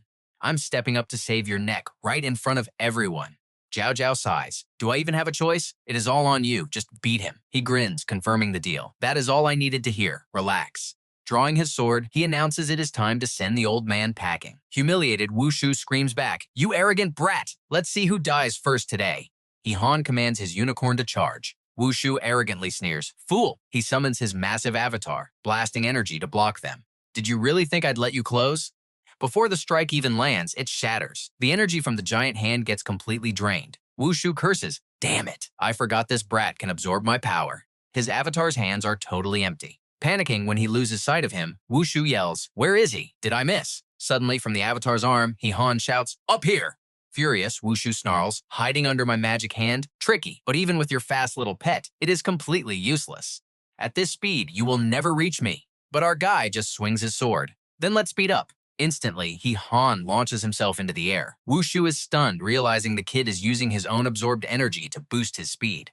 Unbelievable! Before Wushu can even react, He Han is right in his face. A brutal punch sends teeth flying, completely cutting off the old man's thoughts. What a waste of energy. Wushu gets beaten so badly, his clothes are shredded to pieces. He is sent flying way into the distance. Even Jiao Jiao is absolutely stunned watching this. She gasps in total awe. This man! His strength is seriously off the charts! He Han drops back onto his unicorn, seeing dark, gloomy energy swirling underneath Wushu. He is confused. What exactly is that thing under him? Turns out the old man is secretly setting up a deadly trap. Now watch this closely. All the energy under Wushu shoots straight at our hero. He Han struggles to dodge it. This guy just will not quit. Suddenly, bam, his unicorn takes a direct hit. Trap sprung. Wushu laughs like a maniac. I thought you could absorb power. Let's see you handle this. If you are so tough, try absorbing it with your life. Take your sweet time. Seeing his divine beast lose control, our hero quickly recalls it. Seizing the golden moment, Wushu amps up his powerful energy attacks. Without the ability to fly, you are nothing but a walking target. Just die for me already. He Han activates his holy armor and charges straight at him. He knows he can only take this head-on, so he puts everything into defense. Suddenly, a massive ring of water wraps right around him. Thanks to that clutch save, he narrowly escapes all 5 energy blasts Wushu fired.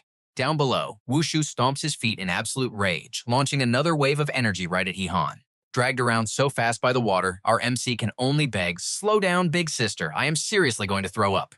But she doesn't stop for a second. Stop whining. If I slow down, you'll be turned into a human pincushion. The National Master's void power is completely unbreakable, you know. Is your armor just for decoration? He Han quickly pleads. Just throw me over there. I need to tell you something. She actually does it, but keeps talking tough. Do not expect me to take a hit for you. He Han urges Jiao Jiao. Just throw me. Seeing them group up is exactly what Wushu wanted. Perfect chance to wipe them both out at once. Jiao Jiao puts all her strength into chucking He Han right where he wants. If you die, do not blame me. Seeing He Han rushing in, Wushu screams, what? You actually dare to charge at me? Countless blasts of his dark energy instantly lock onto He Han. Do not think I cannot see right through your pathetic little plan. You want to dodge at the last second, so my own void power hits me, am I right? Fools, my void technique shares the exact same origin as this power. How could it possibly hurt me? But right as he says that, He Han brings his sword crashing down, leaving Wushu zero time to dodge. I know what you were thinking. Our guy's plan totally failed, right? Blinded by the thick dust, Wu Shu is completely disoriented. Zhao Zhao keeps helping but still complains. He saw through your plan. We are just wasting energy. Wu Shu smugly gloats. I actually pity you. Your low intelligence really limits your understanding. Suddenly stabbed from behind, the old man's arrogant smile vanishes instantly. Zhao Zhao panics when she sees He Han falling from above. What? But he just grins, announcing happily, plan successful. Looking at his body full of holes, he refuses to accept it. I clearly absorbed the void power. Why? He Han casually explains. Sure, you can absorb the void energy, but you definitely cannot absorb the massive ice stalactites right above your head. Wu Shu finally pieces the trap together. You purposely blocked my vision just to buy enough time to freeze the void power completely. You're so young, but so utterly ruthless. Raising his sword, He Han mocks him back. Such a pity your low intelligence limits your understanding. Trembling, the old man begs, wait, I can help you become emperor. I have experience as the national master. Wait, I surrender. Wu Shu's fate was already sealed. Our boy replies, cold as ice. Not interested, goodbye. One swing and Wu Shu's head flies. The headless body just slumps over. He Han breathes a sigh of relief. Finally took care of that. Seeing his level jump all the way to 39, he chuckles. I almost forgot this is just a game mechanic. Wan Xiang praises him. Guess you got lucky. It was dangerous, but you cleared the quest. He Han then turns to check on Zhao Zhao, who is just standing there completely frozen. He immediately asks her, the biggest threat is gone. What are you thinking about? She snaps out of it. I really didn't expect you to win. Oh well, I guess this empire was never meant to be ruled by a woman like me anyway. Tomorrow I will withdraw my troops and hand the throne over to you. He Han instantly refuses. Whoa, don't. I have zero interest in playing emperor. Just call your army back and we are totally cool. Let's leave it at that. I am going to find my team. Zhao Zhao stares in absolute admiration. Does a man who cares nothing for power or beautiful women really exist in this world? I simply don't believe it. His crew gets led over by Xuan Liu, chatting excitedly. Where is the palace? Just ahead. You aren't walking us in circles, right? She sighs. I am not that bored. The imperial capital is just massive. Nothing I can do about it. Shang Ye happily points ahead. Look over there. He Han is pleasantly surprised to see them. Hey, you guys all made it? Junqi asks with concern. Young master, how are you holding up? Is everything handled? He nods. All sorted out. We can finally head home tomorrow. The whole squad bursts into loud cheers. Awesome. Long live the boss. But Xuan Liu looks around worriedly, asking, wait, where is Her Majesty? Is she safe? He Han accidentally blurts out, solid as a dog, I mean, safe and sound. Overwhelmed with emotion, Xuan Liu immediately throws her arms around him. Thank you so much. You are literally the savior of our nation, He Han kindly warns her. Calm down a bit, or I will not be able to protect you in a second. Feeling intense, murderous intent radiating from He Han's female teammates, Xuan Liu stammers. Oh, sorry about that. I just got too excited. He Han looks around and notices someone missing. Where is X? Why didn't he come with you? Mo Yun frowns. He and the clown already left, but they left a message. They said, you guys win this round, but when we get back, it won't be that simple. We will definitely settle score once and for all. That was specifically directed at you, He Han. Mo Yun looks deeply uneasy about it. Chi Feng curses in anger. That absolute bastard. Mo Yun nods. Sooner or later, we will have to settle things with them.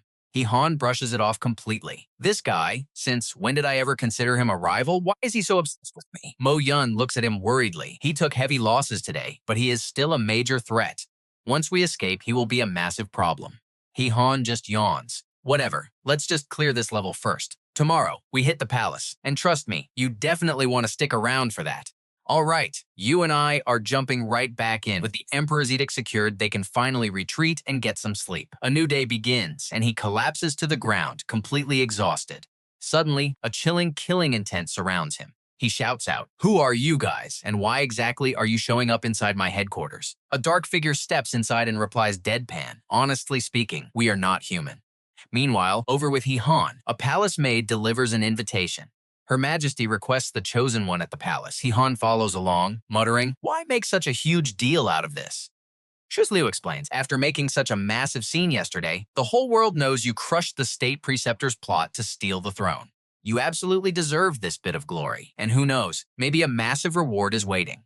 The maid suddenly stops right outside a room. Her Majesty is waiting for you inside. He looks pretty confused. Shouldn't we be in the main hall? Why bring me all the way here? Xuan Liu doesn't hesitate and shoves him right through the door. Quit complaining. Her Majesty obviously has her own special arrangements. Just get inside. The doors slam shut behind him. A voice echoes from inside. You have finally arrived. Once again, he finds the female emperor taking a bath. Han shuts his eyes tight and says, Your Majesty, it is getting late. I really should go back. Please just hand over the retreat edict so I can report in. She lifts the imperial decree. I already prepared it for you. Come over here and take it. Han nervously refuses. No, this is highly inappropriate. I will just step outside and come back to see you after your bath. Zhao Zhao curls her finger, calling him closer. Why pretend to be a gentleman around me? A massive hand made of water lifts Han into the air. He begs, Your Majesty, please do not do this. But it is useless. The water hand throws him right forward. Splash! He crashes right into the pool. Popping his head up, he spits out a mouthful of water, totally annoyed. Glaring at the woman beside him, he complains, Your Majesty, you are not trying to kill me, right? Being this unpredictable is just asking for heaven's punishment. Zhao Zhao gently calms him down. Do not be so tense. The whole world knows you are the chosen one now. If I actually tried to get rid of you, how could I ever win over the hearts of the people? Trapped by the swirling water, Han frowns. This water is completely binding me. Meanwhile, Zhao Zhao keeps talking. I have been thinking constantly about how to secure my position without going against the great prophecy. And I finally came up with the absolute perfect plan. If I carry your bloodline and have your child, I can legitimately stay in power with the official title of the nation's mother. Now watch closely. Things get crazy here. She plans to pass the throne to their kid. Han panics and refuses. No way, it doesn't have to be like this. I can officially renounce it. But Zhao Zhao shuts him down. This is the only way, so just obey me. His entire face instantly turns beet red. Zhao Zhao looks down and awkwardly gasps. Wow, why is it so big? He forces a laugh and replies, Exactly, we cannot do this. Your imperial body is way too precious. We really should figure out another plan. Zhao Zhao swears with total determination. If I cannot even endure this kind of pain, how can I possibly rule an entire nation? Watching her bold actions, Han screams out in pure panic. Why are you hyping yourself up for this? Right outside the doors, having barely left, Xuanlu quickly recognizes the bizarre sounds. She instantly turns back, yelling, Her Majesty is in danger. The senior palace maid blocks her path. General, there is no need to worry. Her Majesty is completely safe and actually feeling incredibly comfortable. Xuanlu is totally confused. Comfortable? What does that even mean?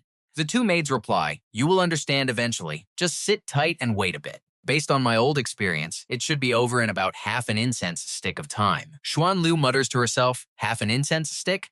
Time passes and he still has not come out. The two maids exclaim he is lasting way too long. Is this brat even a real man? Finally, Han pushes the doors open, looking totally refreshed. All three of them shout in unison. He is out. He happily holds up the imperial edict and announces, I got it. No time to waste. Let's head back right now. And please go recall the royal army. Xuanlu quickly agrees. All right, fine. Meanwhile, the two older maids nervously peek inside, calling out for Her Majesty. Zhao Zhao is lying there, looking completely exhausted. She thinks to herself, next time, I am definitely taking the lead. Xuanlu shakes hands to say goodbye to Han. The army outside has been fully recalled. The war is officially over. Thanks for all your hard work, he says, advising her. Keep a close eye on your emperor, and do not let her attack people so easily next time. She replies, I will try my absolute best to stop her, but if I fail, I will definitely call for backup. The whole group steps right into the dimensional rift. Han waves his hand, shouting a cheerful goodbye. As his figure fades away, Xuanlu lets out a massive sigh of relief. It is finally over. A Dragon Knight soldier rushes over in a total panic. Xuanlu gasps in shock. Why now? They already left. In the bedroom, the maid anxiously asks Zhao Zhao, Your Majesty, please do not rush. Your health matters most. Weren't you just predicting the nation's destiny? Why react like this? What exactly did you see? You and I definitely didn't see this coming. She screams in terror. I saw Han die. Back in the city, Han happily smiles. It's finally over. The demonic beasts have vanished, proving Xuanlu truly kept her promise. Mo Yun crosses his arms, looking completely annoyed. No one even came out to receive us. Shouldn't there be a huge welcome line right now? Right at that moment, his phone suddenly rings. Han looks curious. A call right after getting back? Who misses me this much? On the other end, a frantic voice speaks up. Han, it is me. He instantly recognizes the voice as X. Hiding behind a steep cliff, X warns him in a panic. Listen to me right now. Something terrible happened. Someone is hunting you down. Just as he says that, the cliff he is hiding behind violently explodes. The phone gets blown right out of his hand. Losing the signal, Han asks in pure anxiety, what just happened? Pinned to the ground, X curses loudly. Damn it all. The enemy has already caught up. You are great at running, but too bad, it is useless. The guy is Huo Yan, and he brutally interrogates X. Where the hell is he, Han? You two vanished together, so why did you return alone? Acting incredibly loyal, X refuses to snitch. I do not know anything. Huo Jan raises his blazing whip once again. That is fine, I have other ways to extract answers. Your miserable little life ends right here, right now. X stubbornly shoots back. Do not think you can kill me that easily. Even if I die, I will make it to the meeting spot first. Huo Yan lashes out with his whip, but X intentionally throws himself right off the cliff. I will wait for you in hell. See you there. The villain calmly sneers. You actually think jumping will save you? Against the 5 elements pursuit, nobody escapes. His shadowy figure slowly walks away. Han catches that terrifying name. 5 elements pursuit? Mo Yun looks extremely worried and asks, what is going on with X right now? Han replies with a completely dark expression. It is not super clear, but I overheard that someone is trying to hunt him down, and their actual final target is really me. Dianfeng sounds suspicious. This whole thing is way too weird. Could this be another one of his sneaky traps? Tianming chimes in, completely on high alert. Exactly. We have been tricked way too many times before. We cannot fall for it again. Han replies, my gut feeling tells me he is actually telling the truth this time. Looks like I have to find him and confront him face to face to be absolutely sure. Mo Yun asks in pure shock, you actually know where he is? Han casually replies, I do not, but I know exactly where he will end up. Down at the rocky gorge where X fell, he drags himself out of the river and starts bandaging his own wounds. Suddenly hearing footsteps, X goes on high alert. Who is there? Turns out it is Han. You really were hiding here. X looks like a massive weight just lifted off his shoulders. You finally made it. Han asks out of concern, how did you get so badly injured? Do you need to go to a hospital? X replies, relax. I am not dying just yet. As expected, the person who understands me best is my rival. I just mumbled some nonsense, and you actually got it. Han shoots back. That code was super obvious. You were basically one step away from sending me your live location. If I did not understand that, I would be an idiot. The meeting spot, see you there? You are honestly pretty ruthless. While helping X bandage up, he asks, all right, tell me, what the hell actually happened out there? X explains every single detail. Honestly, after returning from the other world, I planned to hit the base and rest. But the moment I opened the door, these weird guys were already waiting inside. So what do you and I make of this? They only sent one guy, and I was completely powerless. Even the Azure Dragon holy armor I got from you shattered after taking just one single strike. Stick with me here. Hach Ham gasps, level 30. X denies it, guessing he is at least level 35. Hach Ham realizes, level 35? No wonder you got beaten this badly. But why are they looking for me? X snaps back, how should I know? They just firmly believe that I know exactly where you are hiding right now. Hach Ham bluntly asks, so you called me all the way out here and you have zero actual intel for me? X is absolutely furious now. I risked my own life to get this much, you absolute beast. Do you not have a single shred of conscience left in you? Another call rings. Hach Ham cuts X off. Hold on, Mac Van is calling. X mutters, I should have just lured them here and killed them myself. Hach Ham answers, Mac Van, did you girls finally make it to the main command center yet? Then comes the awful news. Boss, the command center has been totally destroyed. Hach Ham is stunned. What? Mac Van observes from a safe distance and reports the situation. A group of powerful ability users brutally attacked the command center building this afternoon. Word is, the personal data for every single elite selection tournament participant was completely stolen. Hach Ham is super suspicious. The elite tournament data? What would they even want with that kind of stuff? She guesses, I do not know. Are they trying to dig up something specific from the competitors' profiles? Hach Ham suddenly remembers something crucial. Wait a minute, is my personal data in there too? Mac Van confirms it. Yes, and ours as well. Every person's information is recorded incredibly clearly. Height, weight, age, physical strength, and their exact background origins. Hach Ham understands instantly. That makes perfect sense. They want to find my background info. Lam Phi and Fan Ko in Damdong City might be in serious danger. Over on Fan Ko's side, they are currently driving down the road.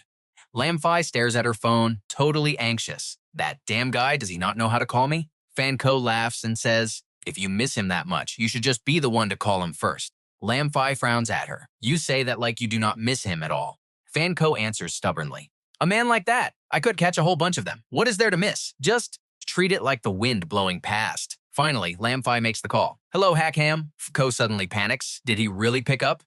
Lam Phi shows her a completely blank screen, teasing her. Wow, you confessed without me even trying. You miss him, but still argue. Fan Ko gets annoyed and yells, you damn brat, how dare you tease me like that? But then Hach Ham actually calls right on cue. Lam Fi hurries to answer. Oh wow, he is actually calling now. Fan Ko anxiously urges her, hurry up and answer it. Lam picks up. Hello? Who is this?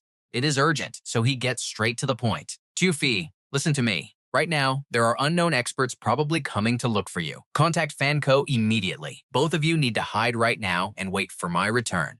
Fan Ko is curious beside her. What did he say? Lam Fi nervously replies to him, I am actually with her right now. What exactly happened? Hach Ham says, well, that is great. You girls need to run away. Before he can finish, Fan Ko stops listening, staring ahead in total panic. She suddenly slams on the brakes hard, popping the airbags. Lam Fi rubs her head, complaining loudly. Oh my god, do you even know how to drive a car? She says nervously. Just look straight ahead.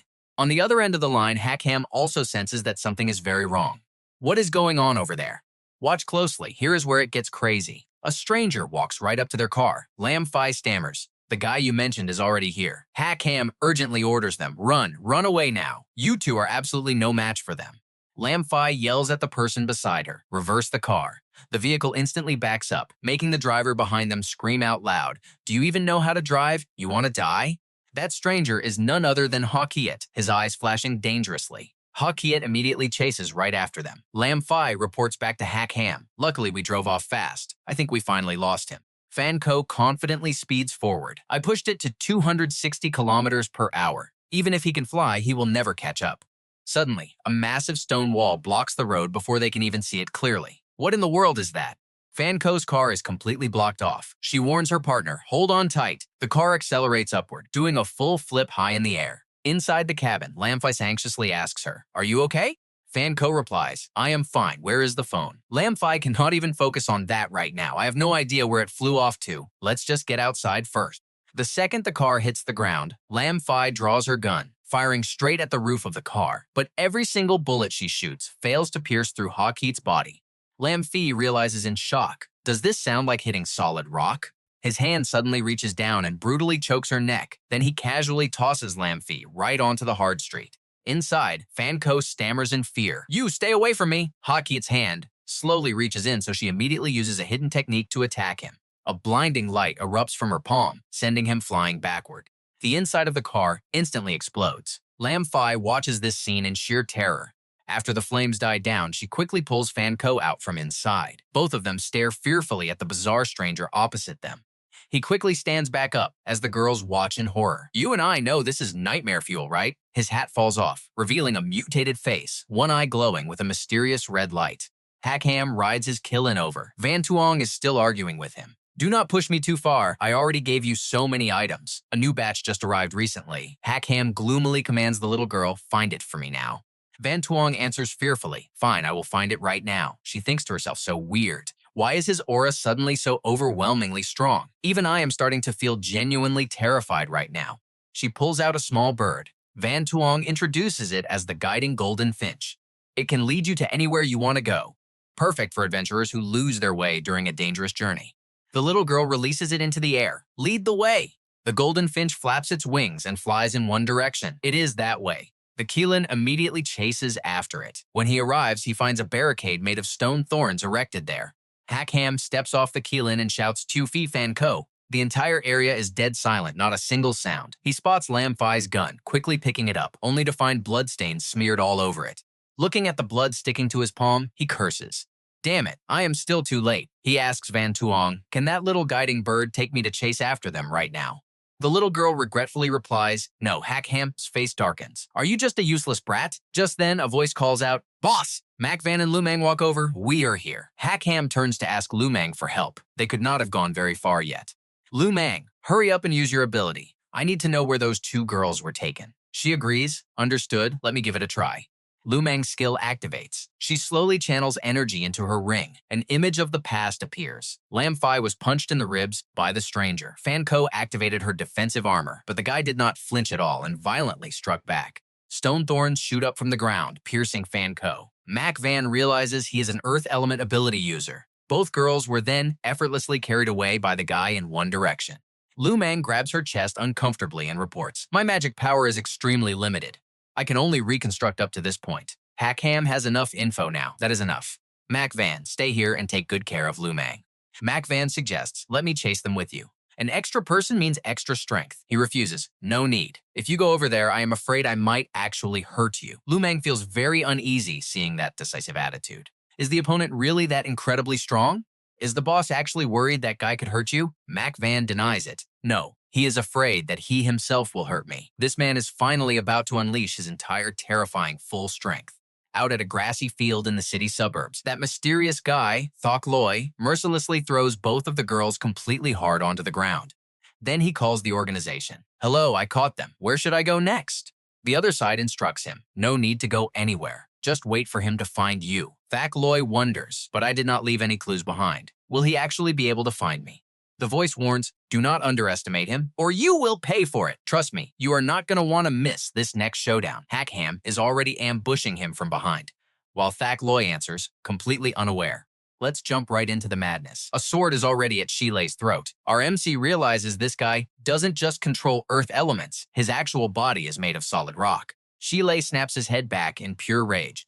But boom, the sword slashes down. Instantly, his entire body freezes solid. He is trapped completely inside thick, heavy layers of unbreakable ice.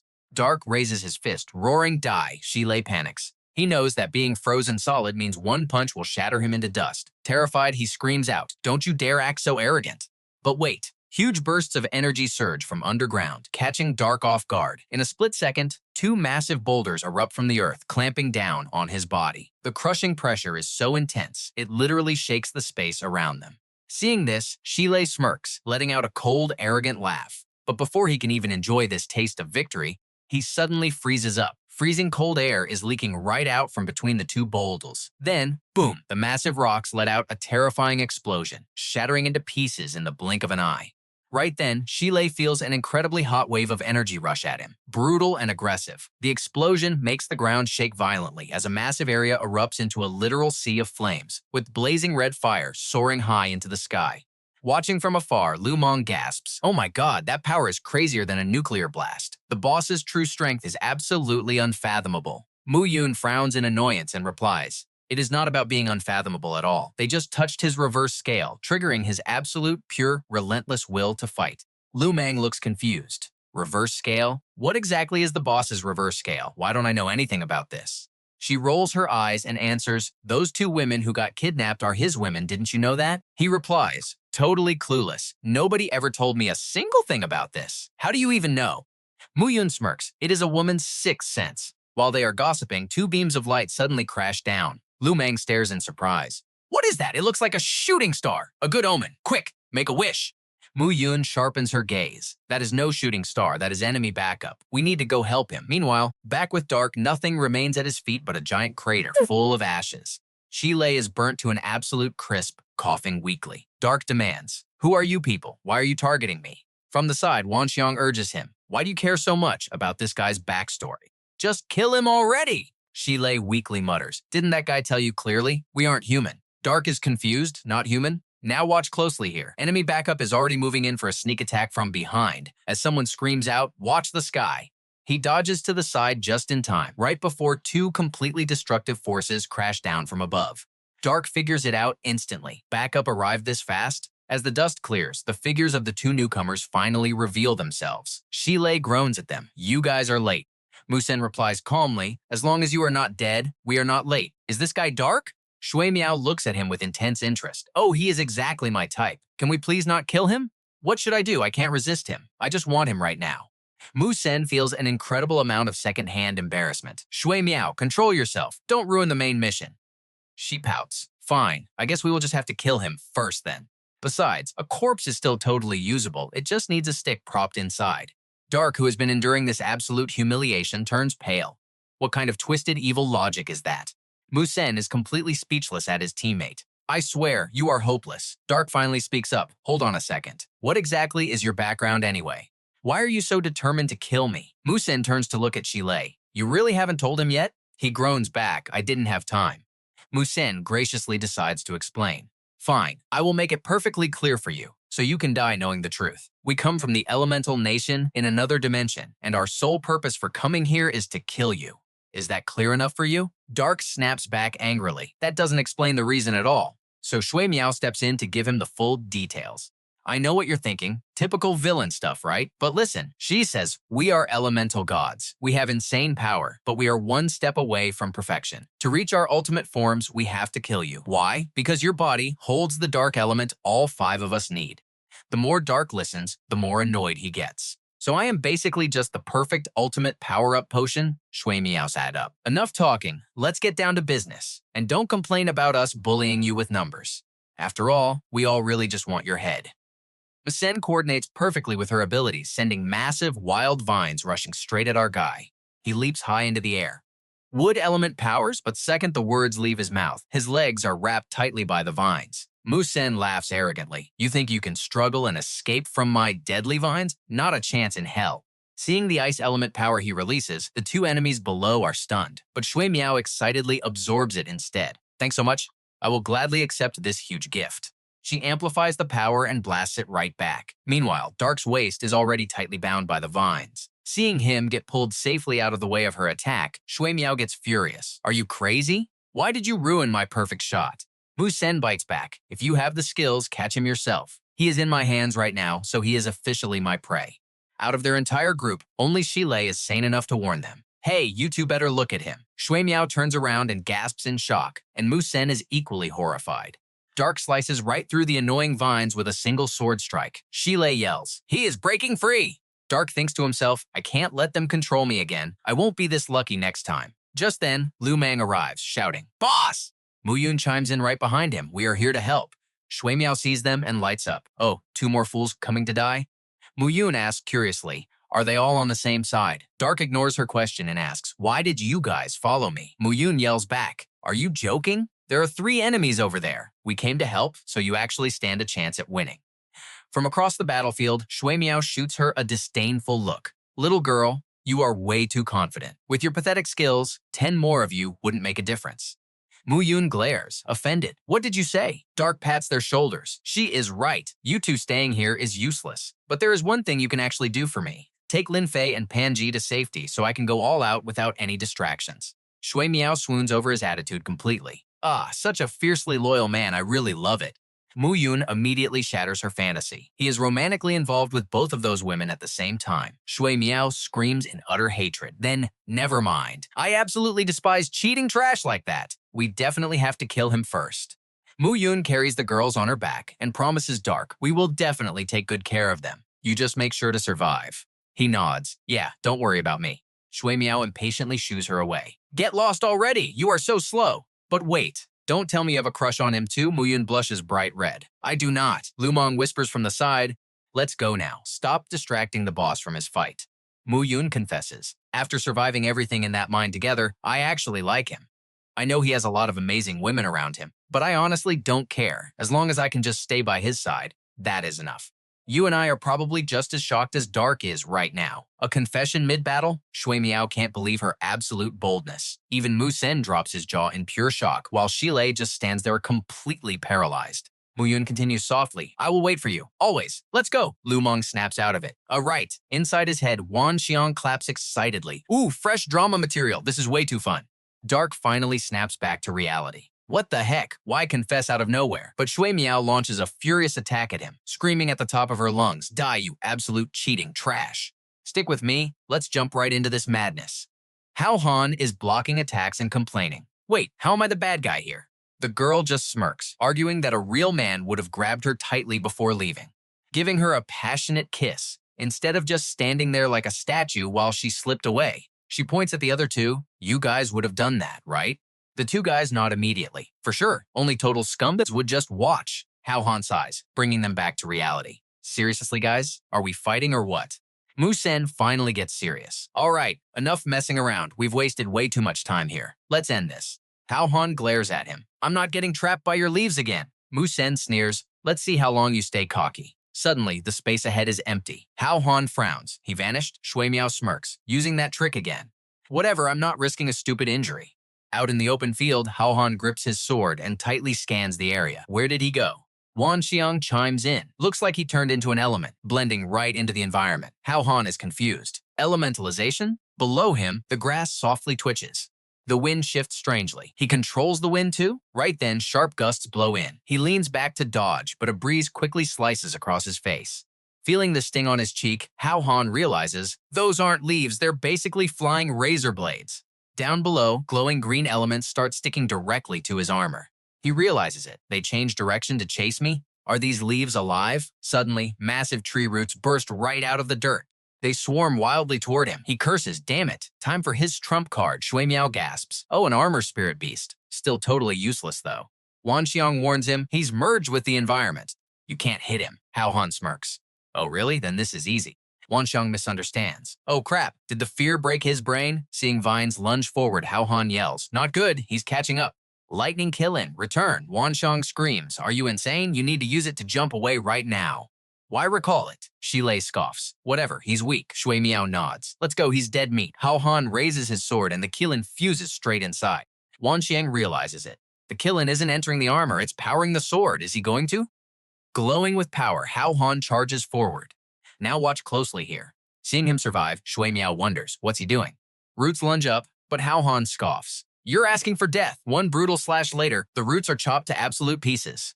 2 roots appear. He stabs his blade down. Just die. Sword deep in the dirt, he roars out. Already. Shui Miao laughs. Thought you had a secret weapon. That's it? Hilarious. Hach Ham replies calmly. If he's the entire environment, why would I even bother looking for his real body? Her face goes pale. He blasts energy into his sword. Instantly, the entire area freezes. The 2 villains stare in pure shock. Hach Ham single-handedly deep froze the whole field. Shui Miao screams in pure anger. Are you kidding me? You honestly think this can destroy the whole forest? You're way too naive. Enough playing. Land the killing blow. Cold air pulses from Hach Ham. Shilei gets nervous. No movement. Is he really taken out? He aims his blade. You're next. Shilei screams, I'll avenge Musen. Smashing the ground, he violently traps Hach Ham in a rock box. He scoffs. This pathetic trick? The rock shatters. He raises his sword. Get lost! Suddenly, the ground erupts beneath him. He knows this is bad. A massive geyser shoots up, trapping him inside a giant water bubble. He tries everything to break out. Oh, crap, I can't escape. Shilei grins. Let him suffocate, but Shui Miao panics. No, I can't hold him. Use your ultimate. Shilei hesitates. Are you sure? Didn't you guys warn me not to make a massive scene earlier? She snaps at him. This is completely different. He killed Musen. We have to give Musen an absolutely epic funeral. Besides, this place is isolated. No one will see. Shilei grins. Then I won't hold back. His body beam mutates into a massive brute, violently absorbing the surrounding rocks. Rocks fuse into him. Hach Ham squints. What's that? Seeing his insane rock armor, he panics. Is he hacking? He's just an ant. The giant sneers, your life is mine. Hach Ham sits an idea. Wait, I can escape. The fist crashes down. Take this. Hach Ham waits perfectly. The massive smash breaks the water bubble from the outside, setting him free. You thought that would work, right? Nope, the bubble just stretches like rubber, refusing to pop. Hach Ham panics. Okay, something is completely wrong here. The bubble holds. Shilei laughs. Hach Ham screams system, but the next massive punch is already coming. Shui Miao watches excitedly. Wow, that's completely ruthless. Suddenly, she feels her water energy draining fast. Wait, what's going on? Shilei screams. Are you crazy? Where did your skills go? A bright light flashes, blasting a water pillar at him. Shui Miao is stunned. That's my power. How? Shilei is violently knocked off balance. He collapses. Shui Miao panics. Shilei, what happened? She freezes. A hole pierces his chest. Coughing, he gasps. Shui Miao, run. You can't beat him. Heartbroken, she hears his last words. We were stupid to challenge gods. Hach Ham appears behind her, ready to interrogate. You're Shui Miao? Her body shakes violently. With his triple S rank elemental furnace, he demands coldly. Where are the other 2? He speaks bluntly. 5 of you total, where are the other 2? I'll end this. Shui Miao scoffs. Just you? You overestimate yourself. Those 2 are... She points to the side. Look, they're here. Hach Ham turns around, but sees absolutely nothing. Shui Miao fires countless ice arrows. Idiot, your life is mine. Shockingly, Hach Ham completely absorbs them all. Delusional, she smirks. Fool, at this range, my water spirit ultimate is an instant kill, even for a god. She freezes seeing Hach Ham perfectly unharmed. He smirks. So pure. It's your core elemental power. Thanks. Shui Miao finally figures it out. You can actually absorb my elemental power? That's exactly how you escaped that water bubble earlier. He adds, and I return it double. Shui Miao instantly dives into the water. Hach Ham smirks. Smart using a water shield to escape. Trust me, we know she won't escape. Wan Xiang warns, if she tells the others, you lose your advantage. He raises his sword. I know. She's not escaping because... Let's dive right into this crazy revenge story. One sword strike sweeps out, and Hach Ham tells her his power counters hers perfectly. The whole water surface freezes solid. Holy crap, this power is absolutely terrifying. How did he even do that? Hach Ham casually explains he just converted the elemental power he recently absorbed. The girl quietly analyzes him in her head. To master newly acquired gear to this insane level so quickly, that takes real skill. This guy must be a true combat genius. Waiting around with nobody in sight, Hach Ham asks, "Where did she run off to?" His foot stomps down hard on one specific spot. "Found her!" Thuy Mu's body gets forced up. He calmly praises her, saying she runs pretty fast. He almost missed freezing her. If she wants to play tough, he will gladly grant her that wish. She looks at him in pure despair. Hach Ham senses it and pauses. Thuy Mu hugs her knees and says Thak Loy was completely right. Hach Ham coldly cuts her off. "Cut the crap. Where are your two accomplices?" She stays stubbornly confident, insisting he still cannot beat Ho Diem and Kim Ham. "You are definitely no match for them." Hach Ham taps his sword right on Thuy Mu's stubborn head. "Do you honestly think I do not have the guts to kill you right now?" Pushing your luck this far, she instantly begs, apologizing and saying she was wrong. "I will take you to them right now." Hach Ham suddenly gets an idea. "Hold on, no rush. I actually have another favor I need you to help me with." He takes her straight to a hotel. Thuy Mu suspiciously gets off the bed. Hach Ham replies, "Isn't it obvious enough? This is a couple's hotel. Didn't you say you wanted to claim me? I found the perfect place for you. Come on, take it off." Thuy Mu nervously refuses, saying today is not very convenient for her. Hach Ham pushes his luck further. "Oh, really? That is just perfect. I like a little extra spice anyway." Terrified, she covers her chest and backs away. "You are an absolute pervert." Hach Ham playfully threatens her. "This right here is my true face. Come here, haven't you been secretly peeking at my body anyway? Let us have a deep exchange." Thuy Mu grabs her head and sobs loudly like a literal baby. "I never did that. Ho Diem forced me to act like that." Seeing Hach Ham make no further moves, she finally dares to peek with one eye. Hach Ham knows instantly. "Just as I guessed, you guys have been putting on an act this whole time."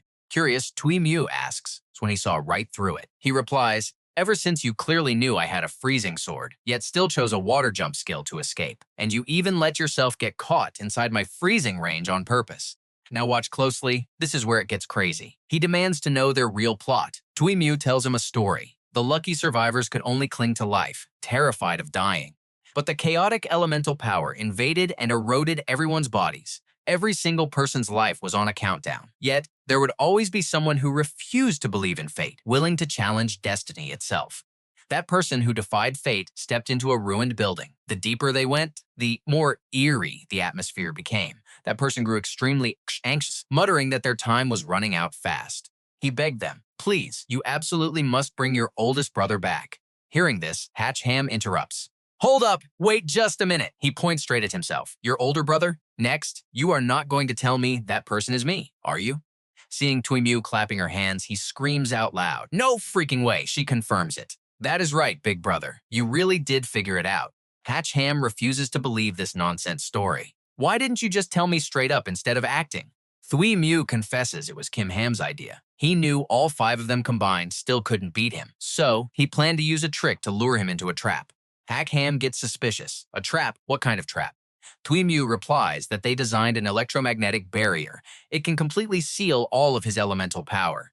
The exact moment he walks in, he loses all his strength, and they can safely take him away. Hach Ham pieces the rest together. "So you guys kept provoking me to see my real strength. You wanted me to think I could easily win, just so I would willingly walk right into the cage." Thuy Mu proudly praises him out loud, as expected of our brilliant big boss, figuring it out instantly. Hach Ham is still visibly pissed off, but using 2 entire lives as bait, that is a massive price to pay. She awkwardly explains they actually retreated completely safely. "We are literal living elements. How could we ever just die that easily?" Hach Ham is completely speechless at this point. These annoying scammers are seriously cunning and deep. "Understood. Let us go." Thuy Mu asks blankly. "Wait, go where?" "I know what you are thinking, trap time." "You bet." He frowns at this dummy. "You guys spent so much effort building this ultimate trap. Of course I have to go test it out." Thuy Mu is touched, realizing he knows there is danger ahead, yet he still walks right into it, truly worthy of being the boss. Hach Ham refuses the connection. "Shut up. My parents gave birth to me." Thuy Mu tries advising him. "It is super late right now. Maybe we should just sleep first and decide tomorrow?" But Hach Ham is super impatient. "Cut the nonsense, we go right now. Lead the way." The next day, she finally brings him to the spot. Hiding in the distant trees, Hach Ham is confused. You guys sure know how to pick a spot. Why design a trap for me all the way out here? Tuong replies in frustration. We could not even cross the barrier to get here originally, but there is a certain professor inside. He suddenly opened a pathway connecting to our alternate dimension. That is exactly how we managed to cross over so smoothly. If we want to head back, we can only do it from right here. Hach Ham thinks to himself, a professor who can open dimensional paths. Could it be Professor Tuong who escaped from nature? No wonder I could not find him. Turns out X2 took him in as a subordinate. She asks for his opinion. Hey, do you think I should tell them to stop fighting so we can just sit down and talk? Hach Ham replies. Is Kim Ham really the type to negotiate easily? The boss came from far away, pouring all his heart into designing this massive setup. You cannot just shatter that idea with two or three sentences. At the end of the day, it still comes down to whose fists are harder. You wait right here. I will go talk to them and see. If we start fighting later, you know exactly what to do. Tuong agrees from behind. Understood. I will do absolutely nothing. As Hach Ham steps in, someone reports. He is finally here. It is MOCKED. He exclaims that Tuong really managed to trick him into coming over. Kim Ham asks curiously, is Tuong with him right now? Thok Loy replies, I do not see her. Could he have killed her already? Hoa Diem is also worried about this. Kim Ham refuses to believe it. With Tuong's power, escaping is even easier than for you two. No need to worry. Let us just make sure we can successfully capture him first. Then we will see. MOCKED reports in. The two of us burned through almost all our power just to escape death. I seriously doubt we can be of any help to you guys now. Kim Ham replies calmly. No need for you two to fight. Hoa Diem alone is enough to capture him alive. Being called out directly, Hoa Diem gasps, me? Kim Ham questions him. What is wrong? Do you not believe in the power of the electromagnetic field I designed? All of my father's wisdom was poured right into this thing. Kim Ham gives the order. You just need to stall him for exactly 3 minutes, then I can strike. Hoa Diem promises I will try my absolute best. The other two cheer him on. You got this. You can do it. Beat him to death. Hach Ham observes his surroundings and thinks. Tuong said she didn't know what the electromagnetic array looked like. Do I really have to step inside to find out? Suddenly, he bumps into someone. Hoa Diem steps out to greet Hach Ham. You are finally here, my old enemy. Hach Ham hesitates. Do I seriously have to keep acting along with these guys? MOCKED watches from behind, noting that while their mission was to lure him here, they honestly gave it their all. Thok Loy isn't very reassured. Is it really a good idea to send Hoa Diem up there? Kim Ham's real goal is simple. His mission isn't to win, but to force Hach Ham to go all out. Only then can I completely drain away all of his abilities. Therefore, Hoa Diem absolutely must push Hach Ham to unlock his full potential. Hach Ham casually checks on his opponent. Are you okay? You look pretty uncomfortable over there. How about we just sit down and have a little chat? Hoa Diem stammers out of sheer embarrassment. Who is nervous? I am just gathering my energy, that is all, he thinks carefully. Those two didn't explain why they suddenly lost, so I have to be extremely careful. I'll just use my fatal double kick.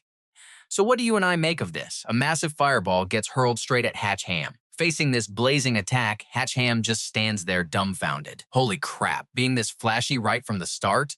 Stick with me here. Inside, Shilei completely panics watching that move. Musen nervously curses, yelling that this guy has zero restraint. If he accidentally grabs Jin Shin's attention, he is doomed. The absolute best outcome for him now is just ending up crippled. Right where Han is standing, a massive pillar of fire erupts into the sky.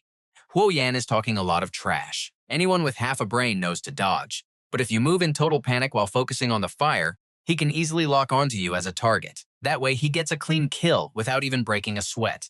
He suddenly shuts up when the smoke clears. Nothing is there. Alarm bells instantly start ringing in his head. Did this guy crash straight into the blast and blow himself up? Huo Yan completely freezes. From behind, as soon as he turns around, he hears Han casually ask, "What are you screaming about?" Shilei is in absolute disbelief. Han actually appeared right behind Huo Yan. Jin just sneers, saying it is a basic escape skill, so no need to stress. When Xingyang reminds him to be careful, pointing out his teleportation scrolls are running low. Jin agrees, telling him he knows, and mocks him for being way too picky. Now pay attention here. Huo Yan fires his 10,000 flames piercing heart tech die. Jin anxiously jumps to his feet. All those deadly flame bullets rush forward, but Han just coldly snorts. Huo Yan gets arrogant again. Fool, my bullets locked onto you. Even if you run to the ends of the earth, they will crush your heart and deliver a fatal blow. But Han simply absorbs all of it, so that is how it works. Thanks for the gift. Huo grimaces in pure shock. My element was eaten. What kind of dark sorcery are you using? He Han looks genuinely surprised. Did Shilei run back without telling you guys anything? Hearing this, she suddenly remembers. He finally realizes it. Oh right, that guy was absorbing elemental power earlier. A dark-faced Jin Shin orders him to go out there. Shilei asks why, totally confused. Suddenly, Jin Shin kicks him flying outside, furious that he waited until now to share such important information.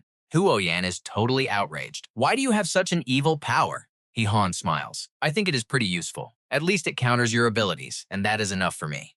You and I both know he is wrong, but Huo Yan still gets defensive. Counter? Ridiculous. You just absorbed my element. You cannot even fight back. He Han frowns, saying Shui Miao claimed they came for a rescue, but clearly they lack any real sincerity.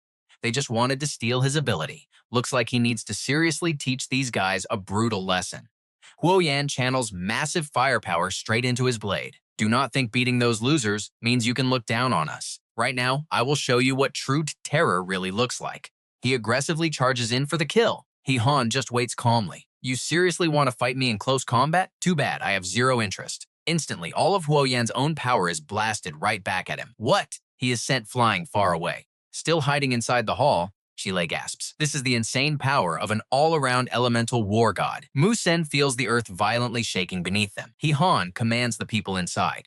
Obediently roll out here right now. If you try playing any more dirty tricks, I will not hold back. Jin Shin scoffs at this. Such an arrogant tone. Does he think he is invincible? Time to activate the electromagnetic field. So where do we go from here? Trust me, his next trap is going to be pure madness.